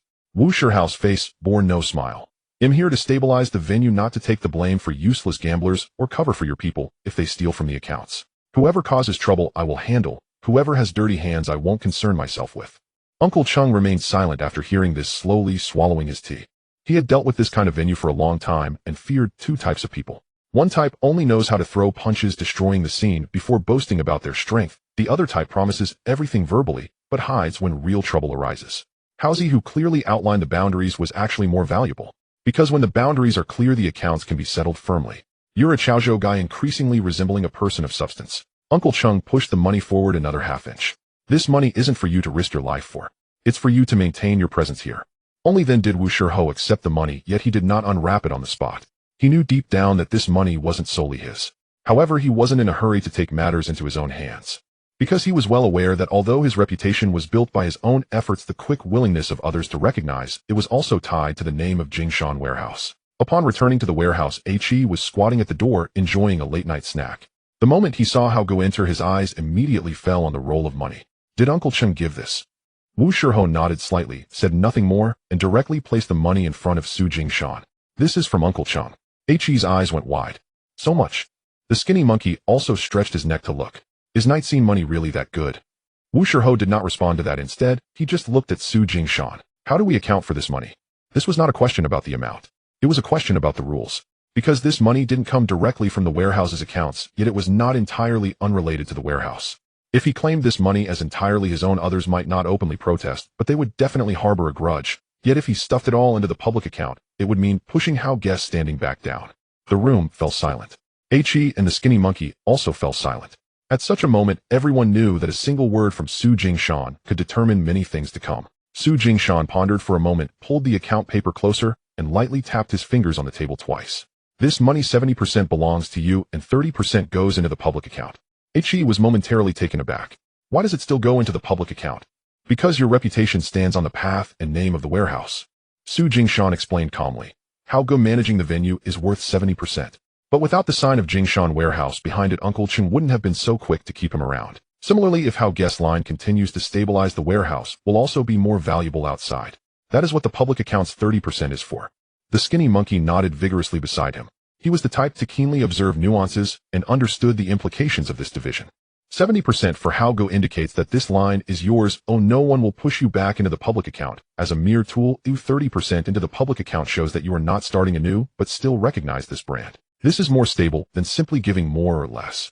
Wu Shiho listened, did not hesitate for long, and nodded directly. All right. With this nod, the situation became even more stable, because it indicated that Hao Guest's line was beginning to generate income independently. Yet even after making money, he was still willing to recognize the public account. This was the root of unity. He couldn't help but laugh out loud. How now you can truly say you have your own path. The path is there. Wu Shiho pushed the roll of money forward slightly, maintaining his calm tone. But whether I can keep walking it depends on whether the rules can hold firm. Upon hearing this, Su Jingshan glanced up at him, a rare genuine smile in his eyes. Because he knew that Hao Guest's step wasn't just about accepting the money. It was also about grasping the concept of his own path for the first time. The money from the night scene has never been about a single night's hustle. It is about others recognizing whether you can keep the chaos in check. And this acknowledgement, once tied to the public account reputation and future, becomes truly valuable. The trouble at Wu Shiho's home had not completely ceased. The few rascals who came to collect the cigarette money had temporarily retreated after being confronted by Hao Go. However, this time the visitors were not the typical street thugs looking for an easy bite. They were bill collectors. The collector was named He Go Bing, who watched over a dilapidated building on the outskirts of the city. His favorite pastime was to find fault with the outsiders living in those shabby houses. Today he would say your door curtain is askew. Tomorrow he would complain about smoke rising from your stove, and the day after he would claim you were disturbing others at night. Ultimately, it all boiled down to one thing. You need to pay more. The most troublesome aspect of such people is not their physical strength, but the fact that they hover around your doorstep, openly avoiding confrontation, while subtly making your life unbearable. If one were to confront them heat-in, they could find various ways to bother you every day. If you tolerate their demands now, it means you will have to bow your head every month thereafter. When Amin rushed back to the warehouse to report, his face was flushed with anger. How Go Bing has blocked the alley with 2 people and a table. Wu Shiho's expression darkened immediately. What did he say? He said the rent will double next month. On what grounds? Just because he is now in charge of that row of houses. Ashung, overhearing this, immediately wanted to charge out. He'll take care of him. If you go, it will only give him more reasons to provoke us. Su Jingshan put away the account book and stood up directly, saying, this matter cannot be resolved with brute force alone. Achi was still somewhat unconvinced. Shouldn't we deal with such people? Are we really going to pay him more? Not necessarily. Then what should we do? Let's see what he really wants. This was the strategy Su Jingshan was most familiar with. Many who seem to come looking for trouble are not necessarily there for the sake of causing trouble itself. Some want to establish authority, some want to force you to bow down, while others simply wish to extract something they can gnaw on for a long time. In Su Jingshan's eyes, He Go Bing resembled the third type. What he wanted was profit, not loyalty or face. People like him are not in a hurry to escalate tensions when they can be placated with a bit of negotiation, because once tensions escalate, they will find another way to stick to you. To keep him quiet for a short time, the best approach is often not to confront him on the spot, but to make him feel that targeting this household is not as worthwhile as focusing on others. As they approached, there indeed stood a rickety table at the alley's entrance. He Go Bing was not tall, his face was thin, and his eyes darted around like a dog's. He had an old ledger spread out convincingly, portraying himself as someone of authority. The 2 subordinates he brought also said nothing, leaning against the wall, smoking, purposefully occupying half of the narrow path home. Just as Wu Shiho was about to step forward, Su Jingshan raised his hand to stop him. Let me speak first. Upon seeing them, He Go Bing first sized up how good, then turned his gaze to Su Jingshan. Who is in charge here? Jingshan Cargo Warehouse. Never heard of it. That's all right. Su Jingshan smiled, pulling out an old tin cigarette case from his pocket and placing it gently on the table. You will hear more about it later. Once this sentence was spoken, He Go Bing's expression changed slightly. For those of his kind, fear not the bold, but rather those who are bold with substance. Especially since Su Jingshan did not bang the table or shout, but had instead presented a proper cigarette case, clearly indicating, I am not just the person discussing the trivial matters at your door. What do you want to discuss? If you want to collect rent on this row of houses, fine. But how Guest family has already paid in full for the period prior. If you want to double the rent now, it's not collecting rent, it's picking on people. He Go Bing sneered. What do I gain from that? Then it depends on whether you prefer to pick on one household or a whole supply route. As Su Jingshan spoke, he lightly tapped the cigarette case with his finger. The residents of these dilapidated houses on the outskirts also buy cigarettes, cloth, and foreign goods. If you just want a little more, I can offer you other routes. But if you insist on targeting How Guest family, then we will have to settle this slowly. This statement has 2 layers. The first layer is pressure telling you that the household in front of you is not one you can easily bully. The second layer is nourishment, indicating that if you just want to gain a bit, I have other meat to offer you. No need to fixate on this tough bone. People like He Go Bing are most afraid of encountering someone who does not follow the usual patterns. Ordinary residents dealing with him either back down and pay more or confront him directly. Those who back down are easy to handle, while those who confront him are also manageable. Only this type, who immediately shifts the focus elsewhere, leaves him momentarily at a loss. What route? He finally asked. You usually need to buy cigarettes and alcohol for your subordinates and stock up on some miscellaneous goods, right? So what? I can help you get goods at a lower price in the future. Is that all? For now, yes. Su Jingshan spoke calmly. If you only want to establish authority at How Guest doorstep, I can play along. But if you want to steadily gain a little more each month, then do not just seek a one-time gain while closing off the route. This time He Go Bing did not immediately retort, because he had already realized that what Su Jingshan offered was not superficial flair, but actual benefits. This man was not here to plead. He was here to negotiate terms. Initially he wanted to be tough, but he caught sight of Wu Shiho standing behind his shoulders, unmoving, yet his gaze pressing heavily. Although He Go Bing had never truly crossed paths with How Good, such people can tell with a glance that if it came down to hard confrontation, today's rickety table and his own face might not be preserved. Furthermore, upon further consideration, the other party was not just someone who relied solely on fists. His words genuinely carried weight, and the little bit of bravado in his heart began to wane. All right, He Go Bing let out a hum, finally closing the old ledger. For now we will maintain the status quo for How Guest family. But I must make it clear that if I find myself short on cigarettes or supplies in the future, you should think of me first. All right, what about the prices? It depends on how much you take. This sentence completely shifted the matter. Achi watched the exchange with a belly full of resentment, still feeling unsatisfied as they exited the alley. Brother Sean, you're giving him leeway. Just a bit. Why? Because with some dogs you can't just kill them, sometimes you need to feed them a bit, so they don't keep barking at your door. Wu Shiho remained silent for a long time after hearing this. He understood better than Achi that if this trouble escalated it might feel satisfying in the moment, but his family would live in fear every time they left or returned home. If he could use a supply route to temporarily restrain this mad dog it might not be particularly glorious, but it was steadier and would prevent future troubles. Remember this for now. This was all he said. Su Jingshan understood his meaning. It was not that it would not count, but rather that for now they should keep the area around their home quiet and later decide whether the dog was worth dealing with thoroughly. Such accounts do not need to be settled all at once. The second time Boss Zhou came he did not bring goods. He brought a man, a Chaozhou trader who handled cargo on the small ferry surnamed Shi. Everyone called him Uncle Shi. He was not tall, wearing an old long gown, the heels of his shoes worn at an angle. He spoke slowly and softly, yet his eyes seemed to keep a ledger tucked inside his belly. People like that do not strike you at first glance. On a second look you notice that before every sentence he seems to have run an abacus through it in his mind. There are a few small Western sundry shops over on Gangdao, lately looking for cheaper goods in quantities that are not too scattered. The moment those words left his mouth, Aki's eyes lit up. To cross the sea. Gangdao. In his mind those two notions were naturally farther grander and more like the destinations of men who truly did big business than Zhulong ever was. But Su Jingshan did not share the excitement. He first glanced at Uncle Shi, then at Boss Zhou. Why come to me? Uncle Shi smiled. Because now that you are here in Zhulong you no longer seem like someone who merely hauls goods to the door. The remark was blunt, and in saying it he had peeled back a thin paper curtain. After twisting together those small lanes, women's goods, the night circuit, and the daytime routes, people from the other shore finally began to reach out and feel along his side. How will the goods go? By the small ferry. Who's taking the risk? Me. What about the money? For the first trip, I'll put my face on the line for you. That was Uncle Shi's cleverness. He had not come merely to make introductions or do Boss Zhou a favor. He was putting his hand on the table first, intending to use Su Jingshan's goods and name to carve out a bigger bite on Gangdao. Su Jingshan listened, but did not agree at once. Instead, he asked for particulars. Which shops on Gangdao are? A small Western sundry store in Shangwan, a mirror seller in Xiangpan, and over in Wanzai there's a front that brings small items for ladies. What do they want? Not whole large pieces, not too fragmented, things that look respectable without being too conspicuous. Once those conditions were laid out, Su Jingshan immediately had a clear idea. Tobacco and liquor must not go on the first run. Radios are out too. For the first crossing the worst thing is not earning little. It is capsizing the boat. Those on Gangdao do not look at goods alone at first glance. They look at the person coming from Zhulong to see whether he will drag along bad debts, rotten wares, and ruinous routes. For the first run take the women's mirrors and the small Western sundries. No tobacco or liquor. The little test in Uncle Shi's eyes at last retreated.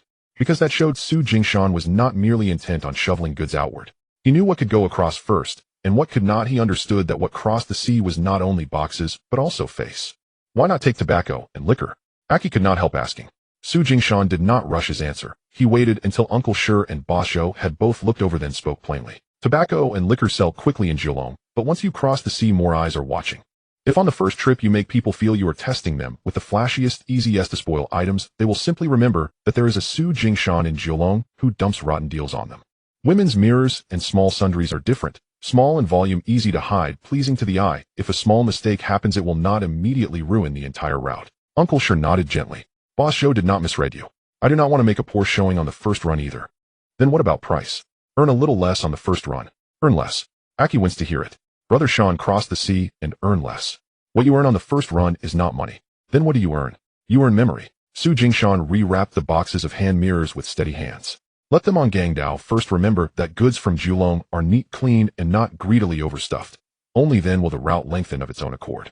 Only then did Uncle Shi truly smile. What he feared most was meeting folk who at the mere mention of Gangdao became ravenous, wanting to shove everything onto the boat at once to try their luck. Such people might make money on the first trip, but on the second they would lay waste to the whole route. Then let's do as you say. They'll put my face on the line for the first voyage. You supply the goods, they'll lead the route. When do we go? The afternoon after tomorrow, when the tide steadies a bit. Over the next 2 days, Su Jingshan's warehouse stopped bundling things at random. They re-examined every item destined for the sea run from start to finish. Hand mirrors must bear no scratches. Small perfumes must not leak. The sundries to be sent along had to be vetted for which pieces suited those shop fronts, otherwise even if the goods could sell the feel would be wrong. A Ming was put in charge of counting. Aki handled the packing, and Shouho was sent to learn which ferry departures had been checked strictly and which runs were used by which people. Even Wu Shihao personally inspected the wooden crates to ensure the corners would not fall apart at a lift. On the day of actual loading, Aki stood at the pier, his heart beating faster than usual. Brother Sean, are our goods really going to Gangdao? Half of them can go. Half again. Of course. Why? Because what crosses the sea is not only goods. Su Jingshan watched the small ferry, his voice steady. It is also face. If the first trip capsized, those on Gangdao would only remember that there was a Su Jingshan in Kowloon who threw rotten goods at them. So on this run, I'd rather earn less than capsize. Uncle Sure listened beside them, and the last of his probing glances finally receded. He knew this man no longer dealt only in immediate gains. Those who truly want to make a route last understand that what is most valuable on the first trip is never the extra bit. It is making the other shore willing to wait for your second run. As the boat pushed off and the sea wind rose, Aki stared at the wooden crates full of hand mirrors and sundries, his whole body still aflame. Brother Shan, if this route really takes off, then the Zhan in Jingshan's depot will no longer mean just that tiny patch by the pier. Su Jingshan gazed across the water with steady eyes. He knew this crossing was on the surface a test shipment. In truth, it tested his own face, whether it could begin to carry him from Kowloon to farther places. The moment Shu opened that Gangdao route, Jioshu knew at once. Old hands like him have ears sharper than the outsiders saw Su Jingshan's depot as simply riding an upward tide, but a man like Jioshu never judges by surface bustle. He watches which routes are beginning to link, which pockets of money have ceased to be petty gains, and can be slowly arranged into a proper enterprise. Once the Gangdao step was taken, the whole flavor changed. So Jioshu did not flare up or put on a face. He merely had Laoshi pass along one brief line. Jioshu says you've been moving a little too fast lately. A chi tightened at those words. Brother Shan does this. It's not a falling out. Su Jingshan pinched the cigarette between his fingers without lighting it. It's that he's truly stepping up. Stepping up. Yes. He had not moved before, because we were only churning in a small operation he could both see and cover. Now the goods were nearly crossing the sea. If he stayed silent, it would be out of character. Wu Shihao stood by the door listening, saying nothing. He disliked these roundabouts, but he knew it is better for someone to lift their foot in advance than to wait until you truly cross the line and be floored at the last moment. Su Jingshan did not delay. The moment Laoshi's note arrived, he didn't even light his cigarette and went straight to the Jioshu sat in his usual seat, a teacup in hand, his thumb slowly turning a ring, as if even the largest winds in this world must first circle him. 2 other tables of customers lingered in the tea house, gossiping about street trifles, yet everyone lowered their voices as if they knew the most valuable thing in this room had never been the tea. There you are. Jioshu looked up and smiled. You brat. At first you only sold plain flour and loose cigarettes. Now Nuren Road, the Chungbian Line nightlife spots, Gangdao. You are nearly touching them all. All thanks to Jioshu's face. Cut that out. Jioshu laughed and scolded, then set his cup down and grew a shade sterner. I'm not stopping you from moving up. But you started from my side. The alley mouth, Nuren Road, Huajirong, Changshu, which of those didn't borrow my face? Now the boats are almost crossing the sea. You can't still try to fool me with that old 10% team money. This was a real step up. Not overturning a table. Not snatching what belongs to others.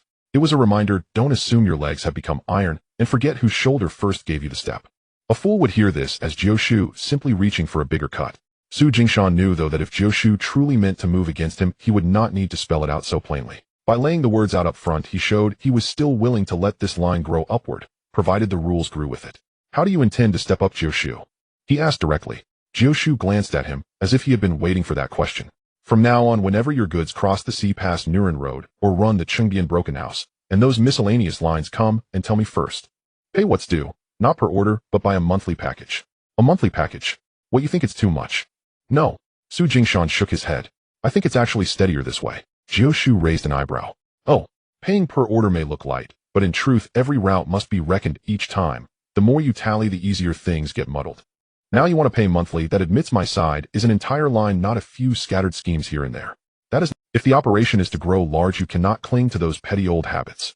Jioshu watched him for a long moment, then suddenly smiled. Your head hasn't grown for nothing.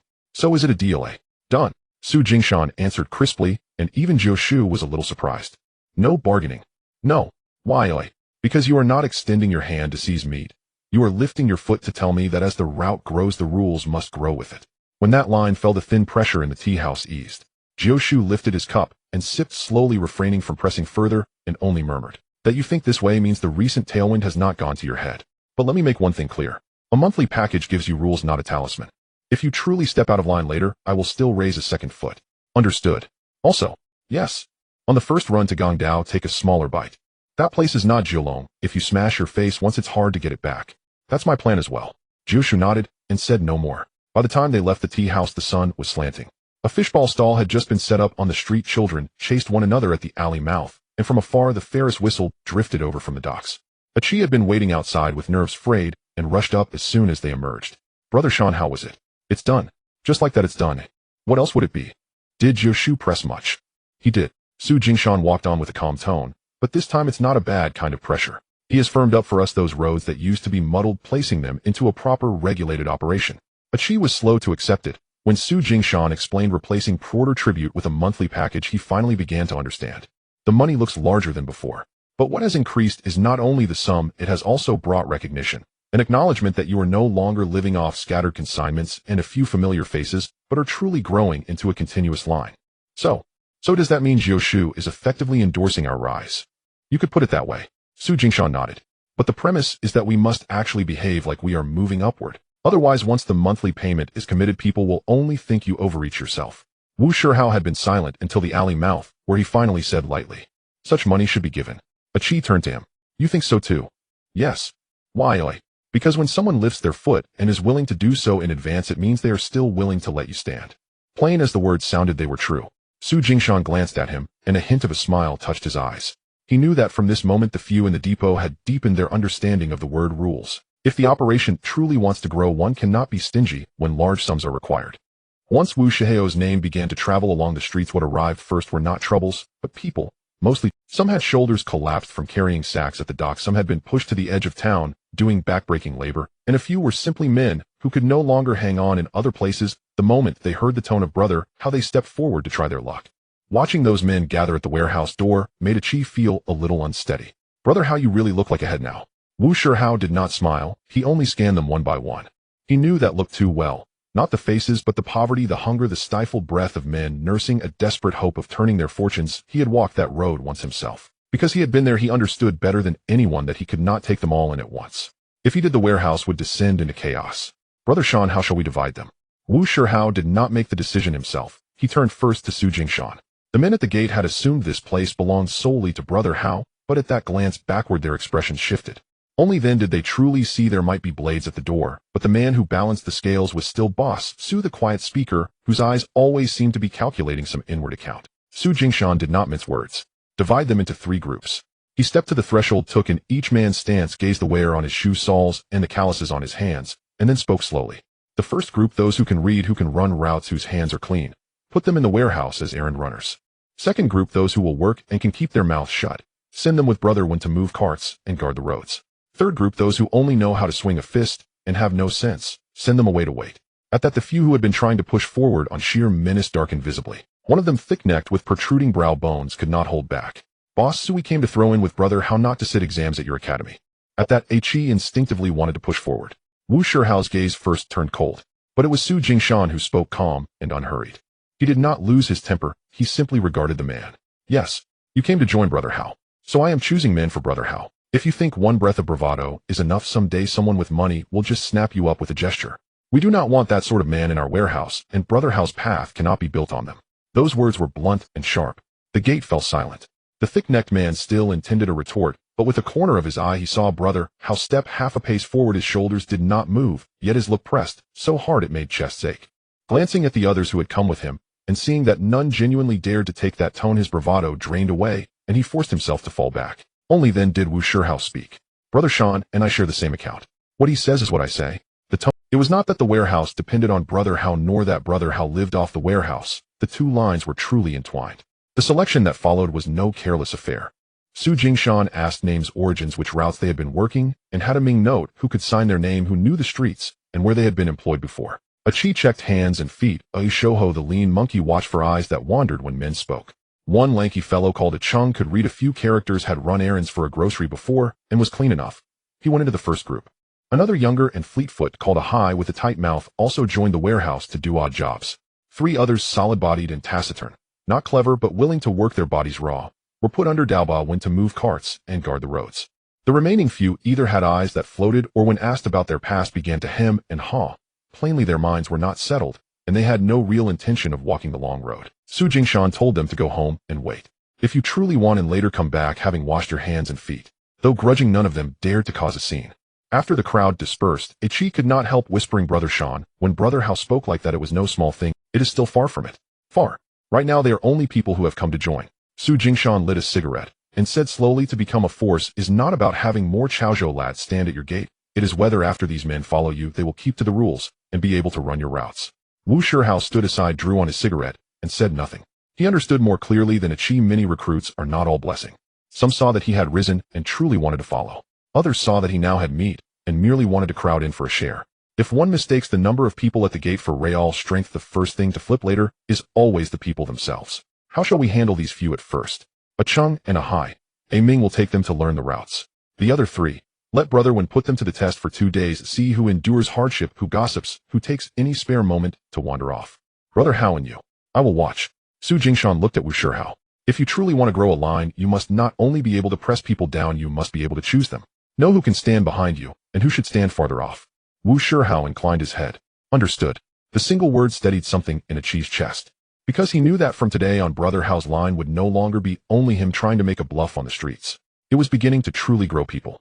And once a line begins to grow people, troubles will multiply, but the meat that can be eaten will grow larger with them. When Lei Luo sought Su Jingshan again, it was no longer a matter of borrowing a single sentence, but of borrowing his ability to recognize faces. This time carried an entirely different weight than their previous encounter. Last time he had merely borrowed Su Jingshan's candid words as a familiar local, testing which layer of pretense those swaggering opportunists outside truly relied upon to survive. This time, however, he placed 3 small portrait photographs before him. An unspoken test: how deeply could those eyes see? And more crucially, where would they know to stop? Tang Gu delivered the message with minimal elaboration. Detective Luo wishes to see you. The meeting was not held at the police station. Instead, it took place in a narrow alleyway tea house, a choice rich with implication. It was neither a formal interrogation nor a casual street-side chat, but a deliberate rendezvous at a place where one could engage meaningfully or withdraw gracefully. In other words, the matter carried substance, but not yet enough gravity to be brought fully into the open. When Su Jingshan arrived, Lei Luo was already seated. Before him steamed a pot of hot tea. On the table lay 3 grainy side-profile photographs, hastily taken, indistinct, almost furtive. No officers stood nearby. Only Tang Gu lingered outside the tea house smoking. A clear signal that today Lei Luo sought this answer alone. Sit. Su Jingshan sat down, but did not reach for the photographs. Lei Luo lifted his gaze. You've run many times. Let's see if you recognize these faces. The words were spoken flatly as though offhand. Yet Su Jingshan knew well, if any of these faces were truly inconsequential, Lei Luo would never have shown them to him at all.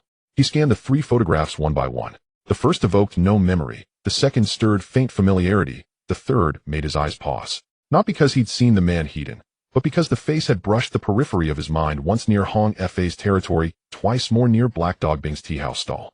Such men weren't entrenched in any single faction, yet excelled at slipping through the narrow gaps others overlooked, snatching what they could without drawing attention. This one. Su Jingshan tapped the 3rd photograph. Outsiders call him Xia Fu, the crooked-toothed Fu. Are you certain? 80%. Lei Luo did not immediately jot anything down. Instead, he watched him closely. Why not 100? Because I never saw his full face. Only glimpsed him twice, once near Hong Fa's, once near Black Dog Bing's. His jawline, earlobe, and the contour beside his mouth match. But when lives hang on identification, I won't claim certainty. At that, the faint scrutiny in Lei Luo's eyes deepened, not by a flicker, but by half an inch. For what he truly tested was never mere recognition, but whether upon catching a sliver of truth one would inflate it into absolute certainty. And the other 2. This one resembles a runner for the Waterroom Syndicate. Why only resembles? His shoes and shoulders match, not his face. If I passed him on the street, I might not even glance twice. From a single blurred photograph, I dare not guess. Never seen him. Truly. Lei Luo gathered the photographs slowly, neither praising nor hurrying. Yet the invisible pressure inside the tea house eased almost imperceptibly. You know when to speak, and when to hold your tongue. Misidentifying someone gets people killed. True. That quiet true carried more weight than anything he'd said before. Less an affirmation, more an acknowledgement. He poured himself a cup of tea, then slid another towards Su Jingshan. These faces may serve as badges for petty graft, or as errand runners for deeper hands. Your recognition is one thing. Your right to act upon it is quite another. What do you mean? It means your eyes are useful, right now, but not yet qualified to move against these men yourself. The words were harsh, but honest. Many perish not from blindness, but from mistaking a glimpse for mastery and reaching too soon. Su Jingshan felt steadier after hearing this. Lei Luo's candor signaled something vital. He viewed him not as disposable, but as usable, albeit under watchful restraint. That position, being seen yet held at arm's length, was far preferable to being ignored outright, or thrust recklessly into treacherous depths. Understood. Truly understood. Yes. Su Jingshan met his gaze. I recognize some faces. I can trace them, but tracing is not touching. Only when I borrow eyes wisely, and restrain my hands deliberately, will these eyes remain sharp for longer. Lei Luo finally smiled, genuinely. Your tongue speaks well, sometimes. Mostly it still moves too fast. Just then Tanga slipped through the curtain overhearing the remark, but only smiled saying nothing. He understood Lei Luo hadn't summoned Su Jingshan to examine 3 faces, but to assess the man behind them. Was he merely a shrewd opportunist, adept at fleeing appraising goods riding currents? Or had he begun sensing deeper connections, and possessed the discipline not to step carelessly upon them? After a pause, Lei Luo set down his teacup, and added almost casually also, the harbor has grown unsettled.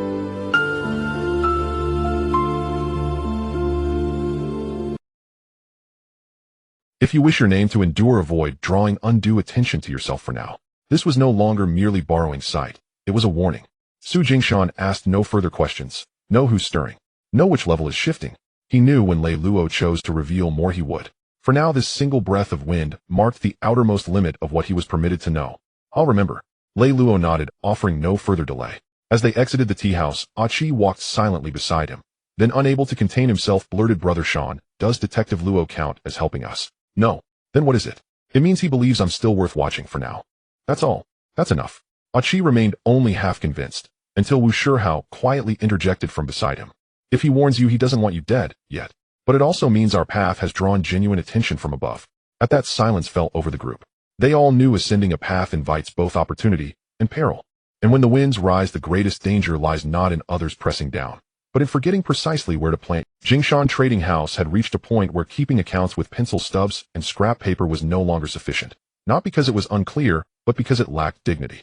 Especially when dealing with men like Boss Zhou, Uncle Shi, Uncle Chung, and Uncle Jiao. When they later negotiated goods pricing profit splits, or monthly retainers handing them a crumpled sheet, smudged with ash, its handwriting uneven and haphazard, would earn no outward rebuke, yet inevitably cost half a measure of their respect. Peddlers and small-scale traders often scoffed at the very notion of dignity, convinced that as long as figures tallied and cash changed hands, official seals, receipts, ink colors, and standardized formats were mere pretensions. Yet Su Jingshan knew full well the higher one climbed, the less one could rely solely on words, face, or memory. Once people multiplied, routes tangled, and funds scattered without an outward appearance of authority and order, even the largest enterprise would crumble into dust. So he did something that struck Achi as extravagantly ostentatious. He commissioned a seal. Small in size, it bore only 4 characters, Jingshan Trading House. When Achi heard the news, he nearly burst into laughter. Brother Sean, have we really reached the stage where we need a seal? We have. It's just an imprint after all. The seal isn't for our own eyes. Then whose? For others. Su Jingshan spoke calmly. When others see a seal stamped upon your ledger, their first thought is not how much the seal costs, but rather who stands behind that account and will answer for it. On the day the seal arrived, Achi turned it over in his hands for ages, grinning so widely his mouth nearly stretched to his ears. The rosewood handle was unremarkable, the seal face modest, but once dipped in crimson ink and pressed firmly onto white paper, everything changed. What had been mere lines of script and rows of numbers now acquired weight. Anchored, dignified, made real by those 4 characters, Jingshan Trading House. Even Slim Monkey let out a low whistle. Well, I'll be damned. It actually looks the part. It ought to. Su Jingshan replied, reorganizing all newly drafted documents, delivery slips, profit distribution sheets, and IOUs, each carefully categorized. He distinguished cash and delivery transactions from those requiring half payment up front, separated monthly fees for carts and laborers from small consignments destined for Women's Road, and set aside special trial ledgers for the first cross-harbor shipments bound for Hong Kong. He even instructed Slim Monkey, on his first ever occasion, to compile a consolidated monthly statement covering all personnel and vehicles under Scarredwind's crew. Slim Monkey initially bristled at the task. Brother Sean, isn't this just copying the old jumbled entries? It's not copying. Then what is it? It's transforming what others used to hear only from my mouth into something they can grasp instantly with their eyes. Does that truly matter? It matters deeply. Why? Because when people understand at a glance, their minds settle. And when their minds settle, accounts willingly move forward. At that, even Ming nodded thoughtfully. Lately he'd been immersed in bookkeeping, and knew better than anyone the peril inherent in relying solely on memory. If Su Jingshan were present, everything remained clear, but should he ever step out, and Achi be absent too? While Slim Monkey held only a few scattered scraps, much could be spoken aloud, yet nothing would hold firm on paper. Now with this new system in place, the atmosphere shifted entirely. Spot deliveries had dedicated slips, debts carried formal AUs. Every hand that received, signed, dispatched, or officially settled was recorded in black and white. Even the cart hire fees, once governed entirely by word of mouth, gained clarity once compiled monthly into a master statement. When Scarredwind's men came to reconcile accounts, fewer disputes arose over accusations like, didn't you omit 1 trip last month? Wu Shihao stood silently observing for some time before offering, just one remark, you're turning us into proper businessmen. We always were. And what about the street? The street is no different. Su Jingshan met his gaze. Authority must be asserted, But to endure one must inspire not only fear, but also confidence that you speak clearly, remember faithfully, and hold firmly. Wu Shihao understood those words perfectly. In the past, people feared him. For his fist, his temper, his refusal. To go further now, they must also know this place holds more than fists. It holds rules. It holds scales. It holds things substantial enough to anchor accounts. That crimson seal was first pressed, firmly and deliberately, onto a freshly prepared IOU. Madame Wang had unexpectedly taken 2 extra bottles of perfume. Qi had intended to log it verbally as usual, but Su Jingshan slid the document across, insisting she affix her fingerprint on the spot, then calmly stamping it with the small red seal. Madame Wang studied the vivid crimson mark, arched one eyebrow, then broke into a genuine smile. "Oh, Mr. Su, you're becoming quite the proper businessman, aren't you? A touch of propriety makes it harder for you to dodge your debts later. You certainly know how to talk. Not skillful talk, just mutual convenience." Madame Wang folded the slip neatly and tucked it into her handbag, the faint smile on her lips now carrying a newfound gravity. For she understood deep down that value lay not in the paper itself, but in the dignity it represented.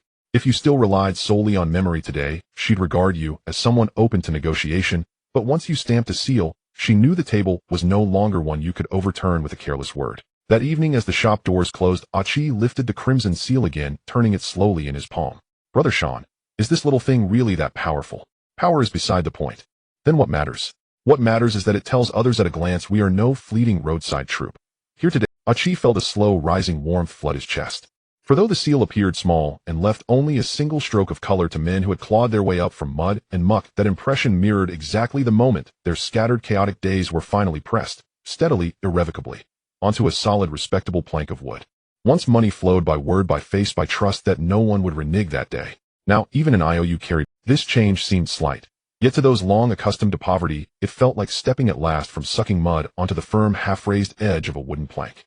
At the end of September, the weather began to gradually cool down.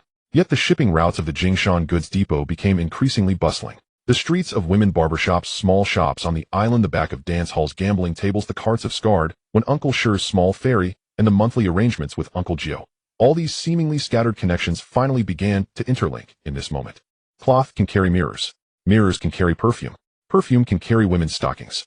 Razors can carry blades, which can then link barbershops and small grocery stores. As the night scene stabilized, Brother Hao's line could again shield the goods depot from the chaotic winds of the street. Once one connection thrived, others would inevitably follow. This is the game. It is also what Su Jingshan has been twisting through all this time. Yet once the game truly begins to resemble a game, there will certainly be higher-ups looking down. This kind of looking isn't a new occurrence. In the past, they were simply too small, or others saw them, but were too lazy to reach out. Now that the brand has started to hold value, the winds naturally begin to blow toward higher places. This is when Brother Tang relayed the message. That night he arrived very late, holding no tea, and unlike usual, he didn't sit down first, but leaned against the door and lit a cigarette. "Recently someone has been asking about the goods depot." Su Jingshan's expression slightly darkened. "Who?" "Not from the lower ranks." Brother Tang took a puff of smoke and slowly exhaled. "I won't reveal who it is for now. Just remember this: if someone truly comes looking for you, don't show hunger, and don't show fear first." This statement seemed simple, but was actually heavier than many previous warnings. Because it indicates that the people coming to look are no longer the street rascals, the black dogs collecting rent on the outskirts, nor are they individuals like Uncle Gio or Uncle Chung who are already in the game. Instead, they are from a higher tier. They may not need to meet you immediately nor reach out right away, but they have already begun to inquire. Once they inquire, it signifies that your brand is no longer just a major concern for a few individuals. Qi did not fully understand, but instinctively felt a bit tense. "Brother Sean, is this a good thing or a bad thing?" "Neither."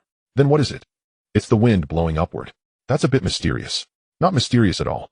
Su Jingshan looked at the sign hanging by the door, his tone calm. "For people to rise, it's not enough to just feel that you are significant. Someone from a higher place must look down upon you for it to truly begin to brush against another level's eaves." Brother Tang nodded lightly upon hearing this. "That's why I'm reminding you. If someone truly comes looking for you, don't let them see your hunger at first glance. And don't let them see your fear either. If you're hungry, they will press you first. If you're afraid, they will swallow you whole. Understood?" Brother Tang did not linger, flicking the cigarette, but into an old iron box by the door before leaving. After he left the room, fell momentarily silent. Qi still held the ledger. A Ming and a thin monkey were clearly dividing the goods for tomorrow. A Sheng was learning to stamp the newly created debt slips, still a bit stiff in his motions, but significantly steadier than before. Wu Shihao leaned against the door, smoking, his gaze still sharp like a knife, yet now layered with an unspoken depth. Su Jingshan stood at the doorway, observing the room, full of people and goods, suddenly becoming clear about one thing. Up to this point, what he had truly accumulated was not a certain batch of goods, not a particular piece of gossip, nor was it the fact that others had started fearing Brother How on a certain street. What he had truly accumulated was people. It was accounts. It was routes. It was rules. It was also the realization that he was no longer just a small laborer who could be easily blown away by the sea breeze. He now had his own door. He also had his own game. Brother Sean, a Chi called out, for tomorrow's batch of perfume and mirrors, should we send them to Uncle Sure first or reserve them for Mama Wong? First, reserve them for Mama Wong. Why, oi? Because the wind is rising on the women's side first, and men will spend money faster on that front. A Chi was momentarily stunned. The thin monkey, however, laughed first. Brother Sean even distinguishes the wind by gender now. It's not about gender distinction. Then what is it? It's about who can raise the price first. Once the women's goods become popular, men will find it easier to spend money on their side. Su Jingshan pushed the accounts forward, lightly pressing his finger on the red stamp. Once the face is established, those small items that seem respectable behind will also gain value together. Wu Shihao, listening nearby, chuckled lightly. You truly even calculate the wind first. It's necessary to calculate. Why, oi? Because the wind will only grow stronger from here. Su Jingshan raised his head, glancing at the sign hanging by the door. If we only know how to stand in the wind and endure it, then all our efforts until today will have been in vain. When this statement fell, no one in the room responded. Not because there was nothing to say, but because they all understood. Step by step, they had reached this point. A life could no longer be sustained by mere bravado and a few small accounts. Once the game expands, it's not only money and routes that come, but also larger eyes, heavier feet, and deeper winds. If they truly wish to catch what comes next, they can no longer rely solely on mere strength and hands like at the beginning. They must rely on a steadier mind, stronger accounts, and also on the roots that have gradually taken shape within this small goods depot. Tang guest remark, someone higher up is asking, materialized within days. The man who arrived was one whose name Su Jingshan had heard before, but whose face he had never seen. Zhu Yuzi. That afternoon, the warehouse bustled with activity as a fresh shipment of mirrors and perfume was being sorted.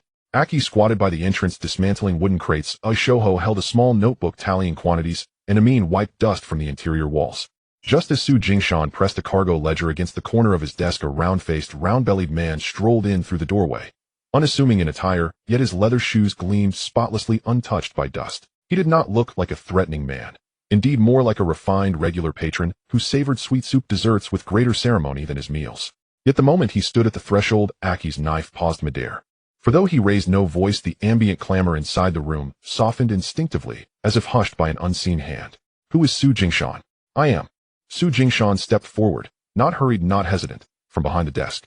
Zhu Yuzi did not glance at him first. Instead, he swept his gaze across the entire warehouse. He observed the shelves, the door frame, the wooden crates stacked neatly upon the floor, and the small blackboard on the desk inscribed with incoming and outgoing figures. Finally, his eyes lifted to the 4 chalked characters above the doorway. Jingshan Cargo Warehouse. A straightforward name. We deal in miscellaneous goods. Dare not choose something too grandiose. The calligraphy is unremarkable. First survive, then speak of elegance. Hearing this, Zhu Yuzi's lips curved faintly, as if smiling, but he offered no reply. Instead, he turned toward the crates beside Aki and asked casually, is this crate perfume or mirrors? Aki instinctively moved to answer, but Su Jingshan spoke first. The 3 crates on the left hold mirrors, destined for barbershops and women's road. The 2 on the right contain perfume. Some will be sent to small shops in Hong Kong for trial. Only then did Zhu Yuzi truly fix his gaze upon Su Jingshan's face. You're not afraid I'll ask anything at random. If something truly cannot be spoken, I would not utter it. So what you're sharing now, is that shareable? Yes. Su Jingshan met his gaze calmly. Because Brother Zhu Yuzi isn't here today to inspect a single crate. That sentence tightened even Aki's breath. He didn't know Zhu Yuzi's full influence, but hearing Shangu respond thus, he understood this was no ordinary visitor. Zhu Yuzi smiled. Some say your courage grows not just on your face. I wasn't quite convinced. And now I suspect there's substance behind that face. Having said this, he walked over and sat at the desk, picking up the red-sealed ledger sheet, his finger tapping lightly upon the 4 characters Jingshan Cargo Warehouse. Cargo is plentiful. Many can move it, many can sell it. But few can truly unite the workers beneath them, the alleyway vendors, women's road, white road, and the raw pulse of the streets into one coherent current. When I select people, I examine them more meticulously than any shipment. This was no longer veiled. It was plain truth. Today he hadn't come merely to inspect goods, but to assess whether Su Jingshan himself warranted upward promotion. Su Jingshan neither feigned humility nor inflated his stature. Then what did Brother Zhu Yuzi see today? I saw order in this place. Zhu Yuzi placed the ledger back on the desk. The shelves are orderly. The accounts are orderly. Even the way your men look at you holds no tremor. As he spoke, he turned abruptly to glance at Aki. How long have you been with him? Aki hesitated, then replied hastily, not long. Just followed Brother Sean since the beginning. Are you afraid of him? No. Then why did you fall silent the moment I entered? Flustered Aki broke into a light sweat before managing, because Brother Sean always says when facing someone whose intentions are unclear, speak less. Zhu Yuzi laughed, genuinely this time. Good. Well taught. Then he turned his attention to Wu Shihao, who happened to be present, leaning against the doorway, smoking, neither intruding nor withdrawing. Zhu Yuzi studied him carefully, his earlier amusement fading into the sober, calibrated scrutiny of a man weighing gold on a scale. This is the Wu Shihao lately spoken of on the streets. Wu, my surname. Wu Shihao lowered his cigarette. The rest doesn't matter. It will matter later. With that, Zhu Yuzi turned back to Su Jingshan. Your warehouse is unlike ordinary cargo depots. There those who command ledgers cannot command men, and those who command men cannot read ledgers. Here both capacities happen to converge. Su Jingshan understood instantly. This was no compliment, but a test. To accept it eagerly would seem rash, to deflect it entirely would suggest insecurity. Convergence does not guarantee stability, he said, pouring tea for Zhu Yuzi. We've only just begun rising. The notion of true standing remains distant. Zhu Yuzi accepted the cup, but did not drink. Let me ask more directly, will you take a steady contract? Aki's eyelids twitched as Shoho's pen froze mid-stroke. Steady contracts differed fundamentally from spot orders. A spot order might vanish today and reappear tomorrow. A steady contract, once broken, would not merely reduce profit. It would fracture the very reputation of the business. Su Jingshan did not reply immediately. It depends on how steady it must be. What if it's tied to a venue network? Then I'd need to know which venues, what goods they require, how strictly steady is defined, and who bears responsibility should delivery falter. Zhu Yuzi studied him in silence, then burst into hearty laughter. Good. I feared young men like you, newly risen, would grow feverish at the word steady, clutching the entire table to your chest. But now I see. You at least pause first to test whether your teeth can grip it. Here he finally revealed his intent. There's a venue network, one that normally sources respectable high-grade goods. Mirrors, perfume, imported socks, safety razors, compact radios. Quantities aren't massive, but reliability is non-negotiable. If 30 bottles are promised today, only 20 arriving the day after tomorrow is unacceptable. If mirrors are pledged for month-end replenishment, they must arrive precisely then. Should I assign this line to you? Will you accept? This was not merely a shipment. It was a narrow, ascending fissure in the ceiling, a chance to rise. Instantly, Su Jingshan's nerves coiled tight, yet his expression remained still. I accept, but I must ask one thing first. Who stands behind it? Zhu Yuzi's gaze sharpened. Why? Because people differ, and so do their rules. Su Jingshan sat unmoved. If I deliver today, without knowing who consumes tomorrow, then when things go awry, I won't even know whom to approach for a single word. You think far ahead. Failing to do so invites death close at hand. At that, even Wu Shihao turned his head slightly to regard him. Zhu Yuzi fell silent for a long moment, then nodded. It's not a life or death line. Just a venue operator dissatisfied with the unreliability of his current patchwork suppliers. He seeks someone who understands protocol and honors monthly commitments. Should you perform well, this will be only the first of many. By now the implication hung thick and clear. Only then did Su Jingshan give a firm, deliberate nod. Then let it be done. Zhu Yuzi rose, straightened his cuffs, and tossed out his final instruction before departing the day after tomorrow evening, behind G-Man Building in Jordan. Come alone. Bring no cargo, only your mind. After he left, silence lingered for several heartbeats. Aki was the first to break it, whispering urgently, Brother Sean. What exactly is this man standing? The kind who screens people on behalf of others. Is that fortunate or perilous? It depends entirely on whether he finds you acceptable. As Su Jingshan smoothed the ledger sheet once more upon the desk, he knew with certainty from the moment Zhu Yuzi crossed the threshold, Jingshan Cargo Warehouse ceased to be a name meaningful only to themselves. From now on, the tier of power that truly selected, weighed, and tested men, the tier that mattered, had cast its gaze downward upon them. Jean-Man Lu was not the most renowned nightclub, yet it gleamed with brilliance, and carried itself with quiet. Once its illuminated sign was hung, 2 sedans idled at the entrance. Men entered in tailored suits or traditional long gowns. Women carried the faint, elegant trace of perfume. Even the doorman's threshold appeared cleaner than elsewhere.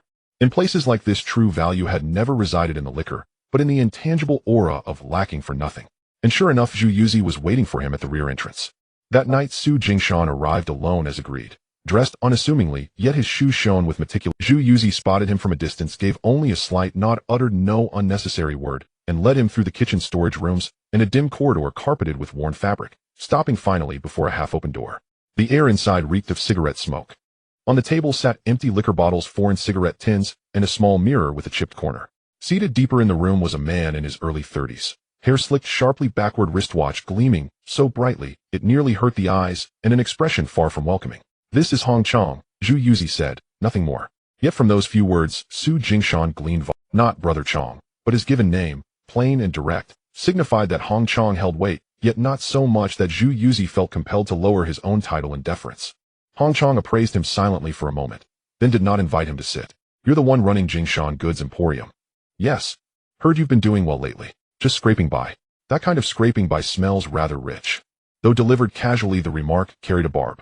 Su Jingshan understood instantly Hong Chang was testing whether he'd swell with pride at mere flattery. Rich or not, it's not for me to declare. It depends on whether Brother Chang permits me to keep scraping by. A faint knowing curve lifted Hong Chang's lips, and only then did he tilt his chin toward the chair opposite. Sit. Once seated, Su Jingshan did not first glance at the bottles nor fixate on the cracked mirror. Instead, he swept his gaze calmly comprehensively, taking in the entire room. Upstairs housed the women's quarters, downstairs the liquor lounge. Business flowed swiftly, and burned through supplies just as fast. Such establishments feared nothing more than an unreliable supply chain. Goods available today, gone tomorrow, replaced the day after by a new face, imposing new rules. Hong Chang spoke plainly. What I lack isn't product. Then what? Stability. He flicked ash from his cigarette. His voice measured neither loud nor soft. Over the past 3 months, I've cycled through 3 separate suppliers of foreign goods. The first was too greedy, always demanding sudden price hikes. The second, too disorganized, promised mirror restocks by months and yet failed to deliver full sets until mid-month. The third, worse still, they vanished entirely at the first whisper of trouble, leaving my kitchen wall bare of mirrors for half a month. I don't want the cheapest. I want certainly 30 bottles of perfume ordered today must arrive the day after tomorrow, no more no less. 2 mirror deliveries per month means precisely that, never substituting women's stockings to cover a shortfall. The implication hung unmistakably in the air. Hong Chang wasn't seeking occasional orders. He wanted a fixed, dependable supplier. To accept Mint Jingshan Goods Emporium would secure a steady monthly pipeline. But to fail would cost far more than cigarettes or crates of mirrors. It would shatter the very reputation of the brand. Su Jingshan did not rush to agree. I can take it. On what terms?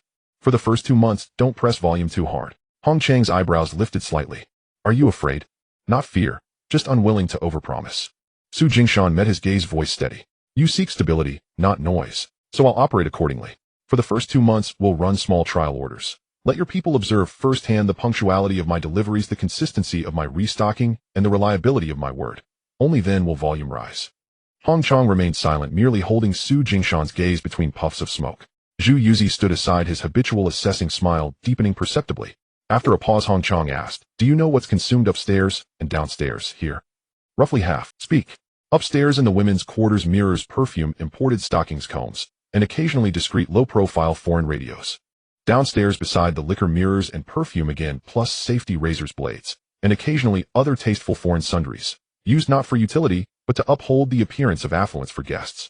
True value lies not in the cost of any single item, but in the unwavering continuity of every one, all, while maintaining the illusion that this place has never lacked for anything. At this, Hong Chang finally set his cigarette down. He feared not intelligence, but the hollow mimicry of a man who recited inventory lists without grasping that such establishments sold not goods, but atmosphere. You see clearly.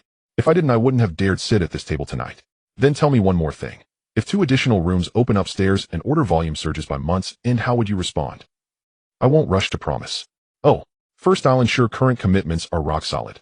Then calculate remaining capacity. If sufficient, I'll fill the gap 3 days in advance. If insufficient, I'll specify precisely which items arrive on time, and which will be delayed by half a day, never leaving you to discover shortages only when your doors open. This was no longer mere merchandising, it was gatekeeping.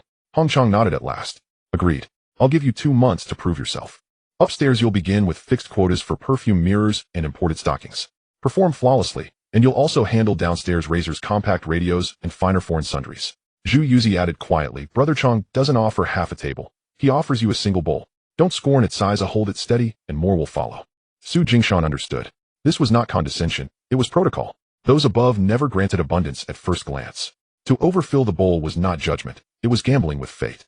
Only once you proved you could hold that single bowl without spilling would others allow you to claim half the table. I accept. What deposit? Hong Chang asked. As per your custom. Monthly settlement. And if supply breaks? Hong Chang smiled this time. Even now, you ask only the most concrete question. Without concreteness, everything afterward unravels. In the end, terms were laid bare upon the table, 2 months of trial orders settled monthly. Should failure originate from his side, next month's order volume would be reduced immediately. 2 consecutive failures would prompt Hong Chang to replace him outright. The conditions were stringent, yet their severity confirmed Jingshan Goods Emporium was being treated not as a vendor, but as a viable supply line under serious evaluation. As he stepped out, a single amber-hued lamp still glowed above Jean Man Lu's rear entrance. Zhu Yuzi walked him to the mouth of the dim corridor, and for the first time offered genuine praise. You showed restraint tonight. That was the right move. Had you seized the whole table at once, you wouldn't have spilled goods. You'd have shattered your face. Su Jingshan looked at him. So, Brother Zhu Yu, was tonight about inspecting my goods, or inspecting me? Zhu Yuzi laughed heartily. Still thinking about that? Fine, I'll tell you truthfully. Tonight 7 parts were about you, 3 about the goods. Now, halfway there, I find you tolerable. With that he clapped Su Jingshan on the shoulder and turned back before Su Jingshan could reply. Standing outside the rear entrance gazing at the illuminated sign, Su Jingshan knew with absolute clarity. What he had secured tonight was not money, it was a crack in the door. And a true upward path often begins not with a windfall of scattered goods, but with that slender, hard-won fissure. The moment Hong Chang's fixed supply channel was secured, the accounts of Jingshan Trading House instantly transformed. Until then their operations had largely been fragmented, selling a little here today, moving goods there tomorrow, yielding quick scattered profits. But now everything changed. With a steady monthly order secured, this business was no longer merely selling whatever was on hand, it had begun demanding deliberate planning. How much to reserve for whom this month? Which items must be pre-stocked for next? As personnel multiplied and responsibilities diversified, ledgers could no longer rely solely on memory. Su Jingshan spent 2 sleepless nights meticulously reorganizing his books. Trading house accounts, street-level accounts, roadway levies, venue stabilization expenses, round-trip shipping fees to Hong Kong. The more he sorted, the clearer it became. Wu Shihao's operations could no longer be merged with the trading house's general ledger. On the 3rd night, he summoned Wu Shihao to his desk, where 2 new account books lay open. One slender, the official trading house ledger, the other thicker, its cover still unpressed, newly designated for street-level affairs. From today onward, your operations will be recorded separately. Wu Shihao did not reach for the book at once. He only stared at the new ledger. Separately? Yes. Why? Because you are increasingly becoming far more than just someone who guards my door. Su Jingshan spoke with unflinching candor. You now command the pulse of the streets, stabilize venues, and collect face and respect along the thoroughfares. Before long, you'll lead a more stable crew with fixed expenditures and predictable revenues. If we don't separate the accounts now, chaos will follow later, not only making reconciliation impossible, but even corroding the very bonds between us. His words were piercingly clear, so clear that Achi, listening nearby, felt his chest tighten instinctively. He had long known Wu Shihao's influence was expanding, but hearing Su Jingshan articulate it as a distinct self-contained ledger altered its meaning entirely. It was no longer mere acknowledgement of Wu Shihao's usefulness, it was recognition that his line would grow its own flesh, its own mouth, its own people. Wu Shihao remained silent for a long while before finally running his fingers along the edge of the ledger. Does this mean I'm being set apart? No. Then what is it? It means I'm reserving space for you. Su Jingshan lifted his gaze to meet him directly. Had you truly wished only to stand at my doorway for life, deflecting others, no separate ledger would be needed. But you do not, and I have no intention of forcing you into such a mold. Silence fell over the room. Shouho, sorting goods in the back, had intended to eavesdrop, but dared not draw breath. Ming, pretending to polish scales, kept his head bowed, while his ears strained higher than anyone else's. For all understood this was not a division of the family, but weightier than any mere splitting of profits. Wu Shihao sat down and opened the ledger. Its first page remained blank. How shall it be recorded? Your people, the ones who patrol the streets, stabilize venues, guard entrances. All their expenses fall under your ledger. Revenue from night venues, road levies, and venue stabilization flows into this book first. But one condition. Su Jingshan tapped the table with his fingertip. Any funds entering the communal ledger, or used to purchase inventory for the trading house, must be distributed strictly according to trading house rules. You may cultivate your own relationships, networks, and influence as you see fit, but the moment public funds are involved, fairness must prevail over volume of voice or force of personality.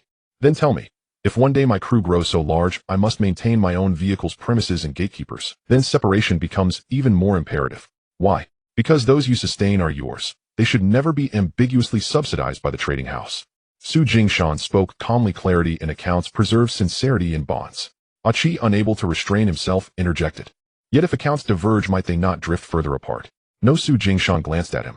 We separate them now precisely to prevent future conflation. Should we wait until everyone has grown vast, yet still insist on one shared ledger, the result will be confusion. No one will know whose burdens they've borne or whose concessions they've made. That is when true distance sets in.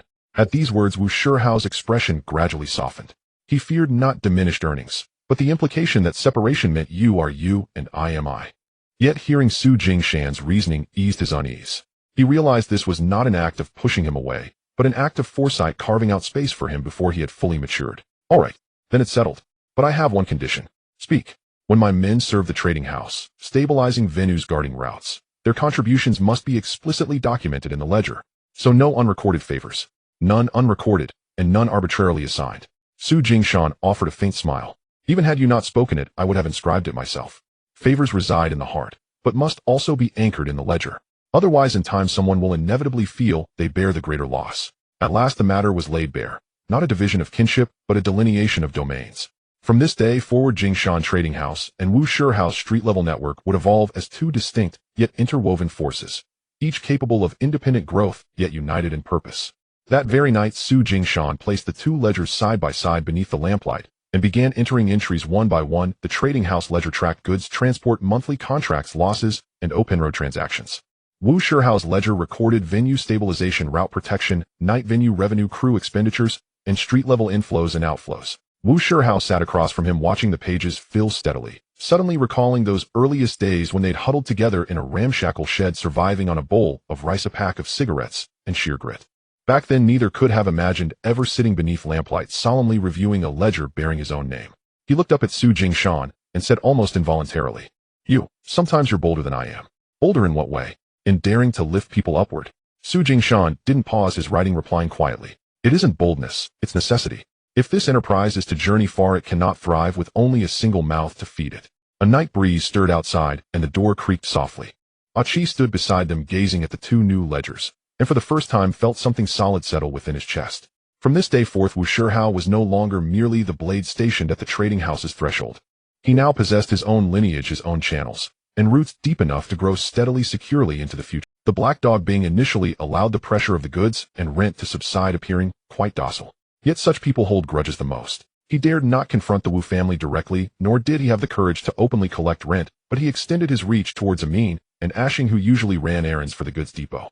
First someone intentionally collected an extra moving fee. Then another person intercepted a batch of old rags that were supposed to be delivered to the depot, claiming a road fee needed to be paid first.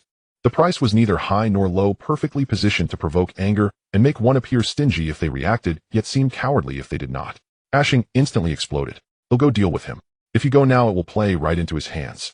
Su Jingshan stopped him, his gaze icy. People like the black dog Bing are most eager to see not the money but your inability to remain calm.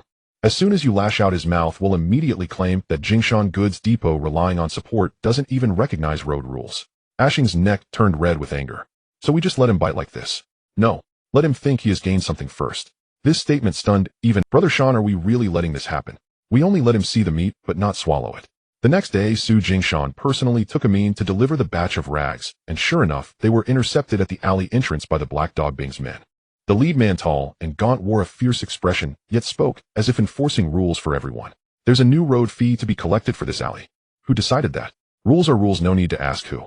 Su Jingshan did not argue, but pulled out 3 packs of cigarettes and some change he had prepared in advance, handing them over with a tone that was even somewhat polite. I didn't understand the rules before, him rectifying that now. Seeing him so submissive, the few men blocking the road smiled, as if they had truly found a bargain. Once the goods were collected their words became louder than before. If you had recognized the rules earlier it would have been easier. Amin stood aside, fists clenched, while Ashing fumed angrily behind him. Yet Su Jingshan seemed not to hear, leading his people to finish delivering the remaining goods. That night the black dog Bing was quite pleased with himself. Aren't I just bowing my head? But halfway through his laughter it abruptly stopped. Because one of the packs of cigarettes was fake. Among the change was a marked note, and the small leader who took the money happened to be the same scoundrel who had previously borrowed the authority of the police to intimidate, causing Lei Luo's side to take note of him. Lei Luo himself did not come. Instead it was Brother Tang who sent word, leading 2 actual police officers from the precinct. They did not deliberately display authority, but entered the alley first, grabbing people, then casually asking, recently who has been borrowing the name of the precinct to impose rules? This question made the black dog Bing lose his strength in his legs. He usually dared to bully the poor and block the alleys, but when faced with the precinct he could not even muster half an ounce of defiance. Worse still, if they followed this lead upwards, the dirty deeds he had done of borrowing power to collect money would likely. By the next day the black dog Bing went to Su Jingshan's place himself. He did not come to cause trouble. He came to curry favor. He entered with 2 packs of cigarettes, his face wearing a smile that was more painful than a cry. Jingshan, it was my subordinates who were ignorant. From now on don't collect money for those 2 alleys.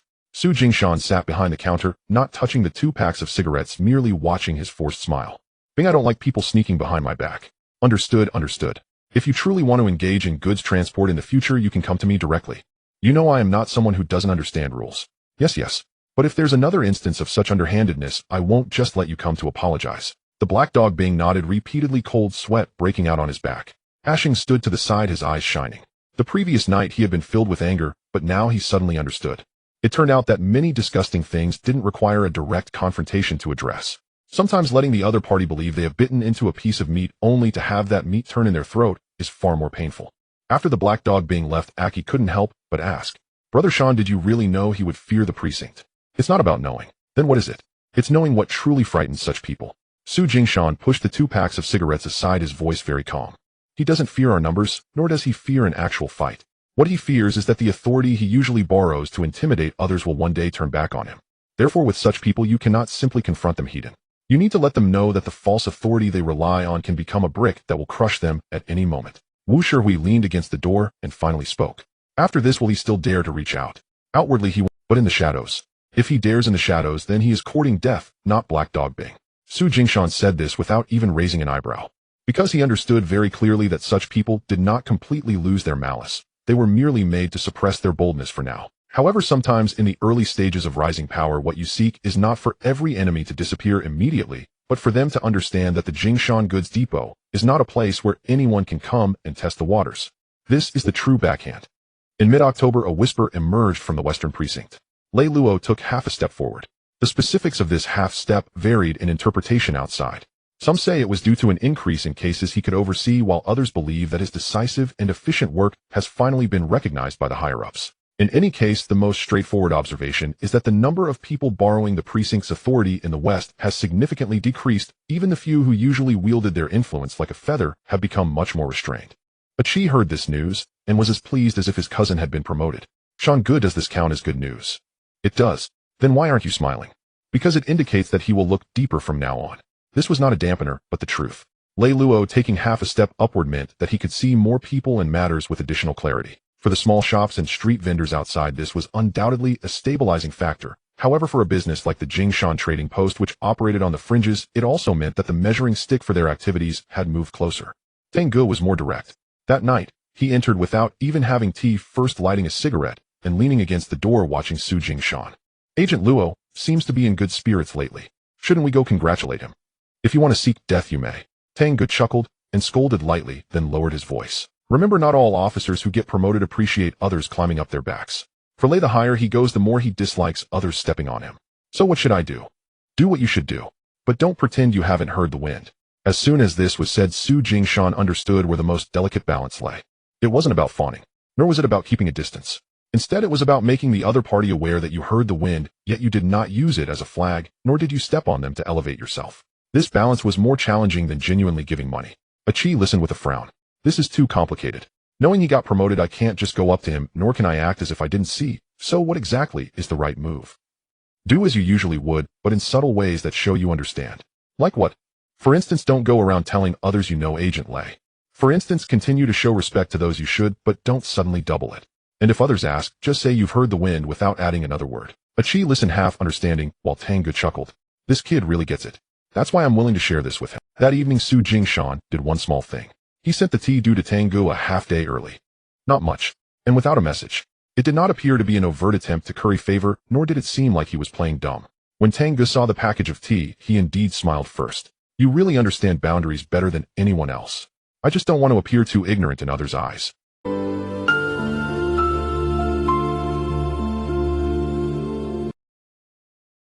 Su Jingshan did not respond to this. At such times, saying another word would be excessive. Starting the next day, subtle changes began to appear in the trading post. While Achi was chatting at the door, he no longer carried the earlier pride of having a connection with the precinct, simply stating that he dealt in small foreign goods and knew nothing else. When the thin monkey delivered goods for others, he no longer casually mentioned, the western precinct is tightening up recently, only saying that the end of the year was approaching and everyone should be cautious. Wu Shihao did not ask too many questions, only commenting while smoking at night. Is Lei Luo's promotion good or bad for us? Not bad. Then what is it? It means the measuring stick. Are you saying he will keep a closer watch? Not on us. Su Jingshan looked at the alley outside, his voice very. It means he will see more people like us. Who is stable, who is chaotic, who is merely seizing opportunities, and who wants to extend their reach. He will see clearer from now on. Wu Shihao flicked away the ash from his cigarette and nodded. Then let's not let him see chaos. Right? What we fear most now is not the absence of wind. It's when the wind is present and we lose our footing first. With these words, Su Jingshan's heart steadied a bit. Lei Luo's half-step up was not a protective talisman for them, nor support. It simply meant that the path ahead could no longer rely solely on a bold heart and a bit of wits to navigate. The higher one goes in the game, the more scrutinized one's movements become. If you truly wish to build this reputation, you must learn to conduct each transaction, every account, and every relationship with the same steadiness, even when being watched. This is the demeanor that a true person crossing the line should possess. Hong Chang had said to give it 2 months, but within less than a month orders from both upstairs and downstairs piled up at once. First, several orders for perfumes, mirrors, and foreign socks from the upper floor were finalized. Immediately following that, the razors, small radios, and several other miscellaneous items near the beverages downstairs were also accounted for. From now on, you must set aside a portion for me every month for these items. Hong Chang pressed the orders down on the table, and the critical tone in his eyes faded significantly. Count on me to write it down. You are only responsible for not letting it run out. This was the first truly substantial fixed monthly order for Jingshan Trading Post. It might not be overwhelming, but it was significant. Its weight did not lie in how much could be earned from a single order, but in how it would force you to reorganize inventory, stock, shipping losses, and subsequent measures on a monthly basis. In the past, scattered orders were about speed, but now stable orders were about whether your entire operation could run according to the schedule. Su Jingshan took the order back to the trading post and called everyone together that evening. The lamp on the table was dim, but the paper was spread out flat. Achi looked at the written quantities above, first feeling excited, then a bit dazed. Brother Shan, do we really have to adhere to this monthly schedule? Yes. What if we suddenly run out? Then it's not just a matter of earning a little less. Su Jingshan pushed the paper forward. In a place like Hong Chang's, what matters upstairs and downstairs is that it always seems to be in stock. If you run out once, it won't just annoy him, it will also make people doubt the reliability of the Jingshan Trading Post. As these words were spoken, even the usually quiet Ming raised his head. Because they all understood the reason why Jingshan Trading Post had come this far was not merely about a single box of goods, but the reputation of this family can deliver what they promise. Reputation is something lighter than goods, yet also heavier. When it's light, a gust of wind can scatter it, but when it's heavy, it can lead to more doors opening for you. Therefore, starting tomorrow, changes must be made in the warehouse. Su Jingshan took a charcoal pencil and drew new lines on the old wooden boards. Mirrors need to be set aside separately and not mixed with scattered orders. Perfumes should be measured in 2 types, one for upstairs and one for downstairs. Upstairs requires finesse and stability, while downstairs needs visibility and accessibility. Razors and blades can no longer be gathered at the last minute. Fixed quantities must be allocated. Small radios cannot be displayed all at once. Samples must be kept, and a backup must be reserved. Achi frowned at this. Doesn't that mean a pile of goods will be stuck in the warehouse? It's not about being stuck, it's about ensuring survival first. Why? Because what stable orders fear the most is not earning a little less today. It's selling out everything when there's stock, and then finding yourself empty-handed when it's time to deliver the monthly quantities.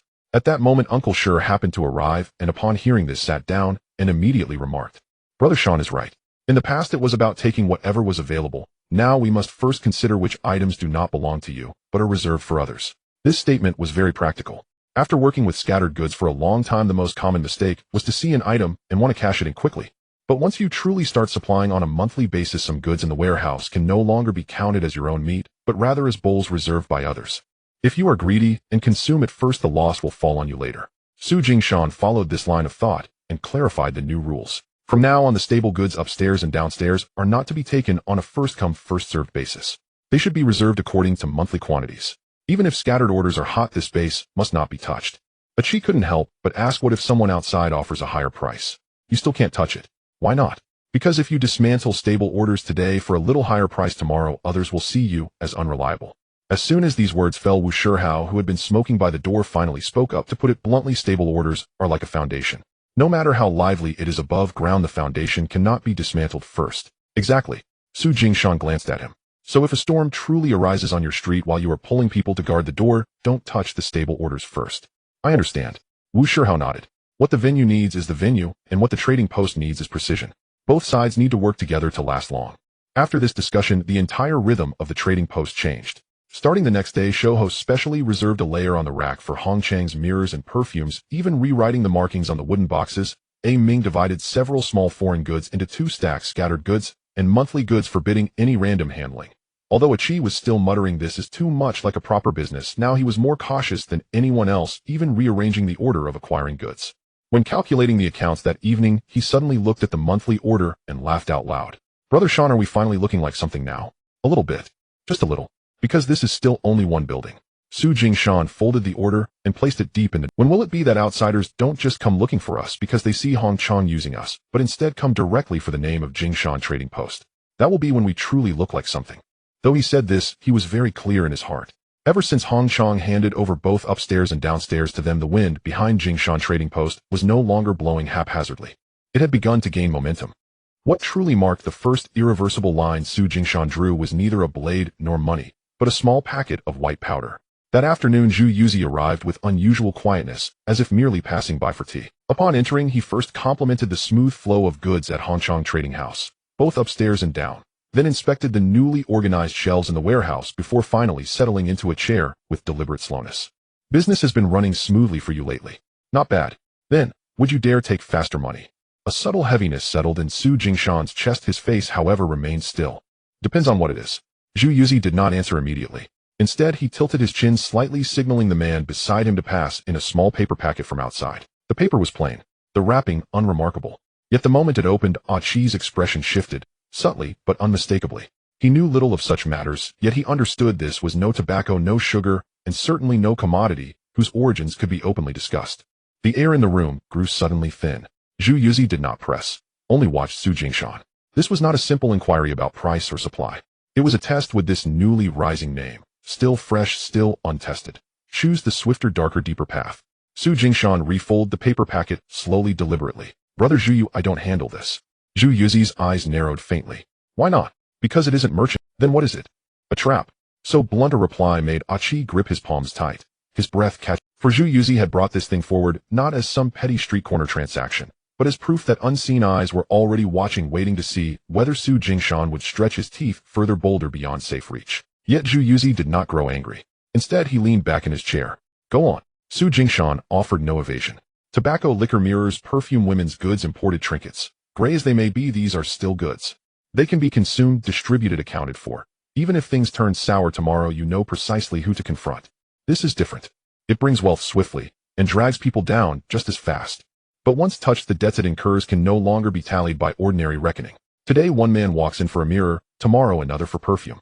But let this enter your door, and those who follow won't be mere buyers alone. They'll bring other eyes, other mouths, other paths. And most dangerously, Jingshan Trading House is still shallow. A shallow vessel daring to carry such cargo doesn't sail toward fortune, it steers straight toward capsizing. So, you're afraid? Yes. Su Jingshan answered without hesitation, without embellishment. This kind of money, I cannot bear it. Not yet. Only now. Nor do I intend to touch it later. This was weightier than saying simply, I dare not. For it declared not retreat, but boundary. Zhu Yuzi studied him long and hard, the habitual warmth in his gaze fading like a merchant reweighing the true value of a young man. Was this timidity or clarity? Many men's minds heat the moment they glimpse quick profit. You remain cold. Cold is no flaw. Yet sometimes too much cold means missing the fattest cut. Su Jingshan nodded. I know, but swallowing meat does not mean victory. You must first ask whether your teeth are strong enough to chew it, your stomach resilient enough to digest it, and whether others stand ready waiting only for you to choke. Silence held the room for several breaths. Wu Shihao, who had stood quietly by the door all along, finally lowered his cigarette from his lips. Once this enters the streets, the very air changes. Zhu Yuzi turned his gaze toward him. You think so too? Yes. Why? Because selling mirrors, razor blades, or perfume makes others call you gray. Selling this makes them call you rotten. Gray may still stand upright. Rotten sinks, and sinks fast. Crude yet utterly true. Su Jingshan said nothing more, only slid the paper packet gently back towards Zhu Yuzi. Brother Zhu Yu, if this was merely a test, you have your answer now. If instead you genuinely wish me to take it on, then let me state my position clearly now, so no one loses face later. Zhu Yuzi looked at the packet and smiled unexpectedly. I thought you'd swallow anything. Speedy money must still fit the bite of one's own teeth. Do you know how many men in this city rose on this very substance? I do. Then why refuse it? Because what I seek to build is a vessel, not fire. Fire burns bright and swift. But when it slips control, it consumes its maker first. At that, Zhu Yuzi finally withdrew the packet. Very well. To speak fear plainly is far more agreeable than feigning courage.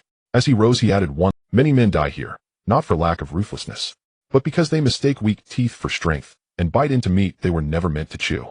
After he left, Ah Chi exhaled deeply, his back drenched in sweat. Brother Sean, was that packet truly meant to test you? Not a test, observation. Observation of what? Of whether recent good fortune has made me believe I may. Ah Chi's expression darkened slowly. He had always known the substance was dangerous, but had never grasped that behind a single modest packet lay not a question of price, but a verdict on the entire future direction of Su Jingshan's name. Su Jingshan gazed at the lamp on the table, his voice low yet resonant. Remember this well. Tobacco, liquor, women's goods, imported trinkets, frontier, wares, cloth, watches, mirrors. These may be built upon, expanded slowly, steadily. But some things, touch them once, and the very essence of your enterprise shifts forever. Wu Shihao nodded quietly beside him. No matter how fast the money flows, it must never lead you by the nose. For the first time, their thinking aligned precisely along this line, not because both were timid, but because both saw clearly the hardest step for anyone seeking longevity in trade is not reaching out to grasp, but knowing which piece of meat must first be set aside. Hong Fa's tail flicked once again. It wasn't his own doing. It was a borrowed blade. This time it was a group of hired hands from the outer dock. Those men were envious that the Jingshan goods store had been enjoying a string of good fortune, and they were provoked into saying Su Jingshan is only relying on the police and some old veterans for support. He won't hold up on the streets. Thus, fueled by their anger, they made their way to the entrance of the goods store. They had chosen the perfect moment.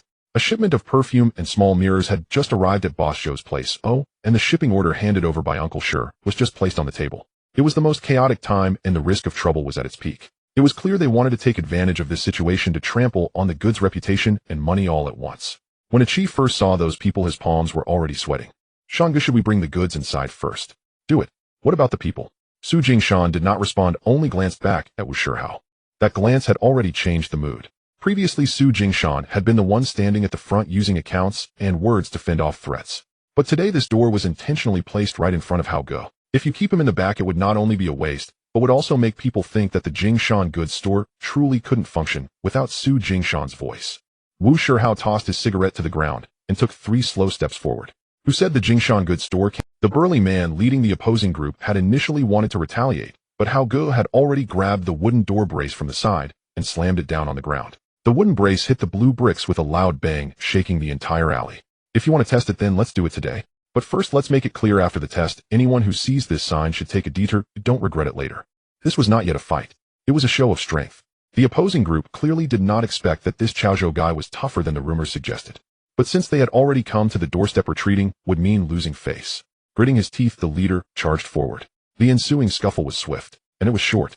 This time Wu Shihao did not act aggressively or recklessly. He targeted the most vulnerable spots to disperse the opponent's courage: the knee, the ribs, under the shoulder, the wrist. After a few strikes, the boldness of the group that came in on borrowed wind quickly dissipated. A Qi and a Ming seized the opportunity to support, with the skinny monkey holding his ground and fiercely guarding the goods behind him, preventing anyone from slipping in uninvited. Su Jingshan stood by the door the entire time, doing just one thing: watching. He was observing who among the group was truly daring to fight, and who was merely following along for courage. He was assessing whether the burly leader was simply there to collect money to test the door, or if there were indeed greater stakes behind him. He was also gauging how the street would talk about Hao Ge's reputation after this confrontation. Because some fights are about fists. Others, however, become truly valuable after the dust settles. In less than the time it takes to burn a stick of incense, the bravado of the opposing group collapsed entirely. When the leading burly man was helped up, blood was streaming from the corner of his mouth, and his eyes no longer held the defiance they had when he arrived. Wu Shihao slung the wooden brace over his shoulder, his voice heavy. Go back and tell the one who sent you. The next time you bring such a blade to test the door, it won't just be a matter of... The burly man did not dare retort. He shot a venomous glance before retreating with his men. As the crowd dispersed, A Qi finally let out a long breath. Shangge, does this count as truly over? Pretty much. How can you be so sure? Because if Hong Fa still had the guts to come back himself, he would have returned. Su Jingshan lit a cigarette and looked at the messy footprints at the alley's entrance. Now that even the borrowed blade has been dealt with by Hao Ge, if he thinks of sticking his head up again, he will be left to flounder in the gutter. After these words, Uncle Sure slowly walked out from behind. He had been waiting to see if this confrontation could be handled. Now, seeing Wu Shihao standing at the entrance with the wooden brace still resting on his shoulder, the way he looked at them changed. How? Today's handling of the door was quite good. Wu Shihao did not offer any flattery, merely leaning the wooden brace back against the door. It needed to be handled. Not just needed to be handled. Uncle Sure gave Su Jingshan a meaningful glance. From today on, many people on the street will understand that there is not just one who can settle accounts at this door. Upon hearing this, A Qi felt the lingering fear finally begin to dissipate. He had always thought that Hao Ge was the hardest blade at the entrance of the goods store, but a blade and a sign were ultimately two different things. After today, he finally saw clearly for the first time that Hao Ge was not just someone temporarily brought in to guard the door, but rather a solid pillar that could genuinely hold its ground. That night, when closing the store, Su Jingshan counted the frightened shipment of perfume and mirrors again, and not a single item was missing. He looked up at Wu Shihao. What will the word on the street be after this? They will say the Jingshan goods store has a strong door. Not enough. Then what else will they say? They will also say that Hao Guest Line can now independently guard the door. After hearing this, Wu Shihao did not feign modesty or act coy. He simply nodded. With this, Su Jingshan felt even more at ease, because he understood that from this confrontation onward Hong Fa had completely retreated to old scores. And the Jingshan goods store had finally transformed from merely a place handling small foreign goods into one that had genuinely developed the backbone to protect its sign. When Uncle Shi returned, he brought not goods, but a shipping order. A thin piece of paper listing various categories and quantities of imported goods with the names of 2 shops on the island written at the bottom. The paper was thin, yet it weighed more than the several boxes of loose goods before it. What does this mean? It means they want to place orders for goods from their side. Isn't it just about taking whatever is available, eh? No. Uncle Shi laid the shipping order on the table, his expression unusually serious. Jingshan, when I took you across the sea earlier, it was to see if you could deliver goods. Now that they are starting to place orders, it's about whether you can meet their demands. The situation had shifted. Previously it was about what you had on hand and what others would take. Now it is about what others lack and first coming to see if you can procure it. This is like shifting from picking up scraps to sitting at the banquet table. Su Jingshan read through the shipping order from top to bottom, neither affirming nor denying. He examined it carefully. Even the slight variations in the pen strokes next to the quantities did not escape his notice, because he knew that when others first come to ask for orders, they are not just inquiring if you have the goods, but also assessing whether you would recklessly swallow what you cannot handle just to seize this opportunity. There are 2 items here, and I currently have access to them. Which 2? Women's mirrors and perfume. I can also manage a few razors. However, for the small fan switch and this batch of watch cases, I am not confident enough to promise fully. Upon hearing this, Uncle Shi felt more at ease. Why? Because items like fan switches, if I am to take them, I need to coordinate with the electrician on that floor. The same goes for watch cases, I have to ask Boss Zhou and Old Liang if they can extend the supply line. If I were to thump my chest now and say I would definitely deliver within 2 days, that would not be doing business, it would be telling ghost stories. Upon hearing this, Uncle Shi chuckled. No wonder Boss Zhou increasingly likes to mention you. Why? Because you rare as it is know which meals you cannot currently handle. This is not meant to mock. It is precisely out of respect. In the gray market, the most common cause of death is not a lack of supply, but when someone who can only handle 70% insists they can manage a full 100%. When delivery day arrives, if your mouth gets the better of you, all doors will close behind you. Su Jingshan pressed the shipping order onto the table, his mind already beginning to reorganize the supply routes. Mirrors can be sourced from the existing women's goods line. Perfume needs to be categorized, or what is consumed on the island may not have the same flavor as what's sold upstairs and downstairs at Hongchong. Razors must first be coordinated with the barbershop line to ensure that the steady goods are not depleted. As for the fan switch and watch cases, they indeed require separate arrangements. I will take 70% of this order. What about the remaining 30%? Just note it down on the side, he said, picking up a pen and writing 4 characters on the edge of the shipping order. To be arranged. Achi stood behind and watched, getting anxious. Brother Sean, if you write it like this, aren't you afraid they will look for someone else? They will look. Then why be so honest? Precisely because they will look, I need to write it this way. Su Jingshan put down the pen. When they first place an order with me, it is not to hear me boast, it is to see if I can distinguish between what is certain and what is uncertain. If I were to stubbornly say everything is fine now, once it breaks off later, they would only remember me as someone who talks big. But if I stabilize the 70% now and clearly write that the remaining 30% is to be arranged, even if they go look for someone else, they will know who speaks the truth. Uncle Shi nodded in agreement. Right. If others also only speak boldly, they will eventually come back to, because at least you are not deceiving them. At this, even Chi slowly began to understand. It turns out that true stability is not about rushing at every opportunity or consuming whatever is available, but first firmly holding on to the portions that can be secured while leaving room for the parts that cannot be handled. When others look at you, they will not underestimate you just because you temporarily lack a pathway, or rather they will regard you more highly for knowing which part of the journey you have yet to secure. That night, Su Jingshan pressed this shipping order into the account folder and recalculated the lines for mirrors, perfume, and razors. As he calculated, he suddenly realized that this was no longer just simple trading. Taking orders means others are starting to see you as a channel, no longer merely as a stall. Anyone can set up a stall, it can be disassembled today and reassembled tomorrow, but once a channel is established, it must have precision, margin, and backup. At that moment, Wu Shihao came in through the door and glanced at the shipping order. Has the island started placing orders with you?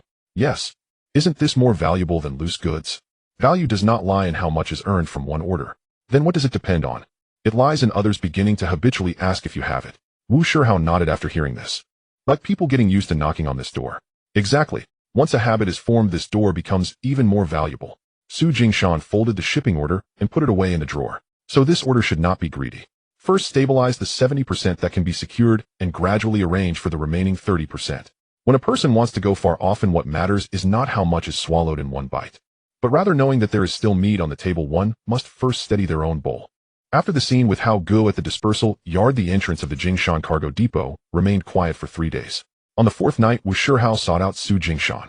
The cargo depot had closed its doors with a hint of damp wind seeping through the crack. A Chi and the thin monkey were inside arranging mirrors and perfumed the sound of glass clinking softly. On the table, a kerosene lamp flickered low with 2 account books spread beneath its glow, one for the depot's public account and another for the newly created account for Hao Gu. Wu Shihao stood by the table, lit a cigarette, took a couple of puffs before speaking. Brother Sean, I want to revisit the rules with you.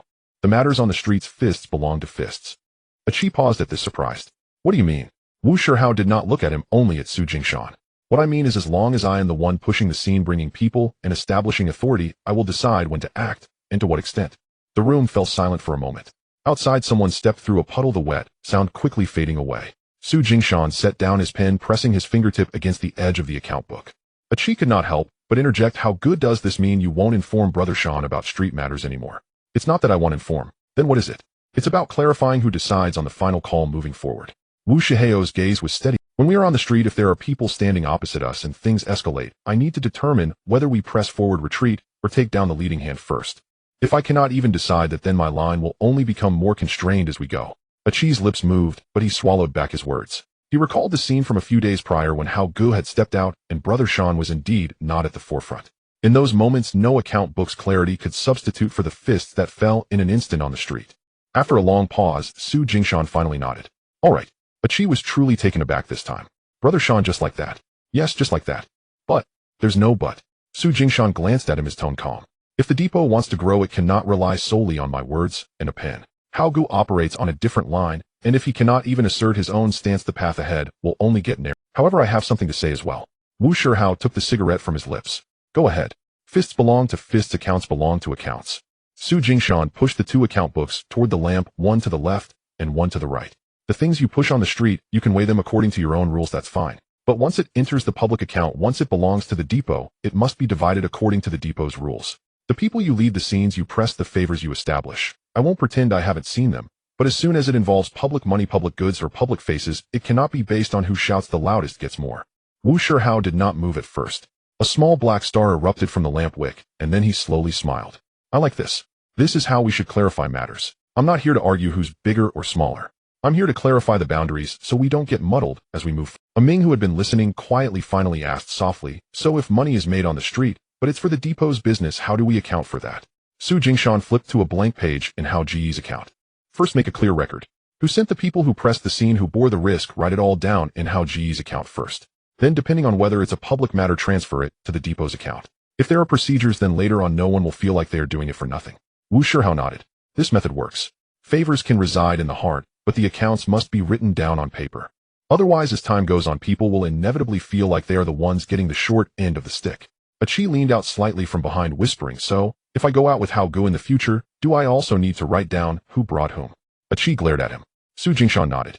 Yes, write it down. Who went out with whom, what was done, and what was returned, all must be recorded. Once it's all clear, we won't let the word brother cover the accounts later. A Chi shrank back his neck, hastily steadying the mirror case in his hands. Wu Shihao pulled Hao Ji's account toward himself. Then let me clarify one thing. Su Jingshan nodded. Ask. If I take people to press a bad debt for the depot, and the other side compensates on the spot, and admits fault, who accounts for that? A Chi perked up immediately. Such things would definitely happen in the future. The face of the depot belongs to Brother Sean, but that moment on the street was created by Hao Gu leading his people. If we only talk about brotherly feelings, it might sound nice tonight, but 3 to 5 months later someone will start keeping a mental tally. Su Jingshan shifted the public account half an inch to the right. Money goes into the public account first. Favors are recorded in Hao Ji's account. How do we record it? Clearly write down the date, the street, who led the people, how much was recovered for the depot, and what was not allowed to escalate. Wu Shihao stared at him. Just write it down. Write it down first. Su Jingshan picked up a pen and drew 3 columns on the blank page. At the end of the month, during account division, what can be converted to money, convert it, or what cannot be converted to money, convert it to goods, people, or prioritize the next leading hand. If your subordinates truly put in effort, you can't just tell them they've worked hard. Wu Shihao finally flicked the ash into the bottom of the cup. I love to hear that. A Chi mumbled softly, so fists must also be accounted for. Su Jingshan glanced at him. Fists that aren't accounted for are the easiest to become useless fists. The light in the room was slightly yellow with the two account books laid out on the table, one on the left and one on the right. Achi looked at those two books, suddenly feeling that this scene was even heavier than the previous one at the door. To fight a battle winning means winning once, but clarifying the boundaries and rules means that every subsequent action has a place to land. At this moment Wu Shihao extinguished his cigarette and quietly said, "Brother Sean. If you dare to let me decide the extent of street matters, aren't you afraid that one day I might get too big for my boots?" Su Jingshan looked up at him. "Afraid? Then why did you nod?" "Because I'm more afraid of you always holding back." Su Jingshan pushed the short pencil next to Hao Ji's account toward him. "If a line truly wants to grow into its own bone, it must learn to exert itself. If you ever go too far, I will intervene, but if I hold you down now, the depot will only grow into a leg." Wu Shihao did not ask further. He picked up the pencil and wrote 2 characters on the blank page of Hao Ge's account. Su Jingshan glanced over and then wrote down 2 characters on the public account. "Return account." Ming read through both pages of the accounts and quietly asked, "So, do we need to explain these rules to the subordinates?" "Yes, we need to explain." "How do we explain?" Su Jingshan closed the public account. "Don't preach great principle. Let them see these 2 pages tomorrow morning." Wu Shihao added, "And tell them that whoever puts in effort on the street will have their names on the accounts. Whoever messes around with the strength from the street will also have their names on the accounts." Achi finally smiled at this point. "Then the accounting room will be busy. A little busyness is good." Su Jingshan lowered the wick. "Busy accounts mean the heart will not easily become chaotic." Ming also noted that sentence at the bottom of the page. His writing was small, falling on the edge of the paper, just enough to cover the gap between the 2 account books. As the night grew deeper, the wind outside blew against the door panel, making a light sound. The 2 account books were set apart by a lamp, the shadow of the light between them sharp as a knife edge. At the end of October, the wind changed again. It was not the sea breeze, but the wind of the year's end. The lights at the police station were brighter than usual, and the workers by the dock hurried home more than before. In the alleys, the stalls that relied on gray edges for their livelihood hid their most conspicuous goods beneath cloth by evening. No one openly stated it, yet everyone knew that at this time one had to pull back a little and maintain a clean demeanor. Tengu arrived quite late. He first wandered around the warehouse, his fingers brushing against the dust on the edge of the counter, then paused for a moment in front of the chalk writing that read Jingshan Goods Warehouse at the entrance. "Your back warehouse and goods route are looking more presentable than before. Isn't that a good thing?" "It is a good thing." Tengu lit a cigarette, the tip glowing red in the night. "But it's not enough for just the back warehouse to look good." "What do you mean?" "It means you need a front counter." Achi was momentarily stunned by this remark. "Don't we have a door?" Tengu pointed at the chalkboard with his cigarette. "But this is a warehouse, not a storefront. At the end of the year, the higher-ups care not only about the numbers, but also about the appearance. The better you can move goods from the back, the more presentable the front should be. At first glance, it should look like a legitimate foreign goods business rather than a small warehouse known for hiding, transferring, and storing items." Su Jingshan did not respond immediately. He took down the chalkboard and wiped a layer of white dust from his palm. He had thought of the 3 characters Jingshan Xing before, but at that time the goods route was still thin and the street layout had not been clearly defined. Now that stable orders had emerged from Hongchong Lu and the ferry routes on the island were established, as well as the street line that Hao Gu could independently manage. It was no longer a matter of survival, but rather about finding a shell that could stand out.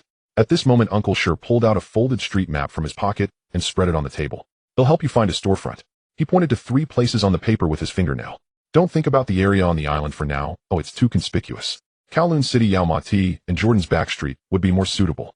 "Why those places?" Su Jingshan asked. "Because they are not far from the dock and also close to barbershops, nightlife venues, and small foreign goods routes. The front can serve as a facade and the back can connect to your own warehouse and cart routes through a couple of alleys. It looks like doing business, yet it does not hinder real transactions." Achi's eyes brightened. "Brother Sean, are we really going to open a genuine shop?" "Yes." "What will we sell, eh?" "Things that can be seen by people." Su Jingshan picked up a hand mirror from the edge of the table, its surface reflecting the light of a half-burned yellow lamp. Mirrors, razors, perfumes, women's stockings, along with some small foreign goods for barbers and inconspicuous miscellaneous items. The front should look like a small shop selling foreign goods, while the back warehouse accounts and goods transfer lines will still be ours. Wu Shihao leaned against the door smoking and suddenly interjected, "The brighter the front, the more you have to keep the back under wraps." Su Jingshan nodded. "So it's not just about separating goods, people must be separated too.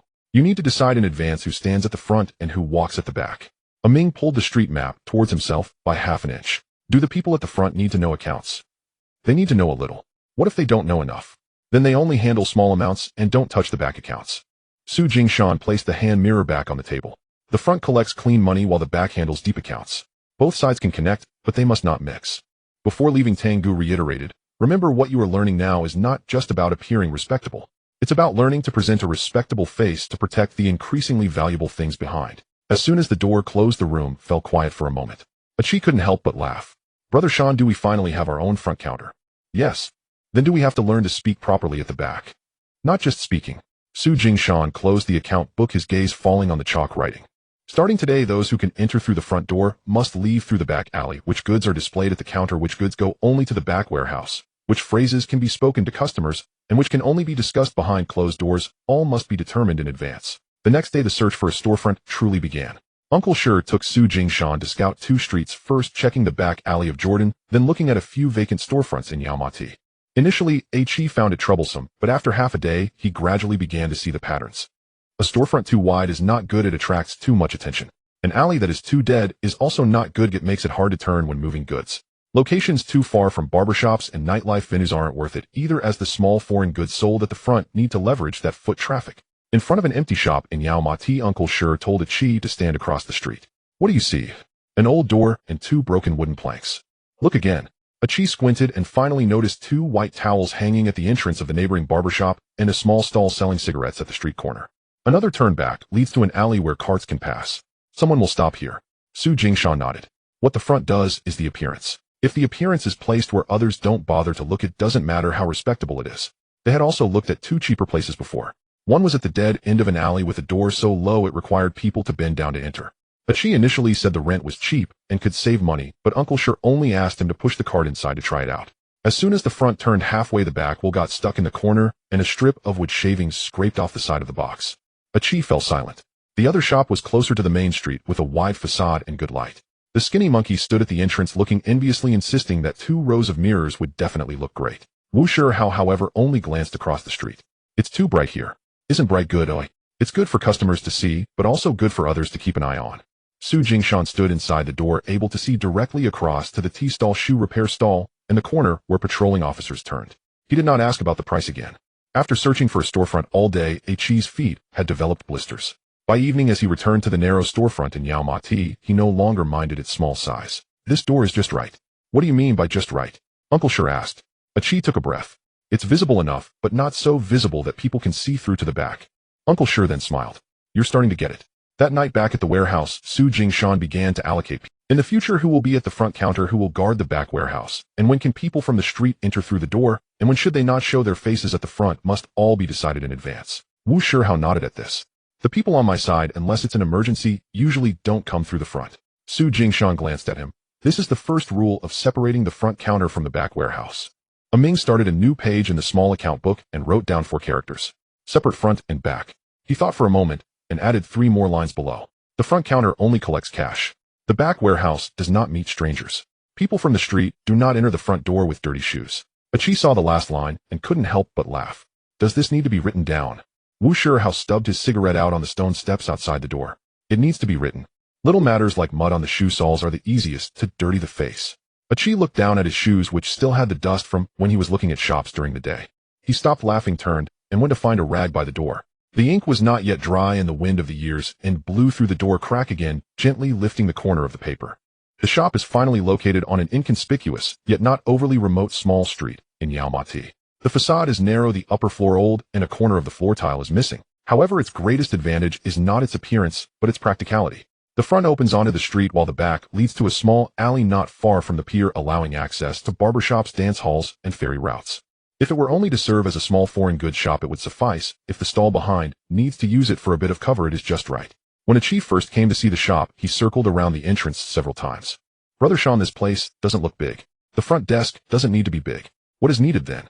It needs to be pleasing to the eye, stable, and at first glance it shouldn't look like it hides too many things. Uncle Sher, who was listening nearby, chuckled.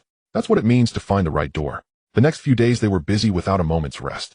They repaired walls, changed locks, laid flooring, painted the counter, and even remeasured the hidden compartments behind the door. As Achi moved the mirror boxes, he muttered to himself, saying he never expected to measure cabinets for a proper shop in his lifetime. The skinny monkey was in charge of monitoring the carpenters, worried they might make the back door too shallow. Ming didn't say much, but he polished the newly arrived glass until it shone brighter and brighter. Wu Shihao brought 2 people to help, and before entering, he first stubbed out his cigarette. Achi saw this and immediately laughed at him. Brother, how are you afraid of dirtying a proper shop? Wu Shihao glanced at him. The front door is the front door. After saying that, he raised his hand to stop the two from stepping over the threshold. Wipe your shoes clean before entering. Su Jingshan stood behind the counter watching silently. The most important thing was the sign. This time they didn't make do with chalk. They specifically hired a calligrapher with black background and golden characters writing only 3 words. Jingshan Xing. When the calligrapher finished the last stroke, his wrist was steady. The gold paint hadn't dried yet, and the edges of the characters gleamed like newly polished copper. Once the sign was hung up, even Uncle Sure stood across the street and looked at it for a while. This time it's different. Achi asked. The chalkboard at the front only counted as a name. Uncle Sure squinted at the 3 characters. Now these 3 characters look like a door. Achi stood below looking up at the sign, feeling warmth in his chest. He used to think that for people like them who scraped by near the pier, having a leak-proof shed would be considered good fortune. Now that the 3 characters of Jingshan Xing were truly hung up, he felt for the first time that he had lifted himself halfway out of the mud. Wu Shiho hadn't entered that day, only standing across the street and watching. Once the sign was secured, he slowly walked over. In the future, when others look for you, they won't first think of the pier. They will first think of this street. Su Jingshan lit a cigarette and looked up at the 3 characters. Exactly. But the pier cannot be abandoned. It won't be. The pier is the route. The two fell silent for a moment. Achi suddenly asked Brother Shan, why not just call it Jingshan Goods Store? Because the front can't look too much like a warehouse. Then why Xing? Because Xing sounds like doing business.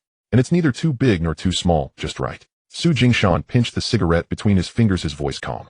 If it's too flashy, it easily attracts attention. If it's too small, it can't support the stuff in the back. The 3 characters of Jingshan Xing just right convey that you are a proper foreign goods shop, and it also allows us to remember that this place will not just be used for selling goods in the future. Then what else will it be used for? To establish a presence. When they finished work that evening, only 1 lamp was lit in the shop. Su Jingshan stood at the door looking back at the counter, the glass shelves, and the newly hung sign. On the counter were 3 handheld mirrors, 2 razors, and a bottle of unopened perfume. Those items weren't expensive, yet for the first time, they gave the shop a semblance of character. A Ming passed by with a cloth, suddenly stopping. Brother Shan, are we really opening tomorrow? First half open. Only testing customers. Also testing ourselves. Su Jingshan straightened a price tag on the counter. Let's see who gets nervous standing at the front, who reveals their bottom line when speaking, and who can't help but mention the back warehouse. On the first half open day, Achi was assigned by Su Jingshan to stand at the counter. He originally thought that standing at the counter would be easier than running to the pier, but when a customer actually walked in, he didn't know where to put his hands. The first to enter was a young barber, who asked if the razor could be a bit cheaper.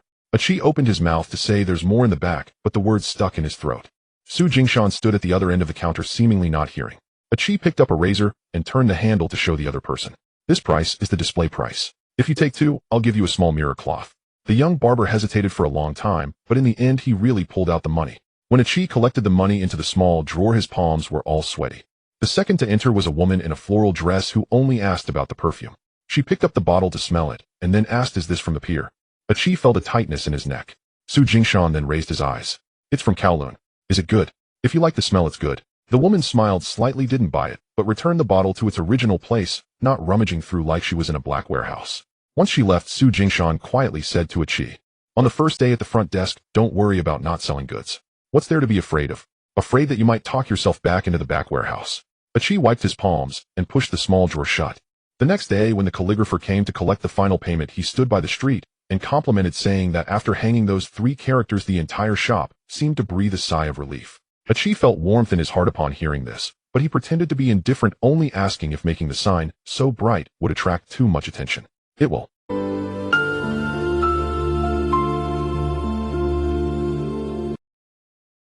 By evening, 2 unfamiliar passers-by actually entered and looked around. One asked about the mirrors, and another asked about the razors. Whether they bought or not didn't matter. What mattered was their expressions when they entered. It wasn't the kind of cautious glances one would make in a black warehouse, but rather that they regarded this place as a small foreign goods shop where they could pick and choose. After Achi sent them off, he stood there still dazed. Brother Shan, this feeling is really strange. Where is it strange? It feels like we suddenly became people who do business for real. Isn't that the case? But it's different from before. Of course it's different. A Ming recorded that day's 2 price inquiries and 1 transaction in a small ledger beside him. The first transaction was for a razor fully collected. The second was for perfume, only an inquiry without purchase. The third was for a mirror looked at and left. Achi couldn't help but ask him, you also record those who didn't buy? Of course. Su Jingshan took out a dry cloth from under the counter and wiped the fingerprints off the edge of the mirror. The front desk just opened. Buying or not is all about trust. If someone dares to come in and ask about perfume, it means this door is no longer like a black warehouse. Achi looked at the line, only inquired, didn't buy, and finally felt it wasn't so glaring. He pressed that small ledger under the counter, his movements steadier than in the morning. Someone passed by outside and looked up at the sign again. Su Jingshan reached out to adjust a mirror on the counter. The mirror reflected the sign with black background and golden characters outside, as well as a cheese half-smiling face that he hadn't yet managed to compose. Jingshan was busy preparing for the game at the front, while Hao Gu was also occupied on his side. Uncle Chung had him hold the stage, and after some time, he finally handed over a more substantial bet. This isn't a betting table. It's a water room. Simply put, the water room is where people are monitored for water collection, keeping track of accounts, and managing those who, after losing money, might want to flip tables and cause trouble. While it may not seem large in reality, it is much more challenging than merely guarding the door. Guarding the door is about who dares to rush in, while the water room deals with who will renege, who will drag their feet, and who after losing still wants to create chaos. When Uncle Chung mentioned this, Wu Shiheo's first reaction was not joy. It was silence. Aren't you afraid I might mess it up? Yes, I am. Uncle Chung was very straightforward. But in your recent performances, I've noticed that you're not just capable of fighting. You know when to stand firm and when to withdraw. In the water room, what matters is not how tough you are, but whether you understand the order of things. Furthermore, if I really want to use you later, you must take a step further into the inner workings. Wu Shihao did not respond immediately. He first found Su Jingshan back at the inn. Will you take it? You decide for yourself. If I take it, the street accounts will become even heavier. Su Jingshan pressed down the list in his hand and looked at him. Then are you afraid? Not afraid. Then take it. But the water room is not just about brute strength. I know. Su Jingshan closed the account book. That's why you should take it even more. When you hold the stage at the entrance, others will remember your strength. When you manage the accounts in the water room, others will hand matters over to you. A Chi who was listening nearby first felt envious, then grinned. Hao Gu, you are really becoming more and more impressive now. Wu Shihao bit down on a cigarette and replied vaguely, being impressive also requires surviving first. So how do you plan to take it? First look at the accounts, then look at the people. Can you read the accounts? Not very well. This sentence caught a Chi off guard. The next night, Uncle Chung brought him into the water room. The place wasn't large. One wall was wooden grating, and the other wall led to the loudest betting table in the gambling den. People were coming and going, their mouths filled with the atmosphere of winning and losing, and the lights were dim. On the water room table lay 2 account books, one for water collection and one for debts, along with a few IOUs and a box of old chips. Uncle Chung didn't rush him to handle the accounts. He first let him stand by and observe. Remember 3 things first. First, what is most valuable in the water room is not the accounts, but the order of things. Who records first, who records last, which entry should be urged first, and which entry should be dealt with later, all have their importance. Second, those who are anxious after losing are the best at putting on a brave face. If you follow their lead in anger, the accounts will become chaotic. If you are too soft, everyone will dare to test you after. Third, when it comes to flipping the table, it's not who shouts the loudest that wins. It must be clear to the outside that you said. As Wu Shihao listened, he memorized every face and every hand in the room. Who was in charge of the water room's accounts, who was the lone shark, who specifically relayed messages for gamblers, and who would try to take advantage at the slightest hint. Before long, a man in a floral shirt slammed the table and shouted, "This amount doesn't count. I clearly only paid half before." The account keeper, startled by his shout, trembled and jabbed the paper with the pen, leaving an ink blot. Uncle Chung remained silent, merely glanced at Wu Shihao. Wu Shihao walked over, not reaching out to hold the man down, but simply took the IOU from the account keeper's side. Which half? The man in the floral shirt was momentarily stunned. The night before last. What time? Before the end of the game. Who collected it? The floral shirt's mouth twitched, his voice dropped. Fei Chong. Wu Shihao turned to look at the chubby account keeper by the wooden grating. Fei Chong immediately waved his hands. How good the night before last, he only paid the water fee, not the principal. Wu Shihao placed the IOU back on the table and tapped the red circle next to the word principal with his knuckle. Water is water, the principal is the principal. The man in the floral shirt wanted to argue further, but Wu Shihao had already stepped forward, standing very close. If you made a mistake, sit down now and make up the water fee. If you say someone has swallowed your money, don't leave tonight. They'll help you call back. Everyone present the night before last. The noise from the gambling table suddenly quieted down a bit. The man in the floral shirt stared at him for a long while, then finally reached into his pants pocket, pulled out a few crumpled bills, and slapped them on the table. If we're making up, then let's make up. Wu Shihao didn't take the money. He only looked at the account keeper. Record it first. The account keeper quickly wrote down the time amount and the words "make up water." Only then did Uncle Chung lightly cough. Did you see that? Wu Shihao nodded. The accounts fall first, fists fall later. Uncle Cheng's lips curled slightly upwards. Later in the night, there was an even more troublesome case. A tall, skinny gambler owed 2 days' worth of water, and tonight he won back a bit, but according to the rules, he should first make up the old debt. However, he was flanked by 2 regulars who were backing him up, saying they wanted him to play another round.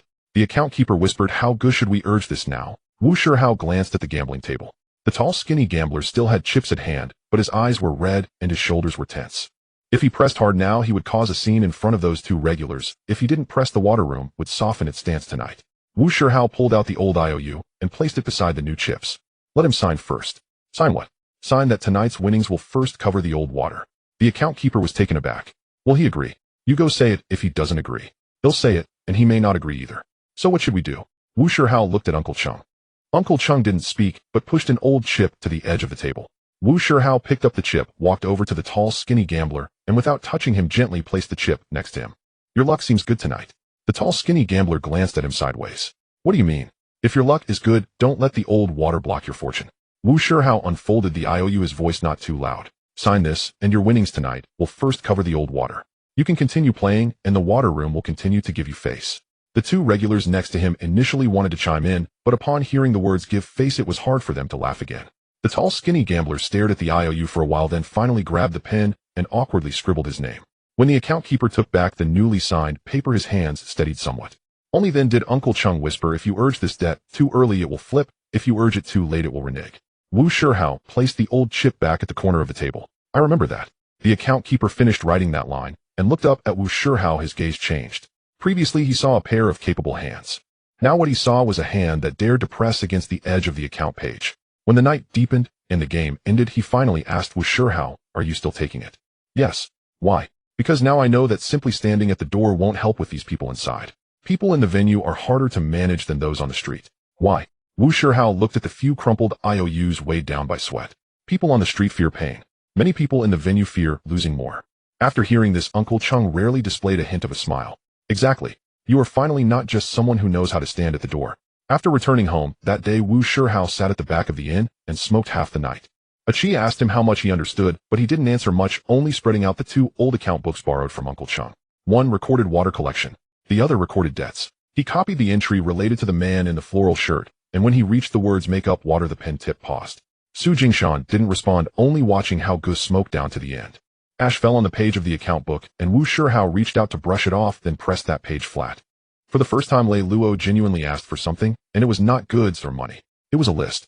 That evening, he summoned Su Jingshan to a tea restaurant that was about to close. On the table, there was only a cup of iced lemon tea. The ice almost melted and water trickled down the cup's wall. Outside the window, people came and went while the attendant at the cash register yawned as he wiped the table. Anyone looking over would only assume they were two familiar faces coincidentally seated at the same table. Lei Luo got straight to the point, speaking directly as soon as he sat down. I've been thinking about clearing out those people by the docks who borrow without scruples, use borrowed names, and collect money through intimidation at street corners. Why? Because it's too chaotic. Lei Luo replied calmly.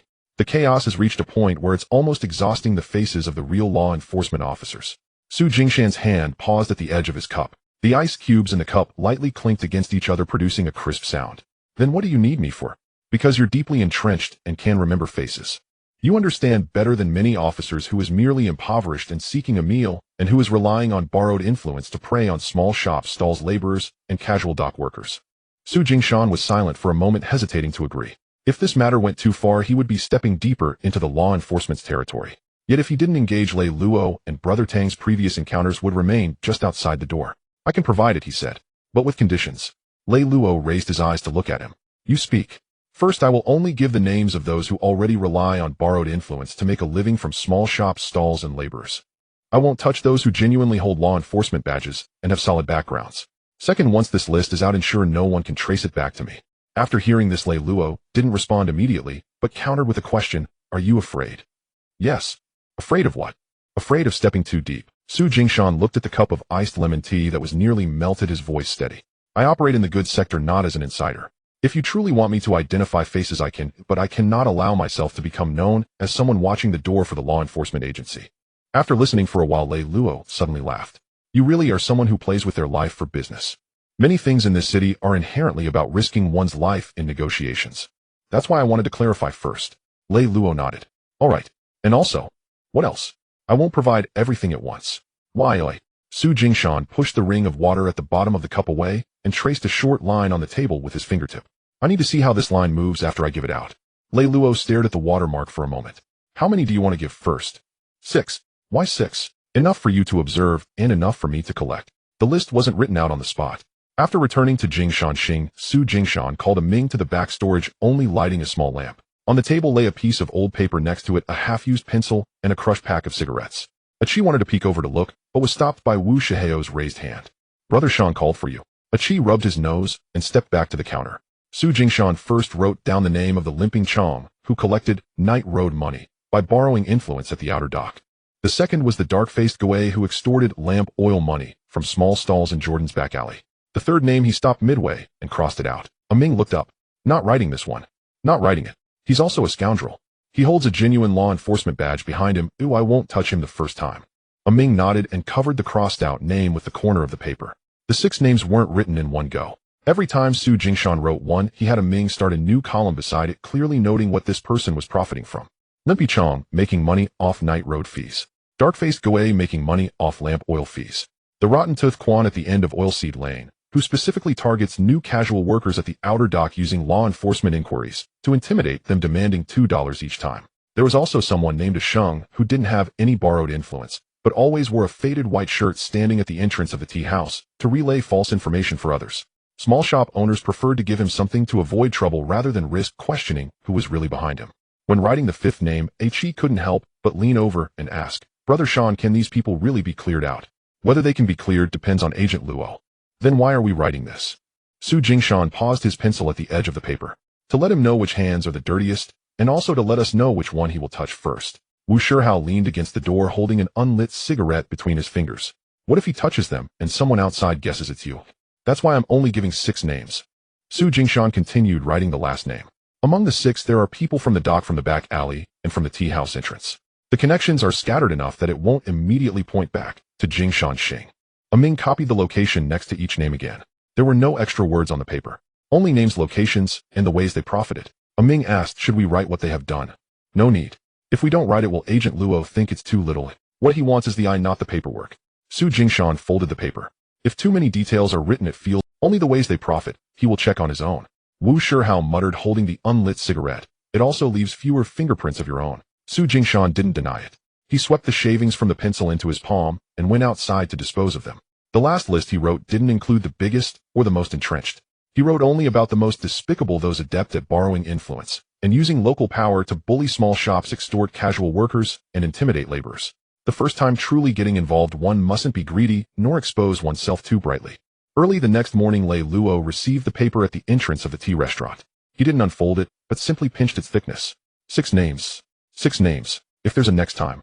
Let's wait until this wine passes before discussing it.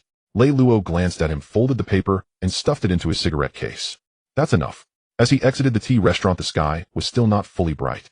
Su Jingshan walked slowly back along the roadside, his leather shoes stepping through the wet ground, the edges of his shoes splashed with a bit of gray water from the tea restaurant entrance.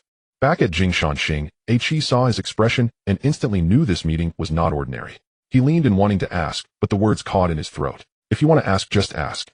Is Agent Luo different this time compared to before? Yes. In what way is it different?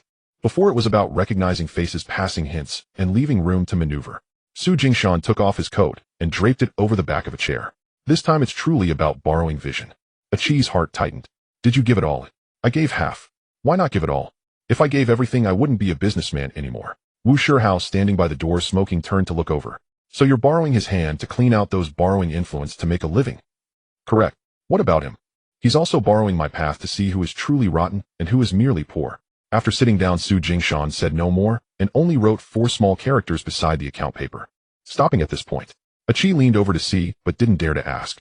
Su Jingshan pressed the account paper to the bottom of the drawer and weighed it down with a box of cigarettes. The corner of the cigarette box revealed a bit of white paper like an eye that hadn't been fully retracted. Once the small ferry route on Uncle Shi's side was running smoothly, Su Jingshan began to let Ming cross the sea alone. It wasn't because he was the most eloquent, on the contrary, it was because he was steady enough. This kid usually doesn't talk much, but his eyes are sharp and his legs are quick. Following Chi, he had recognized quite a few faces and had accompanied Uncle Shi on several boat trips, learning how to deliver goods, how to inspect them, and how to maintain composure while dealing with unexpected price cuts on the other side. Now this route couldn't always be traversed by Chi alone. Ming would eventually have to make the trip himself. Just before boarding the boat, Su Jingshan called him aside. The air by the pier carried a salty taste. The ropes slapped against the wooden posts in a dull rhythm. Ming held a small wooden box, his knuckles turning white. Are you scared? Ming first shook his head, then nodded. A little. That's right. Why? Crossing the sea isn't about showing off your bravery. Su Jingshan handed the shipping order to him, explaining every detail meticulously. Being scared will help you remember the limits. First, never let go of the shipping order. The goods can be helped with, but the order must stay with you. Second, if they suddenly lower the price on the other side, you can't back down on the spot, nor can you turn hostile immediately. First remember, then ask, and bring the words back. Third, if something goes wrong, prioritize your face, then the goods, and finally the money. Ming paused for a moment upon hearing the last sentence. Why is money last instead? The goods can be replaced, and if you lose money, it can be accounted for. Su Jingshan tightened the latch on his box. If you let your face be looked down upon on the first go, this road will always weigh on you. Ming remembered these words very clearly. When he boarded the boat, the wind wasn't too strong, but the vessel still swayed. Ming stood at the bow silent, repeatedly going over the shipping order and the faces he needed to interact with in his mind. Halfway through the journey, a man carrying a basket of fish bumped into him. The wooden box tilted slightly. Ming immediately pressed the bottom of the box with his knee while using his other hand to secure the shipping order against his chest. The smell of fish surged up to his nose. He didn't curse or protest, just shifted the box to the side closer to the ship's railing. Uncle Sure had said before, the greatest fear on the first sea crossing isn't that someone will really rob you. It's that you become chaotic yourself. Upon reaching the other side, things indeed didn't go as smoothly. The young owner of the small foreign goods shop in the port island, though not old, was quite sharp-tongued. Upon seeing a new face, he didn't rush to inspect the goods, but instead asked in a teasing tone, "You weren't with a Chi before. Today, Brother Sean sent me. So young, can you handle this?" Ming didn't rush to respond, merely pressed the shipping order down on the counter. "The order, the numbers, and the source are all here. Please count them first." Seeing him calm, the owner lowered his guard slightly and began to count the goods. As he reached the end, the owner added, "This batch of mirrors is a bit brighter than last time, but there's one less bottle of perfume." Ming's heart tightened, and he immediately lifted the remaining layer of paper in the box, double-checking the count. There was no shortage. The other party was testing him deliberately. Remembering Brother Sean's earlier words about preserving face, Ming simply straightened the order. The order states 12 bottles. There are also 12 bottles in the box. If the owner still thinks it's short, why don't we count them together again? The owner stared at him for a moment, then suddenly smiled. "All right, you do remember the numbers." Following that, the counting of goods went much smoother. When it was time to collect the money, the owner gently pressed down a bit. He counted the money, but left out 2 small bills at the end. Ming noticed, but didn't immediately reach out to grab. He smoothed out the bills one by one and recounted based on the shipping order. "Owner, there are 2 missing." "So meticulous." "It's my first time here. Brother Sean asked me to be precise." The owner tapped twice on the counter. "What if I say you owe me for today?" Ming swallowed hard. He recalled the swaying of the boat and the way Su Jingshan had tightened the latch before he boarded. "Then I will write it on the order." "Write what?" "Write that the owner received all the goods today, but owes 2 small bills, and I will take the message back." The shop fell silent for a moment. The owner looked at him as if reassessing this young face. After a moment, he pulled out the 2 small bills from the drawer. "All right, don't write it down." When Ming received the money, his hand remained steady. Before leaving, the owner asked a couple more questions. "If you come over next time, could you bring some small clips and hairpins for women? And a small comb with a mirror casing. Some people have been asking for that too." The owner pulled out a small comb with a broken tooth from under the counter and slid it in front of Ming. "Just like this, not too expensive, and the case should be shiny." Ming didn't reach for it immediately, just asked, "How many dozen?" The owner laughed. "You dare to ask? I don't dare to agree to everything." Ming wrapped the small comb in paper and tucked it behind the shipping order. "I will take the message back first. If there's a way, I will bring it next time." When he returned to Kowloon, although his face was still a bit pale, the box was empty, the money was complete, and he had clearly communicated the 2 small items that were asked for on the other side. Chi laughed upon hearing this. "Ming, you really seem like a person now." Ming's ears turned red, yet he still relayed those inquiries about the goods to Su Jingshan verbatim. Upon hearing this, Su Jingshan's eyes immediately lit up. Small clips, hairpins, and a comb with a mirror casing. He wrote these 3 items on the edge of the account paper and placed the broken tooth comb that Ming had brought back beside it. "These things are more useful than words." "Why?" "Because they know what the other side wants." Su Jingshan patted Ming on the shoulder. "From today on, you have truly stepped onto that small ferry route in the port island." Ming pushed the money he had almost missed 2 bills. Chi's eyes widened. "Would he dare to shortchange you?" "He tried me." Ming recounted how he counted and wrote the IOU at that time. Su Jingshan listened without praise, simply pulling out the 2 small bills and placing them beside the broken tooth comb. "Keep these 2 as well." "Why?" "Next time you go again, he will know you remember." Ming said nothing, but that night, when he returned home with the money, his back was straighter than usual. Early the next morning, Su Jingshan summoned Chi the skinny monkey and a Sheng, allowing Ming to recount the entire process of crossing the sea from the beginning. He detailed every response when the other party tested him first, and when their expression changed slowly, making Chi stop smiling. "So the hardest part of crossing the sea isn't the boat rocking. Then what is it?" the skinny monkey asked. "It's whether the other side can tell if it's your first time out. That's right, Su Jingshan nodded. So from now on, whoever crosses the sea should first learn not how to move boxes, but how to hide the anxiety in their hearts. Ming was momentarily stunned. Su Jingshan didn't elaborate further. He took an old ferry ticket from the drawer and pressed it beside the money Ming brought back. Keep this ticket. Ming was surprised. What do we keep the ferry ticket for? To take a look at it before crossing the sea next time. Chi chuckled nearby. Ming, however, did not laugh. He tucked the crumpled ferry ticket away into his small account book. The broken tooth comb was also wrapped in paper again and pressed underneath the ticket. A corner of the paper peeked out slightly, resembling a small path that had just been stepped on, not yet fully stabilized. Ming remained steady. Yet Sheng was still too impulsive. That noon, a frequently visiting young man with slicked back hair stood at the counter deliberating over shaving blades and mirrors for a long time. He picked up the hand mirror only to put it down again, inquiring about the price of the shaving blades 3 times, and finally, even lifted a bottle of perfume to his nose for a whiff. The shop is becoming more and more respectable. Chi smiled from behind the counter. If you like it, just take 2 boxes of blades. The young man tossed the blades onto the counter. Respectable it may be, but deep down isn't it just a bunch of Chaozhou folks putting on airs? Suddenly the atmosphere behind the counter turned tense. Sheng happened to have an abacus in hand. His face flushed, and as he made a move the beads of the abacus clattered, nearly flying out of his grasp. Su Jingshan reached out and firmly grasped his wrist. What are you doing? He insulted us. So you're going to take action in the shop? Sheng's chest heaved violently. I can't hold back anymore. Even if you can't hold back, you must still endure. Su Jingshan pried the abacus out of his hand, his fingers pressing down hard. This is Jingshan Hang, not the street corner. The slick-haired young man, seeing someone blocking him, wanted to make another snide remark. At that moment, Wu Shihao happened to enter through the back door, carrying a hint of the smoke from the water room on his sleeve. He merely glanced at the young man. If you want to buy, then buy. If not, get lost. The young man's lips moved, but his voice was cut short. He tossed a box of blades onto the counter without daring to touch the mirror again and slinked out of the door. The copper bell at the entrance jangled twice, its sound faint. Once the person left, Sheng was still gasping for breath, the fire in his eyes not extinguished. Su Jingshan refrained from scolding him on the spot, instead picking up the abacus and glancing at the white marks scratched on the edge of the counter. Come with me to the back storage.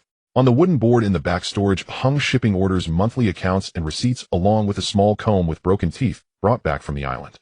The corners of the paper curled up from the moisture, and when the light shone on it, shadows were cast on the wall. Su Jingshan had Sheng stand in front of the wooden board. Look at what? Look at where that move of yours would have landed. Sheng bit his teeth and remained silent. Su Jingshan placed the abacus beneath the wooden board. If it had hit that slick-haired guy, it would only draw blood at most. If it landed on the counter, Chi would have to explain why someone could be hit in the front. When Ming crossed the sea, others would ask if Jingshan Hang had shown its true colors again. Uncle Sure would worry whether this door could hold up, and if the young man returned, the first thing he would notice wouldn't be the shelves, but whether you lot still only knew how to fight. Sheng's shoulders slowly slumped. Wu Shihao leaned by the door and added, if you really want to fight, it's not, but not here. Why, oi? Wu Shihao lifted his chin, pointing toward the door at the front. That is our... Sheng looked down at his own hands. Just moments ago, they had still been trembling.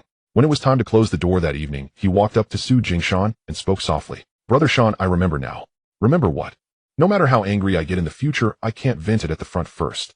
Su Jingshan glanced at him, his tone finally softening. I didn't tell you to endure to the point of being spineless. I want you to understand where to stand firm and where not to cross the line. The next day, Su Jingshan had Sheng stand alone at the counter for half a day. He didn't let Chi help, nor did he let the thin monkey speak. Whatever questions the customers asked, how to smile, when to hand over the mirror, and when to take back the perfume, he had to manage it all by himself. In the morning, a woman complained that the mirror wasn't bright enough, and Sheng nearly shot back, but remembered the white marks on the edge of the counter and choked back his words. He'll get you a different one. He spoke awkwardly, but at least he didn't explode. By the afternoon, Sheng's back was damp with sweat. When it was time to close, he adjusted the abacus that had almost flown out of his grasp. The corner of the abacus still bore a little white mark. He rubbed it with his fingertip, but couldn't wipe it away. Su Jingshan passed by, giving it just a glance. Leave it there. Sheng replied quietly. That little white mark remained on the edge of the counter, visible to anyone standing at the front as they looked down. After that incident, Su Jingshan went over the rules for the front desk and the back storage once again. Everyone used to understand something in their hearts.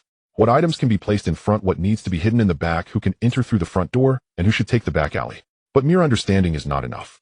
That night, Jingshan closed half of the door early. The mirror, perfume, razor, and women's stockings on the counter were moved one by one. Ming pushed the small accounts to the right, while Chi placed the abacus with white marks in the corner of the counter. Su Jingshan used a charcoal pencil to write on an old wooden board. The front desk only holds visible, clear, and easily accessible goods. The back storage must be disassembled, scattered, and must leave a way out. The front door is for visible goods. The side door is for hidden goods. The account papers are not placed on the counter.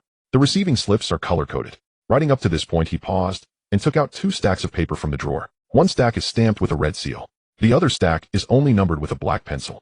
The one with the red seal is the visible account. He placed the red seal paper on the counter. Customers won't be afraid to see this. He then pressed the stack with the black pencil into the back storage door. This is not allowed on the counter. Achi watched and couldn't help but click his tongue. Brother Sean, we are really becoming more and more like a proper establishment now. It's not like. Su Jingshan adjusted the mirrors, ensuring that each one was perfectly aligned. It is necessary. Ming asked if there are actually customers at the front desk. Can the people in the back storage move around? It's not that they can't move. It's that when they do, they can't let the front see. What does that mean? Su Jingshan didn't explain immediately, just raised his hand towards the thin monkey. Bring a box of perfume over. The thin monkey carried a wooden box from the back storage. Just as he reached the door, Su Jingshan knocked on the counter. Stop. The thin monkey froze, the box still pressed against his chest.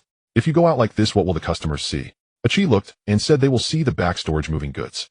What else? Ming whispered they will see the box number. Su Jingshan nodded.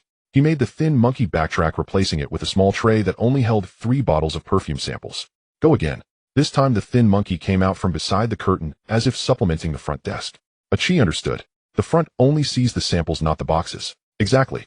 He reached out and pulled the 3 bottles of perfume half an inch inward, arranging them neatly, as if they were always meant to be like this. Ashung stood by the counter, his eyes fixed on the white marks on the abacus. Wu Shihao leaned against the door, listening for a long time, and proactively added, if something happens at the front desk in the future, my people won't enter through the front door. Then where do they enter? From the back. Why? Wu Shihao extinguished his cigarette. The front desk. Only then did Su Jingshan nod. Before breaking up, he had everyone recite the new rules again. Who stands at the front desk, who guards the back storage, who can bring goods in through the front door, who must use the side door, and anyone who speaks recklessly about the back storage from the front will be stopped for 3 days. Achi repeated to the end, and he couldn't even manage a smile. Brother Sean, where do we hang this board? Su Jingshan stood the wooden board filled with rules next to the back storage door. Hang it here. Not for the customers to see. No. Then who is it for? Su Jingshan picked up a small nail and hammered it into the old wood by the door. For our own people to see. As the nail was hammered down, the back storage door frame trembled slightly. The wooden board stood against the door with the red seal paper and the black pencil paper each pressed at one corner. Anyone coming out from the back storage will have their shoulder brush against that board first. On the day the Wu family moved away, the weather was far from pleasant. The sky was overcast and the wind was chilly. The water ditch in front of the old house remained the same, a dark line with clothes hanging nearby blowing into disarray. The door panel had a crack and the latch wobbled at a push, while a damp, moldy smell lingered in the corners of the room. However, the people inside had faces that were brighter than before. They hadn't struck it rich. It was simply that they could finally move out of this dilapidated house, where someone would come knocking for rent, utilities, or other payments every time the door was pushed open into a slightly old, but at least secure little building with a proper door and lock at the street corner. The money wasn't enough at once. Half of it had been scraped together by Wu Shihua over the past few months from night shifts, waterhouses, and street hustles. The other half was initially advanced from the warehouse's public account. Su Jingshan had written the loan note very clearly. On a certain date, the advance for the Wu family's moving expenses. It was a loan, not a gift. Wu Shihua read it and simply nodded. Good. The matriarch of the Wu family did not refuse. She took the loan note, paused her finger on the word borrow, then handed it back to Su Jingshan. Remember it well. Ain't no rush to repay. Even if there's no rush, it must be remembered. Aki and Amin were running up and down, moving things, their feet quick as the wind. Ashin, carrying pots and bowls, was still shouting that now brother How wouldn't have to live in that kind of place where he feared the door panel would fall off every time the wind blew hard at night. The thin monkey was the most meticulous, packing up every inconspicuous item from the old house, afraid of missing something in the new one. Halfway through moving, Aki turned back to glance at the old house. Brother, how you finally have a real home this time. Wasn't the front also a home? That was just a hole to dodge the rain. Wu Shihua rarely scolded him, only turned to look at the old house. After half the room was emptied, a patch of dark old stain revealed itself on the wall. That was the spot where the bed used to be, long pressed by humidity, dark enough that it seemed impossible to wash away. Wu Shihua stood for a moment, then moved a broken wooden box. Let's go. The new house was at the end of the street. The stairs were narrow, the handrail old, but the door was solid and the lock had been newly replaced. When Amin pushed the first box inside, the door panel did not creak as it opened. The matriarch of the Wu family stood at the entrance, not entering immediately, but reaching out to touch the latch. This door can close tightly. Aki laughed. And the wind won't blow in anymore. The matriarch of the Wu family did not smile, only lowered her head to wipe her eyes. When the last wooden box was moved upstairs, she called out, Jingshan. Brother, how's life? Being able to make it to today is largely thanks to you. Su Jingshan waved his hand. And let's not talk about this. I have kept track of the debts. She nodded, saying, after work in the evening. Wu Shihua sat at the new house's door for a long time, smoking slowly. Aki leaned over, asking if he was reluctant to part with the old house. It's not about reluctance. Then what is it? Wu Shihua looked at the lock on the new door. It's suddenly feeling that a person can truly move forward. Aki did not respond. That night, after Jingshan collected the door, Wu Shihua returned alone to take another look at the old house. It was empty inside, the wind whistling through the broken windows, and even the scent of the place was much fainter. On the floor lay half a piece of broken rope left over from tying the wooden boxes earlier in the day. Wu Shihua bent down to pick it up, glanced at it, and threw it back into the corner. He pulled the old door from the outside once more. The latch wouldn't latch properly, only hanging loosely. When he returned to the new house, the matriarch of the Wu family had already set up the oldest pot. Inside the pot was just regular plain congee, but as steam rose, the damp smell in the house was somewhat suppressed. Aki rushed over to drink a bowl, still murmuring, "Brother, how this time it's really different." "What's different?" "Before, when you lived over there, everyone knew you were struggling through. Now that you've moved out, others will see you as someone who has risen." Wu Shihua did not smile, only steadied the bowl of congee a little more. Su Jingshan folded the loan note neatly and pressed it into his account book. When the new door closed, the latch fell securely with a click. The second time Zhu Yuzi came to Jingshan Hang, he did not bring a smile. He entered and first looked at the front desk. The mirrors were neatly arranged, razors and perfumes were on 2 separate levels, while women's stockings and miscellaneous items were placed in the least conspicuous, yet convenient spot for guests. The abacus at the corner of the counter had a slight white mark, and a newly nailed wooden board hung by the back door, with red and black paperweights keeping them separated. After examining the front desk, Zhu Yuzi walked over to the back door. He did not go inside, only pausing for a moment. A Ming brought out 3 sample bottles of perfume, the tray steady, without revealing the box number. A Sheng stood at the counter, and upon seeing Zhu Yuzi, he did not rush to speak, instead wiping down the mirrors the guest had just looked at. Only then did Zhu Yuzi return to sit by the counter. "Your 2 faces, front and back, are well arranged. Not bad. When I came for the first time, I was checking if you have the guts." Su Jingshan poured him tea. "And this time, to see if you have the backbone." Achi even lowered his breathing. Zhu Yuzi picked up the teacup, did not drink, but used the bottom of the cup to leave a wet ring on the counter. "I remember you didn't touch that pack of powder beforehand. That's the rule. Just because a person can follow the rule once doesn't mean they can do it every time. With a large plate, many do not die on the first bite, but rather when they feel they are already qualified for a second bite." Su Jingshan placed the teapot back in its place. "Zhu, you brother, you did not come to see the goods today." "I just looked at the goods earlier." "Then what are you looking at?" "Looking at all these people in this room." Zhu Yuzi raised his hand, first pointing at a Sheng. "This one, the fire is a bit low." Then pointing at a Ming. "This one, steady hands." Finally, he looked towards Wu Shihua by the back door. "This one looks at the back warehouse first upon entering, does not steal the front desk's limelight." Wu Shihua's brow twitched slightly, but he did not respond. Zhu Yuzi pulled out a small paper package from his pocket and placed it on the counter. Achi's eyes immediately fixed on it. The paper package was very thin, not like goods, but rather like a folded receipt. Su Jingshan did not reach for it. "What is it?" "Someone has set their sights on your side." Zhu Yuzi tapped the paper package with his fingertip. "They think you can handle goods, keep accounts, and understand the rules, and they want to pass on a more profitable supply line." "What kind of goods, eh?" "It's not time for you to ask yet." "Then let me ask one question first. Is it the type I mentioned before that I wouldn't touch?" Zhu Yuzi stared at him for a moment, then suddenly smiled. "You brat, your memory is quite good." "Not really." Su Jingshan finally picked up the paper package, but did not open it. "Then that's fine. As for whether I will give you the goods later, that still needs to be seen again." Achi listened, feeling completely bewildered. "Zhu, you brother, are you done looking already?" "Didn't I just say I was watching?" Achi closed his mouth. Before Zhu Yuzi stood up, he added a final remark. "Let me remind you once more. After the plate gets bigger, the worst fear is not external knives coming in." Wu Shihua asked, "Then what is to be feared?" "The fear is that our own people start to feel that this plate can allow them to take an extra bite." As soon as these words were spoken, several people in the room did not respond. After Zhu Yuzi left, Wu Shihua slowly walked to the door, gazing at the flow of people on the street. What does this person really mean? Su Jingshan pushed the small paper package on the counter under the light. "It means that someone behind is starting to be willing to try us with meat. Is this a good thing?" "Half good. What about the other half?" Su Jingshan did not answer immediately. He opened the paper package.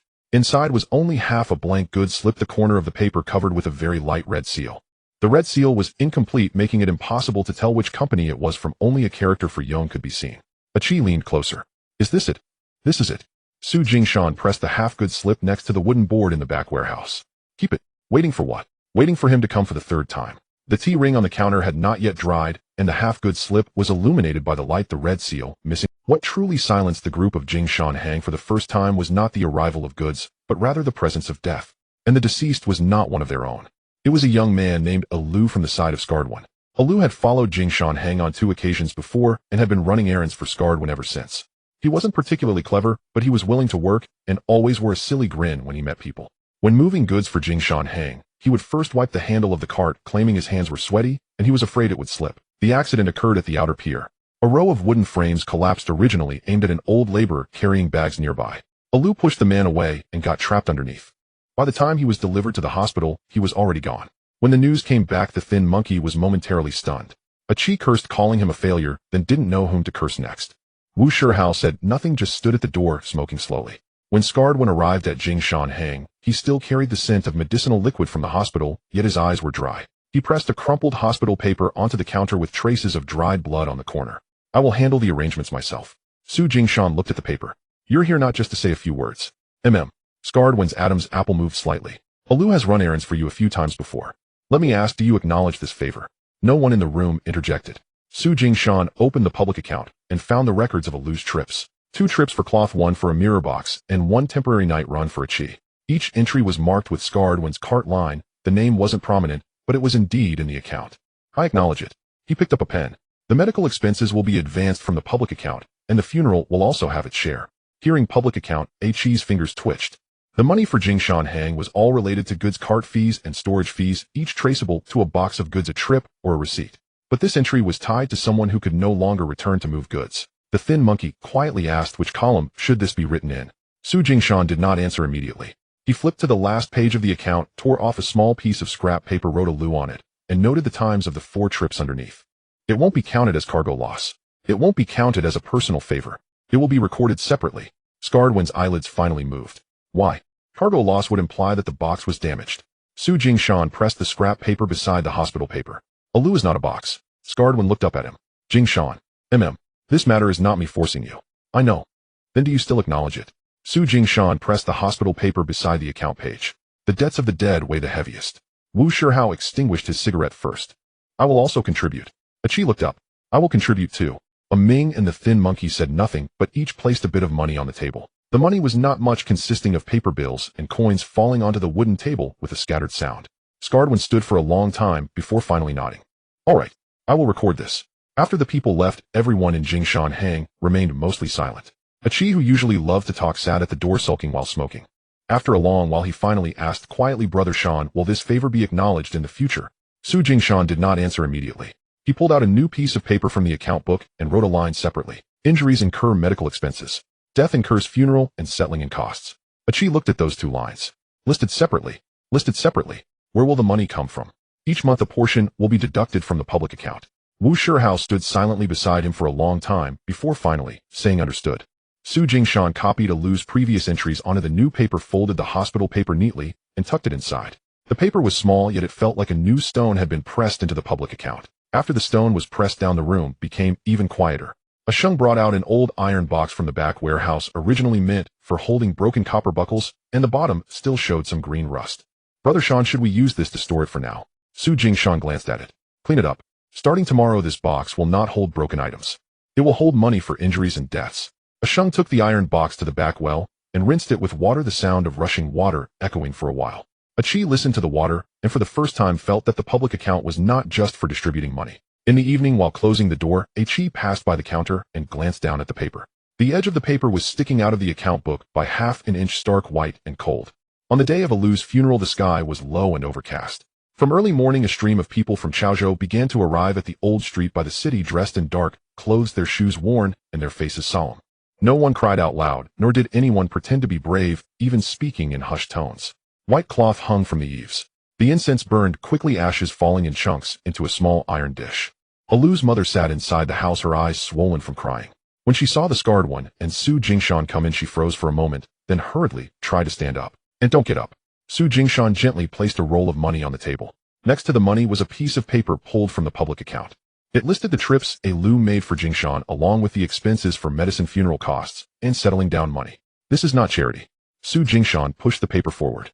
It's what Alu earned running errands for us. It should be recognized. The originally wary relatives in the room suddenly changed their expressions. Alu's mother trembled as she reached for the paper instead of the money.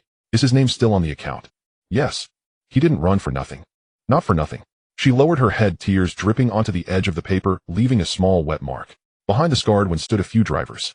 Usually these people loved to shout prices at the street corner, boasting about who had the fastest cart, who knew the roads best, and who could make an extra trip, making sure half the street could hear.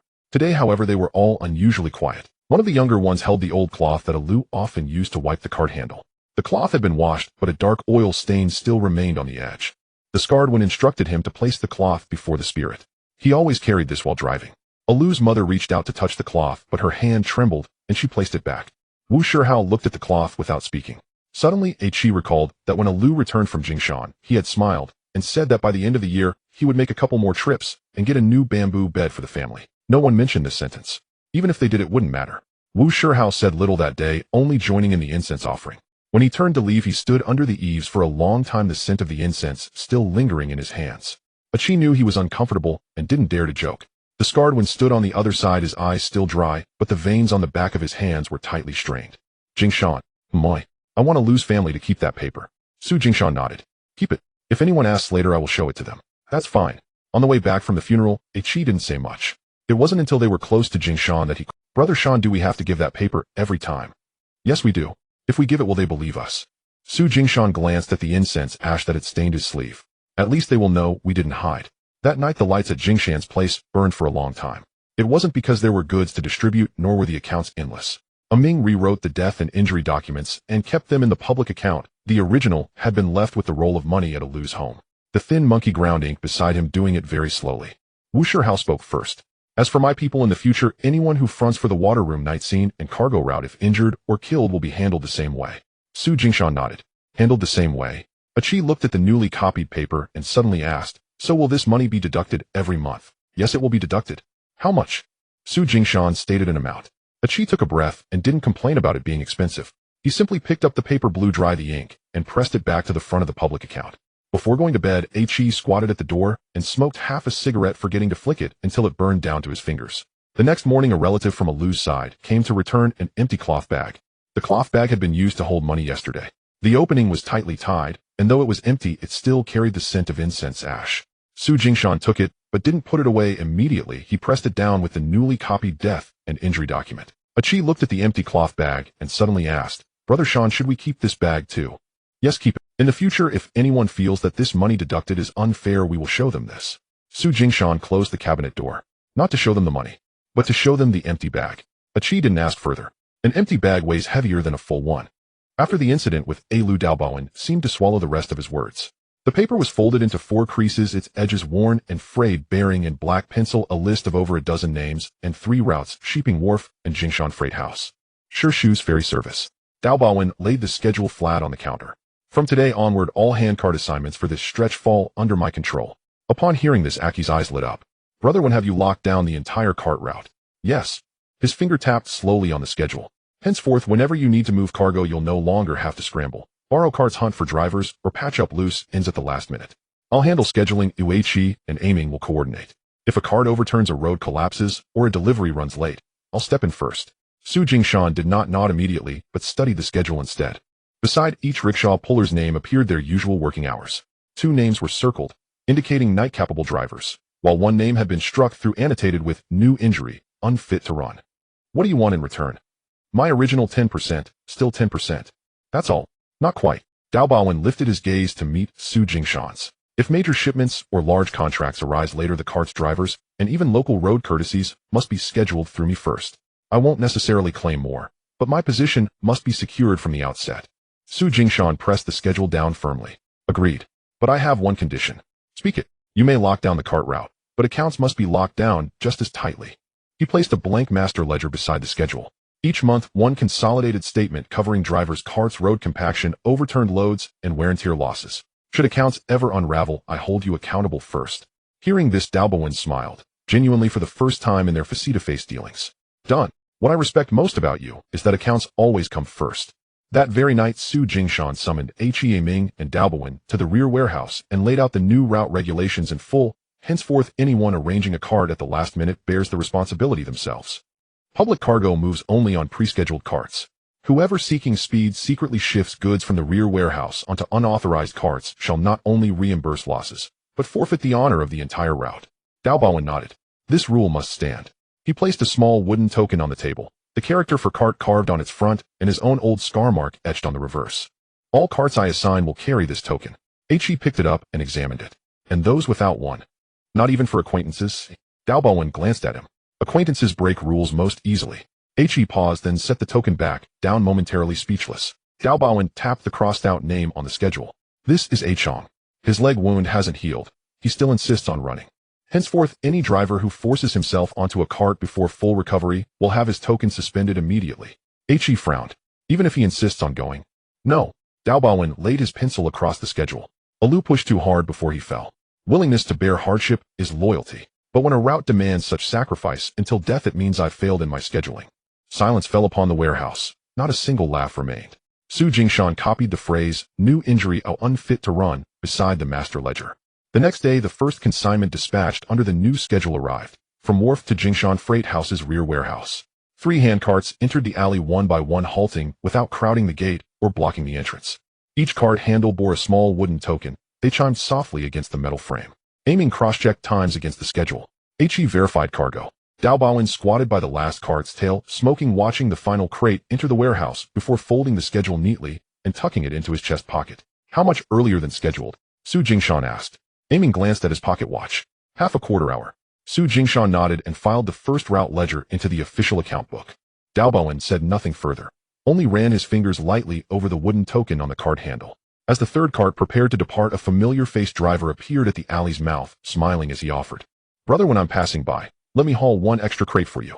Daobaowen didn't even remove the cigarette from his lips. Your token. The man's smile froze. Do acquaintances need tokens too? Yes. Daobaowen pointed toward the rear warehouse gate of Jingshan Freight House. Today this gate recognizes tokens, not familiarity. The driver flushed yet dared not advance another step. He stood by the gate, finally understanding that lockdown was no mere turn of phrase. It meant every hand reaching in uninvited was truly sealed outside the door. In early November, Jingshan Xing opened the door. No firecrackers were set off. No banquet was laid out. At dawn, Su Jingshan stood at the entrance and looked around twice. The facade was small, and the sign was newly hung, the wood still carrying a faint scent of freshness. The counter was polished to a shine with mirrors, razors, small perfumes, women's stockings, and a few foreign goods neatly arranged by height, making it truly look like a legitimate shop engaged in small business. What he cared about most was whether the musty smell from the back had been suppressed. Wipe these 2 spots at the entrance again. Achi squatted on the ground looking up. Wasn't it just wiped? Wipe it. Achi didn't dare to be cheeky and cleaned the old dust by the doorstep. A Ming and the thin monkey were moving boxes in the back, and when a wooden box hit the ground, Su Jingshan quietly reminded. Be gentle. Achi had changed into a new jacket today, the collar standing straighter than usual. He had been admiring himself in the mirror on the counter for a long time, unable to resist grinning. Brother Sean, do I look like the second shopkeeper next to the manager today? You do. Then why aren't you happy at all? Su Jingshan gazed at the street outside that was just starting to brighten. What I'm afraid of today is not that no one will come. Achi's smile faded from his face. Wu Shihao was not standing at the entrance. According to Su Jingshan's instructions, he had 2 people guarding the back alley and side door. As long as nothing went wrong up front, they would never approach the facade. A Sheng stood at the counter, his palms sweaty, his face remaining relatively calm. A Ming was in the back warehouse pressing goods, and the first batch of carts arranged by the scar-faced one had not brought a single one to the front. The first to arrive when the door opened was not a customer, but Uncle Sure. He brought a box of snacks, and upon entering, he said nothing, slowly sweeping his gaze across the counter shelves, door panels, and back door area, before finally placing the snacks down. This door is opened just right. Su Jingshan finally relaxed a bit. Scar-faced one didn't enter, he just stood across the street, raised his hand, and gave a greeting. Sheng Shu and Hua Jiaorong each sent someone with a pack of cigarettes and a bottle of wine, but they themselves did not show up. In the first half hour, most who entered were just looking around. A woman with a vegetable basket stood in front of the mirror, touching its edge and complaining about the high price. Just as Achi was about to speak, Su Jingshan took the conversation. The mirror surface was selected from the standard market, and the frame is made from newly sourced wood, so it will last longer when hung up. The woman picked at it for a bit more before eventually buying it. Once the person left, Achi looked down at the money in his hand and felt it was strange. This money was remarkably clean. It had no musty smell from the back alley, nor did it carry any dock dust. Suddenly a thud sounded from behind. It seemed like a wooden box had bumped into something. A man with an unfamiliar face at the door immediately leaned in to peek. Achi's heart jumped to his throat, and his face almost stiffened. Su Jingshan acted as if he heard nothing, simply reaching out to adjust a mirror on the counter, and smiled at the man. We're installing new mirror frames in the back. If you want a smaller one, I have some here as well. The man glanced a couple of times, and then withdrew his head. Only after the men left did Achi exhale. Brother Sean, that was close, just now. That's why you need to remember. Remember what? When the door is bright, there can't be any noise from the back. Just before noon, a boss Joe arrived. He wore a long gown, walked slowly, and first surveyed the goods, then the counter, and finally looked at the neatly written receipt board nailed to the wall. After looking, he even deliberately walked to the doorstep to sniff. Achi's heart rose again. Boss Joe merely nodded. You can distinguish between the front and back well. Decent. After saying that, he placed a small order on the counter. Door opening gift. The order was not large, consisting of 2 small foreign goods, a fixed small order. The money wasn't heavy, but it was a businessman's order. Su Jingshan accepted the order and tucked it into the red ink account book. By noon, the number of unfamiliar customers entering had clearly increased. One asked for razor blades. Another asked for perfume. There was also a small barbershop owner who came with an apprentice, turned around twice, and before leaving took 2 boxes of blades, glancing back at the sign. In the future, if I need to restock mirrors and small foreign goods, they'll come to you first. Achi paused with the rag in his hand. After the heat of the afternoon passed, things finally stabilized in front. Achi wiped the counter, unable to resist grinning again. Brother Sean, I understand now. Understand what? Opening the door isn't just about opening the door panel. Su Jingshan looked at him for a moment. Finally, it wasn't a waste to have you change into a new jacket. In the evening, when closing the door, Achi closed the door panels piece by piece, his movements lighter than usual. The sounds from the street outside continued. The carts in the alley still occasionally made noise. The newly hung sign still carried a hint of wood varnish smell through the door crack. When the last door panel was secured, Boss Joe's small order was pressed on the first page of the red ink account book, the corners of the paper perfectly smooth. On the afternoon, when Jingshan opened the door, someone stood across the street. They did not come in, nor did they call anyone. Achi noticed first while making change for a customer. Having handed over the coins, he suddenly pulled his hand back half an inch. Sean Gu, moi. That person across the street. Is that Agent Luo? Jingshan looked up and recognized him with just a glance. Lei Luo was not in uniform, holding nothing in his hands, merely standing in the shadow of the eaves, as if taking a break. But his position was quite clever. He could see the sign, and also the people coming in and out of the door. Give the money to him. Jingshan did not look across the street again. Let's finish this order first. Achi then remembered he still had the copper coins to return, hurriedly stuffing them into the customer's hand. The customer took the money and casually picked up a box of blades to ask for the price. Achi's throat tightened, almost misquoting the price, but it was a Sheng beside him who coughed softly, allowing him to correct himself. Once the customer left, Achi leaned closer to the counter. Why isn't he coming in? If he came in, it would be wrong. Why, oi? He is not here to buy anything today. Jingshan shifted a mirror half an inch to the left. He is here to observe. In just a few short sentences inside the door, the figure across the street remained still. Lei Luo first looked at the sign. Then he glanced at the incoming customer. Finally, he swept his gaze toward the back alley. At that moment, Wu Shihao also returned from the back alley, standing at the edge of the shadow by the door. Did you see him? Should we go over and greet him? No, not even a nod. Whoever approaches first loses value. Wu Shihao said no more, merely pulling his shoulder back half an inch towards the door. At that moment, a Ming almost pushed a wooden box too far, and the wooden wheels scraping against the blue bricks with a sharp sound. Achi turned around sharply.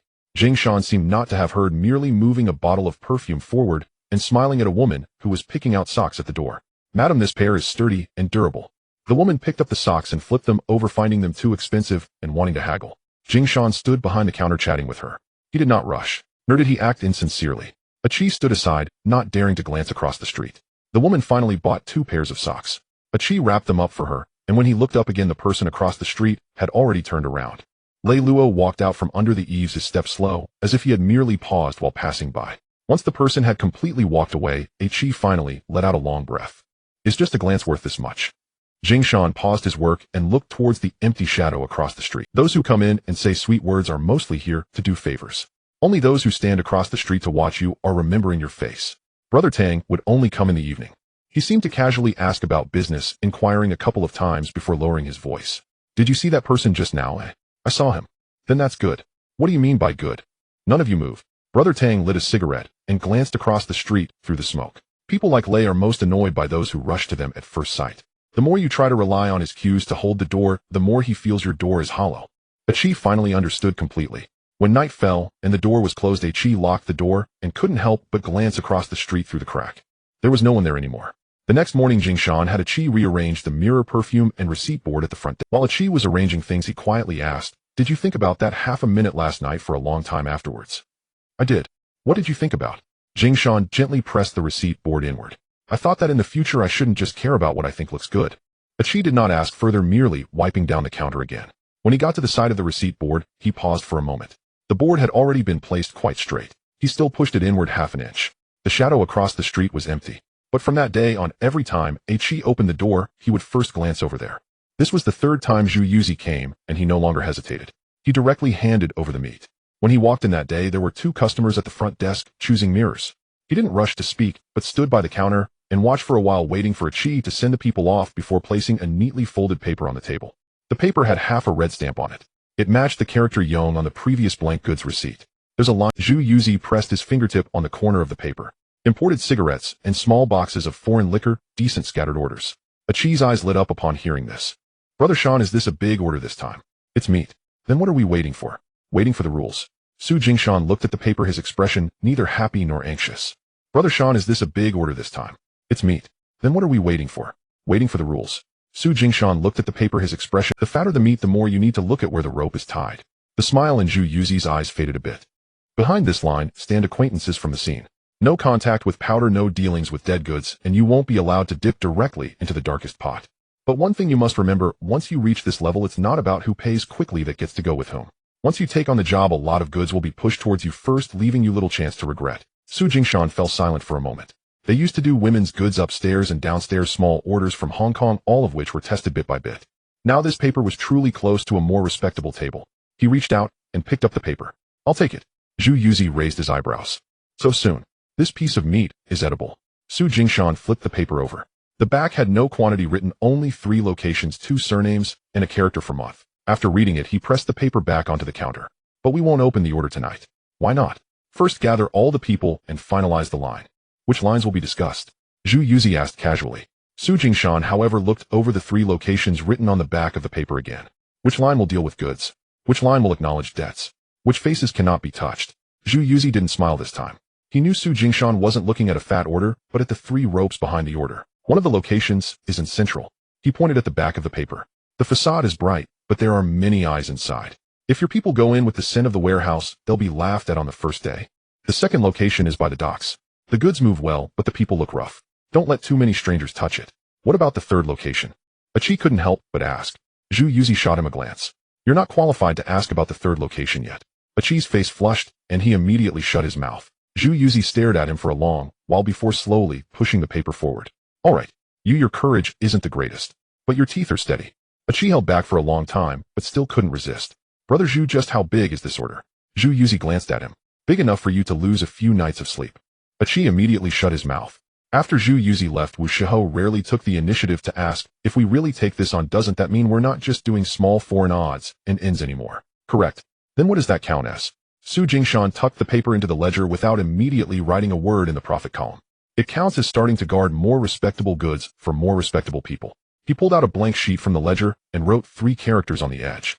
First, hold steady. Chi looked at it puzzled. Su Jingshan didn't explain, just placed the paper Zhu Yuzi brought and the previous half receipt side by side under the lamp. The 2 red stamps couldn't form a complete character. There was still a corner missing. That corner resembled a tooth that hadn't emerged. Su Jingshan looked at it for a long time before finally closing the ledger. Chi. Yes. Don't talk about the big order tonight. Then what should I talk about? Talk about closing the door early. Chi was taken aback for a moment, then nodded. If they first heard them closing the door outside, not hearing about their fortune, this piece of meat would finally have a chance to truly enter their mouths. That night, when closing up, Chi really went to the doorboard earlier than usual. A vendor selling syrup across the street laughed at him. Brother Chi, closing up so early today. Chi tightened the doorboard and simply replied, Brother Sean said we need some old goods tomorrow. The person didn't ask anymore. When the doorboard closed, Chi realized his palms were all sweaty. It turns out that not talking about the big order is also a kind of skill. As the plain piece of paper from the pig oil kid was handed down, the atmosphere in the storage area changed. Chi was the most excited. Brother Sean, is this a big deal this time? That evening, as the door was partially closed, the lights in the storage area lit up. Uncle Sure arrived. Scar-faced one also came. Wu Shihao leaned against the back door while Ah Ming, Ah Chi the thin monkey, and Ah Sheng stood by the table. On the table lay the paper brought by the pig oil kid. Next to it was a half piece of an old goods receipt. The 2 red stamps were joined together, but still lacked a corner. Su Jingshan did not mention the money first. He took out 3 narrow pieces of paper. The first one read goods. The second one read accounts. The third one read face. This batch is a middle circle deal not touching the front desk. He pressed the word goods against the door of the storage area. All goods will only go through the storage area. Uncle Sure's ferrying and Scar-faced wins card. Uncle Sure nodded. He'll handle the C segment. Scar-faced one tapped the table. He'll handle the cart segment. Su Jingshan then pressed the word accounts in front of Ah Chi and Ah Ming. Achi and Ah Ming will only handle accounts and routes. Brother Hao will only handle people and venues. He finally pressed the word face in the center of the table. Anyone who tries to bypass the accounts and routes to recognize faces privately, no matter who, will be kicked out first. Achi opened his mouth, but swallowed his words back.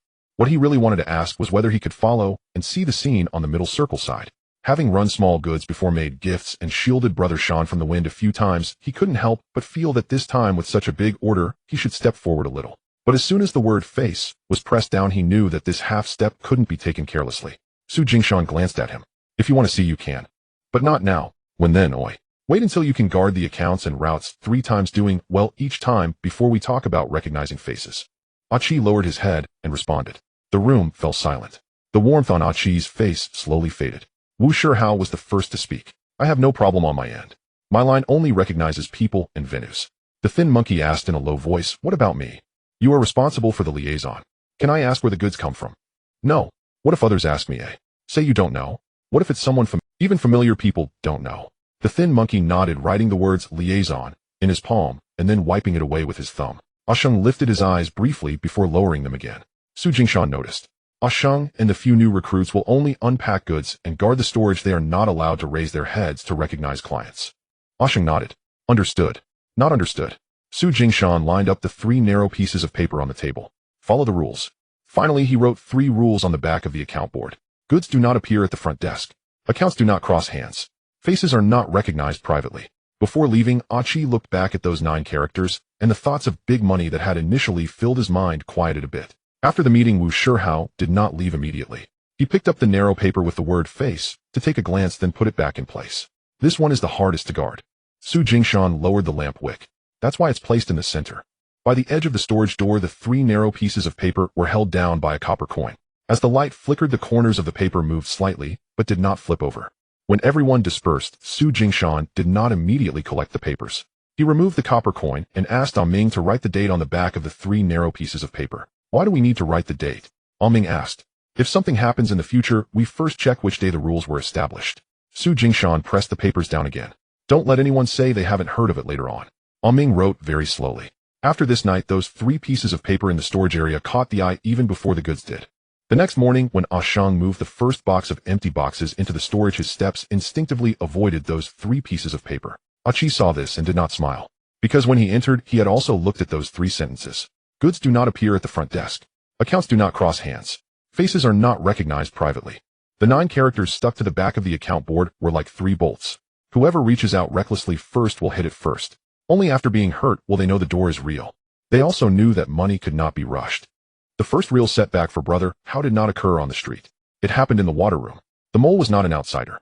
It was an old water collector under Uncle Chung. Usually appearing listless, speaking little, and working steadily, no one took him seriously. However, for 3 consecutive nights the accounts were short by a small margin, just enough to avoid detection. Uncle Chung began to suspect. Wu Shihao sat in the water room for 2 nights, and also sensed something was off. On the 3rd night, he brought those fragments of accounts to Jingshan Xing. Brother Sean. He slapped the paper onto the table. Take a look. Su Jingshan only glanced for a moment before furrowing his brows. This person isn't just consuming for himself. What do you mean? He is sending it out. How can you tell? Su Jingshan pointed at a few fragmented numbers on every time the missing amount is not a whole.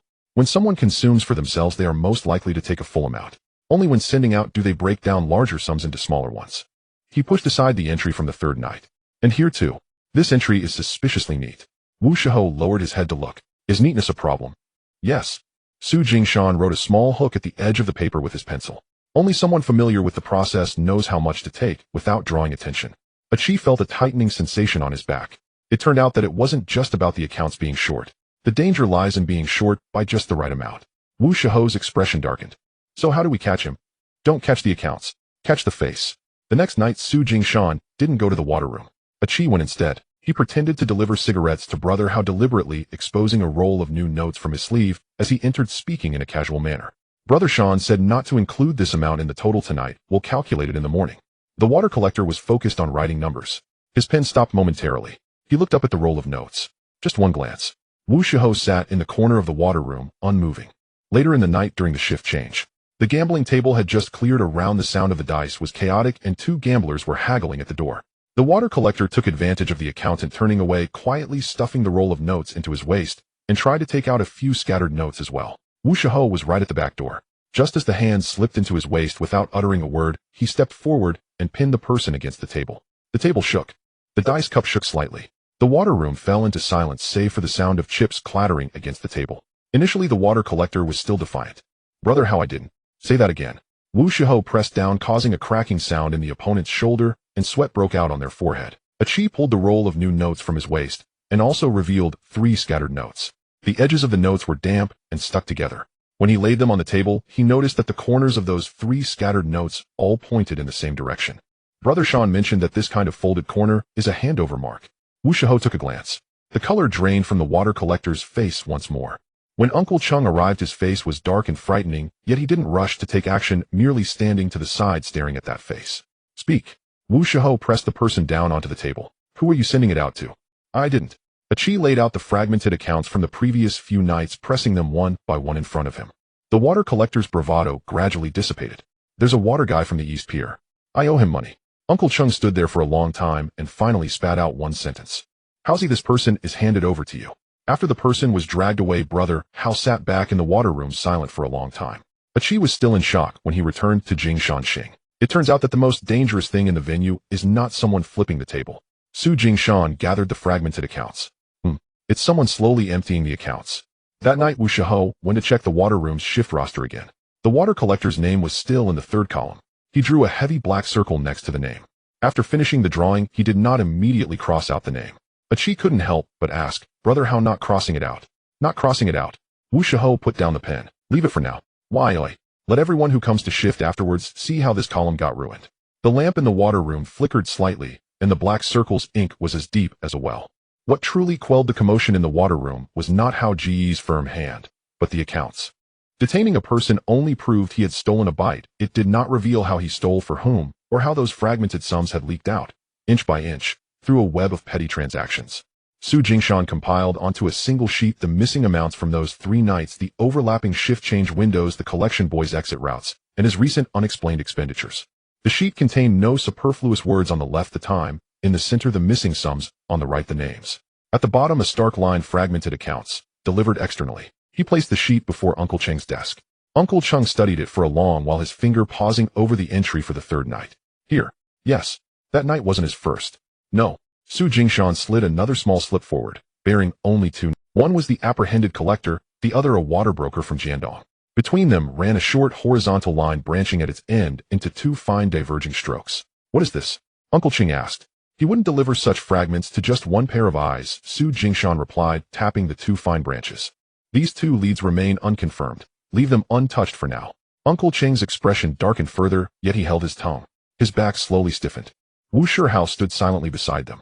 Do you keep the sheet, or give it to me? Uncle Ching asked. To you. Why? This is your domain. Su Jingshan pushed the sheet forward. I helped you seize the man. How you cleanse what follows is yours alone to decide. Uncle Chung lifted his gaze. That look weighed heavier than any courtesy uttered before. After a long silence, he folded the sheet neatly and slipped it into his ledger pouch. Very well. He turned to Wu Shiho. Starting next month, you won't merely oversee the water room. You'll also monitor that fragmented ledger. Wu Shiho neither declined nor feigned reluctance. He simply nodded. I'll monitor it. When Chi heard the news that evening, he nearly smudged the ledger page with laughter. How good this time you've truly taken your seat inside. Don't celebrate yet. Wu Shiho lit a cigarette. That ledger in the water room can drag a man to ruin faster than any street brawl. Why? Wu Shiho held the cigarette between his fingers, not drawing yet. On the street, pain tells you instantly. He gestured toward the scattered figures copied onto the sheets before them. But when the knife moves within the accounts, many perish without ever knowing which entry began their rot. Before departing, Uncle Chung paused and gave Su Jingshan one deliberate lingering glance. Jingshan. Yes. Earlier, I worried you understood ledgers too well. Wondered whether one day you might quietly lift someone else's foundations along with the numbers. And now I'm somewhat reassured. Why? Uncle Chung tapped the ledger pouch at his chest. You know precisely when to hand the paper back. The words were spoken flatly. Su Jingshan offered no reply, only poured half a cup of tea. The liquid fell softly into the cup, barely a whisper. Yet Chi, standing behind, felt his chest tighten. Until that moment, he'd only thought Brother Sean was skilled at calculations. Now he understood a man who could calculate but lacked restraint was more dangerous than any brawler. Uncle Cheng's quiet, somewhat reassured, was no mere politeness. It was the slow, deliberate widening of half the water room's threshold toward them. The next day, when he met Wu Shiho again, his first words were not about the captured insider. Instead, he laid 2 ledger books upon the table. How shall these fragmented accounts be restructured going forward? Wu Shihao did not answer immediately. He opened one volume and pressed his fingertip beside last night's fresh black circle. The ink remained wet, smudging his fingerprint. Wu Shihao stared at the black stain on his skin, then said after a long pause, reschedule shift changes. 2 people must review each fragmented account. Anyone who leaves the desk mid-process must have the remaining observer sign beside their departure. Uncle Chung studied him. Are you guarding against outsiders, or your own men? Both. Wu Shihao wiped his finger along the paper's edge. The black smear remained on the ledger page. Ledgers kill. They cannot be safeguarded by sentiment alone. Uncle Chung listened and offered no praise. He pushed both ledger books toward Wu Shihao. From tonight you begin sitting through shift changes. For how many nights? Until they no longer find your presence novel. Wu Shihao nodded. That very evening during the water room's shift change he sat beside the ledger desk and spoke not a word. Yet every collector before submitting his ledger glanced first at last night's black circle. The respectable consignment entrusted by Zhu Yuzi finally yielded its first full payment by early December. Imported cigarettes, miniature boxes of Western liquor, compact mirrors for women, perfume, and several other miscellaneous foreign goods were all dispatched together from the rear warehouse of Jingshan Trading House, then distributed outward through Uncle Shi Daobao, when Madame Wang Hongchang, and several fixed contacts in Hong Kong Island. On the day the money returned to the table, even Su Jingshan paused, just for 2 silent breaths. The money did not arrive in a single hand. Uncle Shi's men delivered an old biscuit tin made of galvanized iron. Daobao's crew brought 2 tightly bound rolls of banknotes tied with coarse hemp rope. Madame Wang had her girls wrap 2 packets in red paper. From Hong Chang's side, the chief accountant himself came to verify and count the sum in person. When laid out together, the funds from all channels totaled exactly HK2460.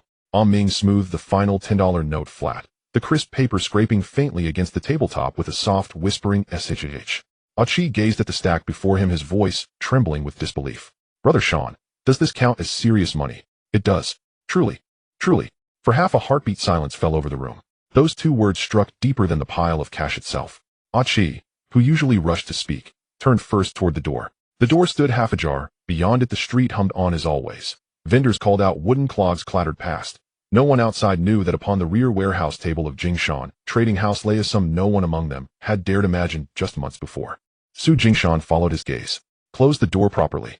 Sheng immediately stepped forward and narrowed the gap by another half-inch. His eyes locked onto one roll of $5 notes. His Adam's apple bobbed several times. Shoho's abacus beads clicked halfway, then slipped 1 notch astray. Chi let out a small laugh, then instantly bit his lower lip. He feared laughing too loudly would betray his provincial awe, and indeed, he had never seen anything like it. You may rejoice. Su Jingshan raised his hands and stacked the money into 3 precise tiers. But keep your hands still. He placed the $100 notes deepest inside, sorted the $10 and $5 notes by their respective channels, and set aside loose change and transportation fees separately. The warehouse fund, the communal account, the transport line, the Hong Kong Island route, the women's network, the water room, and the gambling dens. Each layer's money belongs strictly to its own layer. Sort them first. He then isolated a smaller stack. Chi, noticing its modest size, asked, which layer is this? The casualty fund. The room's cheer dimmed by half.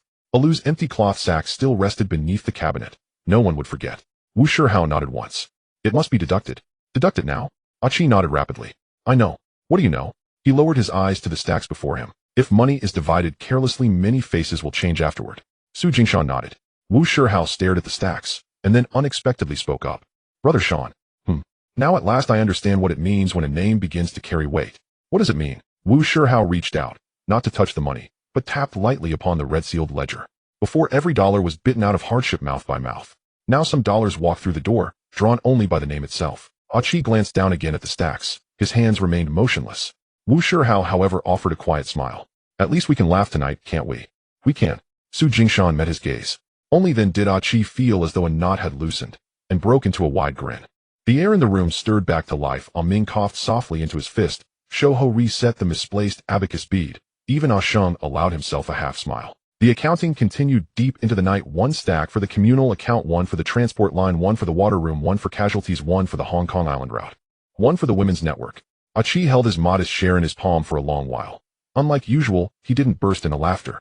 Instead, he tucked the notes carefully into his chest. Su Jingshan sealed the final stack, the communal account, into the iron box. As the lid clicked shut, a single 5-cent coin remained on the table unsorted. Ming picked it up and placed it precisely into the loose change compartment. Su Jingshan turned the ledger board and inscribed a single line at the bottom. First full payment, no reckless distribution. Chi flushed at the word distribution. He'd just been imagining a fine meal that very evening. Su Jingshan did not look at him, only slid the iron box into the cabinet. We'll eat tomorrow night. Tonight, let the money rest. Chi nearly laughed, then swallowed it back. When the rear warehouse lights went dark, the iron box remained inside the cabinet, solid, heavy like a fresh. As the money grew, the wind of rumor quickened. After the first genuine big score, Brother Hao's name began to travel farther afield. It started in Wangjiao and the Shuifang, then even the road watchers by the Weiping Matu and the edges of Zhejiang began to murmur the same line. Lately there's a Chaozhou lad. His fists are strong, and he isn't completely stupid. That night, just after Wu Shihao returned from Uncle Cheng's place, two Chaozhou lads stopped him at the alley mouth. They weren't there to pick a fight. They had come to join. Brother Hao, we've been watching the night spot over at the West Pier. It's been tightly controlled there lately. I would like to come over and work with you. Wu Shihao neither nodded nor refused at once. He led them back to Jingshan Hang. Aki, pouring tea, smiled. Brother Hao, your line really has gravity now. Su Jingshan did not smile. He inspected the two men from head to toe. What can you do? Hold the scene, protect the route, watch the takings. Do you gamble? We don't. Do you touch drugs? No. Do you owe debts outside? At that question, one of them paled faintly. It was a small debt taken on to cover family medical bills. Not large in sum, but unpaid nonetheless. Wu Shihao did not scold him right away. He picked up the note, and it was a small debt taken on to cover family medical bills. Not large in sum, but unpaid nonetheless. Wu Shihao did not scold him right away. He picked up the note, and saw the paper's edge worn soft by sweaty hands, the fingerprint shallow. These debts were the trickiest. Not dirty, but urgent. An urgent man once placed beneath your name could, if someone outside so much as tugged that note, be the one to open your door for another. Su Jingshan smoothed the IOU and glanced at the debtor's name. When will this be repaid? In 3 months. Who guarantees it? The man looked up at Wu Shihao, then quickly dropped his eyes. They'll take responsibility. Su Jingshan pushed the note back. First settle this debt. The man's face went white. Brother Shan, I can work. I know. Then why? Because what you need most now is not work, but a name to shield your debt. His cheeks flushed red, but he had no answer. Only then did Wu Shihao speak. Clear the debt, and then come back. What if I can't clear it? If you can't clear it, don't stand at my door. He did not speak harshly, yet the words were more final than cruelty. The room fell silent. In the end, they did not take them both. They took only the one whose record was clean and whose hands and feet were steady. The other was told to settle his debt first, and then stand at the door for 3 days. Aki felt a touch of regret. Brother Shan, Brother Hao's line is short of men. The more we lack, the less we can afford to take people at random. Wu Shihao listened and quietly lit a cigarette. After the two left, Aki remained puzzled. Honestly, those two weren't that bad. They weren't. Then why only take one? Su Jingshan wiped away the water ring left by a teacup. What Brother Hao lacks now is not men who dare to fight. What does he lack then? He needs people who can hold up his name. Late that night, Wu Shihao sat alone at the back alley smoking and unusually asked Su Jingshan, is screening these men for me more important than covering a fight at the door? More important? Why? A door fight passes in a night. Su Jingshan looked toward the alley. But once you take the wrong person, hell stand under your name every day. Early the next morning, of the two applicants, the one with the clean background indeed stood on time at the Jingshan Hang doorway, his clothes neater than the night before. Wu Shihao stepped out from the back alley, gave him a look, neither acceptance nor refusal, and sent Aki to the back warehouse to have people move crates. The other did not come. At the alley's mouth remained only the crumpled scraps of the IOU blown by the wind against the wall. Aki stared at that bundle of paper and suddenly asked, Brother Shan, will that man hate us? He will. Then why tell him to come back? Telling him to clear his debt before returning gives him a proper front door. Su Jingshan put away the teacup. If he bears hatred and goes in by a side door, it means we took him by mistake today. Wu Shihao, standing at the doorway, paused with the cigarette between his fingers. Once a name travels far, it's not only recruits who come. People arrive with debts, with desperation, and with that outside hand, pushing toward the door together. He lifted his foot and crushed the little wad of paper against the wall with his heel. When word of Wu Shihao spread, the entrance to Jingshan Hang fell oddly silent for 2 days. That quiet was not the absence of events, but the hush of onlookers watching from outside.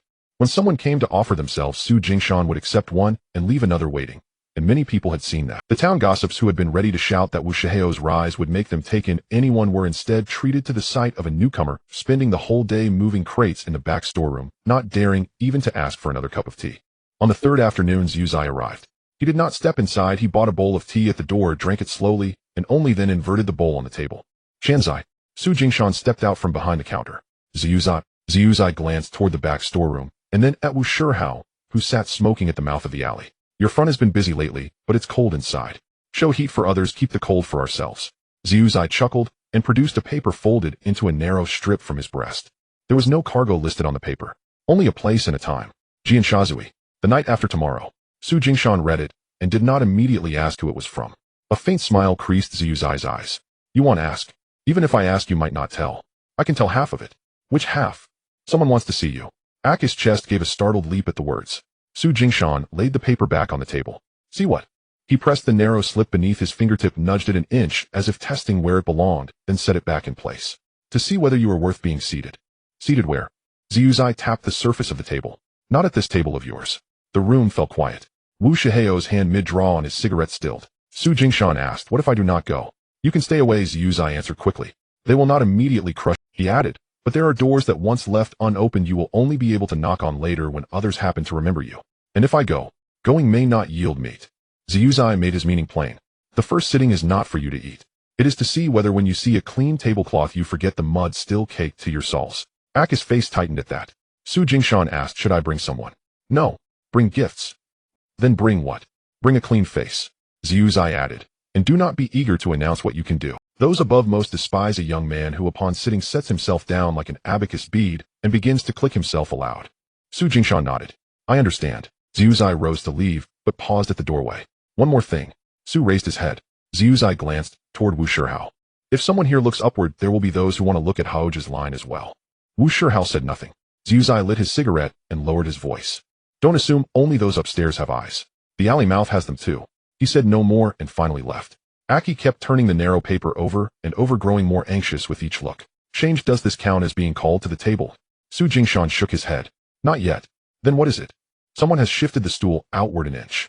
Only then did Wu Shihao speak. Whether you can sit steady is up to you. Su tucked the paper into the fold of the ledger. It also depends on you. That evening Jingshan Hang did not light an extra lamp for the sake of the note.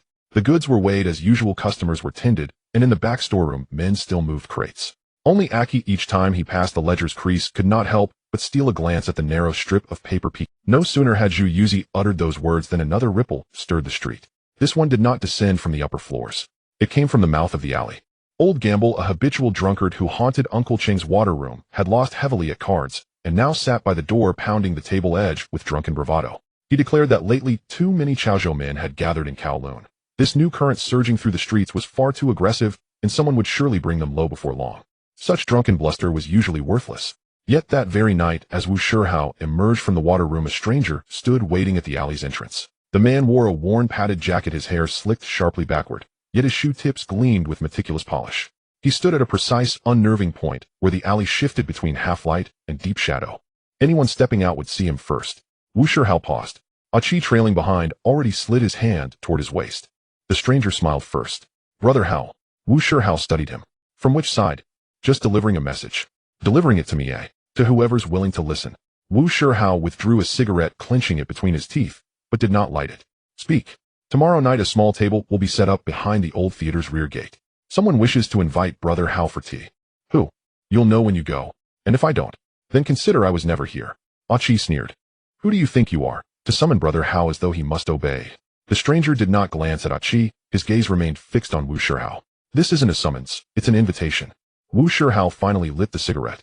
The flare of flame illuminated his face, and revealed the taut vigilance in the stranger's eyes. Inviting me for tea, or watching whether I'll overturn the table, a little of both. Wu Shihao stepped forward half a pace. Then go back and tell him. Tea I'll drink. But overturning tables, that's for watching men. The stranger nodded once, retreated to the alley's edge, and cleared the path. Back at Jingshan Hang, when Achi recounted the encounter, the silence in the room thickened. Su Jingshan did not intervene. Go. Wu Shihao sat by the door, voice level. I intended to go anyway. You may go, but don't rush to press your advantage. I understand. Su Jingshan looked at him. Wu Shihao tapped ash from his cigarette. They're not testing whether I can fight. They're testing whether the moment I'm invited I'll assume I belong at the head of the table. The next evening the small table behind the old theater's rear gate was weathered and uneven, one leg propped up by a brick. The tea served was coarse and unrefined. Seated beside it was Lao Haishu, a man in his 50s, gaunt-faced yet sharp-eyed. Seeing Wu Shihao arrive, he simply gestured for tea to be poured. You're Wu Shihao? Yes.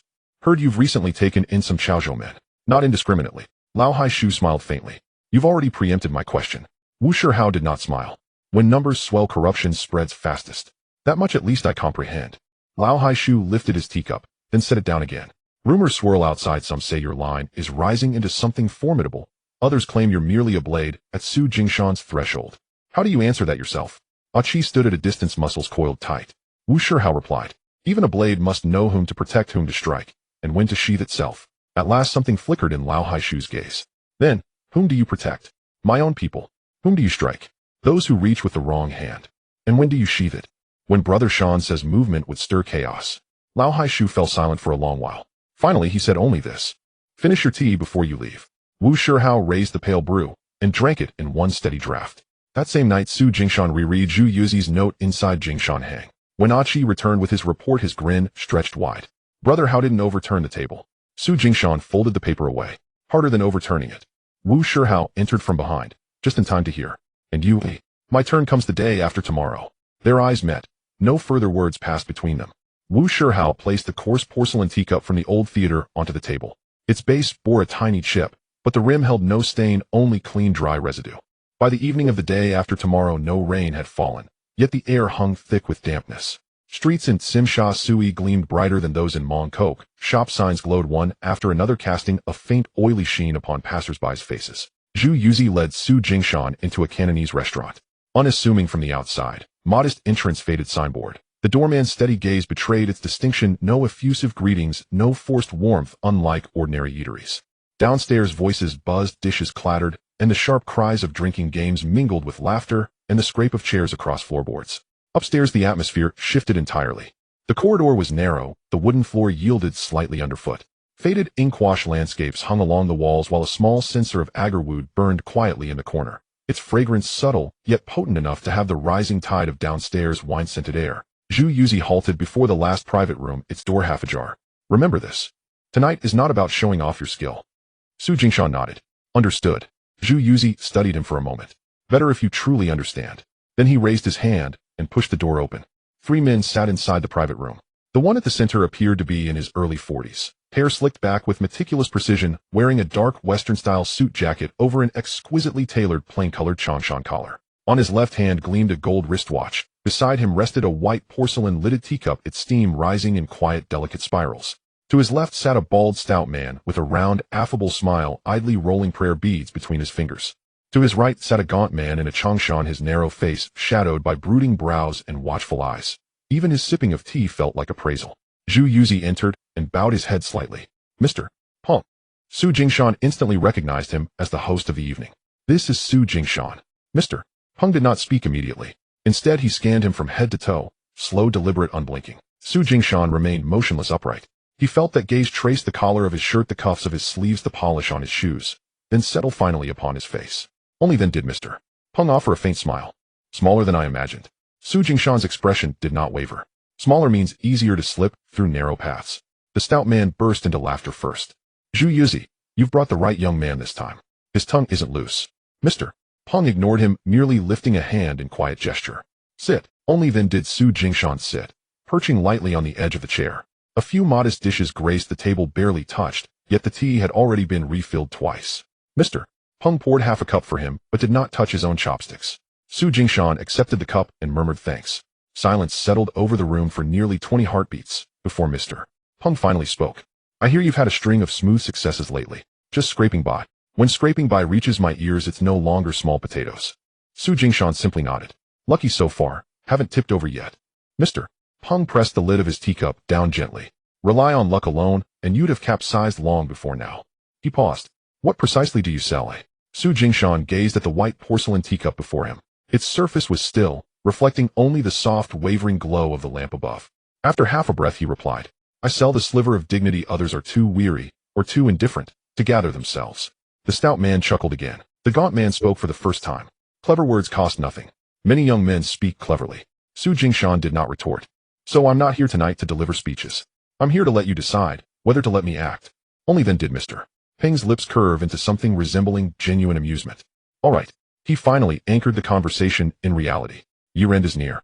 In Central and Tsimsha Sui certain people will be giving gifts. I have a list. I'll test you with one order. How many? 20 sets. Mr.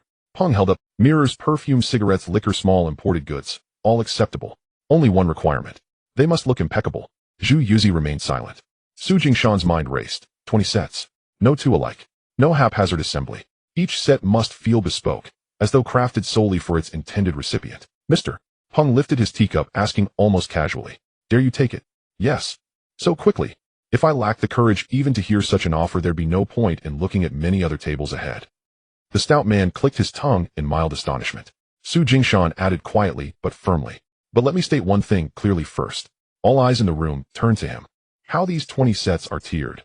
Who receives which name, what contents match which title, which should project stability, which prestige, which should conceal its value beneath understated presentation. That decision rests entirely with me."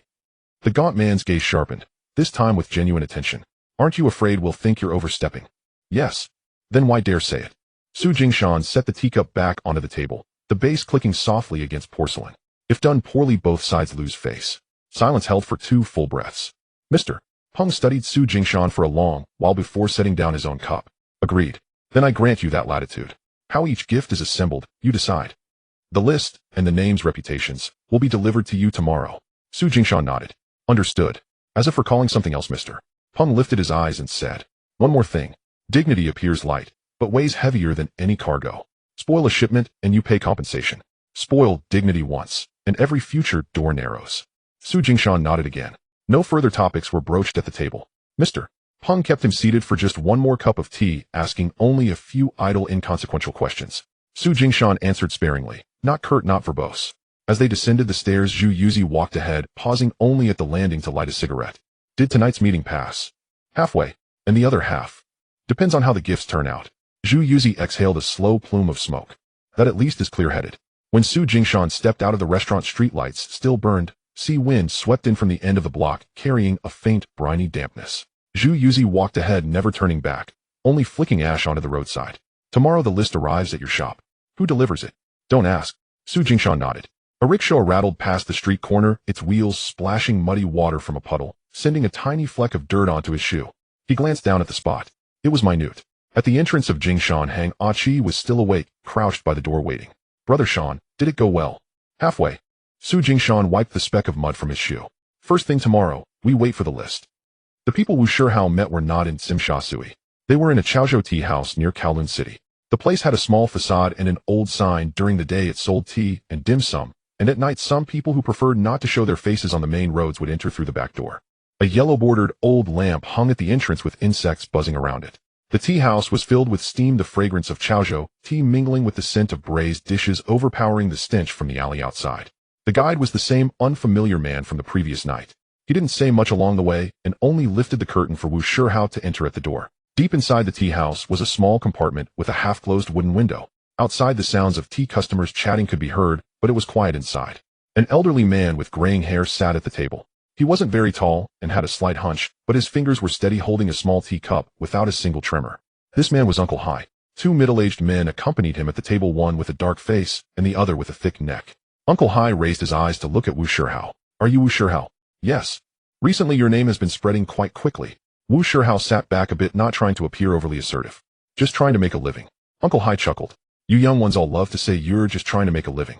Before a person is settled, that's all they can say." Uncle Hai put down his teacup. "I didn't bring you here to recognize a big boss, or to bow down. I just want to ask you, if the Chaozhou guys really want to establish themselves here in Kowloon, do they want to eat their own meals, and when things go wrong just flounder on their own, or do they want to support each other?" Wu Shihao did not answer immediately. He first glanced at the 2 men accompanying him. One of them twitched his eyelids when he heard the word support. The other lightly tapped the edge of the table with his finger.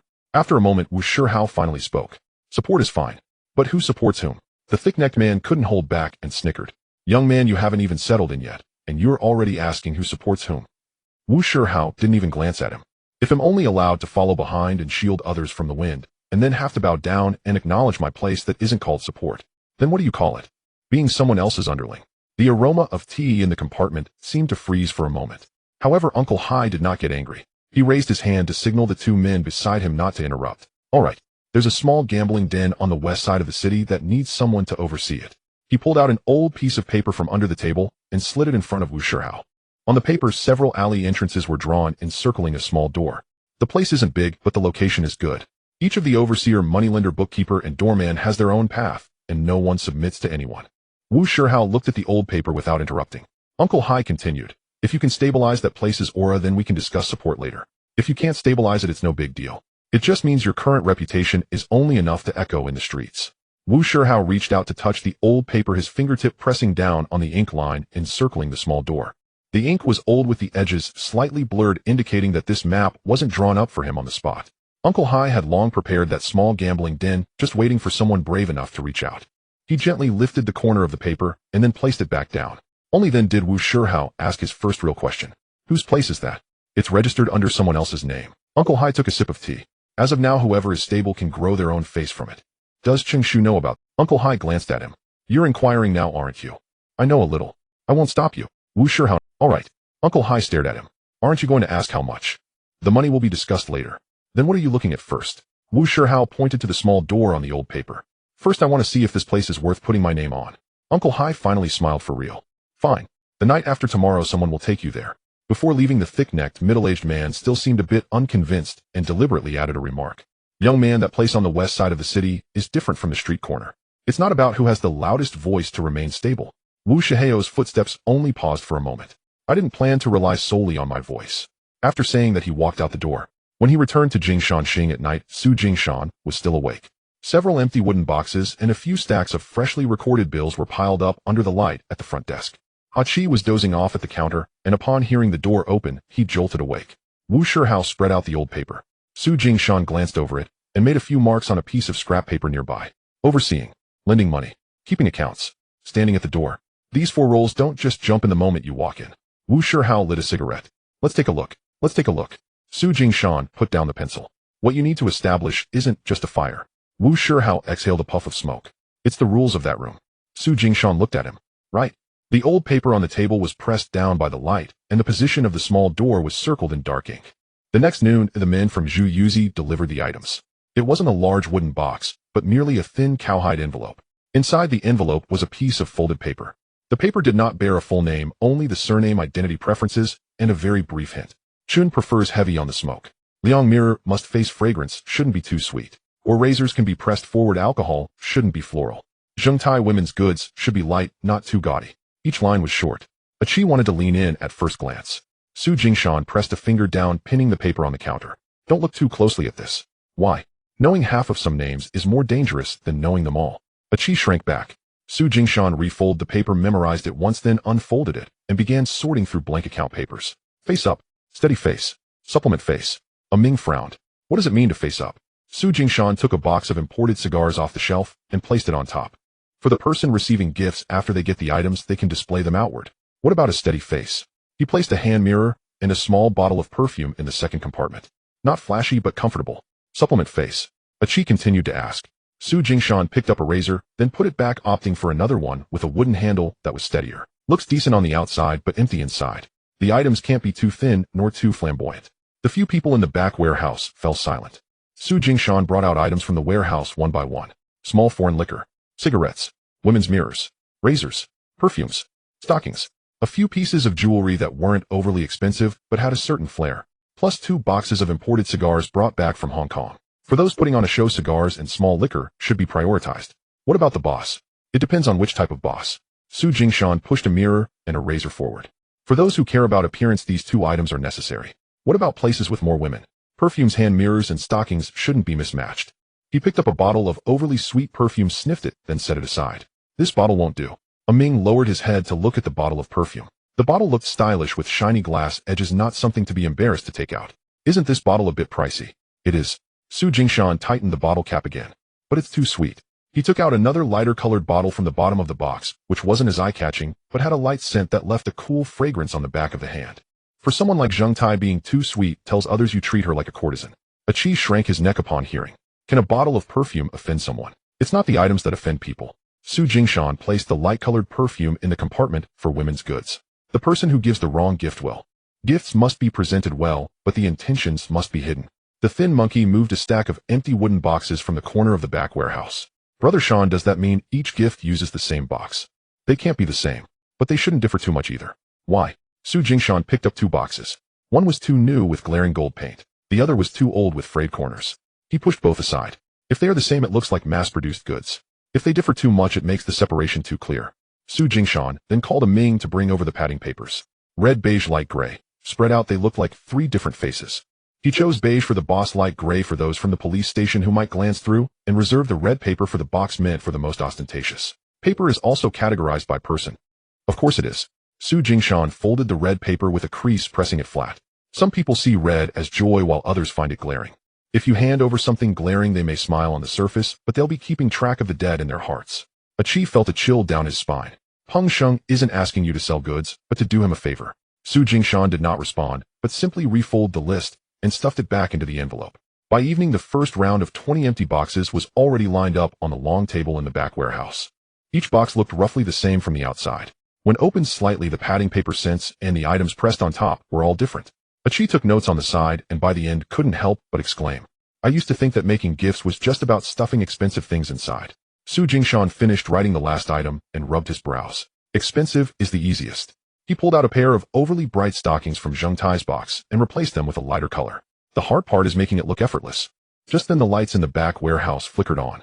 One wooden box after another, one piece of foreign goods after another, along with that thin cowhide envelope, were lined up in 3 rows under the light.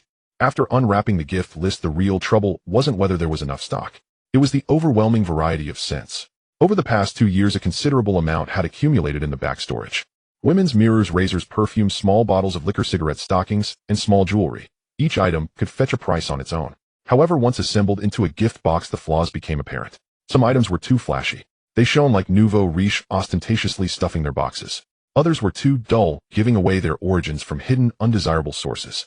There were also items that seemed fine on their own, but clashed when placed together. The perfume was too sweet to mask the scent of the cigarettes. The strong cork smell of the liquor combined with women's items made the whole box appear hastily cobbled together from the storage. Su Jingshan closed the back storage door, restricting access even to the front desk. From now on, this place is not for loading goods. What is it for? It's for assembling boxes. Achi, while moving the wooden boxes onto the table, still didn't fully understand. Isn't assembling boxes just putting things inside? Su Jingshan placed an empty wooden box on the table, lifting the lid to reveal a layer of light beige tissue paper inside. This one is for the venue. He placed the cigarettes on top, then pressed a small bottle of liquor on the side, finally laying a well-crafted razor at the bottom. Achi stared at it for a long time. Why not place the liquor in the center? If the liquor is in the center, it looks too showy. Then why is the razor at the bottom? This person sees clients often. The first thing they should see when opened is the face of the box. What truly captures their attention is the item they use daily at the bottom. He then switched to another box.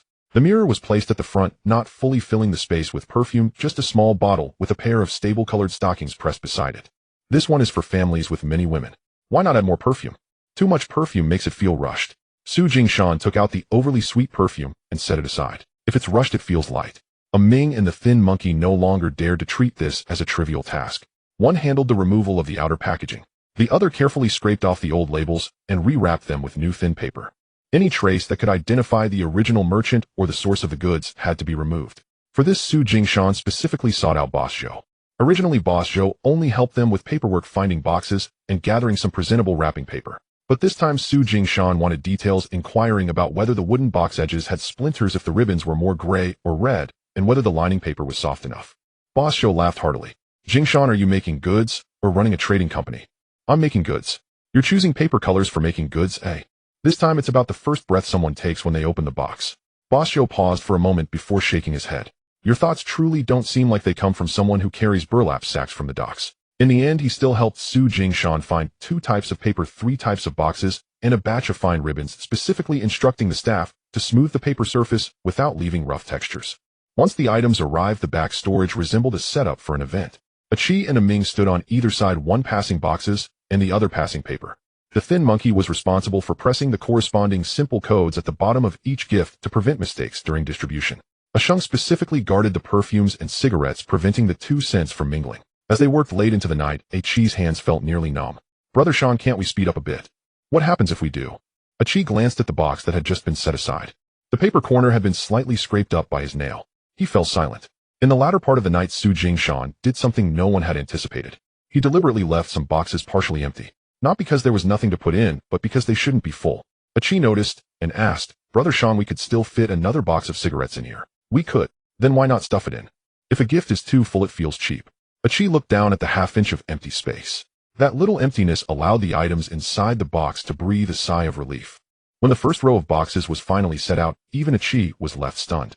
The boxes varied in size, yet they were not chaotic. The ribbon colors varied in depth, but were not jarring. Upon opening them, each gift appeared to be crafted by the same pair of hands, yet upon closer inspection, each layer was distinct. Su Jingshan stood by the table observing for a long time before nodding. Now it looks presentable. Just before finishing up, he reopened the 2 boxes that were placed prominently. He personally checked if the paper corners had been scraped by nails, whether the ribbon knots were too tight, and if the soft paper at the bottom of the box was being pressed flat by the heavy liquor bottles. Achi stood beside him, no longer speaking. When the front box closed, the ribbon gently adhered to the wooden lid, making the small gambling den handed over by Uncle Hai is located in a back street to the west of the city. The facade is small, the sign is old, and a dim light hangs at the entrance. During the day, it looks like an ordinary tea house, but it only opens tables at night. When the curtain is lifted, the heat, the smell of alcohol, sweat, and smoke all rush out. The gambling tables are crammed together with bowls, cards, dice, cups, and chips all mixed in one place, forcing everyone to walk sideways. What's truly annoying is not just the crowding. It's chaotic. The spectators, the watchers, the lenders, the accountants, and those borrowing heads to place bets are all mixed in this room. The gambler readied from losing slams the table, and everyone seems eager to show off. Yet when it comes time to settle accounts, they all shrink back a half step. On his first night, Wu Shihao was only taken to the door by Uncle Hai's men, who did not accompany him inside. The door was pushed open for him. How he stood inside was his own business. Achi followed him, feeling a bit restless. Brother, how this place looks like it needs some cleaning. What's the rush? Wu Shihao did not rush to grab a position, but sat down on an empty stool by the wall and lit a cigarette. He observed first, watching who spoke the loudest, watching whom the winners looked at first, watching if the losers would immediately lean toward the lenders, watching which accountant wrote quickly and which one was just putting on an act. Achi endured for half an hour, but could not help but ask again, brother, why aren't you moving? I'm waiting for the face that needs to bet to show itself. Before the second half of the night, the real troublemaker made his appearance. A lender surnamed Chun, in his 30s, wearing a loose jacket with a thin gold chain around his neck. He didn't sit at the table, but instead hovered at the edge, bending down to pat the shoulders of whoever lost. When someone won, he smiled and said they should first return the previous debt. That night, after drinking a bit, he saw a newcomer from Chaozhou sitting quietly by the wall, and it invigorated him. First he reached out and pushed aside 2 chips, just won by an old gambler claiming it as interest. Then he yelled at the watchers, saying that if this place were to establish rules in the future, they first needed to see who held the accounts. After saying this, he deliberately raised his voice. What's this about watching the scene? Without accounts in hand, they're all paper tigers. Several faces in the room were secretly watching Wu Shihao. It was only then that Wu Shihao crushed his cigarette. He stood up, neither fast nor slow, first walking to the edge of the gambling table and reaching out to stop the ongoing game. This round is finished. The room fell silent for a moment. Even the one surnamed Chun was stunned. Once this round was over and the chips collected, Wu Shihao turned to look at Chun. You just said that whoever has the accounts is the biggest, eh? Relying on his familiarity with the place, Chun grinned. What? Not convinced? It's not that I'm not convinced. Wu Shihao took a step closer. I just want to hear clearly if this statement is directed at the people at the table or at me. Chun, drunk and even more aggressive, replied, it doesn't matter who it's directed at. In this place, anyone could come and collect a debt before. If you want to sit, you'd better ask if the debts in my hands recognize you.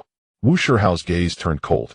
He didn't curse or shout. He suddenly reached out, grabbing the back of Chin's neck and pressing him down onto the nearest table. With a soft thud, it was not loud. The table did not flip.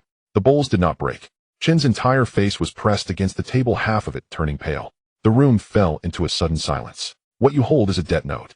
Wu Shihao pressed down a bit more. What I hold is your head. From now on, if there's any talk of who's the biggest in this room, you'd better ask me first. Chin still wanted to be tough, but with his neck pressed down, even breathing became difficult. You can suppress me today, but you can't suppress those debts outside. The debts outside will be settled outside. Wu Shihao looked at him. Once you step through this door, the accounts must first pass my eyes. A nearby watcher originally wanted to interject, but seeing Wu Shihao look over, the words caught in his throat. The accountant was more direct, pulling the tattered ledger into his arms. Wu Shihao then finally released his grip. Chen stood up, clutching his neck, his face varying shades of blue and white. I'll remember this debt. You remember it. Wu Shihao pointed at the door. If you want to come in to collect the debt in the future, come talk to me first. Chen glared at him for a long time, but ultimately dared not retaliate, tugging at his collar and leaving with a sullen face. Once he was gone, the chaotic atmosphere in the gambling den eased a bit. As dawn approached, Uncle Hai slowly walked in through the back door. He first looked at the tables. The tables were not overturned. Then he looked at the ground. There wasn't much disorder on the floor. Finally, he looked at Wu Shihao. Well done. You've proven you can do more than just fight. I've learned to sit now. Wu Shihao did not smile, but took out the tattered ledger that the accountant had just hidden. The ledger's cover was oily and dark, with a bit of sweat from Chen's face smeared on the corner. As the year-end gift boxes were halfway done, the back warehouse of Jingshan felt as tense as a tightly stretched bowstring. Wooden boxes, ribbons, wrapping paper, foreign wine, perfumes, cigarettes, and women's mirrors were neatly piled in the back, each in its designated place. Achi and the others ran errands during the day and returned to the warehouse at night to continue working on the boxes, unconsciously lowering their voices. It was precisely at this moment that Lei Luo arrived. He did not come to the shop. He was standing outside a barber shop. That afternoon, Su Jingshan had just left Boss Deng's place and intended to go to Boss Zhou's to confirm the last batch of wrapping paper.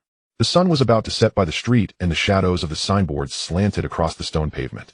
Inside the barber shop, a radio was still playing while a row of bamboo chairs was haphazardly set outside. Lei Luo stood under the eaves dressed in casual clothes, holding a half-finished cigarette. He did not greet anyone. There were no pleasantries exchanged. He simply said something casually as Su Jingshan approached. "Don't go through the back alley tonight." After saying this, he did not even pause his steps, turning to walk down the street. The sentence was so short it was almost as if it had never been spoken. Su Jingshan felt a chill creep down his back. On the way back to Jingshanxing, he did not utter a single word. As soon as he entered, Chi rushed over to him. "Brother Shan, what did Boss Zhou say?" "Don't ask about the paper for now. Tell Ming and Shou Ho to come back." In no time, several people gathered at the front desk. Su Jingshan half closed the door and repeated Lei Luo's words verbatim. "Don't go through the back alley tonight." Achi's expression changed immediately. "Is someone in the back alley?" "Most likely. But aren't 3 gift boxes supposed to go out tonight?" "Change the route." Su Jingshan raised his hand and tapped the table 3 times. "The 3 most visible boxes will go out the front door tonight. Make sure the accounting paper, handcart, and wrapping paper are all ready. The rest, which were originally supposed to be handed over through the back alley, will all stay locked in the warehouse and not leave even a step." Achi felt anxious. "Isn't that a short delivery? Better to deliver less than to deliver to the wrong door." Shou Ho asked, "Which 3 boxes will go out the front?" "Choose the ones that are the most stable, the cleanest, and even if someone sees them, they won't be able to pick out any flaws." After saying this, Su Jingshan personally spread out the accounting paper. "Choose the ones that are the most stable, the cleanest, and even if someone sees them, they won't be able to pick out any flaws." After saying this, Su Jingshan, Achi personally placed those 3 gift boxes at the front, each one carefully wrapped, corners hidden, and the paper perfectly colored. Ming pushed the cart, while Shou Ho held the accounting paper. Su Jingshan stood at the door, inspecting everything once more, and then adjusted one of the box's positions. "This one goes in the middle. Why? The most presentable one must be seen first by anyone who looks." Achi's throat moved slightly. "Brother Shan, this seems like you're doing it intentionally for someone to see." "That was the intention. What about those in the back warehouse?" "Dim the lights by half. Lock the door tight. Don't respond to anyone knocking." Su Jingshan then called a Sheng over. "You won't be delivering goods." A Sheng was taken aback. "Then what should I do?" "Guard the water jar." In the corner of the back warehouse was an old water jar leaning against the wall directly facing the gap of the back door. A person squatting there would be hard to see from outside, yet could hear footsteps from the alley. Su Jingshan placed a copper coin in his palm. "If someone stops at the back door, twice throw the copper coin into the jar. Just one sound. One sound is enough." After midnight, the 3 gift boxes from the front smoothly exited. They took a visible route carrying visible boxes. Even the mud on the handcart wheels was wiped clean by Achi first. But on the back alley side there were indeed movements. A Sheng hid behind the door crack, returning with sweaty palms. There really are people. 2 groups. One group seemed like plainclothes officers going back and forth. The other group stood further away, just watching without coming closer. Achi felt a chill run down his neck. Waiting for those 2 groups in the back alley to completely leave, Su Jingshan finally reopened a crack in the back warehouse door. The lights were not fully on. He first checked the few untouched boxes, then took out one gift list that was originally planned to be sent tonight and pressed it to the very bottom. Achi noticed immediately. "Brother Shan, why did you take this one out alone? It was never supposed to be me delivering it." Was Agent Luo's earlier remark directed at it? Most likely. How does he know? Su Jingshan glanced at the half-closed back door. Someone must have presented this gift list to him first. The room fell silent at once. Shou Ho adjusted the door crack. There were still footsteps at the back alley, as if they had walked far away, yet also as if they were deliberately lingering at the street corner. Su Jingshan refolded the gift list and slipped it into the innermost layer of the accounting book. "We won't send gifts tomorrow morning." Achi looked up. "Then what will we send?" "We will send a message." "To whom?" Su Jingshan closed the accounting book. "To the person outside the barber shop who let us go first." When the 20 gifts were nearly ready, Zhu Yuzi did not send anyone to collect them directly. He merely conveyed a single sentence: "Peng Sheng wants to see the quality." The location was still that same private room on the 2nd floor. However, this time instead of tea, there were neatly arranged gift boxes on the table. The wooden boxes were lined up on the table from largest to smallest. The paper was solid and the ribbons were tightly secured. Under the light, they appeared understated, yet conveyed an undeniable sense of value. Achi originally intended to follow him upstairs, but was held back by Su Jingshan. "You're not going up this time." "Why not?" "This time we're examining the contents." Achi could only watch as he took away the 6 boxes with the most apparent craftsmanship. Upon reaching upstairs, the arrangement of the private room was not much different from a few days ago. Peng Sheng was still seated at the head of the table. The short and stout man remained, as did the slender, long-faced one. Zhu Yuzi leaned against the door, smoking, not sitting too comfortably. Su Jingshan placed each gift box on the table without rushing to speak. Peng Sheng was not in a hurry either. He first examined the outside. He looked at the paper, the ribbon, the corners of the boxes, inspecting the most inconspicuous details for any signs of poor quality. After inspecting the exterior, he reached out to lift the lid of the first box. As the lid opened, a layer of soft paper was revealed, followed by cigarettes and a small bottle of liquor. The box was not filled to the brim, leaving half an inch of space on either side. Peng Sheng remained silent and opened the second box. Inside this one, a mirror was placed in the front, perfume was on the side, and beneath it lay a pair of subtly crafted stockings. It looked light, yet did not come across as superficial. The third box took a different approach. On top were cigars, and below were a razor and a small bottle of liquor, with some displayed and some hidden. Peng Sheng's hand paused over the third box. He did not take the cigar, but instead tapped the wooden handle of the razor with his knuckle. The handle was worn but not polished to shine, retaining a hint of its natural aged color. Why isn't this replaced with a new one? Su Jingshan glanced over. The recipient of this gift doesn't lack new things. Then what is lacking? Lacking the pretense of being a nouveau riche. Zhu Yuzi chuckled softly from the door. Peng Sheng did not smile, merely placed the razor back in its position. The slender, long-faced man straightened up slightly. You're more composed than I imagined, Peng Sheng finally spoke. Why? Su Jingshan asked. Because you didn't fill each box to the brim. You also didn't place the most valuable items on top. The short and stout man chimed in with a laugh. Many younger folks, when given the chance, would stuff everything they have into it. A gift that is too full appears vulgar. Indeed, even if it's expensive, it feels light. Peng Sheng nodded and casually pointed to one of the boxes. Why is the liquor at the bottom and the cigarettes at the top? The recipient of this gift often meets many people. With the cigarettes on top, he can see the faces right away when he opens the box. Placing the liquor at the bottom allows him to slowly reveal the second layer after taking it home. And this one? For someone with many women at home. The fragrance should be light, the mirror should be proper, and the stockings shouldn't be too gaudy. Then why is there so much space left in this box? The other party usually pretends to be wealthy, but actually dislikes being too overt. If the box is filled to the brim, he would feel weighed down when taking it out. Leaving a bit of space shows discretion. As the questions and answers flowed, the air in the private room gradually thickened. Suddenly, the slender, long-faced man interjected. How can you be so sure you haven't guessed wrong? I'm not certain. Then why dare to make such assumptions? In this line of work, perfection cannot be expected. Su Jingshan gently closed the lid of the previous box. One can only strive to avoid major mistakes. Peng Sheng lightly tapped on the lid of the box twice with his finger. You mentioned earlier that you sell dignity. Now I understand clearly. You sell the understanding of where dignity should be maintained. Su Jingshan did not continue but asked. So is this gift considered accepted? Accepted partially. What about the other half? When the gift is truly delivered without flipping, without mistakes, and without being tarnished, we will discuss it afterward. Zhu Yuzi exhaled a puff of smoke from the door, and then added, Jingshan, Peng Sheng's words are already quite heavy. I know. Peng Sheng glanced at him again. If there's another layer behind, would you dare to take it? I would. You won't first ask, then you ask. Is it goods or a favor? The private room fell silent for a moment. The short and stout man laughed first. You young one truly fear that the meat you bite into might have bones. Su Jingshan's expression remained unchanged. Fearing bones is nothing. What's to be feared is discovering upon biting down that it's not bones, but hooks. Finally, Peng Sheng laughed as well. All right. First, let's ensure these 20 gifts are delivered properly. Once delivered properly, I will see if you are worthy of receiving the next bite. As they descended the stairs, Zhu Yuzi accompanied him to the street corner before slowly speaking. This time it feels heavier than the previous meal at the table. Su Jingshan did not respond, only readjusting his hold on the 6 boxes. The sea breeze blew from the street corner, causing the light sign to sway gently. The ribbon on the top box was lifted by the wind, only to quickly settle back onto the wooden lid. After Brother Hao took control of that small gambling den in the west of the city, what truly made Uncle Hai nod was not the face of the man surnamed Chen pressed against the table, but the road behind that was personally severed by Wu Shihou.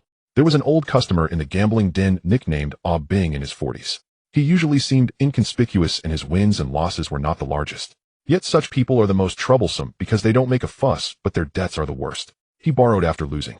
If he won a bid, it was immediately taken by the creditors outside. If it was not enough, he would flip, drag it out, and borrow again. Ah Chi was the first to notice something was wrong. Brother, how this Ah Bing is like a funnel. What do you mean?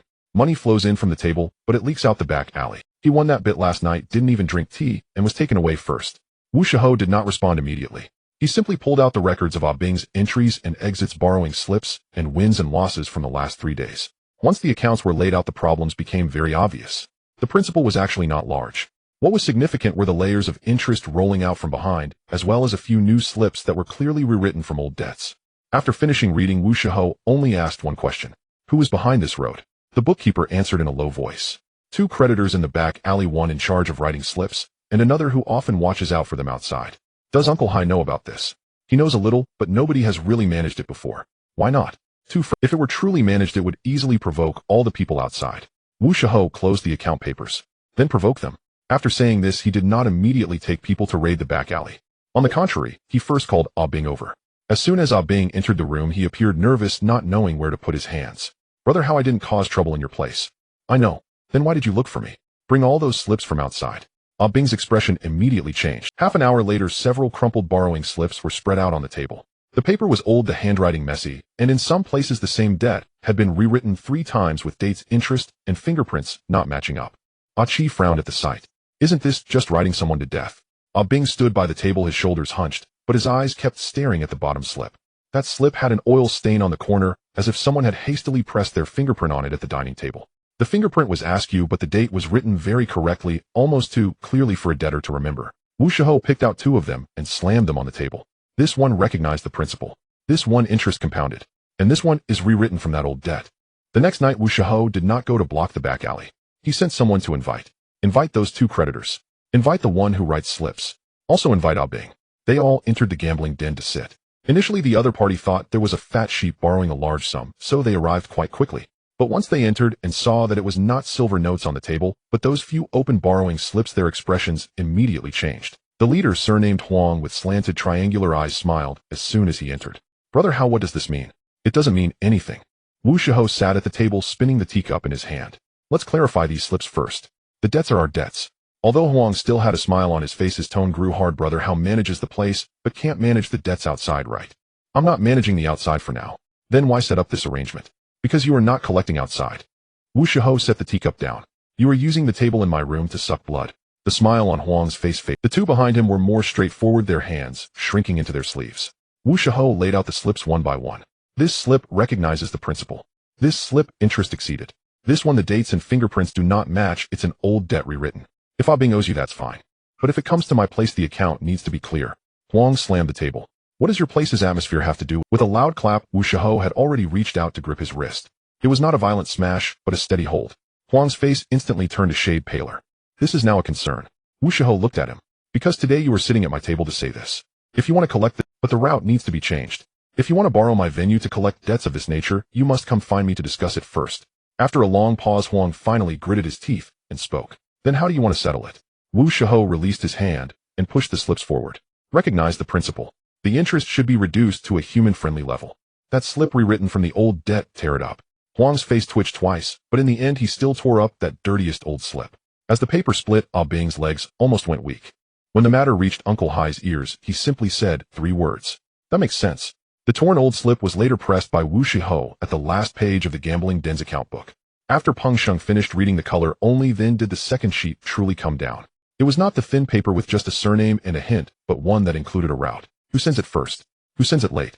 Who can be handled by Su Jingshan? Who must go through the layer of Zhu Yuzi? The paper remained thin, but the creases were deeper than the previous, one clearly having passed through someone else's hands. Su Jingshan's first task was not to check the inventory in the back warehouse. Instead, he first closed the front door, and then shooed Ah Chi, Ah Ming, and the skinny monkey away from the counter. Ah Chi watched with eager anticipation. Brother Shan, should I copy a copy for you? Su Jingshan pressed his finger down, directly pinning the paper beneath his palm. Don't look at this sheet. Why not? Knowing half of some names is more dangerous than knowing them all. If you don't look, how can you help me divide it later? You remember the box number. He'll remember the names. Su Jingshan stated this very calmly. If what you know are the names of the goods box names and routes, then it's easy to divide. But if you know the names of people, hints, and the relationships behind them, many things will gradually become distorted. Ah Chi finally closed his mouth. Su Jingshan first recited the list from beginning to end, then took out another blank sheet to only note the box numbers, omitting the names. A3, a front door evening. B1, pick up from Zhu Yuzi. C2, press at the back. D7, it do not go through the back alley. Ah Ming watched in confusion. Brother Shan, wouldn't it be faster to write it out clearly? It is faster. Su Jingshan paused with his pencil. But what if this sheet gets lost? Ah Ming stopped asking. Su Jingshan did not immediately hand over the coded list. He casually took out 3 already sealed empty boxes, and recited the box numbers in reverse, then instructed Achi to fetch them in the order he specified. Achi got the first round right. However, during the second round, he hesitated slightly, almost mixing up B1 and B7. Su Jingshan didn't scold him. Instead, he placed the two boxes side by side on the counter. Look closely. One is for picking up from Zhu Yuzi, and the other is for pressing at the back. If you make a mistake, it's not the box that's wrong, it's the route. Achi broke out in a sweat and tightened his grip on the coded list. Su Jingshan pushed the B7 box slightly towards the back of the counter. Remember this half-inch. Why? In the future, if someone tries to imitate the code you have in hand, they may imitate the box number, but they may not be able to imitate the placement. Ming, listening nearby, also changed his expression. So do we leave a half-inch every time in the future? Not fixed. If it were fixed, it wouldn't be a secret mark, it would be a rule for others to copy. Achi looked down at the three boxes on the counter, suddenly feeling they were not goods, but three doors that could not be opened incorrectly. He reached out to touch B1 and B7 again. Su Jingshan, however, pressed his hand down. Don't rely on touch. Why not? If you touch too much, your hand will remember the route. If one day someone deliberately shifts the box half an inch, you might end up being tricked by your own hand. Achi withdrew his hand and visually went over them again. This time he looked slower than before. He was also steadier. Steady as a nail. Afternoon, Zhu Yuzi made a special trip. He didn't sit down after entering, but only asked one question. Have you finished reading the list? Finished reading.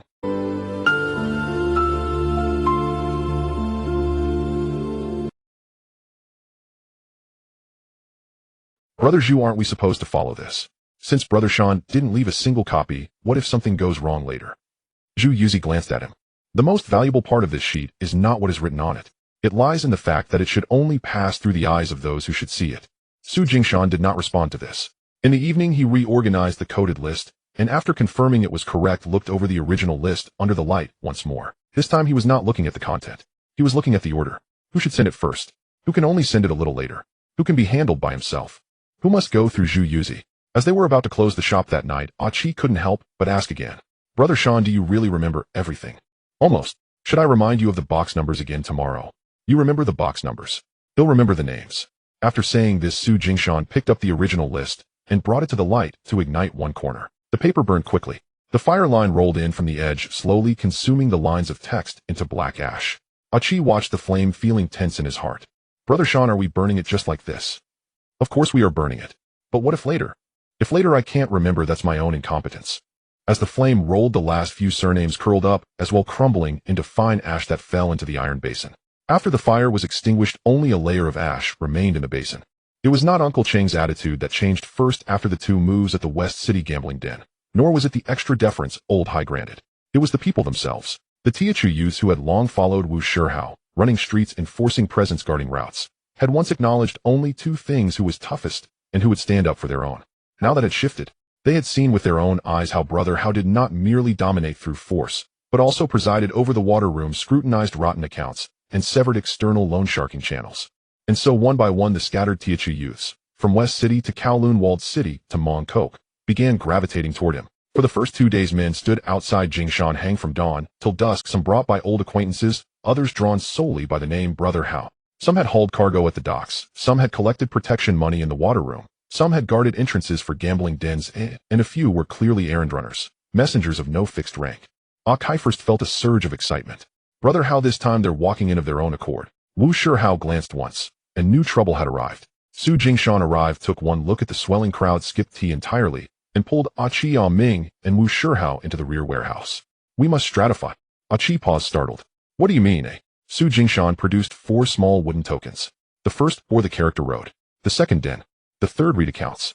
The fourth remained blank, save for a single short horizontal stroke. Those on the outermost layer run errands and watch roads. He placed the road token beside the table. Those in the middle enforce presence and collect dues. Those deeper still handle accounts and faces. He held the blank token aloft unplaced. 1 level deeper still deals with true ledgers, true words, and truths so vital that even death cannot silence them. When he set the blank token down, its silence struck deeper than any sound, drawing every gaze at the table. Emptiness weighed heavier than inscription. Achi's scalp prickled. So finely divided. The higher one climbs, the finer the division must be. Wu Shihao simply nodded. Not everyone is permitted to sit at the same table. As those words echoed outward, the expressions of the newly gathered Teochew youths at the gate instantly fractured. One named Biao, under 30, broad-shouldered, formerly a door guard for another den, frowned immediately. Brother, how aren't we all our own people? Our own people are still stratified. Why? Because we're all our own people is precisely where our own people die most easily. Silence fell abruptly at the threshold. Wu Shihao stepped forward, standing before the assembled youths. Those on the outermost layer run errands, deliver messages, and watch roads. You may know which direction to walk today, but never why. Those in the middle layer enforce presence, collect dues. You know which honor to uphold, but you may not touch accounts nor claim recognition from outsiders. Only those who go deeper handle accounts and people. To enter that inner circle, first wash your hands clean. A Biao could not help but ask, what does clean mean? Settle all gambling debts. Clarify all personal debts owed outside. If someone in your family is held hostage by another, disclose it now. Your mouth must stay shut.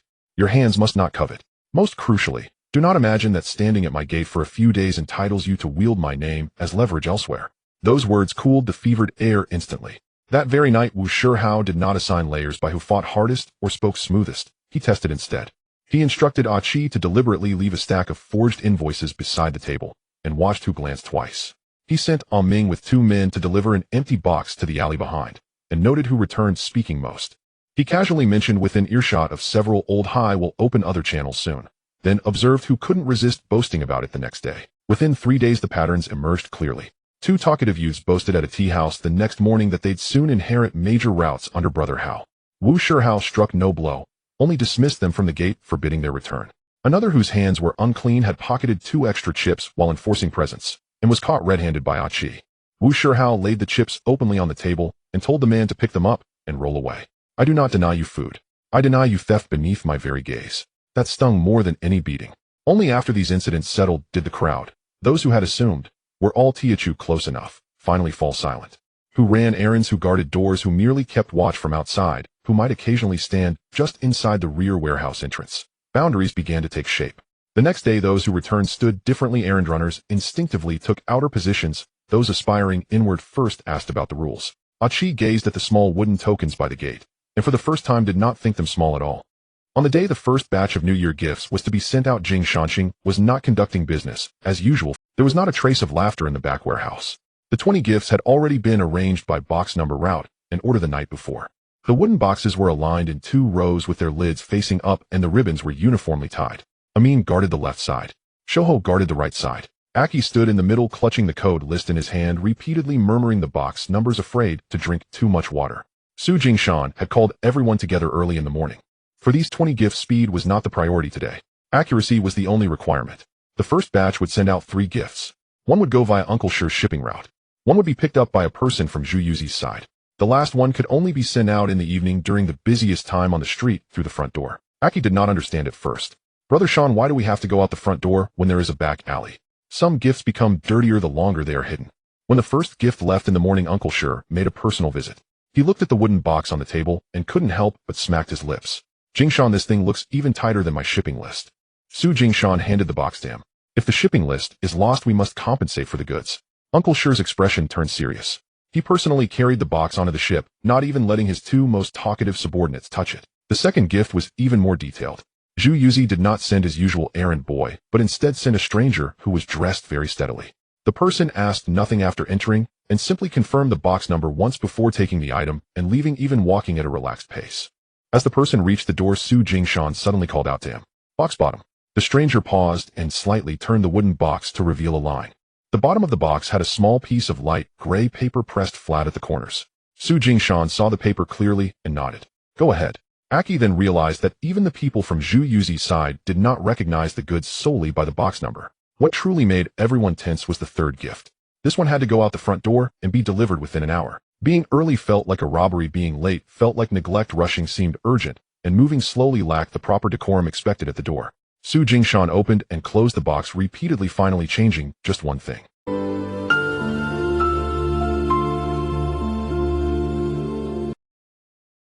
Why? This gift will be seen during the day. If the paper is darker, it will look old under the light. Aki finally dared not speak further. In the afternoon, when the wind rose, Amin almost caused a small disaster. While moving boxes, he inadvertently switched the positions of the 7th and 9th boxes by half an inch without realizing it. Fortunately, Shoho was sharp-eyed and immediately noticed the ribbon direction was incorrect, calling out to him right away. Amin turned pale on the spot.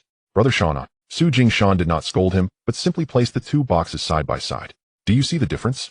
Same boxes, but the ribbon knot faces different directions, and the width of the lining paper shows differently. If you can't even keep an eye on this detail, and something goes wrong in the delivery later, no one will say it was just half an inch. Amin was sweating, not daring to nod too quickly. In the evening, the last few gifts were sent out from the back warehouse one by one in order. Some went by boat. Some went through the streets. Some were pushed out through the front door. There were also a few gifts deliberately delayed until later, waiting for Zhu Yuzi's people to come and collect them. Throughout the entire day, the front and back warehouses of Jing Shanxing seemed to be measured with a ruler. Talking was measured. Walking was measured. Even when lifting the wooden boxes from the table, which end was raised first, seemed predetermined. By the time the last gift box was taken out from the back door, it was almost dawn. Aki's legs were numb from standing, and he finally let out a breath. Brother Sean, is it finally done? We've completed the first layer. There's a second layer, waiting for feedback. Once most people had dispersed, Su Jingshan spread out the code list that only retained the box numbers and reviewed it one last time.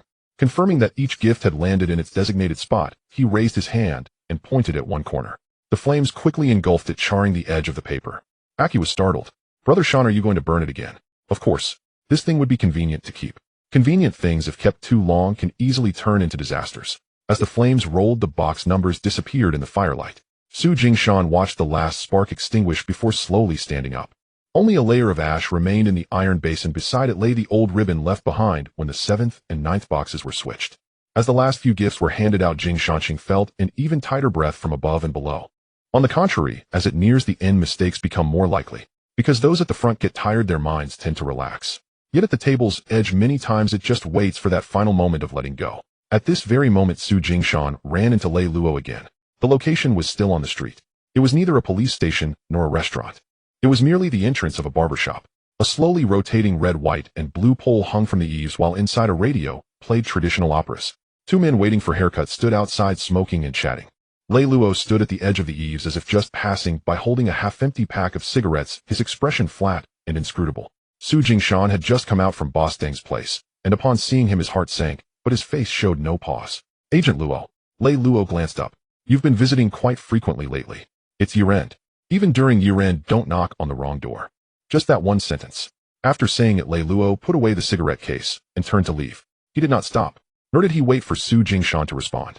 It was as if the message was delivered, whether you listened or not depended entirely on your own mind. Yet this statement weighed heavier on Su Jingshan than many serious words, because this was no longer just a reminder that someone might be watching in the back alley. Rather, it served to remind him that among the last few gifts there was a door that he should not knock on himself. On the way back to Jing Shanxing, Su Jingshan mentally went through the last few codes. Who should deliver them personally? Who should be handled by Zhu Yuze? Who could be seen? Who must remain partially concealed? By the third round, he already had an idea. Among the last 3 gifts, there was indeed one that felt off. It wasn't the box that was inappropriate, nor was it the item inside. Rather, the act of delivering it personally was inherently wrong. A gift, no matter how well matched, if the door is knocked on the wrong person, the entire affair would turn sour. Achi, seeing his serious expression upon entering, quickly brought over the last 3 boxes. Brother Sean, what's wrong? Bring me the code list. Which one has a problem? Don't ask yet. Su Jingshan lined up the 3 boxes, then compared the codes in his mind with Lei Luo's words, don't knock on the wrong door, ultimately selecting the middle one. This one we want handle ourselves. Achi was stunned. Why not? Because if we deliver this gift ourselves, no matter how presentable the box is, it will lose its weight. What do you mean by lose weight? It loses weight because you overstep your bounds. Achi still didn't fully understand. But aren't we just delivering gifts for others? Delivering for others also has layers. Some doors you can only deliver the box outside the door. Some doors you can't even stand outside yourself. It must be delivered by the person who should be there to hand it over. At this point, the skinny monkey began to grasp a bit. Brother Sean, is Agent Luo's remark really aimed at this gift? Most likely. How does he know? Because he is already at a higher level than I am. This wasn't a matter of who was smart. It was a difference in position. With different positions, the mistakes perceived are also different.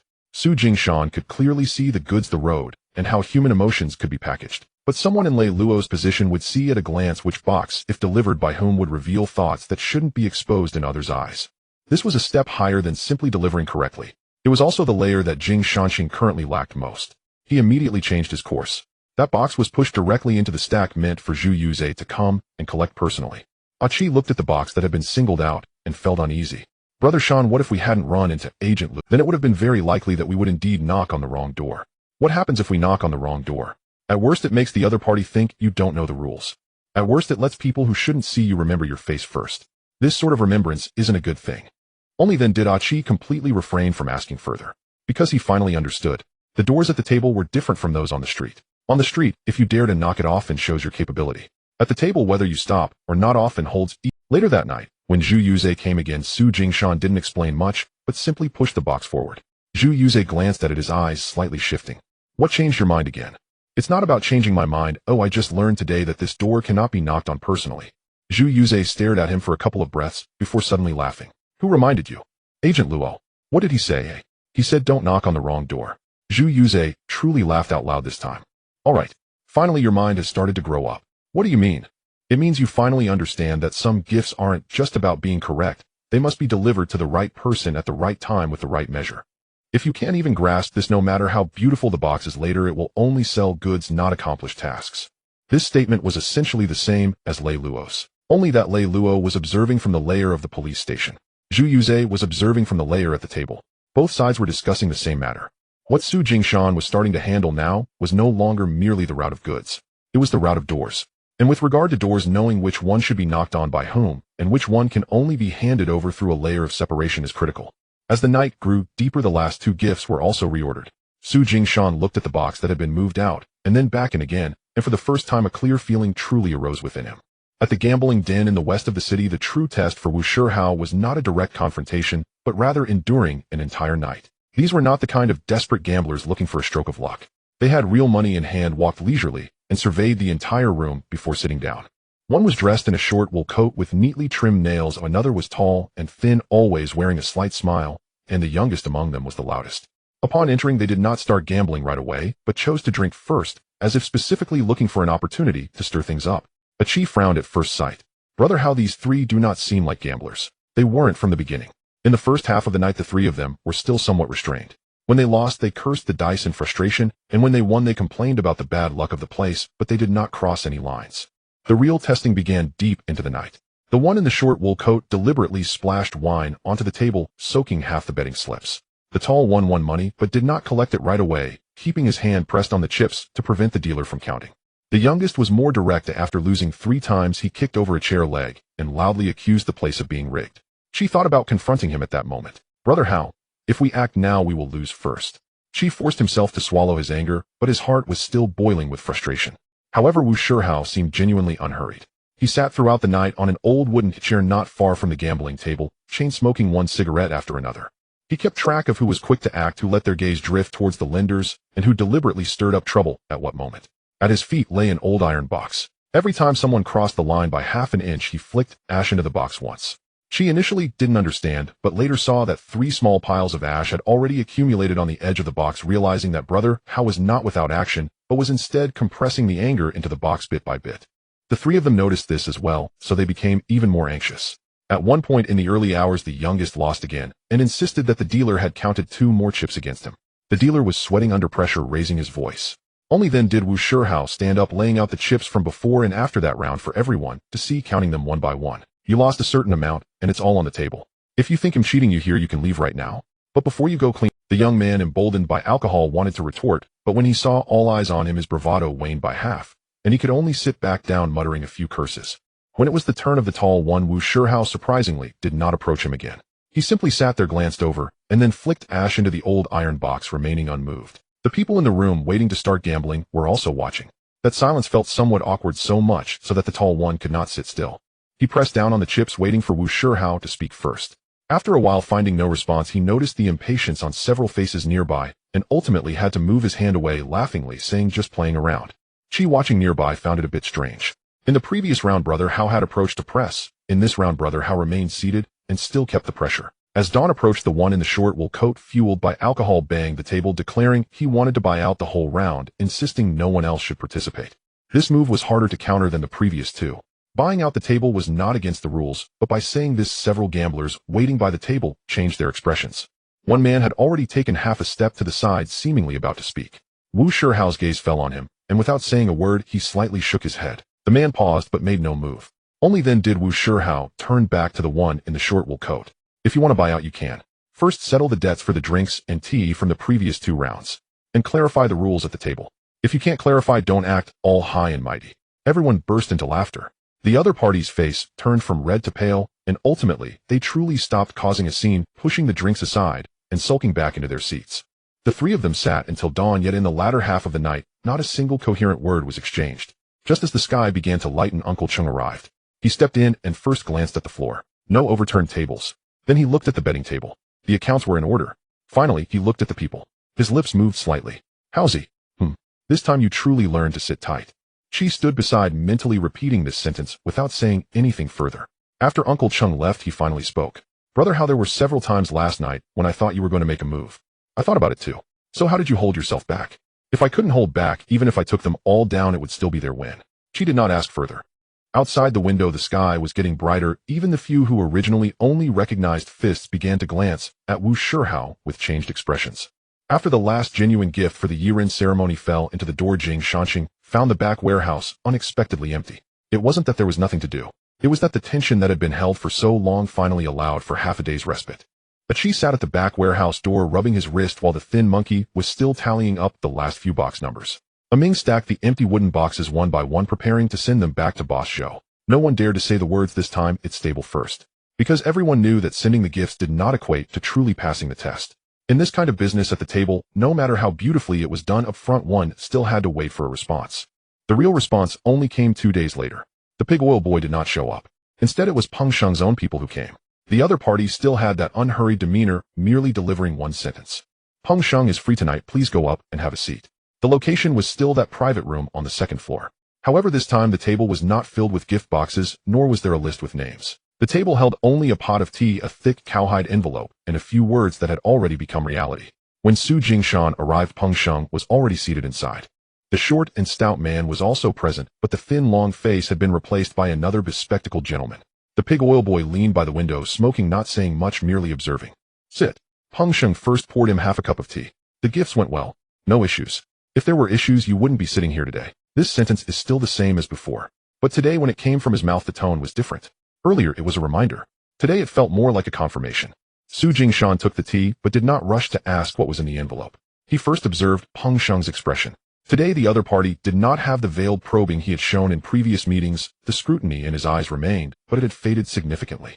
This indicated that the response was not negative. Peng Sheng did not keep him waiting for long, lifting his hand to push the envelope forward. This is not money. Then what is it? A name. As soon as these words fell, even the pig oil boy pulled the cigarette away from his mouth, because this was heavier than directly stuffing a stack of money. Money was for this time. The name was for the future. Su Jingshan did not reach out yet. What does this mean? Peng Sheng looked at him. It means that if someone asks in the future who is the most reliable person to handle the dignified casual orders, I will mention you. Not just mentioning a box. It's about your hands. The short and stout man chimed in with a smile. In this day and age, there are many who can do the job, but there aren't many who can do it well and know when to pull back. Su Jingshan then picked up the envelope. It was not. Inside was only a folded piece of paper. The paper was neither a list nor an account nor a receipt. It contained only a very short phrase and a name that could be presented outward, a thin layer. But it weighed more than all the deposits combined before. Why give this to me? Peng Sheng took it. Because you didn't get greedy before. You didn't act disorderly.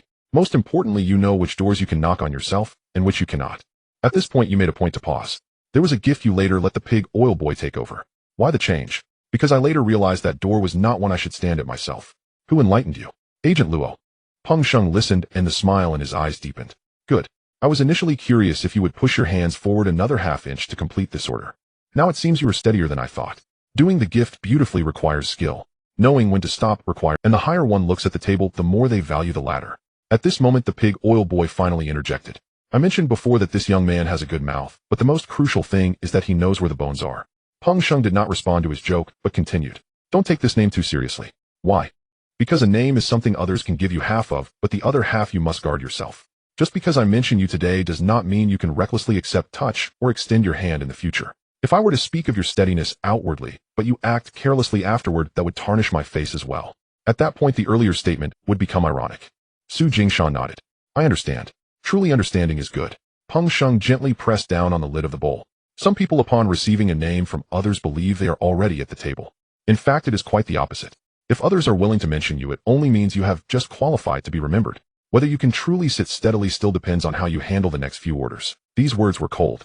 Yet precisely because they were cold, they felt more substantial. Su Jingshan listened, and rather than feeling disappointed, he became even steadier than before. Because this aligned perfectly with his long-held judgment. The table would never offer someone a position of instant success. It would only test them bit by bit, putting them in gradually. Today's statement of acknowledging these hands merely lifted him half a step from capable of doing things to worthy of a second glance. Yet even this half step was already significant. When that envelope truly fell into his hands, he understood for the first time that he had genuinely acquired a name that could be spoken of in the line of dignified goods and gift list goods. It was neither street gossip nor something he boasted about himself. It was someone like Peng Sheng who was willing to stake a small part of his reputation to mention him. This was entirely different from any previous cash transactions. As he went downstairs, the pig oil boy accompanied him for a while and suddenly asked, "What does your heart taste like now?" "Heavier than receiving money." "Why?" "Because the money is for this time. This reputation is for the future." The pig oil boy laughed. "Your words show that you've understood."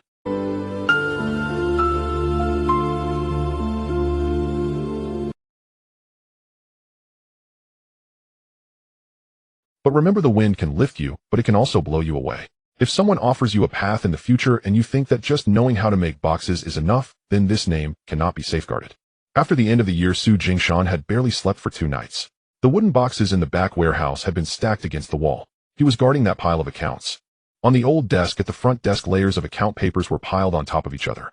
The cash returned from the gift list, the remaining amount brought by the goods from the woman in front, the cut from Uncle Shur's shipping, the favors owed to Boss Show for finding boxes and paper, expenses for vehicle lines, the medicine for injuries and deaths, as well as rent, all had been recalculated by him. Achi originally thought that once the money came back, the distribution would be straightforward. But when he actually sat at the table to check the accounts, he realized that the pile of bills was becoming increasingly alarming. The total cash received was 5,380 Hong Kong dollars. After deducting the cost of goods, vehicle lines, shipping, supplementary paper and boxes, favors, medicine expenses, casualties, and rent, there were still 920 Hong Kong dollars left in the public account. The accounts were detailed. The cost of goods was 2,970. Vehicle lines cost 310. Shipping cost 420. Supplementary paper and boxes totaled 188. Favors amounted to 215. Medicine expenses and compensation were 167. Rent and miscellaneous fees totaled 190. Each entry caused a moment of silence at the table. When he wrote down the medicine expenses and compensation, Ming's gaze shifted slightly towards the door. Someone had been injured by the vehicle line, and he had delivered medicine before, knowing that only when the bills were handed over would the medicine cabinet owner take out the packages. Sheng also remained silent. He tugged at his cuffs, his fingertips retreating into the fabric. Having made mistakes before, he understood more clearly that the term public account meant not only distributing money, but also taking responsibility for the debts. When the thin monkey wrote down 920, the pen tip paused for a moment. The ink spread slightly on the paper, and he traced over the numbers again. Previously, Jingshan had some surplus, but that mostly came from various small amounts, leaving only a little after deducting miscellaneous expenses. Today was different. This time, after the entire operation went smoothly, it was the first time actual cash was piled up on the table, with each deduction clearly made, and the public account still showed a surplus. This surplus indicated that after deducting all previous miscellaneous expenses, vehicle lines, money, medicine expenses, compensation, and rent, there was still a clear buffer left in the accounts. Achi initially couldn't believe it. "Brother Shan, this time, can we really count it as surplus? You can see for yourself." Su Jingshan pushed the last piece of paper forward. Achi stared for a long time, hesitating to reach out immediately. "Why do I feel like I must be seeing it wrong?" "Why do you think it's wrong?" "Because every time in the past when it came to the end, it was either here needing to make up or there needing to deduct. It always felt like the money on the accounts scattered before it even warmed up. This time is different." Su Jingshan didn't reply immediately, but pushed a few smaller pages of distribution in front of him. A page for Uncle Shur's shipping. A page for vehicle lines. A page for Wang Mami and Hong Chong. Another page for How Guest Street and Venue. Achi flipped through the pages, slowing down with each one. It turned out that this 920 Hong Kong dollars came from each route, returning a bit of profit, gradually accumulating on the table. However, just because the accounts showed a surplus didn't mean everyone could celebrate together immediately. On the contrary, such times were more prone to disputes. Su Jingshan closed the accounts and called everyone into the back warehouse that night. Ming, Sheng, the thin monkey, Chi, and those who had stood the longest for him from How Guest Side were all included. With everyone gathered, the back warehouse seemed even more cramped than usual. Yet no one was quarreling. They all knew that tonight they would discuss how to divide the money. Let's be clear first. Su Jingshan placed the public account on the table. This time, being in surplus is not something any one person achieved alone. The gift list from one, in vehicle lines from another, shipping from one more, and the venue and street from yet another. So today's distribution won't be based on who shouts the loudest or who thinks they work the hardest, but rather according to the established layers and routes. Achi nodded first. Ming and the thin monkey also remained silent. Only Sheng pursed his lips, seemingly worried that he might bear the brunt of any mistakes he had made earlier. Su Jingshan didn't leave anything to guess. He directly pointed out the amounts. For errands, $6. For overseeing the warehouse, $8. For overseeing the venue, $12. For the water room and street line, it would be split according to how guests own route. The crucial part was that he also took out the portion meant to be retained in the public account right in front of everyone. That portion was the largest, a full 300 Hong Kong dollars. When he pulled it out, the corner of the bill brushed against the table, audible even to those standing by the door. Someone's eyes sparkled for a moment, but quickly suppressed their gaze. They knew that with 300 Hong Kong dollars in the public account, when emergencies arose later, Jingshan wouldn't have to rely on others for borrowing, as he had before. When the money was distributed, the air in the back warehouse seemed to change. Achi received his share, which contained He was stunned at first, then cautiously rubbed his hands on his pants, afraid that the sweat on his palms would wrinkle the bill corners. Brother Sean, this time. Can it really be considered a significant amount? It can. Will it be like this in the future? If the operations go smoothly in the future, of course, it can be even more significant. But let's not think about that yet. Let's first think about how to avoid ruining today's distribution. Ashung's eyes were nearly red when he received his share of money. Previously, he had nearly caused a disaster at the front desk of Jingshan, and since then had been more humble than anyone else. Receiving this amount of money today, he finally felt for the first time that the rules set by Brother Sean were not just about controlling people, but also about ensuring the fairness of who received the money. The thin monkey was even more meticulous. When he took the money, his first reaction was not to smile, but to look up at how much was left in the stack of public accounts. Brother Sean, is it really useful to keep this amount for the future?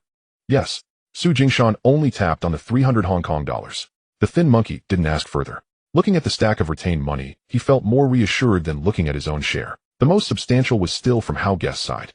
Wu Shiho glanced at his share, then directly split it into 3 stacks in front of everyone. 1 stack was for Achi to take back home, 1 stack was divided among the 2 people who had stood with him the longest, and another stack was reinserted into the street account. Achi was taken aback. How go, aren't you going to keep a bit more for yourself? If I need to bring people in the future, this kind of money shouldn't be taken all by oneself. Why not? Because those who stood with me today saw that this line can indeed yield profits. If I take all the profits for myself, what will I use to get others to work for me later? Su Jingshan nodded after listening, simply saying, looks good. Hao Gu arranged the 3 stacks of money more neatly, not pulling away a smile. Once the money was distributed, the back warehouse became even quieter than before. Everyone held a roll of tangible bills in their hands. Yet no one acted like they had just struck it rich. Achi touched the $28 again, suddenly looking up at the now empty old desk. Brother Sean, now that we've passed this point at the end of the year, can we set up a warm meal in the back warehouse tomorrow night? Su Jingshan glanced at him. Achi quickly added, not extravagant, just a bit warm. Someone in the back warehouse chuckled softly. Su Jingshan closed the public accounts. That's fine. How much will it cost? It won't come from the public account. He took out 10 Hong Kong dollars from his share and placed it on the table. This table I'll treat. For the first time, the group of Jingshan Xing celebrated the new year properly, not in a tavern, but in the back warehouse. The table was pieced together, and the dishes were not extravagant. A pot of old fire soup, a few plates of roasted meats, of fish, chicken, stir-fried vegetables, and a few hot dishes to fill their bellies. Once the table was set and the lights were on, the entire back warehouse looked different from usual. The wooden boxes had been pushed against the wall, and the floor was swept clean. Even the old table that usually held the accounts was half cleared to make space for the feast. Achi had been busy preparing this meal since the afternoon, moving stools, wiping bowls, and checking at the door to see if the roasted meats had arrived. The 10 Hong Kong dollars were taken from his own share by Su Jingshan. As Achi held the money, when he stepped out, his palms felt warm. He had bought food for others before. But back then it was mostly on credit, allowing the boss to keep a tab, hoping to settle up when there was work again. The boss wouldn't scold him, but his gaze would often dart to Achi's shoes and collar, as if fearing he might run away. Today was different. 2.5 pounds of roasted meat cost $3.60. Half a chicken cost $1.80. A fish cost $2.20. Soup ingredients, green vegetables, 2 bottles of wine, and a few other odds and ends added up to over $1. Achi handed over the bills one by one, hearing the corners of the paper being pinched open by the boss, and felt an indescribable sense of satisfaction inside. This satisfaction had nothing to do with showing off, but felt like a breath he had been holding for a long time could finally be released. The boss of the roasted meat shop wrapped the oiled paper neatly and smiled, asking Jingshan Xing, is doing quite well this year, huh? Achi almost puffed out his chest. But just as the words were on his lips, he remembered Su Jingshan's usual expression and merely forced a smile. Just having a hot meal, he said, tightening his grip on the wrapped food, and when he returned to the back warehouse, his steps felt lighter than usual. Once inside, he didn't immediately unwrap the package. He first pressed the remaining change and a few small receipts onto the old table. Brother Sean, there's 4.5 cents left. Su Jingshan glanced over. Set the dishes first. What about the money? You keep it up by breakfast tomorrow morning. Achi was taken aback. 4.5 cents wasn't much, but it was clear enough. After buying the meal, the bills, change, and receipts could all be accounted for. The coins felt chilly against his palm, but Achi held them tightly. He didn't loosen his grip. He pinched those few coins in his hand, hearing the soft clink as they touched each other. The sound was not loud, yet it rekindled a warmth in his heart. He didn't say thank you again. He simply put the money away and turned to bring the soup pot over. The edge of the pot burned his fingertips red, but he didn't loosen his grip. Not a single step was crooked. Brother Sean, should this plate be placed at the front or in the middle? Don't lift the soup yet. Which way should the fish head face? Not towards the door. He darted back and forth, his mouth never stopping. In the end, when he finally sat down, he paused for a moment, because he suddenly realized that this place was already different from when he first got to know it. The Jingshan Xing in front was a shop barely holding together, with the front counter and back warehouse seeming like they could be blown away by the wind at any moment. But today, with this meal set up, it truly had the semblance of a family foundation. Everyone was present. Ming, Sheng, Skinny Monkey, Chi, and an old comrade had come from Uncle Shi's side, while Hao Gu and a few others from his side had also arrived. No one was dressed too flamboyantly, yet everyone looked more tidy than usual. Sheng had a bit of unwashed old ink on his cuff and had intentionally wiped it twice before entering. As soon as the wine was opened, Chi couldn't hold back his laughter. Brother Sean, I truly never imagined we'd have today. Which day? At least this New Year's meal isn't spent squatting at the shed door gnawing on 2 cold steamed buns, nor is it a matter of who has work runs off first praying to get hot food. Laughter erupted in the room. After the laughter faded, the atmosphere gradually became solemn. The pot of soup on the table was still steaming, and the glistening roasted meat shone under the lamp, while the fish eyes gazed blankly towards the table. When Chi picked up the first chopsticks, his hand paused for a moment, as if fearing that the chopsticks would clatter too loudly, waking up this bit of good days. Even Hao Gu rarely lifted his cup. Eating is eating. Next year, if anyone messes up the accounts, he'll be the first to collect from them. This statement elicited another burst of laughter from the back warehouse. Hao Gu laughed too, but when his cup hit the table, it landed steadily. Su Jingshan waited until everyone was settled before slowly speaking. Tonight we eat first. Chi was stunned. Really, eat first? First have a hot bite, then steady your heart. Su Jingshan said this while pointing at the soup on the table, and then at the rows of wooden boxes and the front counter. Before, we only had a few scattered goods, a few bad debts, and a few people.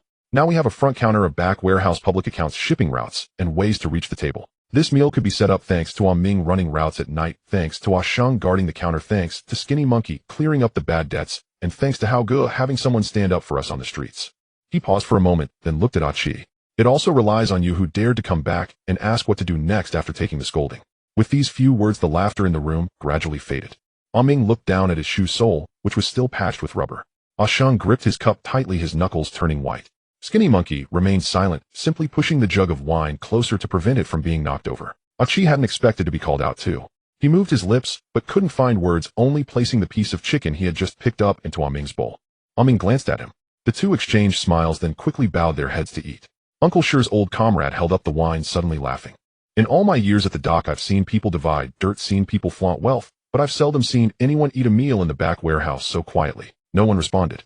Chi handed the soup bowl to Sheng. When Sheng took it, he softly said thank you. As the wine circulated 3 times, the conversation flowed a bit more. Chi recalled the first time he saw the sign for Jingshan Xing, thinking the name was grand, fearing they couldn't live up to it.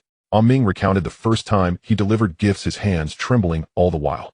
Sheng was more direct. After downing a cup, he quietly said, I truly thought I could never get back up again. No one laughed at him, because everyone understood that many people at this table had endured through times when they almost couldn't get back up. Hao Gu hadn't drunk much, but suddenly looked at Su Jingshan and said, next year will be harder than this year. Of course. Su Jingshan set down his cup. So let's eat hot tonight. He only spoke the last sentence when the wine was almost gone. The tables will be higher, behind the roads will be deeper, and the meat will be fatter. But the knives will be sharper too.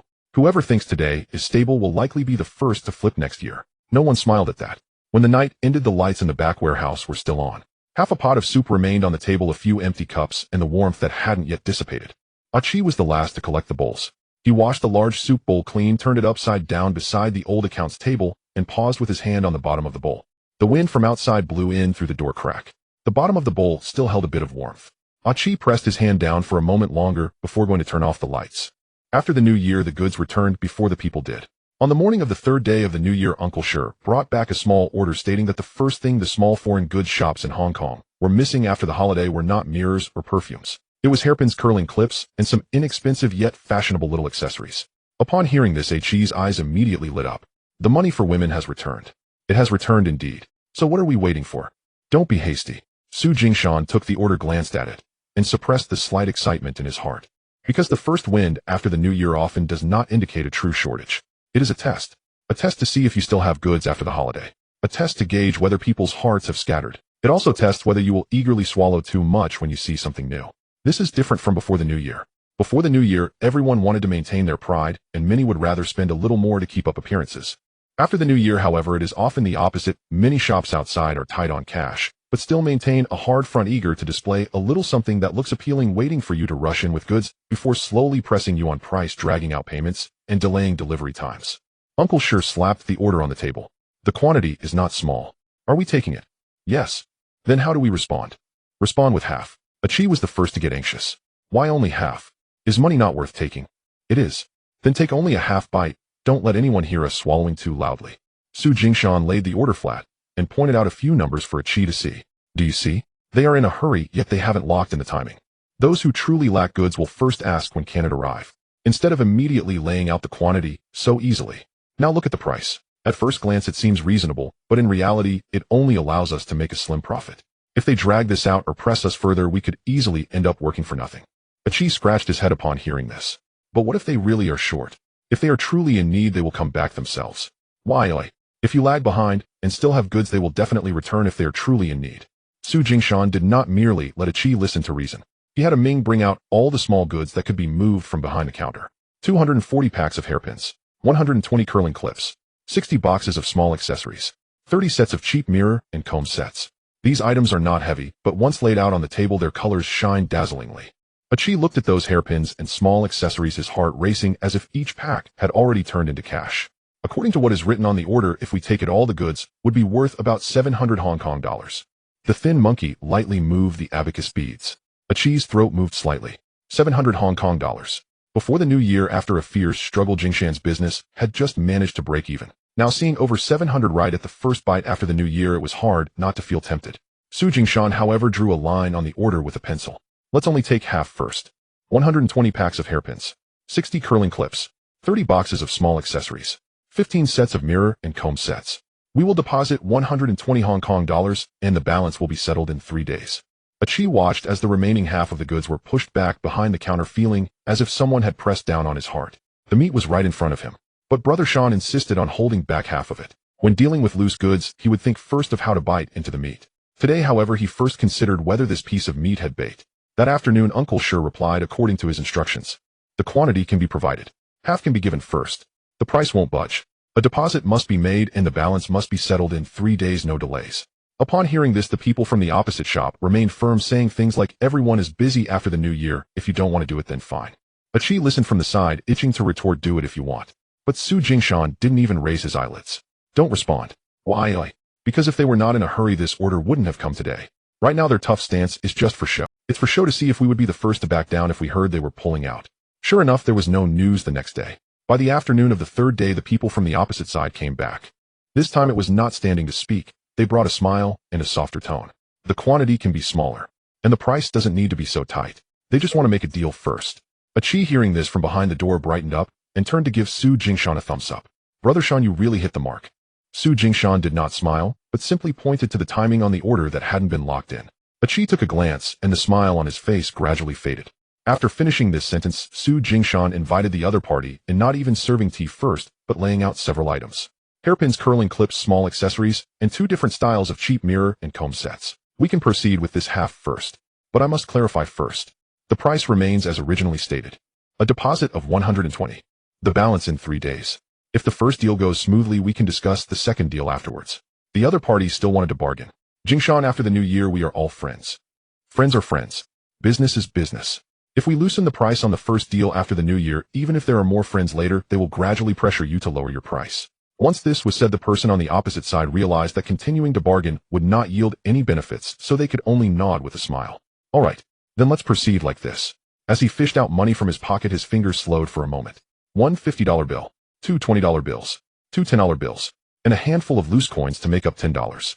Achi stood by and watched as the 120 Hong Kong dollars were placed on the table, his eyes nearly glued to it. The face-saving money built on excitement before the new year was not the same as this stack of cash. For the first goods after the new year, the deposit was firmly placed on the table. Su Jingshan did not reach out to touch it, but let the thin monkey count it in front of him. The money made a dry sound as it was flipped. With this order secured, Achi felt even more convinced. After the other party left, he couldn't help but ask, Brother Sean, how did you manage to sense the first wind after the new year ahead of time? Su Jingshan folded the order back and tossed it to him. Next time look at the timing first, then look at the quantity. Achi lowered his head to look again, his fingertips stopping at the unsealed timing.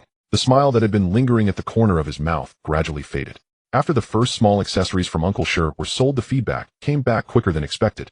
The small shop opposite sent someone back the next day with a message saying that the first half of the goods sold smoothly and customers were asking for more, wanting to increase the quantity. Upon hearing this, Achi wanted to release everything, but Su Jingshan still held back. Why not supply the full amount? Su Jingshan pressed the remaining half of the order back to the edge of the table. Let them know we have goods and measurements. So for the second deal, he only increased the amount slightly, neither lowering the price nor changing the payment terms. The other side grumbled, yet their hands still came to collect. Achi stood at the door watching that person carry away the boxes, this time not urging them anymore. The second deal only added 40 packs of hairpins, 20 curling clips, and 10 boxes of small accessories. Achi originally felt it was too little, but as that person walked out the door with the boxes, they looked back twice at the counter. The first time checking the remaining goods. The second time looking at Su Jingshan. Achi suddenly understood a bit. If the goods were not all released, the other party would remember that there were still items here.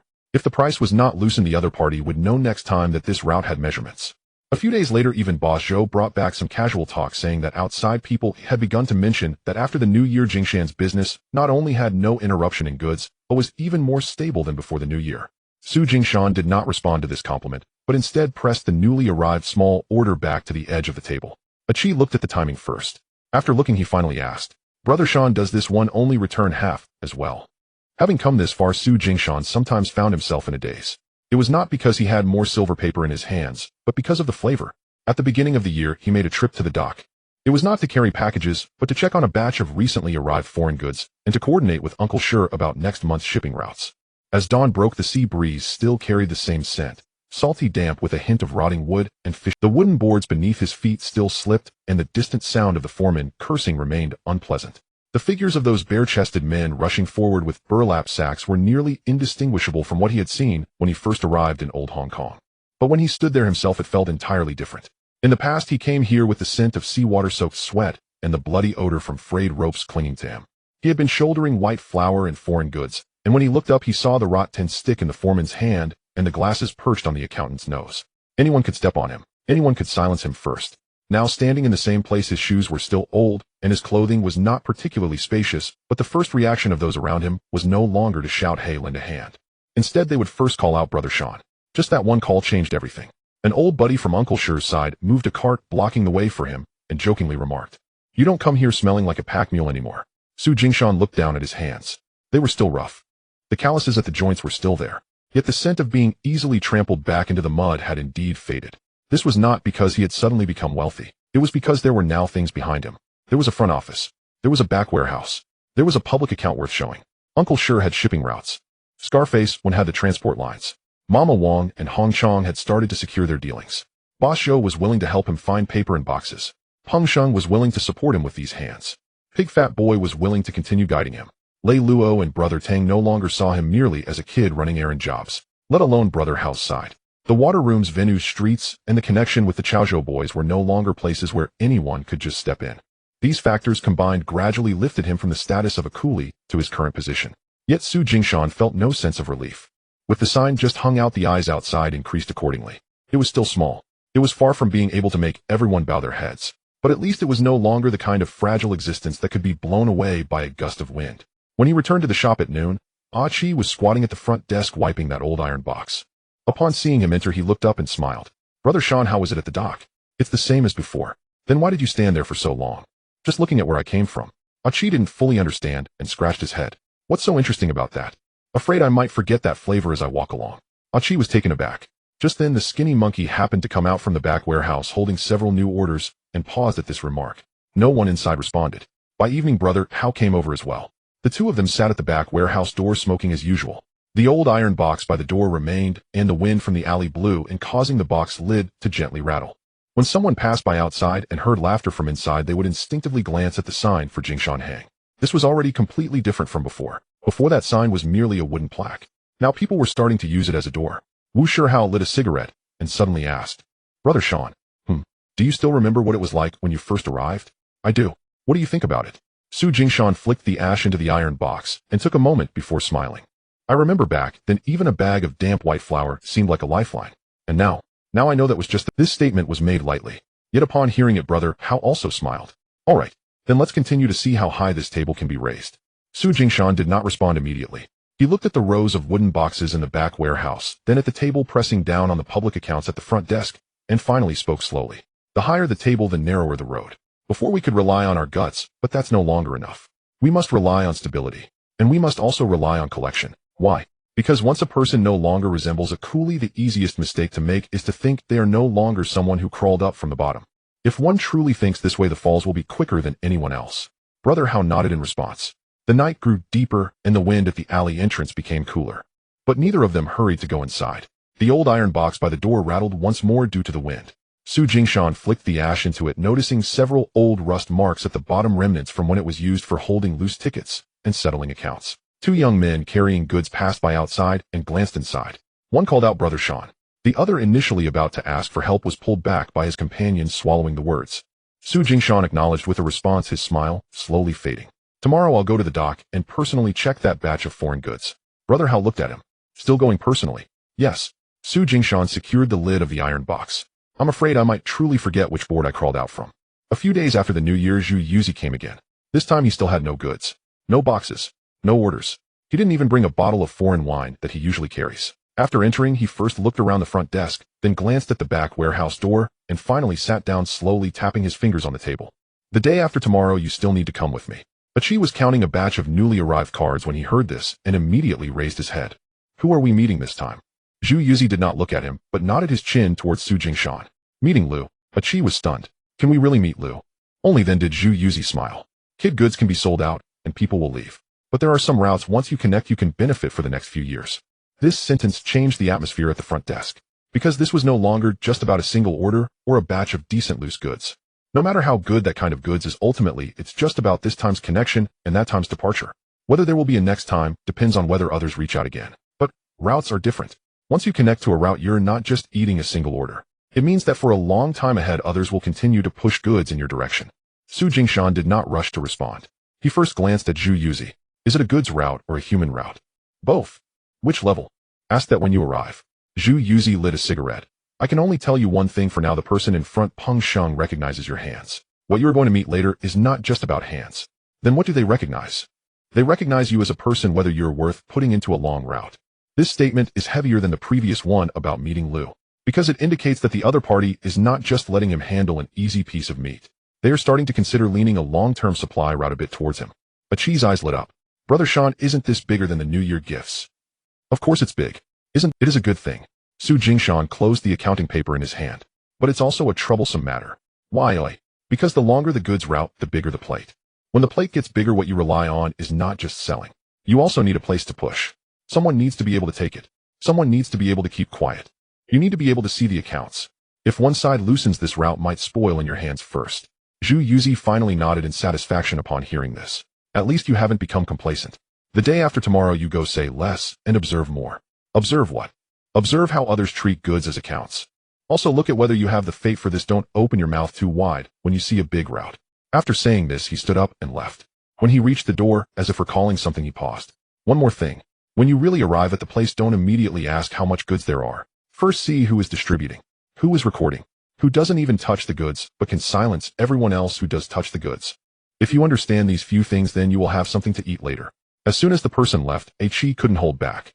Brother Sean, this time it sounds like no small matter. It was never a small matter. So what are you thinking now? Thinking about two things. What two things? First, if it really is a long route, the current shop of Jingshan might not be enough to handle it. Second, if we start dealing with floating accounts later, Brother Hao's side needs to be more stable. Achi was taken aback. Why is Brother Hao involved again? Because when the goods increase and the route lengthens, there will be people getting envious on the street. In the beginning, we were selling the leftovers, and others only followed their noses. But if we really encounter a long route, it won't just be about how many goods are in the back warehouse, but whether the people standing at your door can suppress the gossip. Upon reaching this point, Su Jingshan himself fell silent. He suddenly realized that what Zhu Yuzi brought today was indeed not goods. It was a longer reminder. Before Jingshan's shop could sell, it could be bundled. It could give gifts. It could deal with scattered orders. But if they want to elevate to a higher level, just these are not enough. They also need to learn another thing. To transform being able to do it once into being able to do it continuously. That night, Wu Shihao also came. Su Jingshan conveyed Zhu Yuzi's words to him as is. Brother Hao listened without immediately speaking, only bowing his head to light a cigarette. Meeting Lu. Oh, do you think where he takes you this time is deeper than those few tables before? Deeper? Then what do I— Su Jingshan glanced at him. Don't let the street make noise for the next few days. Especially don't let the new people from the west of the city borrow your name to talk nonsense. Why? Because if they are really looking at the routes, they will definitely take a look at you. Routes never just look at one shop. They will look at the network behind the shop to see if it's stable enough. Brother Hao nodded. All right. Then he'll tighten things. After midnight, Chi and the others dispersed. Su Jingshan sat alone at the front desk, not looking at the accounts. He took a blank piece of paper and drew 3 boxes. Shop, people, accounts. When he reached the box for people, he paused and circled the names of several newcomers from Brother Hao's side in the outer layer. The wick burned down and the room darkened a bit. Chi got up in the middle of the night, saw the front desk still lit, and couldn't help but ask, Brother Shan, are you afraid you won't be able to handle it? Su Jingshan did not deny it. Afraid. He folded the paper and pressed it under the iron box. Measure the back warehouse door tomorrow morning. Why measure the door? If a long route really comes, this door is too narrow. There was a small matter on Hao Guest's side that had taken a turn. He had been taking care of things for others, managing the routes, checking the accounts, and collecting debts. When it came to favors, people merely called him Hao Gu, but very few dared to offer him anything of real value. However, that evening, a diligent little runner from the gambling den in the west of the city actually brought 2 packs of cigarettes to his door. The person was a Quan. He was young and usually responsible for serving water and tea in the gambling den, keeping an eye on anyone who might get desperate and lose their temper. When a Bing's bad debt route was cut off, he nearly got dragged down by the loan sharks outside. Later, when Hao Gu laid out those bad debts, clearly a Quan managed to avoid getting slapped twice. So he had gritted his teeth to buy those 2 packs of cigarettes. Standing at the door, his face was still a bit red. How good this little thing isn't worth anything. Wu Shihao had just returned from the west of the city, still carrying the scent of smoke and alcohol. He glanced at the 2 packs of cigarettes, but didn't reach for them. What do you mean? It doesn't mean anything. A Quan swallowed hard. It's just to thank you for covering that bad business for me. Otherwise, those 2 mouths outside would still be venting their frustrations on me. Chi, who happened to be behind the counter sorting accounts, couldn't help but chuckle at the scene. How good this time someone really brought you cigarettes. But Wu Shihao didn't smile at all. He gently pushed the 2 packs of— Take the cigarettes back. A Quan panicked. Hao Gu, I didn't mean to buy you. I know. Then you. I didn't cut off that route for you to owe me a favor. His tone was very calm. But the calmer he was, the more anxious. He thought he had committed some taboo and didn't know where to put his hands. It was Su Jingshan who came out from the back storage and took over this awkward situation. Hao Gu doesn't want this kind of favor. It's just that you can't accept the cigarettes so openly today. A Quan was taken aback because Hao Ji's reputation has just started to grow. Su Jingshan looked at him. Today, you can bring 2 packs of cigarettes to the door. Tomorrow someone else can bring liquor, and the day after someone will be outside, saying Hao Gu accepted my favor. Su Jingshan looked at him. Today, you can bring 2 packs of cigarettes to the door. Tomorrow someone else can bring liquor, and the day after someone will be outside. Wu Shihao finally spoke. If you truly acknowledge it, in the future be more cautious in your actions. Don't leave loose ends in accounts. If anyone in the den tries to suck blood using tricks from the outside, you must relay the information at the first moment. That's worth more than bringing 2 packs of cigarettes. A Quan nodded repeatedly, the redness on his face slowly shifting from panic to understanding. I understand now. As long as you understand. Take the cigarettes back. A Quan still wanted to push them again, but Chi had already shoved the cigarettes into his arms. Listen to Hao Gu. If you leave these cigarettes here today, you will find it hard to sleep later on. After the person left, Chi finally slammed the accounting papers onto the table. Shan Gu, won't you accept such a small gift? It's not that I won't accept. It's that it can't be accepted this way. What's the difference? The difference lies in the rules. Su Jingshan glanced at where the 2 packs of cigarettes had been in a Quan's arms before slowly saying, in the past, when Hao Gu was stepping up for others, people were afraid of him and respected him, and that was just a matter of face. Starting today, when someone brings cigarettes to the door, it indicates that this respect is beginning to shift toward favors. What's most feared at this time? What's feared? Feared that everyone will want to use small gifts to tie themselves to Hao Ji's line. If you accepted a Quan's gift today, others would think that as long as they bring something to the door, they can connect with Hao Gu. At that point, Hao Ji's name will slowly become synonymous with the smoke shop. Chi listened with a frown. Isn't that also a favor? That's not a favor. What is it then? That's bad debt. True valuable favors are not given for 2 packs of cigarettes today, only to have someone reach out tomorrow. It's when the other party begins to guard your interests. At this point, Hao Gu lit a cigarette himself, murmuring one sentence. I'm not trying to open a smoke shop. If everyone brings small things to the door to exchange for face, this line will soon lose its value. There were no options available before. When someone invites you to dinner, it's all about face. From now on, even a small gift must be scrutinized on how it enters and how it is passed on. That night, Quan came again. This time he didn't bring cigarettes. He merely whispered at the door how good the 2 new kids from the west of the city had been, making eyes at the loan sharks outside. Only then did Wu Shihao truly raise his gaze to look at him. Did you see clearly? I saw clearly. Good, keep an eye on them tomorrow night. Aquan nodded and left. This time, Chi had understood. Shangu, it turns out that not accepting the cigarettes actually left a genuine favor. Exactly. Why? Because by closing the door on gifts, the other party will realize that if they truly want to walk along this line, they can only rely on their actions. The next day, the loan sharks from the west of the city indeed sent back a positive signal. The two kids Aquan mentioned, one was quick-tongued and the other was loose-handed. Wu Shihao didn't get angry or flip the table in public. He simply called the two of them to the back of the gambling den, asked for clarification, and then made things clear. If you just want to borrow my name to raise prices outside, then leave now. If you truly want to stay, then accept fewer gifts and recognize more rules. Once this sentence was spoken, Chi felt a shock in his heart. The next day, someone brought half a roast goose to the door, but this time Wu Shihao didn't even look at it. He simply had them take the message back: don't send things, just get the job done. On the Gangdao Road, near Uncle Shi's side, everything had been quite smooth ahead. So smooth that Chi was starting to think it was meant to be easy. However, Su Jingshan always knew in his heart that the smoother the road, the more likely it would provoke envy. Because when others are inactive, they think your piece of meat is still small. Once you start to eat steadily, others will naturally come to poke around. This time it wasn't the goods. It was a person. The owner of a small shop on Gangdao that assisted with mirrors and perfumes suddenly sent over a soft remark. He said that now there would be an added door-moving fee at the intersection. If you don't pay, they won't stop you, but in the future the goods will always be delayed or short, and if the weather is bad, they might directly say that the wind by the dock is strong, leaving you to wait. Chi was instantly furious. They are learning this trick too. They've learned it better than here. Uncle Shi's expression was even darker than Chi's. This isn't just some ruffian blocking the road. Someone wants to stick a finger in on our smooth path. This was even more disgusting than street thugs demanding protection fees. Because the other party wasn't robbing you, nor were they hitting you. They simply made every trip uncomfortable. Today a delay, tomorrow a box short, and the day after they might hold up the person receiving the goods to blow half an hour of sea breeze. When you are filled with rage, they will still smile and say misunderstanding. What should we do? Chi had already started to roll up his sleeves. Don't get angry yet. Su Jingshan spread the shipping list open and read it over again from start to finish. Those few inspecting the goods, who are they eating with? Uncle Shi answered quickly, with a small broker named Mo. What's the full name? Not Deco, but can speak a few words at that small wheel. What about the police station over there? Not deep. They rely on passing messages, smoothing over small matters, and recognizing familiar faces. There was a way to handle it. For such people, beating them up is the least useful.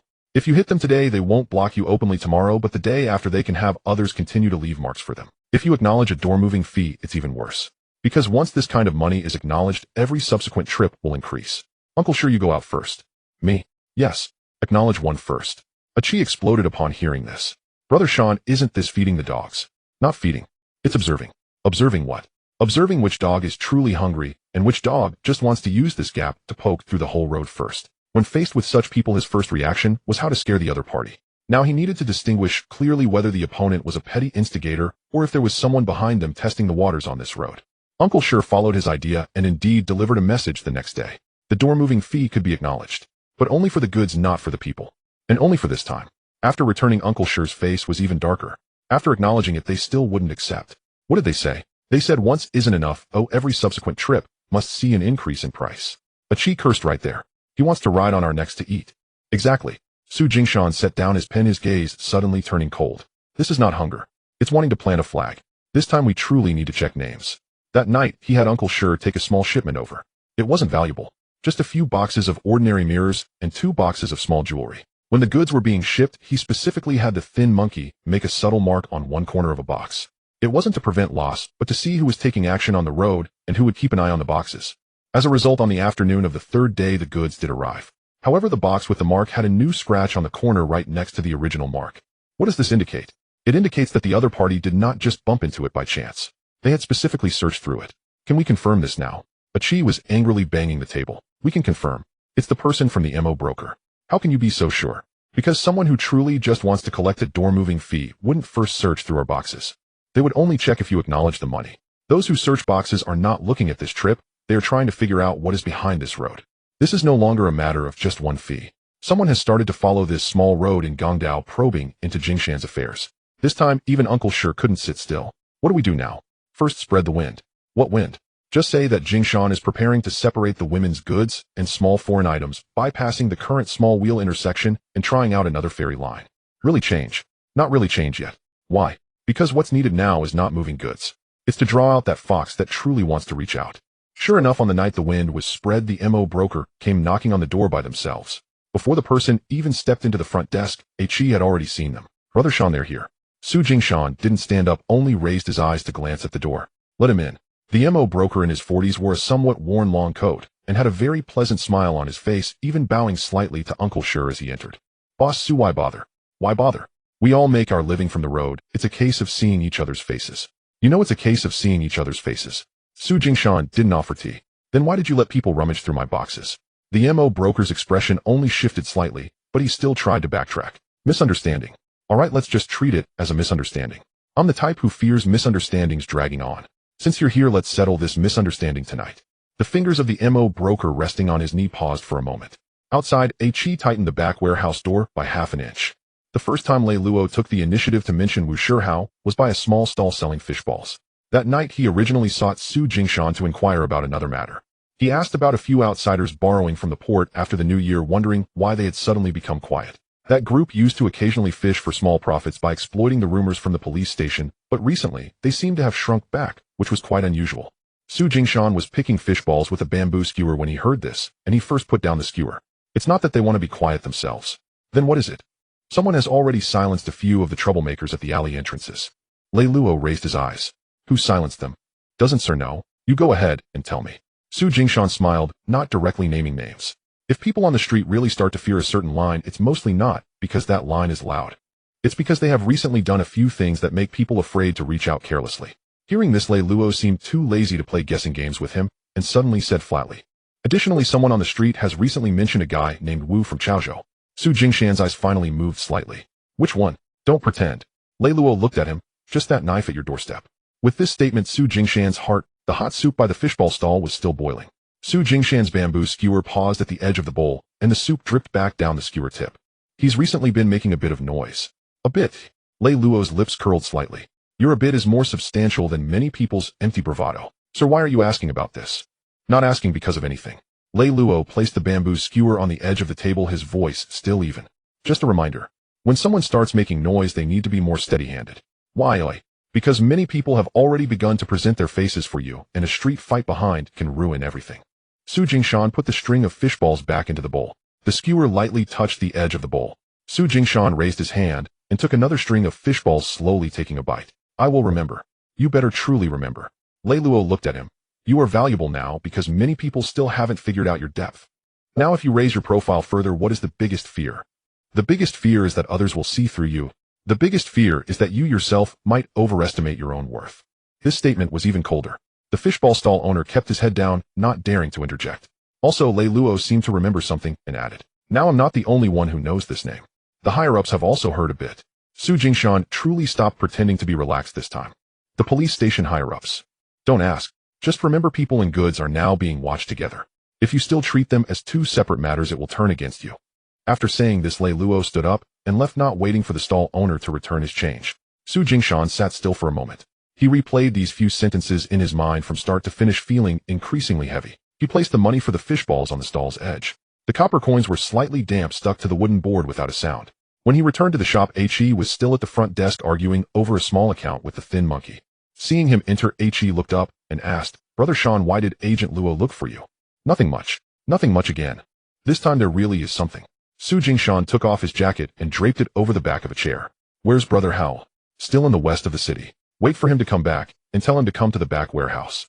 Chi immediately understood it wasn't trivial and shut his mouth. Half an hour later, Wu Shihao came in, still smelling of smoke from the night scene. Su Jingshan repeated Lei Luo's few words verbatim, and after hearing it, Brother Hao did not immediately respond, but lit a cigarette. Agent Luo took the initiative to ask me my name for the first time. Yes. Is that a good thing or a bad thing? Half good again. Su Jingshan wrote down the line where Lei Luo mentioned Brother Hao's name on the corner of a piece of paper. From now on, whenever you suppress the street, I cannot just follow the route that is comfortable for me. Brother Hao took a few puffs of smoke and finally nodded. Understood. In the past, when the street made noise, it was the street people's concern. Now that the street makes noise, it will also involve the back warehouse. Exactly. Su Jingshan looked at him. So every fight you start, every move you make, every person you let stand at your door under your name, you need to think one layer deeper. Think about what? Think about whether others will follow your noise and slip into my accounts. As soon as this was said, the back warehouse fell silent. After that night, for the first time, Su Jingshan moved the old iron box at the front desk to a position closer to the back warehouse door. The Eastern Island Road was filthy and what first came to Su Jingshan's mind was not how to wash it clean, but rather a much longer matter. Jingshan's operations couldn't solely rely on this one shop. The front was small with just one reception area and one back storage barely enough to manage. Goods came and went, people entered and exited. It was busy, but still manageable. Things were different now. The supply lines had lengthened. There were small ferry routes on the island. Women's goods had fixed outlets. The street and venue on How Guest side had also started to merge with the back storage for accounting. Once the operations twisted like this, what was the most dangerous? It wasn't the lack of goods. It was that all faces, all accounts, and all goods were pressed behind the same facade. As long as outsiders could see through half a layer of this shop, many things would be exposed. Achi initially had not considered it in such depth. Brother Sean, are you thinking of opening another one? Not right now. Then what? First find a place that isn't registered just for back storage. Upon hearing this, Achi's eyes lit up. Does that mean setting up another nest? Not a nest. It's a retreat. It's also a transfer point. Su Jingshan laid out a blank piece of paper and began writing down the current routes one by one. Uncle Shi's small ferry line. The Scar-Faced One's vehicle line. Hongchong building both upstairs and downstairs. Wang Mama's women's route. The reception area for walk-in customers. The back storage for gift boxes. Plus the long route that might come from Pig Oil's side. When the paper was spread out, even Achi noticed the problems. All routes ultimately had to go through Jingshan's facade. The reception area needed to be bright. The back storage had to be kept tight. Whether it was visitors or the police passing by, if someone truly focused on the door, they would first fixate on this spot. How do we find that place? Ming asked. It can't be too far from our current location. Why not? If it's too far, we can't reach out, and people won't be able to help. It also can't be too close. Why not? If it's too close, if something happens, others can easily connect the two sides. So what kind do we want? Su Jingshan tapped the table with a pen, slowly laying out the conditions. First, it needs to be approachable for goods without drawing attention. Second, it needs to have a back door, preferably connecting to vehicle lines or alleys. Third, the facade can't be too obvious nor too shabby. If it's too obvious, it attracts attention. If it's too shabby, others won't even trust leaving things there temporarily.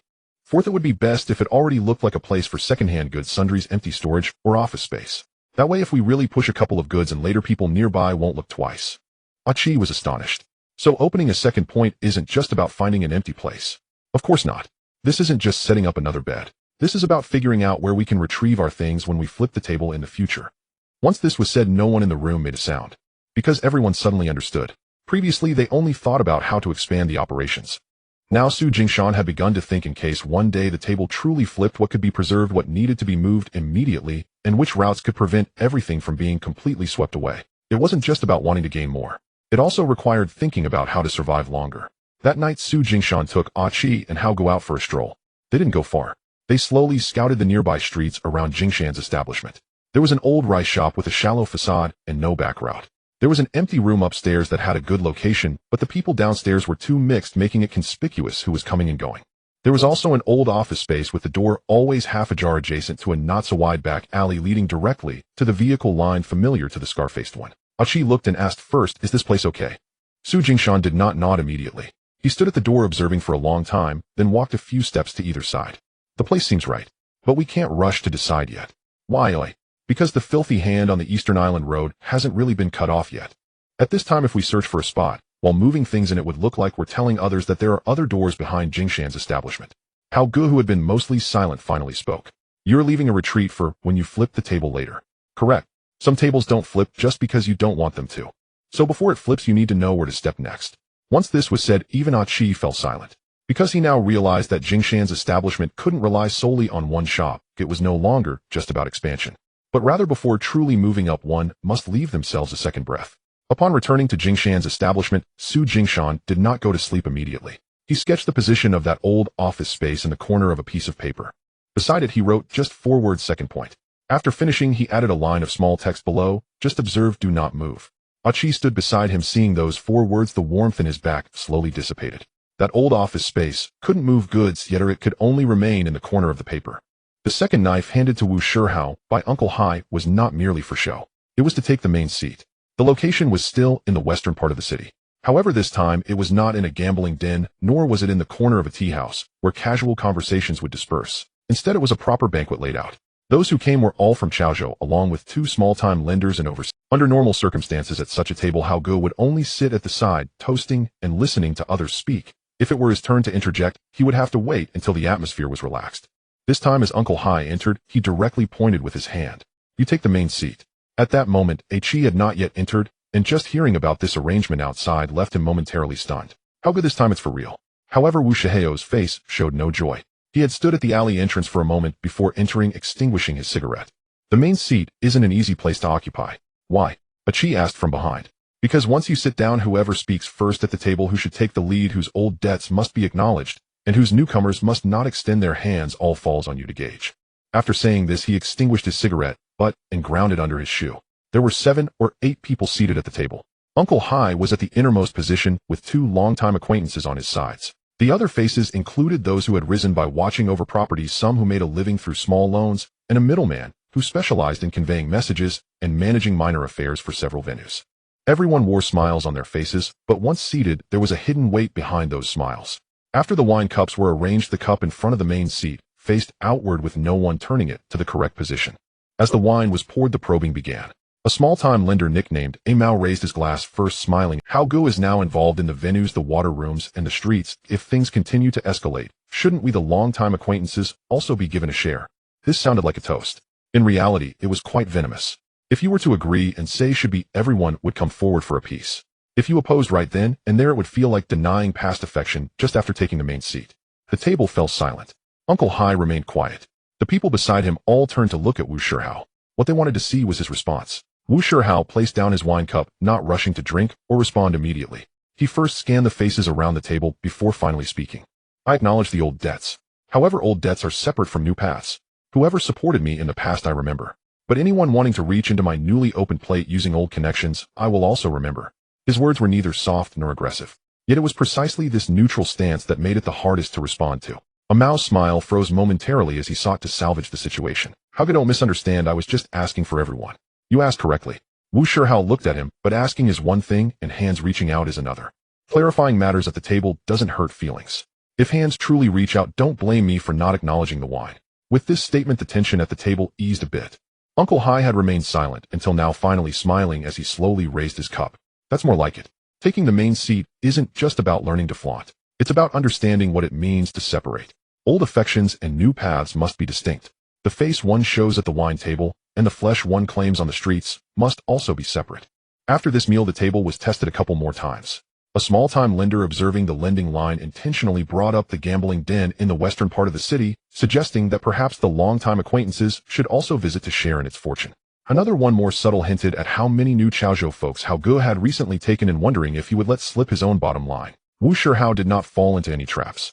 He acknowledged the old affections as he should. As for the questions about new opportunities, he did not relent even a bit. He didn't even reveal how many people were currently under him, nor which ones could hold the venue, and which were only fit for running it. Achi, watching from the side, felt his back break into a sweat. He gripped his sleeve, his fingertips damp. When the wine had circulated halfway, Uncle Hai seemed to have finally seen enough, placing his cup down slowly and opening his mouth. How's I? You've secured the main seat today. But remember, it's easy to sit in the main seat once, whether others are willing to let you continue sitting after this depends on whether you can keep today's matters clear. I understand. As long as you truly understand. You were able to stand up earlier because you dared. Whether you can continue sitting depends on whether you will let the words settle first. What does it mean to let? Achi wondered, inwardly unable to resist, asking on the way back. Wu Shihao pondered for a long time before replying. It doesn't mean to let the meat go. It means to allow the words from others' tables to settle first, then see which of mine should be pressed. If you only press your own people from the start, you won't be able to hold the main seat. Achi was left in a daze upon hearing this. It was because this was a half step further than the street rules. On the streets, whoever is loudest speaks. At the table, the one who occupies the main seat must be even more discerning. When they returned to Jingshan, Hang Su Jingshan listened as he recounted how the entire table operated, how they sat, and how they pressed, only asking one last question. Did you promise anyone a share of the new paths? No. Then that's right. It's not difficult to secure the main seat. What's difficult is that after you sit down, not a single person at the table feels that tomorrow they can stretch half an inch further into your position. Wu Shihao lit a cigarette, mumbling om. After that night, when Hao Gu was mentioned in the western part of the city, it was no longer just about his ability to hold the venue or cut off routes. People began to say this person can hold his own at the table. The thorn on Dongbian Gangdao Road, if not removed, will only dig deeper. Moreover, the most troublesome thing about such a person is that he won't bite you. He merely grinds against your flesh with each trip. Over time, this road will begin to fester on its own. Mo Chianka is that kind of person. He has always relied on the small wheel for sustenance, never dealing with large shipments. He helps identify faces, deliver messages, and smooth over minor troubles while taking a small cut on every route. Many people despise such individuals for being dirty, yet when it comes to shipping goods they are too lazy to change entire lines for the sake of a small cut, and over time, they end up fattening his hands. But Su Jingshan does not intend to indulge him. That night at the reception of Jingshan, Imo Chianka still wore a smile, trying to pass off the searching of boxes as a misunderstanding. Boss Su, it's just a misunderstanding, let's clear it up. Fine. Su Jingshan didn't even offer tea, merely pushing the shipping list on the table forward by an inch. Then let's clear it up. You were asking for a moving fee, weren't you? You want to feel out how many more mouths I have behind me along Dongbian Gangdao. Mo Qiang's smile finally faded. Boss Su, that's a harsh statement. It's not harsh. If you only wanted to take a moving fee, you wouldn't have searched my boxes. You searched, which means what you wanted to see was not this trip. It was for the future. This sentence pierced through the barrier. Mo Chianka paused for a moment before slowly sitting down. Then how does Boss Su want to discuss this? I want to chop off one of your hands. This statement made even a Chi raise his eyes in surprise. Mo Chianka lost his smile entirely. Chop off my hand. Don't worry, no one will hold you down for a chop. Then what is it? Su Jingshan turned the shipping list to the page for Dongbian Gangdao. You can no longer touch this line in the future. Su Jingshan spoke very calmly. From now on you can't touch this line again. On what grounds? If you touch it again, I will let the other lines behind you get dirty too. Su Jingshan had already let Uncle Sher spread some rumors saying that Jingshan was preparing to dismantle women's goods and minor foreign items and change to another ferry route for a trial. The rumor wasn't large, but it was enough to make Mo Chianka anxious. What he was truly revealing now was his backup plan. You know those small shop owners that Uncle Sher knows. So what if I know? If they all say that you Mo Chianka have dirty hands, anyone who gets involved will have issues with their goods. Guess how you will continue to make a living identifying faces on other routes in the future. Upon hearing this, Mo Qiang's expression finally darkened. His hands retreated from the edge of the table. His sleeve brushed against the teacup, spilling some tea. Boss Su. Moi. Doing this so ruthlessly, aren't you afraid everyone will look bad later? When you were searching my boxes, why didn't you think about how it looked for me? With this retort, Mo Chianka could no longer maneuver around past sentiments and appearances. He knew that the person in front of him was not competing with him in volume. He was pinching at his most valuable face. And once the face is truly ruined, it hurts more than a beating. Su Jingshan didn't give him much time to ponder. I give you two options. First, from today onward, do not touch this Dongbian Gangdao. The few hands reaching out in front, you reclaim them yourself. Second, if you don't reclaim them, I will truly change lines. After the change, not only will Uncle Sher's people know that your hands are dirty, but I will also let the shops on the Dongbian side know that you dare to search through even the boxes you've recognized. At that time, think for yourself, is this route worth more, or is your entire face worth more? The room fell silent. Achi listened from behind, feeling a knot in his heart. He looked at the shipping list for Dongbian Gangdao. The mouth that Mo Chianka often used was crossed out by Su Jingshan's pen. In the end, Mo Chianka still relented. He pushed the half cup of tea on the table a little further away. The water ring on his sleeve had not yet dried. It was a matter of, can anyone still think I can handle this? All right. He finally uttered a single word. I will take this line. It's not about this line. Su Jingshan stared at him. It's about this hand of yours. If I see you trying to touch the corner of a box on this Dongbian Gangdao again, I won't discuss it with you at the front desk anymore. Mo Qiang's face twitched twice, but he eventually nodded. After the person left, Uncle Sher let out a long sigh. Is it finally clean now? Not completely clean yet, because he has come to hate me. Isn't that enough? Hate is one thing. At least he won't dare to openly stretch this hand in the future. Such things are inherently impossible to make everyone like you. What you want is for others to feel that extending their hands after settling accounts is not worth it. The next day, the shopkeeper from that small shop on Dongbian side indeed sent word again. This time it was just a single sentence. The intersection has quieted down. Achi felt relieved upon hearing this. Brother Shan, does this count as chopping off one of Mo Qiang's hands? Yes. Will he come back later? Then why do it? He will hate me. But he can't bring that hatred into this line anymore. The next day, Uncle Sher specifically made a trip to the small wheel. The few people who loved to linger by the boxes recoiled their hands from the corners as soon as they saw him. When Uncle Sher returned, he merely knocked the ash off his cigarette on the threshold outside. This time he truly felt the pain. Su Jingshan nodded and didn't say much more. Achi stood behind, noticing the bit of wet mud stuck to Uncle Sher's shoes, as if he truly saw the Dongbian intersection quieting down. The phrase, "see the road," handed down by Zhu Yuzi finally resonated in reality. The location was not in the tavern nor in the nightclub. It was in an old warehouse that looked like it dealt in foreign goods wholesale. The building was not tall, and the storefront was even less conspicuous. During the day, anyone walking past would merely see it as an ordinary storage facility. However, once inside, the atmosphere was entirely different. Along the walls were several rows of boxes with extremely minimal labeling on the outside, not even indicating which box contained cigarettes or which held liquor. In the middle were 3 tables. 2 were occupied with accounts, while one held only tea. The several workers moving about did not raise their heads to ask questions. When they bumped into a box, they first checked the markings, then gauged the expressions of those at the table. The method of merely looking at quantities without asking prices first was entirely on a different level compared to the front desk, where Jingshan operated. Su Jingshan stood by the door witnessing a box being moved half an inch only to be pushed back to its original position. Zhu Yuzi was quieter than on previous occasions. After bringing Su Jingshan inside, he did not rush to make introductions, but instead let him stand and observe for a while. After Zu's gaze had swept over the box's tables and the hands of those keeping accounts, Zhu Yuzi lifted his chin slightly towards the interior. This is Han Sheng. Han Sheng, around 50, wore a pair of gold-rimmed glasses, and his fingers were as clean as if he never touched the goods.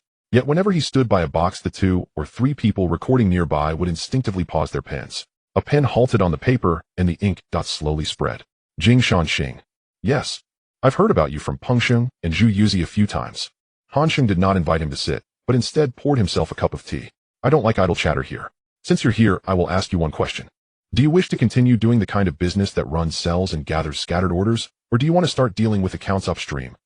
As soon as these 4 words were spoken, Su Jingshan's heart sank. Su Jingshan glanced at the boxes along the wall, which did not clearly indicate the goods inside. The box numbers were quite short, so outsiders could not discern their weight. I want to deal upstream. Han Sheng looked at him. Why? Because being limited to running and selling will eventually lead to being suppressed by someone higher up. But dealing upstream will also be faster to turn over. I know, knowing and still wanting to deal. The more I know, the more I must deal. This answer did not come quickly, yet it made Han Sheng truly look at him. Han Sheng's teacup remained paused at his side, not brought to his lips again. Zhu Yuzi stood by, having not interjected the entire time. It was only at this moment that he slowly added, Peng Sheng recognizes these hands of his. I brought him here today because I wanted you to see if he can handle more delicate accounts. Han Sheng did not respond, but turned to pull out 3 slips from the table. They were not invoices. They were distribution slips. Next month, I have 3 batches of small foreign goods to distribute. 1 batch is for face value. Another batch is for volume sales. And 1 more batch looks valuable, but is actually the easiest to attract trouble. You won't deal with goods, only with slips. Sort them by route, by face value, and by stability, and give me a sequence.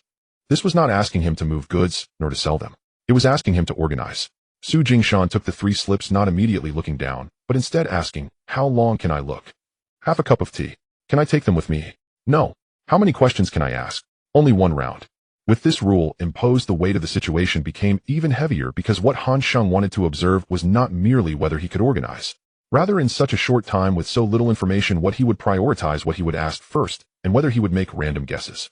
Only then did Su Jingshan spread the slips open. The first batch of goods was not large, but everything outside was suitable for face value, clearly intended for gift routes.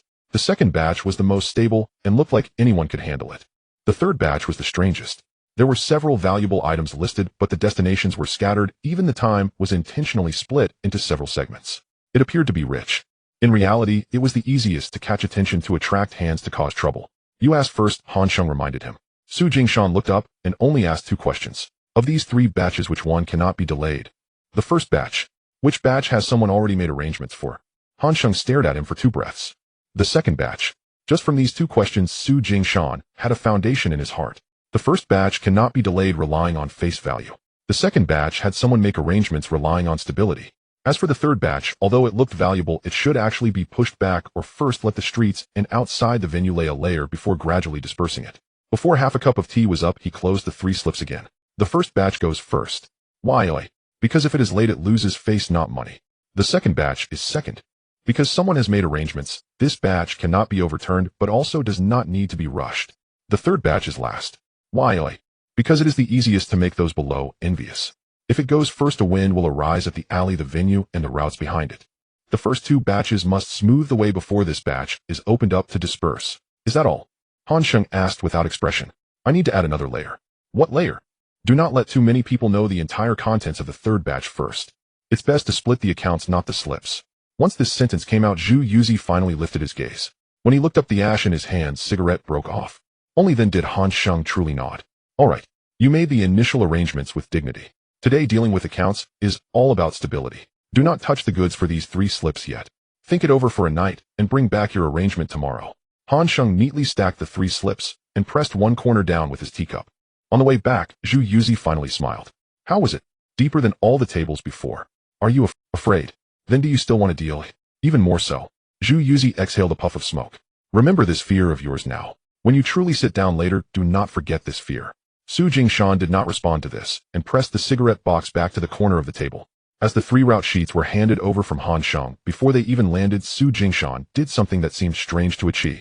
He did not first call for Shouho and a Ming, nor did he close the door himself to finish the task. He first had someone call Wu Shihao into the back warehouse. Qi stared at the 3 sheets, unable to react for a long time. Brother Shan, isn't this a warehouse account? No. Then what is it? It's the accounts we will encounter on both of our lines later. Upon hearing this, Qi was taken aback. He lowered his head to look at the 3 sheets. The edges were marked with 3 faint lines made by a pencil. After Wu Shihao entered, he asked no more questions and simply sat down. Which batch? They are all here. Su Jingshan laid the 3 sheets flat and drew 3 lines on the edges with a pencil. The first batch is face goods. The second batch is smooth goods. The third batch looks the most valuable, but in reality it's the easiest to attract trouble. Qi was completely confused beside them. Isn't it enough to just look at the goods? Why do we still need to call Brother Hao? Su Jingshan did not reply immediately, but instead pushed the second and third batches towards Wu Shihao. You take a look first. Brother Hao looked down for a long time. He did not ask about the price first, but took the third sheet to the light. The first batch is for gifts. That's right. The second batch looks smooth, but later on there will probably be people wanting to follow along. True. The third batch cannot be fully revealed first. Why? Qi finally couldn't hold back. Because once it's fully revealed, people on the street will start to covet it. Wu Shihao pressed down on the third sheet. Before this kind of goods even enters the door, we can already predict which alley will stir up trouble and which venue will take a closer look. After these words, Qi fell silent. He did not interrupt again, merely staring at the blank space beside the third sheet. Su Jingshan glanced at Wu Shihao, feeling more assured within. The first 2 lines are mutually supportive. From now on they must check accounts with each other. This batch, Su Jingshan pointed to the third sheet. If we follow the normal smooth goods route, what will happen? First, some people will want to recognize it. Recognize what? Qi asked. Recognize the route, recognize the face, and also recognize who can keep it under control. Wu Shihao exhaled smoke. Then further along, people on the venue will ask whether this batch of valuable goods can also be casually taken for themselves. People at the dock will want to see if they can recognize an extra box. If things get more intense, even those who are borrowing skins from outside might start to take an interest. Su Jingshan pushed the third sheet between the 2 of them. Only then did Su Jingshan express the arrangement he had originally planned. The first batch goes first. Take the face. The second batch second. Hold steady. The third batch last. Separate the accounts, and do not separate the sheets. Qi still did not quite understand upon hearing this. What does it mean to separate the accounts, but not the sheets? It means the goods are still that batch of goods. But the number of people who know the whole account cannot be too many. Who needs to know which part? Just let them know that part. Don't let the people below see the whole plate from the beginning. Because once they see the whole plate, their hearts will start to heat up. This was Su Jingshan's reply. Once the heart heats up, the mouth will loosen first. Once the mouth loosens, trouble will arise on the street. Brother Hao added. Once trouble arises, I will have to tighten things up on my side. Therefore, this account is not something you can just finish looking at by yourself. I also need to know when to let which alley stay quiet, which newcomers should not stand inside, and which venue needs to keep their mouth shut. At this point, Qi finally understood. He looked at the sheet, slowly pressing his back against the chair. Su Jingshan suddenly asked Brother Hao, what do you see differently in these sheets now compared to before? Wu Shihao pondered for a moment. Before, I would only check if this batch of goods was valuable. Now I first look at who will start to covet it before it enters the door. Exactly. That's why I always tell you in the beginning, fists belong to fists. But if fists are to be truly valuable, we must first check the accounts. Qi wrote the 2 characters for fist beside the third sheet, then quickly crossed it out. After finishing looking at these 3 sheets, Su Jingshan did not immediately put them away, but instead had Brother Hao take another look at the third batch. If you were to press, which one would you press first? First, press people. What do you mean? First, let the new arrivals from Chaozhou stand back a layer. When this kind of goods arrives, they are the most likely to get ideas. Next is the venue. Don't let those gambling places in the west of the city catch wind of it too early. After that, it will be the alley and the dock. Once these 3 layers were laid out, Su Jingshan felt more certain. After the event, Qi continued to stare at the 3 sheets for a long time. The top sheet was for goods. The newly added line beside it, however, wrote about people. He reached out to touch it, but Su Jingshan gently pressed it down with a clip. Don't just look at the name of the goods. Qi withdrew his hand. Before Wu Shihao left, he glanced back at the third sheet. Tomorrow morning, I will first place those newcomers from Chaozhou into the outer layer.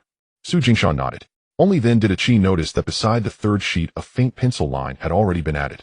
Lei Luo stood directly outside the front desk during his recent visit to Jingshan. Usually he would either be by the stall or at the entrance of the barber shop. Today, dressed in plain clothes, he entered without a word of greeting, first glancing inside the shop, and then checking the sign hanging outside. As soon as Su Jingshan saw his expression, he knew this time it wasn't just a casual visit. Sir, Don't get too happy lately. As soon as this was said, Chi instinctively pressed down on the abacus. Normally when Lei Luo conveyed news he would take a roundabout approach, but it was rare for him to start with a blunt warning as he did today. Su Jingshan didn't pretend to be relaxed. Why, oi? Because people above have started noticing you. Chi's hand on the abacus stayed clenched. The beads on the abacus were stuck on the wooden frame, not making a sound for a long time. Then what does sir want me to do? Don't stand out yet. Lei Luo's tone was heavier than usual as he stood by the door. Right now what makes you most valuable is not that others know your abilities, but that many still haven't seen how deep you really are. If you raise your head first, others will find it easier to count down from your shadow. Su Jingshan listened without interrupting, only focused on the dust at the edge of Lei Luo's shoes. It was only when Lei Luo saw he wasn't interrupting that he continued. Also, that knife at your door has been making quite a ruckus lately. Chi's heart skipped a beat. He knew it referred to Hao Gu, but Lei Luo deliberately did not clarify. Su Jingshan didn't defend Hao Gu too much. There has been some noise from Hao Gu's side lately, he replied slowly. Some noise? Lei Luo looked at him. Your some noise is worth more than the harsh words many outside shout from a whole street. But let me remind you now, others are starting to look at both goods and people together. If you still consider them as two separate matters, you'll be the one flipping first. This statement weighed heavily, making the entire front desk seem to sink half a layer. The few people at the front didn't dare to interject. Chi even instinctively glanced towards the back door. The door at the front was still there, but looking at it now it felt like just a separation of space, not a division of matters. I remember. You'd better really remember. After saying this, Lei Luo didn't leave immediately, but took another look at the red stamp by the counter. What you fear most in this place is not that no one sees you. The real fear is that the number of people who see you keeps increasing while you still rely on the same old tricks. What do you mean? It means that if a small batch of goods goes wrong, it can be said to be an accident.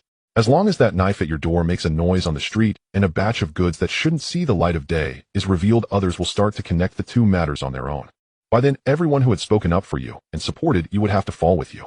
After finishing, Lei Luo returned the red stamp to its original position. Once he left, Chi didn't dare to speak for a long time. It wasn't until the footsteps outside had completely faded that he quietly asked, Brother Shan, does this mean we've truly arrived? Yes. What have we arrived at? Su Jingshan glanced outside the door. Someone has put us on the same page. Then what do we do now? Keep it down. Keep what down? Keep your mouth shut, keep your hands off, keep people in check, and keep your heart steady. Especially don't let yourself think that reaching this point means you're safe. At this moment, Wu Shihao happened to enter from outside. Seeing the front desk's unusual atmosphere, he immediately knew Lei Luo had been there. What did he say? Su Jingshan relayed those heavy words back to him. Hao Ge listened in silence for a moment, then lit a cigarette. The spark at the tip of the cigarette flickered in the dim light of the front hall. Then starting today what? Goods and people will be counted together. Su Jingshan, right? Before, when you controlled the street, I handled the goods, and we could each guard our own half-step. But now it's different. Many matters from now on must be considered based on how others perceive us and counted together. Chi stood by, feeling a weight in his heart. That night when they closed the lights and the front desk and back warehouse stayed on longer than usual, Hao Ge leaned against the door finishing that cigarette and quietly repeated, goods and people will be counted together. Su Jingshan closed the front desk door, paused for a moment on the latch, and then turned to walk back. On an ordinary night years later, the wind outside Jingshanxing suddenly shifted. The two groups were not supposed to collide, yet they unexpectedly crossed paths at the corner of the street outside Jingshanxing. The collision was slight, barely interrupting their steps, but that brief glance was enough for both sides to understand many things.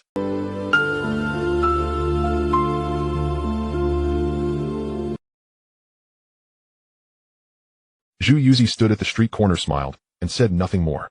Uncle Hai merely squinted slightly. At this level, many things need not be spoken. Just a glance was enough. Chi originally wanted to pretend nothing was wrong, but once people spread out, he couldn't help but ask Brother Shan, wasn't that just a bit coincidental? There aren't so many coincidences in this world. Then what was it? It was that the people at the table originally intended to weigh our two lines together. As soon as these words fell, Chi immediately fell silent. He swallowed his words back and scratched the edge of the counter with his fingers. Hao Ge, standing beside him, showed no panic in his eyes. Instead, he gradually sank into a more determined demeanor. Then let them weigh us. Eventually people will weigh us. Su Jingshan nodded. Right. But starting today, many things on our end can no longer be done solely according to our own comfort. We need to start considering how others perceive us and account for that. Hao Ge held a cigarette at his lips without lighting it. Chi's thoughts grew heavier with each passing moment. Brother Shan, does that mean that if anything happens on Hao Ge's side, Jingshanxing will also have to bear the consequences? It will. Then if your goods expose even a hint, will the street also stir up trouble? It will. Isn't that even harder? Of course it's harder. Su Jingshan lit a cigarette and stood at the door, but it also means we finally have some weight now. People without weight aren't worth anyone's effort to tie them to anyone else. After this was said, Hao Gu also lit a cigarette. The two stood at the door, one on the left and one on the right, neither saying much more. Because having reached this point, some matters once clarified are no longer open for discussion. They could only guard what was ahead. After closing the shop that night, Su Jingshan specifically walked through the front desk and the back storage again. It wasn't to check the goods or the accounts, he was just observing the place. He checked how many layers the door had, how much of a gap was left at the back storage door, and whether the distance between the shelves and the front desk needed adjusting. A chief followed behind, and after a long time he suddenly realized something. Brother Sean, do you mean we need to rearrange the shop according to this layer of meaning? Exactly. Why? Because starting today, when others look at us, they're not just looking at a shop. They're looking at what lies behind this shop, how many hands and paths are hidden. That night, Su Jingshan had a Ming move the outermost row of boxes next to the back storage door, half an inch inward. Halfway through moving, Chi noticed that the two box numbers previously visible from the door gap had vanished. The thin monkey also adjusted the angle of the old iron box at the front desk. With the lid facing inward, people entering from outside could only see a piece of rusted iron and not the small ticket pressed underneath. Su Jingshan stood at the door and tried it out. Lower it another half inch. A Ming pulled the curtain down. The light from the door gap shortened by a section. Hao Gu on his side was also busy. After returning, he first named 3 individuals. 2 Lustunged ones were placed outside. One who was bold but unstable would only guard the back door starting tomorrow. Late at night, the wind blew in from the alley, causing the sign to lightly ring. A chief stood inside the front desk, looking once more at the 2 figures at the door. He suddenly felt that behind this sign there were indeed several layers of invisible doors. He didn't ask again.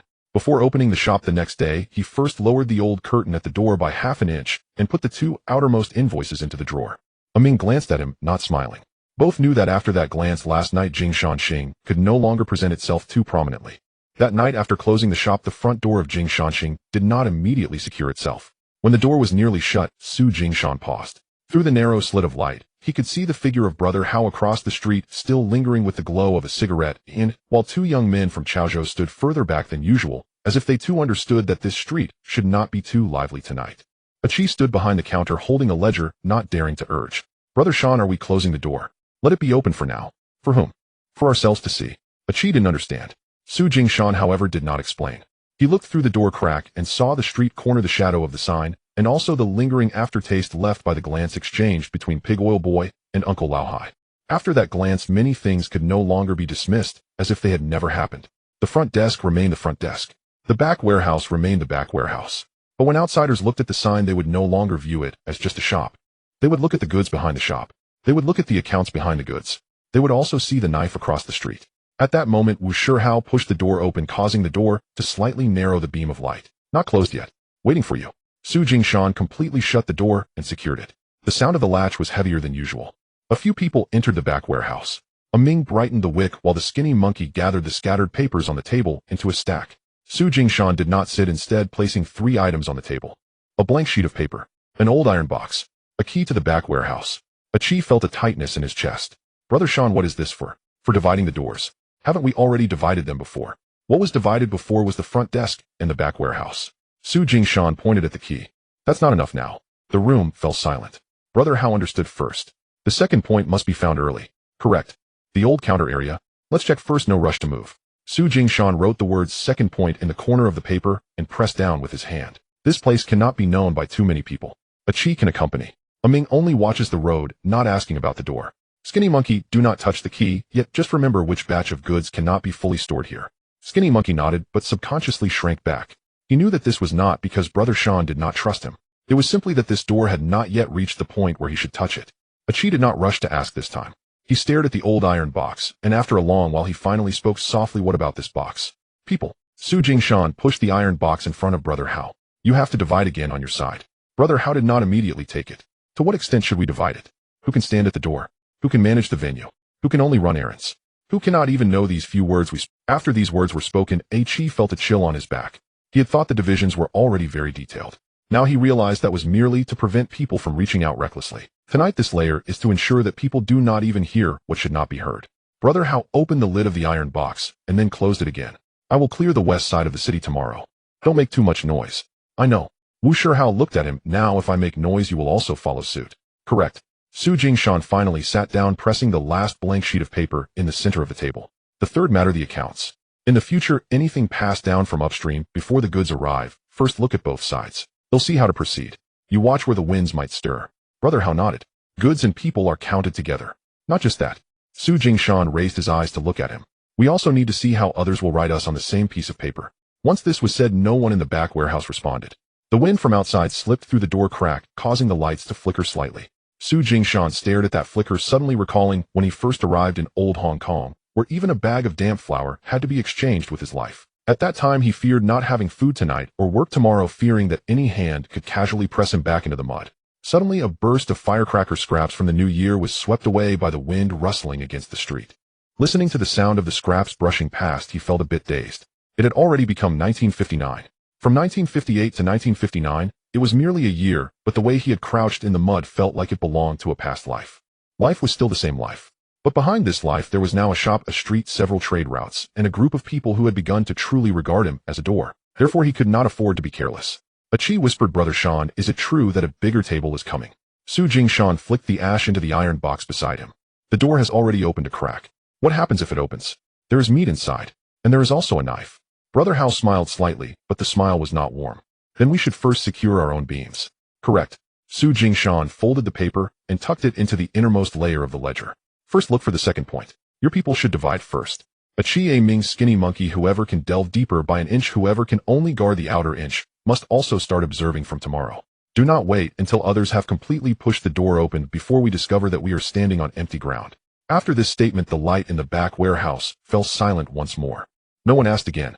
Late at night, the front door finally turned off the lights completely, but the sliver of street light still remained beneath the door crack. The next morning, the people from Pig Oil Boy arrived very early, simply dropping off a sentence by the counter. Tonight go to Kwaicheng. Gu Sheng wants to see 3 batches of goods. The table that Zhu Yuzi took Su Jingshan to was not in the city.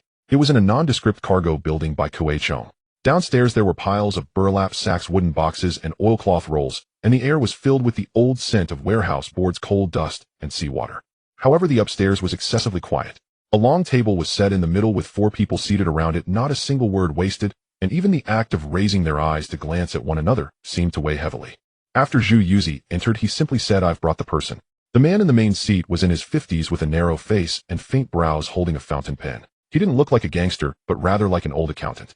However, the fact that the others at the table waited for him to speak first indicated that he was certainly not an accountant. Are you Su Jingshan? Yes. Han Xing asked you to split 3 invoices. I did. You managed to... This statement sounded like a compliment, but Su Jingshan did not relax. He noticed that Gu Sheng's fountain pen was uncapped. Gu Sheng set down the pen without taking any invoices. He only had the accountant beside him push over a thin piece of paper. The paper did not contain 3 batches of goods, but rather a route. A new entry point on the eastern side of the island. The paper was beautifully written, the storefront was clean, customers had faces, the payment term was short, and the cash flow was quick, with 2 companies willing to guarantee it. If one only looked at these few lines, anyone would think of it as a piece of fat meat. Gu Sheng asked, for this route, will you take a bite? The 2 middle-aged men at the table turned to look at Su Jingshan. Zhu Yuzi stood by the door without a smile. Su Jingshan did not rush to answer. He first examined the corner of the paper. The corner was pressed very flat. However, in the list of guarantors at the bottom right, one name had been heavily traced over with ink. The tracing was too neat, making it seem as if someone feared it would go unnoticed. Can I ask a few questions? 3 questions, Gu Sheng replied. Once you finish asking, I will answer. First question, has anyone dealt with tobacco and alcohol on this route before? Yes. Second question, when dealing with tobacco and alcohol, was there any rummaging through the boxes? Gu Sheng looked up. The 2 middle-aged men at the table shifted slightly. There was rummaging once. Third question, is the person who rummaged still on this route? Gu Sheng did not answer immediately. He picked up the fountain pen and then set it down again. Yes. Su Jingshan pushed the paper back. Then I won't take it. Suddenly the room fell silent. The gazes of the 2 middle-aged men at the table bore down on him simultaneously. This piece of paper represented too much fat, so fatty that the edges of the paper seemed to glisten with oil. The middle-aged man on the left frowned. Aren't you even going to ask for a price? No need to ask. Why? The fact that the person who rummaged is still on the route indicates that they already know how to reach into the goods. The name of the guarantor has also been traced too heavily. It's as if someone fears I won't see the guarantee. Is having a guarantee a bad thing? If the guarantee is too bright, then it's not a guarantee. Su Jingshan looked at Gu Sheng. It's a hook. Zhu Yuzi finally exhaled slowly. Gu Sheng's expression still showed little amusement. Do you know how much money this route can support in a year? I have a rough idea. Then why do you still decline? I can't take it right now. Are you unable to take it, or are you afraid to take it? Both. This statement was very straightforward. Gu Sheng finally looked at him a moment longer. Su Jingshan did not pretend to be bold. He pushed the corner of the paper back half an inch. Then how will you handle it? Gu Sheng asked. I want to take the entire route. What about taking half? I won't take half either. Then what will you take? I will only take one small shipment. Su Jingshan pointed to the least noticeable line on the paper. It's neither tobacco and alcohol nor face goods. It's a worthless small accessory. Let it move a little slower. Whoever truly wants to feed me this fat route will find me too slow. Whoever just wants to see if this route can still be rummaged through will be in a hurry. Gushing asked what if the small shipment goes smoothly. I still won't rush to add. Why? The first batch going smoothly is the least valuable. If the second batch has someone urging and the third batch has someone complaining about the speed, only then can we see if the hands on the route are still there. The old accountant who had been silent all along suddenly raised his head. Are you treating the fat route as a rotten route to test? Yes. Aren't you afraid that others will think you're ungrateful? I am afraid. Then why do it this way? What I fear most now is not that others say I am ungrateful. It is that I forget how to survive from the wet side as soon as I see a fat route. The fountain pen at the table stopped. Gu Sheng gently tapped the edge of the paper with the pen. You just said that the name of the guarantor is traced too heavily. What if I tell you that this name was traced by me? Zhu Yuzi's smile faded as well. Su Jingshan did not respond immediately. The atmosphere at the table tightened at that moment. The fat route ahead was merely paper. This question now bore down on Gu Sheng's side. Su Jingshan looked at that line of text. Then I still won't take the entire route. Gu Sheng asked. Why? Because if Gu Sheng deliberately traced heavily, it is a test of whether I will only look at the guarantee. If Gu Sheng did not do it deliberately, then this paper has already been traced over once before it reached the table. Neither situation can be taken directly. The table fell completely silent. Gu Sheng finally smiled slightly. Very lightly. Han Sheng is watching to see if you can divide. I am watching to see if you will decline. He took the paper back without giving it to Su Jingshan again. This route is temporarily not for you. It should be. Then what will you give me? Give me that small accessory. Gu Sheng looked at him. So you still want it? Just because I can't eat the fat route doesn't mean I can't pick up those little scraps by the roadside. What do you pick up scraps for? To watch dogs. Zhu Yuzi nearly burst into laughter. Gu Sheng truly laughed this time. All right. They'll give you one piece of the small accessory. Just one piece. Move slowly. Su Jingshan nodded. Take it slow. After going downstairs, Zhu Yuzi did not speak for a long time. As they approached the street corner, he finally said, Shanzai, do you know that many people would pounce on that piece of fat route with just a glance? I know. Aren't you heartbroken? I am heartbroken. Then why do you still decline? Being heartbroken is one thing. Su Jingshan smoothed the corner of the paper in his hand. Swallowing it down will choke you, so you can't just gulp it down because the meat is fatty. Zhu Yuzi glanced at him. Gu Sheng was watching whether your teeth were itching or not. Su Jingshan did not reply. He was certainly itching. He folded the short order for the small accessory neatly and pressed his nails down on the crease. When Su Jingshan sat down at Gu Sheng's large table, Wu Shihao was also keeping himself busy. This time Uncle Hai did not bring him a betting slip. It wasn't the water house either. It was a makeshift hall run by people from Chaozhou. In simple terms, it was a small group gathered to manage the roads, oversee the venues, run errands, and protect small gambling games near Kowloon City. Usually it was not a big deal, but when something happened, someone had to step up and take the heat. The problem was that a local named Zhang had swept through this hall recently, causing fear among the people who had all dispersed. There was a lack of someone who could hold the situation together. Uncle Hai spoke very directly. I'm not asking you to be the boss. I'm asking you to hold on for me for 3 days. What happens after 3 days? After 3 days, if those people truly submit, you will be the one in charge. If not, it will be a wasted trip. This was harder than just managing the venue. Managing the venue means stepping in when someone else's operation is in trouble. Holding the hall, on the other hand, means you have to first unite what was already scattered. Hao Ge did not respond immediately. Instead, he echoed Su Jingshan's words back without alteration. When Achi heard this, he almost slammed the table. Hao Ge, isn't this just giving you a territory for free? It's not territory. Su Jingshan saw it clearer than anyone. It's a test stone. What do you mean? If you go in and assert yourself immediately, the people below will be afraid, but they won't truly acknowledge you. If you are too soft, they will think you can only rely on your name. Hao Ge nodded, his expression solemn. I understand. So the first thing you need to do over there is not to force anyone. Then what should I do? Look at the accounts. Look at the people. See who is genuinely earning a living in the old setup and who is just trying to get by without contributing. Hao Ge stood up immediately. All right, he'll go check it out first. This was his first time not being invited to manage. Instead, he was there to hold the hall together.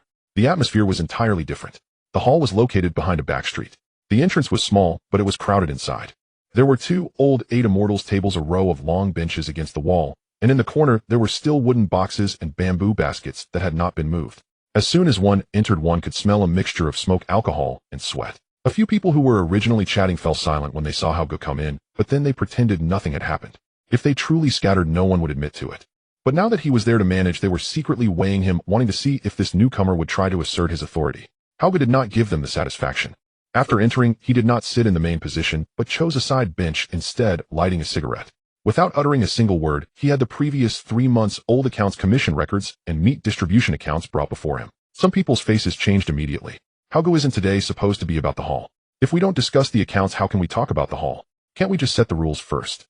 The rules are written in the accounts. As soon as this was said, the room fell silent. Because what many halls feared most was not getting beaten. It was someone sitting down and going through the old accounts page by page. Once they did, they would know who had been taking more than their fair share over the years, who was merely riding on their old qualifications, but was actually just leeching off the hall, and who would hide the farthest when real trouble came, yet would shout the loudest at ordinary times. How Go spent a full half an hour going through them. The more he flipped, the darker his expression became. It wasn't because the money on the accounts was substantial. It was because they were too messy. Some had received protection money but hadn't done their job. Some had taken cuts from small venues only to be the first to hide when trouble arose. There were even 2 entries that clearly should have gone into the public account, but were recorded as for personal use. A fight outside wouldn't necessarily break it apart. The rotten rules inside were what truly scattered people's hearts. Achi watched from the side, his hands itching. He originally wanted to see How Go assert his authority, but in the end the first thing How Go said when he stood up was, "Tonight no one should talk about loyalty with me. First let's clarify the money and the roads." At this moment, those few who originally thought they could leverage their seniority to speak up were caught off guard. They believed that someone like How Go, a newcomer from Chaozhou, should first engage in a hard confrontation. Who would have thought that his first strike would be aimed at the accounts? Shang-Gu is right. If the hall truly wants to stand, it must first eliminate the rotten rules, otherwise anyone who comes later will be just as rotten. Once these words were spoken, the atmosphere changed completely. He was not here to seize a position. He was here to clean the slate. How Go did 2 things on the spot. First, he picked out several entries that were unclear, but obviously involved collusion among the old faces, and placed them on the table. Second, he took note of the names of the younger ones who were still genuinely doing their jobs, but had been suppressed by the old faces. He did not forcibly pressure anyone, but the less he acted, the deeper the cut became. Because everyone could see that How Go was not there to show off his temper. He was there to restore order to the hall that had fallen apart, determining who should eat and who was unworthy. By the time the venue dispersed at night, even the 2 oldest faces who had been the most unyielding had fallen. It was not because they feared being beaten, but because they understood that since the accounts had been laid bare, it wouldn't be so easy to rely on an old face to mix in and take more. Before How Go left, he left only one sentence. "I'm here to hold on for Uncle Hai for 3 days. In these 3 days I will remember who truly does the work. And I will remember anyone who still wants to rely on an old face to pressure others." After saying this, he left. Achi followed behind, finally letting out a breath when they exited the alley. "How Go, you didn't throw a single punch tonight." "Right. But why do I feel like it was harsher than a direct confrontation?" "Because tonight we targeted the rules first." The next morning, when the people in the hall looked at How Go again, their expressions were different from the previous night. Gu Sheng did not grant Su Jingshan that lucrative opportunity that very night. He left only one sentence: "I'll give you a minor component. The lucrative path remains on hold." As Zhu Yuzi escorted him downstairs, had Achi stood beside him instead, he would likely have deemed the trip hollow. After all, they had sat at such a high-stakes table, yet saw neither crate nor cash, nor even a single definitive commitment. Yet Su Jingshan understood perfectly. He lowered his gaze to the slender slip listing the minor component. Thin as rice paper, yet its corners pressed flat and deliberate. Halfway down the stairs, Zhu Yuzi finally spoke truth. What Gu Sheng observed just now was not whether you'd accept the task. Then what was he observing? Whether your teeth are steady. What does that mean? It means the moment you spot an opening at the table, do you instinctively seize everything for yourself? Or do you first assess where this morsel of meat is meant to be bitten, and whether more may grow from the same bone? Su Jingshan did not reply immediately.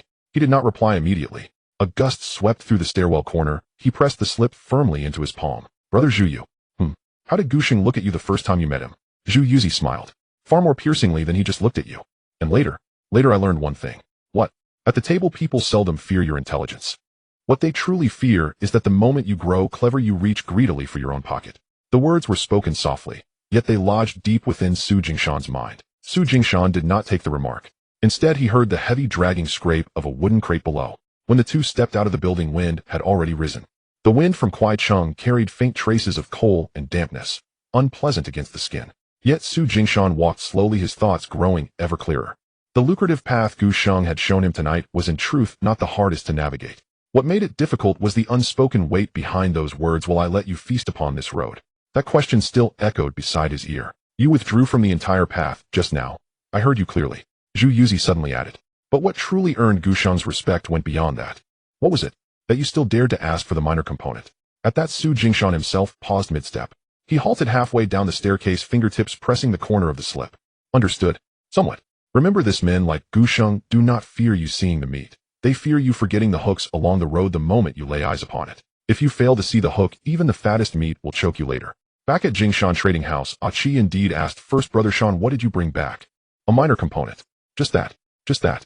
Disappointment flickered across Achi's face, impossible to conceal. "You sat at so grand a table, and returned with nothing but a minor component." Su Jingshan placed the slip onto the counter. "I declined the lucrative path." Achi froze, genuinely stunned. "You declined it?" "Yes." "Why?" "Because it was too smooth." Achi grew even more bewildered. "Isn't smoothness preferable?" Then Shouho spoke up from the side. "The smoother the road, the more easily one forgets to watch one's footing." Su Jingshan glanced at him. Shouho shifted under that gaze, but finished his thought anyway. "The minor component moves slowly, it earns little. Yet whoever urges us, whoever grows impatient, whoever accuses Jingshan Trading House of ingratitude, those reactions become starkly visible." Achi stared at the slip for a long while before finally murmuring, "So this minor component, it isn't cargo?" Su Jingshan replied, "It's a toothpick, to clean the bones hidden within that fat path." With that, he placed the slip at the far edge of the counter, not inserting it among the usual shipping pages. When Ming returned from the door and noticed the slip's unusual position, he couldn't help asking, "Brother Shan, shall we open a separate ledger for this order?" "Yes, separate. What shall we call it?" Su Jingshan paused, then said the caution ledger. Achi blinked, startled. "There's such a ledger." "There is now?" Su Jingshan took a blank sheet and divided it into 3 columns. In the first he wrote, "Who presses us?" In the second, he wrote, "Who deems us slow?" The third remained empty. Shouho stared intently at it. "What goes in the third column?" "We'll wait for them to teach us." Achi gazed at the 3 columns. Gradually his disappointment faded. Only then did he grasp it. The minor component would yield little profit. Yet if it moved slowly enough, it would expose, piece by piece, the impatient hands lurking behind that fat path. Su Jingshan handed the pen to Shouho. "You'll record this run." Shouho's fingers tightened around the pen. "Me? You grasped half of it just now. The other half, you'll understand as you write."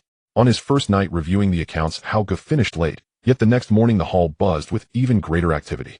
The elders, long-standing members of the clan, had awakened to the shift in power and arrived earlier than they had the previous evening. The night before, none had dared to challenge him openly. The accounts lay bare on the table, and the hall was crowded. Anyone who spoke first would be the first to lose face. But at dawn the next day, barely had the hall's doors swung open when the 2 most senior elders entered, flanked by their men, and seated themselves firmly around the octagonal table. Tea had been set out upon the table. So too were 2 small plates of pastries.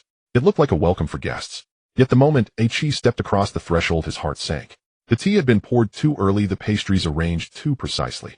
Clearly the elders had already laid down their authority, placing their old faces upon the table before anyone else could claim space. Wu Shihao still did not take the head seat. Instead, he stood quietly by the doorway, scanning the room. The few young men who had truly worked hard the night before, the ones he'd noted in his ledger, were now all squeezed into the outer ring. Conversely, the 2 elders whose names had appeared most unfavorably in last night's account sat today with the utmost composure. One of them was Uncle Chong, a man in his 50s bearing an old scar beneath his left eye. He lifted his teacup and smiled first. "Brother Hao, last night you reviewed the books. We held our tongues out of respect for Uncle Hai." Wu Shihao watched him in silence. "Are we contesting it today?" "Not contesting," Uncle Chong replied, setting his cup down with quiet finality. "We're upholding the rules." At those 2 words, Achi nearly laughed aloud. The very men who had feared the invocation of rules most last night now brandished them as their first weapon.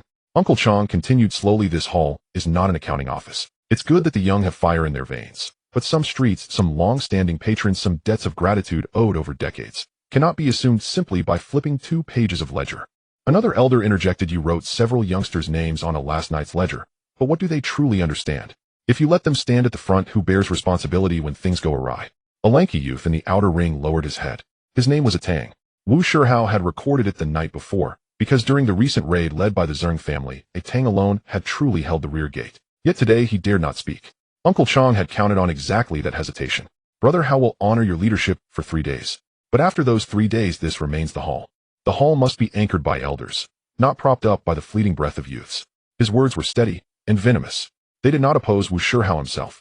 They opposed last night's ledger. If the notion that elders alone bear true responsibility could be made to sound unassailable, then half the rot exposed in last night's accounts would vanish beneath its weight. Wu Shihao did not reply immediately. He picked up the teacup from the table and inhaled its aroma. "Who brewed this tea?" Uncle Chong blinked, taken aback. "In the hall, does it matter who brews the tea?" "It does." Wu Shihao set the cup back down. "Last night, I said whoever acts with sincerity, I record their name. This morning, whoever brewed the tea arranged the pastries and pushed a Tang and the others to the outer ring. Those names too will be recorded." A hush fell over the room. Only then did Achi notice a young attendant in the corner, his fingers still damp with tea stains, eyes wide with panic. He was not one of Uncle Chang's men. yet he had been directed by him to carry out these tasks. Wu Shihao turned toward him. What is your name? Liang. Who told you to brew the tea? Liang's throat bobbed, his gaze flickered toward Uncle Chang. Uncle Chang's expression darkened. Must every cup of tea be interrogated? Yes, Wu Shihao replied, voice low but unwavering. Your name did not appear in last night's ledger. Yet today you sit at the table. A Tang's name was on that ledger. Yet today he stands outside the circle. Until we know who brewed the tea, how can we know who truly set this table? Liang's hand trembled. A Tang lifted his head. The elders shifted uneasily in their seats. Uncle Chang sneered, brother, how you're not holding up the hall. You're dismantling it. Dismantling the old table, Wu Shihao replied, meeting his gaze. The hall remains. Uncle Chang shot upright. Several men outside the door took a step forward. A Chi's hand had already settled on the hilt at his waist, but Wu Shihao remained motionless. He turned instead to a Tang. Who held the rear gate last night? A Tang's lips tightened. I did. When the Zheng family stormed in. Who braced the gate bar? I did. Then why do you stand outside? A Tang fell silent. Uncle Chang barked, a youth lacking decorum. What's wrong with standing outside? Then a Tang raised his head, suddenly deliberately. Brother Hao recorded my name last night. His voice was soft, but every ear in the room turned toward him. His face had paled, his hands shook. Yet he did not retreat. I don't seek the head seat. I only wish to ask, one who held the rear gate, why may he not even stand beside the table today? The elder's bluster faltered, struck dumb. This time Wu Shihao did not speak for him. A Tang himself stepped half an inch inward, just enough to break the invisible line demarcating the outer ring. At the alley entrance outside, an elderly tobacco vendor paused mid-stride. A Chi saw the man halt, just for a breath. One of old Haishu's men. Wu Shihao saw him too. Without glancing toward the alley, he slid Uncle Chang's teacup to the edge of the table. Today this table is reset. Those whose names appeared clearly on last night's ledger enter first and stand within. Those whose roles remain ambiguous in that ledger stand outside, for now. Uncle Chang's face flushed iron gray. You only hold sway for 3 days. Correct? Wu Shihao nodded. So for these 3 days I govern by the ledger of these 3 days. Afterward you may restore whatever you wish. I will not interfere. But during these 3 days, those who guarded the gate stand by the gate, those who swallowed the accounts stand outside the circle. A Tang stepped forward first. A small step, yet it shattered the unseen boundary of the outer ring. Liang watched him, then suddenly lifted the cup he'd just brewed, and poured its contents onto the street beyond the door. Uncle Chang roared, what are you doing? Liang murmured, voice barely above a whisper, this tea was never meant for those who act with integrity. A deathly silence gripped the hall. The tobacco vendor coughed once at the alley mouth, and walked slowly away. That evening a single message arrived from old Haishu's camp. On the second day, it felt more like holding up the hall than on the first. After hearing it, a Chi tapped twice against the doorframe with his fingers. He glanced back at the old octagonal table inside the hall. Last night's damning ledger still lay weighted at its corner, but the spot where a Tang had stood today remained untouched, no one daring to tread upon it again. Gu Sheng did not immediately provide the goods, but Jing Shanxing's front desk welcomed a moderate test first. A small boss, surnamed Shun, who specialized in mid-range cigarettes and Western liquor gift boxes, arrived with his driver and accountant. Upon entering, the man first examined the goods, then the counter, and finally cast a glance at the back storage door, before smiling and speaking. Boss Su, can you reserve 3 batches of goods for me? I won't pressure the price. The money can be offered in advance. Upon hearing this, a Chi's eyes lit up. It felt like a dream in the front. Someone actively bringing money to request that you reserve the next few batches for him. But Su Jingshan only glanced at the driver and accountant brought by the other party and already had a sense of the situation. This person was not here to buy goods. He was here to test. To see if Jing Shanxing would lose his composure upon seeing money. Boss Shin, the goods can be reserved. But not today. Boss Shin raised an eyebrow. What do you mean? It means that since it's your first time entering my door, I can grant you a favor. However, I cannot reserve all 3 batches for you at once. Why not? Because I still need to assess the road for myself. I also need to consider the appearance on the road. This was said very steadily. It neither rejected nor rushed forward at the sight of cash. Boss Shin stared at him for a few seconds before suddenly laughing. You are quite capable for your age. It's not about being capable. It's about not wanting to sell myself short too soon. The other party lifted the teacup, not immediately responding, but casually letting the accountant place a small stack of bills on the table. This action was done lightly, but was even more lethal, because many people seeing money in front of them would instinctively feel warm in their hearts. A Chi stood beside him, his palms itching, almost wanting to nod in agreement with Shan Guest's statement. They no longer bothered to hide, charging wildly through the city, putting no one in their eyes. Even the glamorous movie stars shining on the silver screen were to them nothing. Take the money back for now. If Boss Shin truly has the intent, let's first move a batch. If it goes smoothly, there will naturally be more to discuss.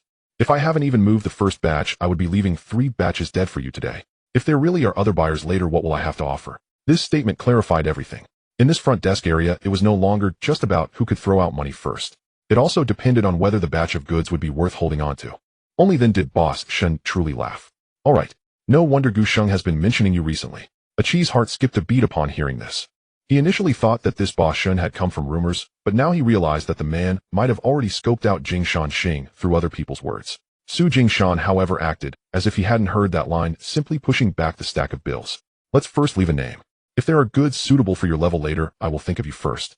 Boss Shen stared at him for a moment and finally stopped insisting on the money, instead pulling out a small piece of paper from his pocket. Alright, then you remember to mention me. If there is really a gift liquor later, just give me a heads up. As he said this, he pressed the paper under the teacup and pushed it over, not touching the stack of bills again. At this moment, the atmosphere at the front desk had truly shifted. After the person left, Achi held back for a long time before finally asking, Shangu, the money has been offered in advance. Why haven't you reserved anything? Because this person came in today not to buy goods. Then what for? To see if I would rush at the sight of money. Why would he want to see that? Because those who truly want to make progress won't just look at whether you will sell. He wants to see if you will, for the sake of a lump sum of cash, sell off several routes in one go. Only then did Achi slowly calm down. He suddenly realized that he had always thought the most valuable thing was to push the goods out. But today Shan Ji's true worth lay in this ability to hold back and not sell first. So does that mean this customer is secured? The person is secured, but the goods aren't. Correct. Sometimes securing a favor is more valuable than securing goods. Su Jingshan glanced at the piece of paper and casually tucked it into the account book. Goods once sold out will scatter. If today you lighten your stance for 3 batches of goods, then those coming next won't just be one Boss Shen. Everyone would want to test how much your door is really worth. But today I left no goods, only secured the customer. The next time this person comes, he will know that Jingshan Xing does not act rashly at the sight of money. As night fell and the shop closed, Achi kept pondering this matter. When they were poor before, whoever offered money first was the king. Now it had actually come to Shangu personally choosing customers and retaining them, yet not rushing to retain goods. The next day, Boss Shen indeed had the accountant send a light message back saying that the trial from the previous night was deemed worthwhile. Achi, after hearing this, did not ask further. After a year, the dirtiest gust of wind first swept over people. A small broker who had borrowed money from the front for peace and had that list pressed against the wall by Lei Luo was suddenly stabbed at the edge of the city. The person did not die, nor did he wake up. However, before he fell, someone heard him mumble the words Jingshan Xing. When the news reached the entrance, Achi's back turned cold. Brother Shan, is this slander directed at us? Yes. Then we can't go now, right? Hauge stood at the door. At such a time, going to the hospital is risky. Once you go, people outside will say you are guilty and eager to silence. If you don't go, that's also risky. Once the person dies, all the unfinished words will be filled in by others. Lei Luo arrived faster than expected. He didn't enter for tea, but stood on the street corner, holding an unlit cigarette. You have 2 options now. Hide or go. Su Jingshan glanced at him. You can articulate that yourself. If we hide, it's clean for now. If we go, it's dirty now. But if the person dies, hiding won't help. Lei Luo bit down on his cigarette, still unlit. I only ask you one question. Are you going or not? Achi panicked. Sir, if he goes, won't those outside talk? Lei Luo did not look at Achi. But Hauge spoke first. I will go. You cannot go. Su Jingshan quickly. Hauge's expression darkened. Why not? If you go, others will say Jingshan Xing took a knife to the hospital. If I go, I also can't enter the ward. This statement rendered everyone momentarily silent. Lei Luo finally lit his cigarette. Continue. I will stand at the hospital entrance. The medical fees will be charged to the Jingshan Xing account, but not delivered to the bedside. Let the hospital accounting collect it. Lacer's people will be present. I won't touch anyone, won't ask questions, and won't let Hauge show up. Achi, he originally thought saving someone meant rushing and stabilizing the person and extracting information. But Su Jingshan's approach was more nuanced. Going is to show the outside Jingshan Xing is not hiding. Not entering the ward means not giving the outside a reason to write Jingshan Xing is silencing. Paying is to keep the person alive. Money going through the hospital's accounts means not letting this money turn into a favor. Lei Luo looked at him for a while. You even thought of the accounting. Hospitals have accounts too. Good. Lei Luo, then let's proceed as you said. On the way to the hospital, Achi couldn't sit still. Brother Shan, what if he doesn't wake up? Then we must first give him the chance to wake up. What if he wakes up and bites back? Then let Lacer hear how he bites. What if he bites back harder? Su Jingshan looked at the passing sign outside the car window. It's better than having someone die and speak for him. The smell in the hospital was unbearable. The scent of medicine, blood, and an indescribable stale odor mixed into a layer. The small broker was pushed into the ward, and the doctor said it would take another night to know if he could wake up. Lei Luo had someone guard the door and asked the hospital accounting for the medical bill. Su Jingshan placed the money at the accounting window. The accountant glanced at him. Whose name should it be written under? Write it under the hospital. What about the patient's name? The patient's name should be written as per the patient. And the payer? Su Jingshan paused for a moment. Lei Luo beside him casually said, write Jingshan Xing. Achi's expression changed. Su Jingshan did not stop him. These 3 words must appear on the hospital account today. Not writing it feels like hiding. Writing it down is placing the money under the lamp. Su Jingshan instructed the accountant to tear the receipt into 2 copies. 1 copy stays with the hospital. 1 copy is tucked into the book by Lei Luo's subordinate in military uniform. Qi reached out to take it, but was stopped by Su Jingshan's gaze. Not taking it. If we take it now, people outside will say we are using the receipt to pressure others. Then whose hands is the account in? In the hospital, and also with the police station. Qi withdrew his hand. For the first time he felt that a thin receipt could be as dangerous as a knife. As the accountant wrote, Qi stared intensely. Brother Sean, isn't this putting our name out there? Yes. Then why write it? If the name is going to be dragged out regardless, it's better to place it on the ledger ourselves first. Outside the ward, How Good did not come.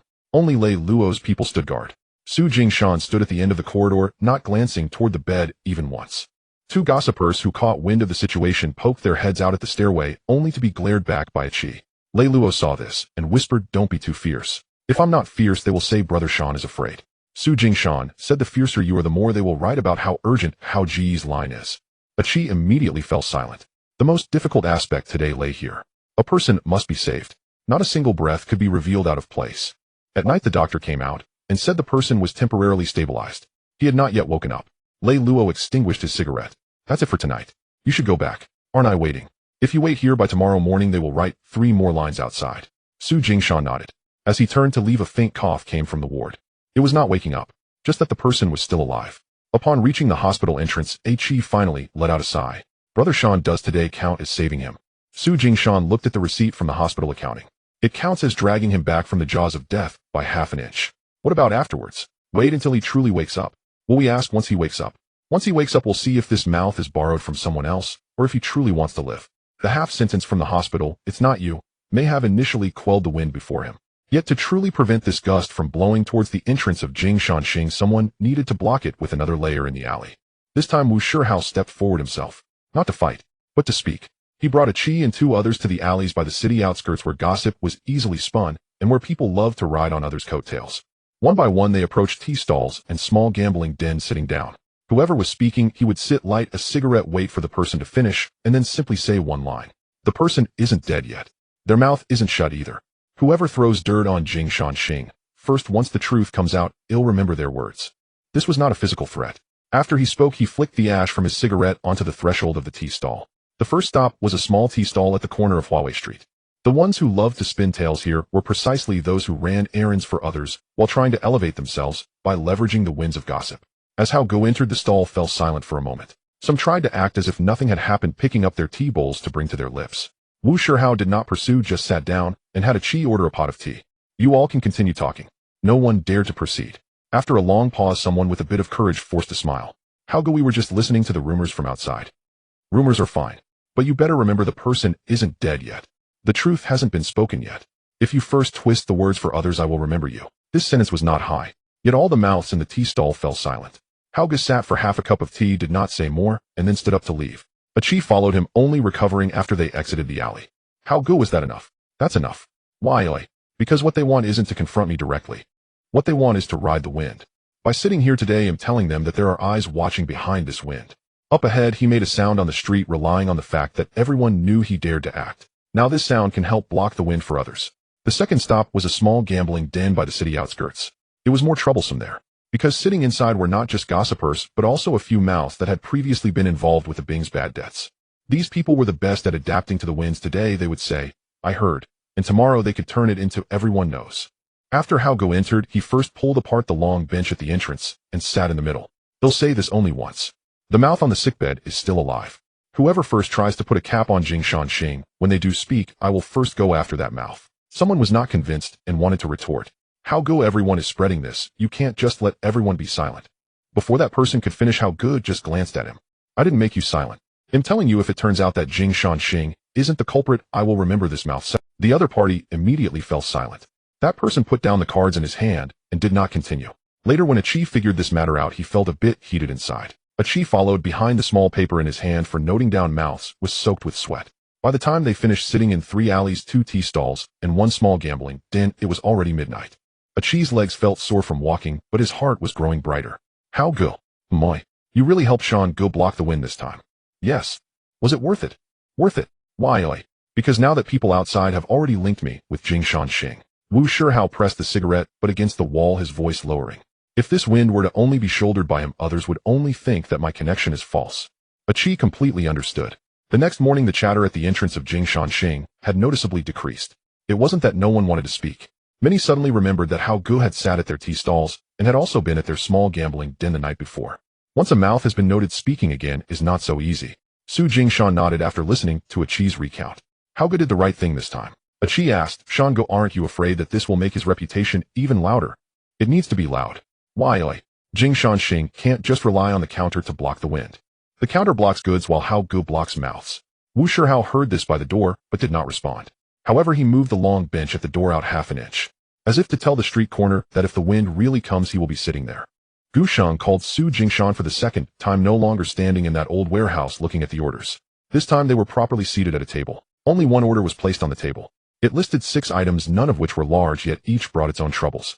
The upscale liquor included some poorly packaged goods. The women's items contained some that were unstable in appearance. Half of the small electrical components were too bright, while the other half was too dirty. When this order was presented, the few people at the table did not rush to touch their tea. Gu Shang had him line up, observing whether he would maintain his composure. This time the order was even thinner. The edge of the paper was pressed down by an old copper weight, revealing only half of the item names. Most notably, Gu Shang did not speak first. He pushed the order towards the table and unexpectedly said something first. You go ahead. The pig-fat boy, who had originally been lazily leaning against the back of his chair, lifted his eyelids slightly. Gu Shang did not take out his pen. The order lay spread out before Su Jingshan. The paper was pressed down by an old copper weight. Under the copper weight, half of the item name was exposed, as if intentionally, not allowing anyone to see it all at once. Su Jingshan reached out to adjust it, and Gu Shang did not stop him, only watching his hand. When he moved the copper weight, Gu Shang's gaze remained on his hand. When he moved the copper weight, the full item name was revealed. The ink on that line was still wet, as if it had just been added. Su Jingshan did not ask immediately, but instead took a longer look at that line. Su Jingshan looked down for a long time, but his first words were not about the arrangement, nor did he ask where the goods came from or who they could be pressed onto. Gu Shang, this order cannot all go through. Several people at the table simultaneously raised their eyes. However, Gu Shang did not move. He simply asked lightly why. Because half of this is not about the goods. It's about someone wanting to use the goods to test the waters. If you truly push everything down and something goes wrong later, others will first see whether I Jingshan acted greedily or whether you Gu Shang deliberately used me for a trial run. As soon as these words were spoken, the room fell silent. Yet the depth in Gu Shang's eyes only intensified. Gu Shang did not speak, merely moved the old copper weight slightly to the side. Then you speak. Gu Shang did not even take his pen this time. His pen remained lying beside him. Only then did Su Jingshan push the order forward half an inch. Leave 2 items. Push 2 items. Press 2 items. The ones left are steady and can maintain the facade of the route. The ones pushed are clearly probing the knife's edge. The pressed ones are those that need to be concealed for a while, waiting to see who is hungry before being fed out. Be more specific, Gu Shang said. The batch of poorly packaged goods and the upscale liquor should be pushed first. Why? Because those who truly want to appear upscale would not pay for this layer of bad packaging. Anyone who insists on it is likely not buying liquor, but rather wants to see if we dare to consume everything in one go. The 2 unstable items in the women's goods should be pressed first. Why? Because these items are in a hurry to move, which makes them the easiest to miscalculate. If they are miscalculated, the women's routes will become chaotic, and it will also be difficult for Wang Mami to take them. When we truly see who is hungry later, we can slowly distribute them, which might yield a better outcome. As for the small electrical components, leave the ones with bright sources. Push the dirty ones. Why leave the bright ones? Because bright goods can maintain the facade of skill and the proper route. The dirty ones may look thick, but they are actually the easiest for people to trace back and handle. After these few sentences were pressed out, the few people at the table who had been silent began to look at him seriously. The gazes of those at the table fell on the order. No one touched their tea anymore. Gu Shang stared at him for a long time and suddenly asked, "What if I insist that you consume this entire order today? Then I would rather not accept it." Why? Because if this order is fully consumed, I will be light, and you will also be dirty. Since both sides will lose face, it would be better to just collect it at the start. This statement was straightforward. The sharpness in Gu Shang's eyes finally softened a little. All right. Gu Shang then picked up his pen and lightly tapped beside the names of the 2 items that were pushed aside. From today on, you will not only split the accounts for me. You will also keep an eye on the hand behind those accounts for me first. The pig-fat boy, who had been silent all along, finally chuckled at this moment. Gu Shang, that line you gave is quite substantial. It's light, and this young man behind will find it easy to drift. As they descended the stairs, Su Jingshan folded the order twice.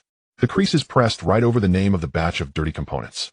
The pig-fat boy reached the stairway and leisurely threw out a line. Eating one less bite later is harder than eating one more bite. Su Jingshan did not turn back. He simply tucked the order into his embrace and smoothed out the corners of the paper. The small broker who had been stabbed finally regained consciousness on the third day. Lei Luo did not rush to ask him. He first ensured that the doctor administered enough painkillers, then instructed the nurse to clear out all unrelated personnel from the ward. At the door, only a soldier in uniform remained, holding a thin notebook recording who entered and who exited. Su Jingshan stood at the end of the corridor, not squeezing near the ward's entrance.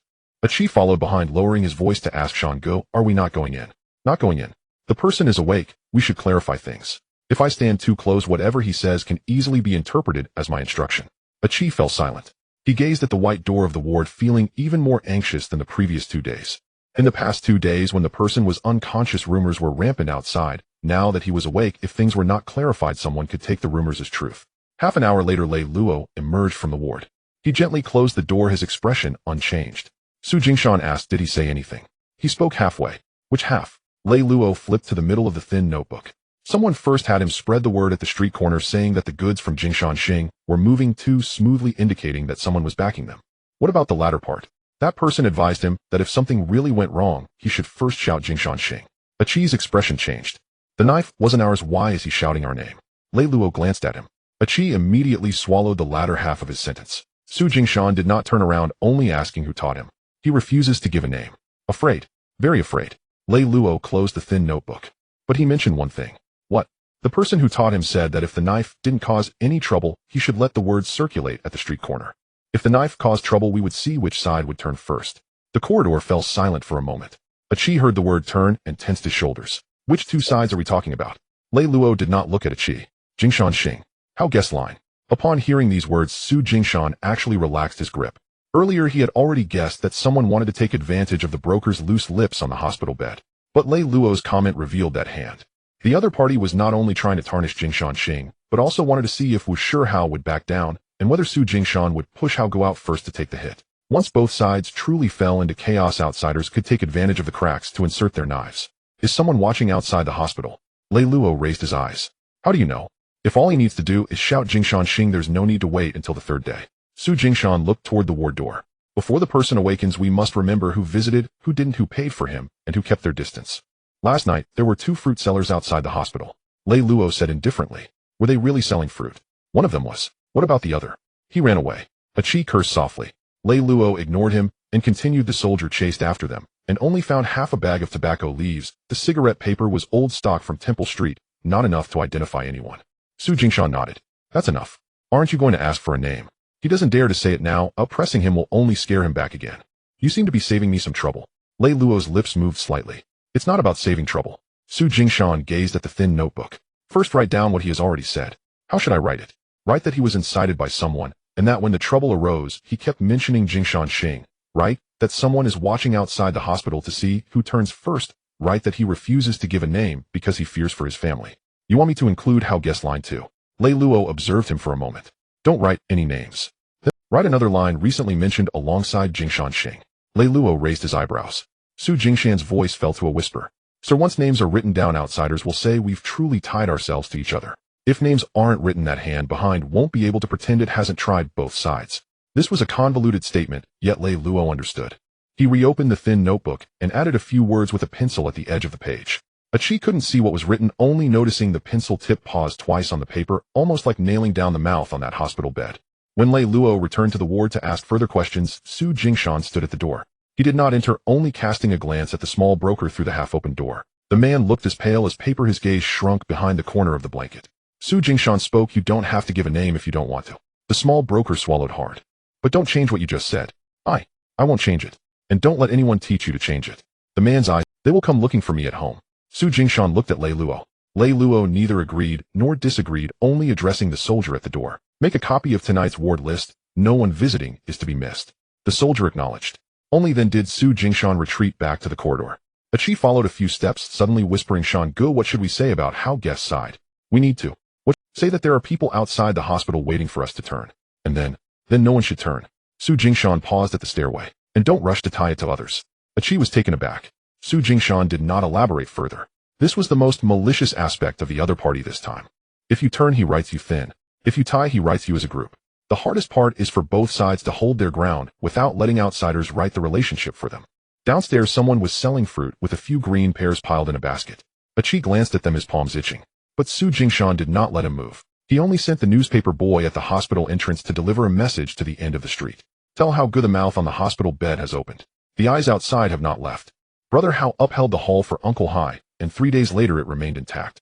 Instead, the wind seeping through the door crack was gradually blocked. He first straightened out a few old accounts and dealt with those who only knew how to take advantage, then fed the ones who truly worked with a share of meat. On the 4th day, the 2 old faces who had been the most resistant in the hall came to find him first. Brother Hao, what is it? If Uncle Hai really lets you take charge of this area, we agree. Brother Hao glanced at them, but did not respond. The room fell silent for a moment.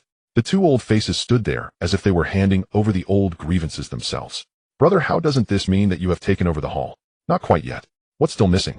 It depends on whether Uncle Hai truly lets go. Sure enough, Uncle Hai came the next day. He came alone without any entourage or imposing demeanor.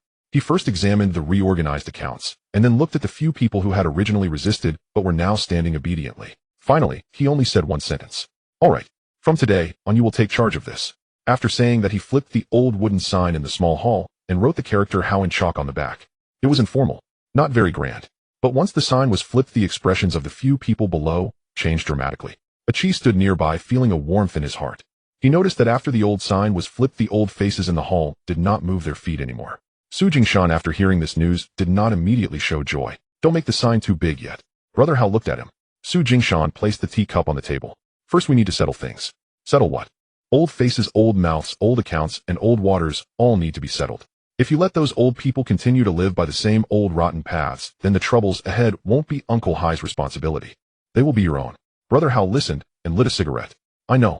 Ash fell from the cigarette, but Brother Hao did not brush it off. That night, upon returning to the hall, the first thing he did was not to hold a feast. He reorganized the previous group, who could guard inside, who could only stand at the outer door, who would run errands first, and who would no longer be allowed to touch public accounts, were all rewritten on paper. Achi watched from the side, writing slower and slower. The old accounts were hard to settle. The things were all there, but each one was tainted with the oil left behind from before. A Biao outer door. Why is it me again? Because you have a sharp tongue. What's wrong with being quick-tongued? The first thing that went wrong in the old hall was the sharp tongues. You either keep quiet or stand far away. Old Liao, you are no longer allowed to touch the accounts. Brother Hao, I have been with this hall for a long time. I know, but how long you have been here, and whether you will mess up the accounts are 2 different matters. After a few exchanges, no one mentioned the term old qualification again. A Biao went to stand at the outer door. Old Liao also withdrew his hand from the account book, because this hall was no longer Uncle Hai's old hall. Since Brother Hao had truly taken over, the first thing to do was to eliminate the old issues that could easily cause backstabbing. The next day, Uncle Hai came again. He did not sit for long. When he entered, the old faces that used to rush to serve tea stood still. A Biao guarded the outer door, keeping his mouth shut. The account book lay on the table in the hall, no longer being secretly moved aside. Uncle Hai walked to the old wooden sign and glanced at the chalk-written character Hao on the back. He turned to look at the edge of the account table. There was originally a knife mark there left from the previous disputes in the old hall, with the wood splinters still sticking out. Now beside the knife mark, a new ink line had been pressed down, clearly indicating who could handle the accounts and who could only stand outside the line. Who drew this line? It was taught by a Shan. Brother Hao answered calmly. Uncle Hai did not ask further. His finger lingered on that ink line, not moving for a while. He reached out and rubbed it. Chalk dust stuck to his fingertip, and the characters were still there. Uncle Hai smiled slightly. All right, let's handle it this way for now. Brother Hao did not respond with compliments, only making a sound of acknowledgement. After Uncle Hai left, a Liang poured out the old tea and boiled new water. This time no one asked if they should hold a feast.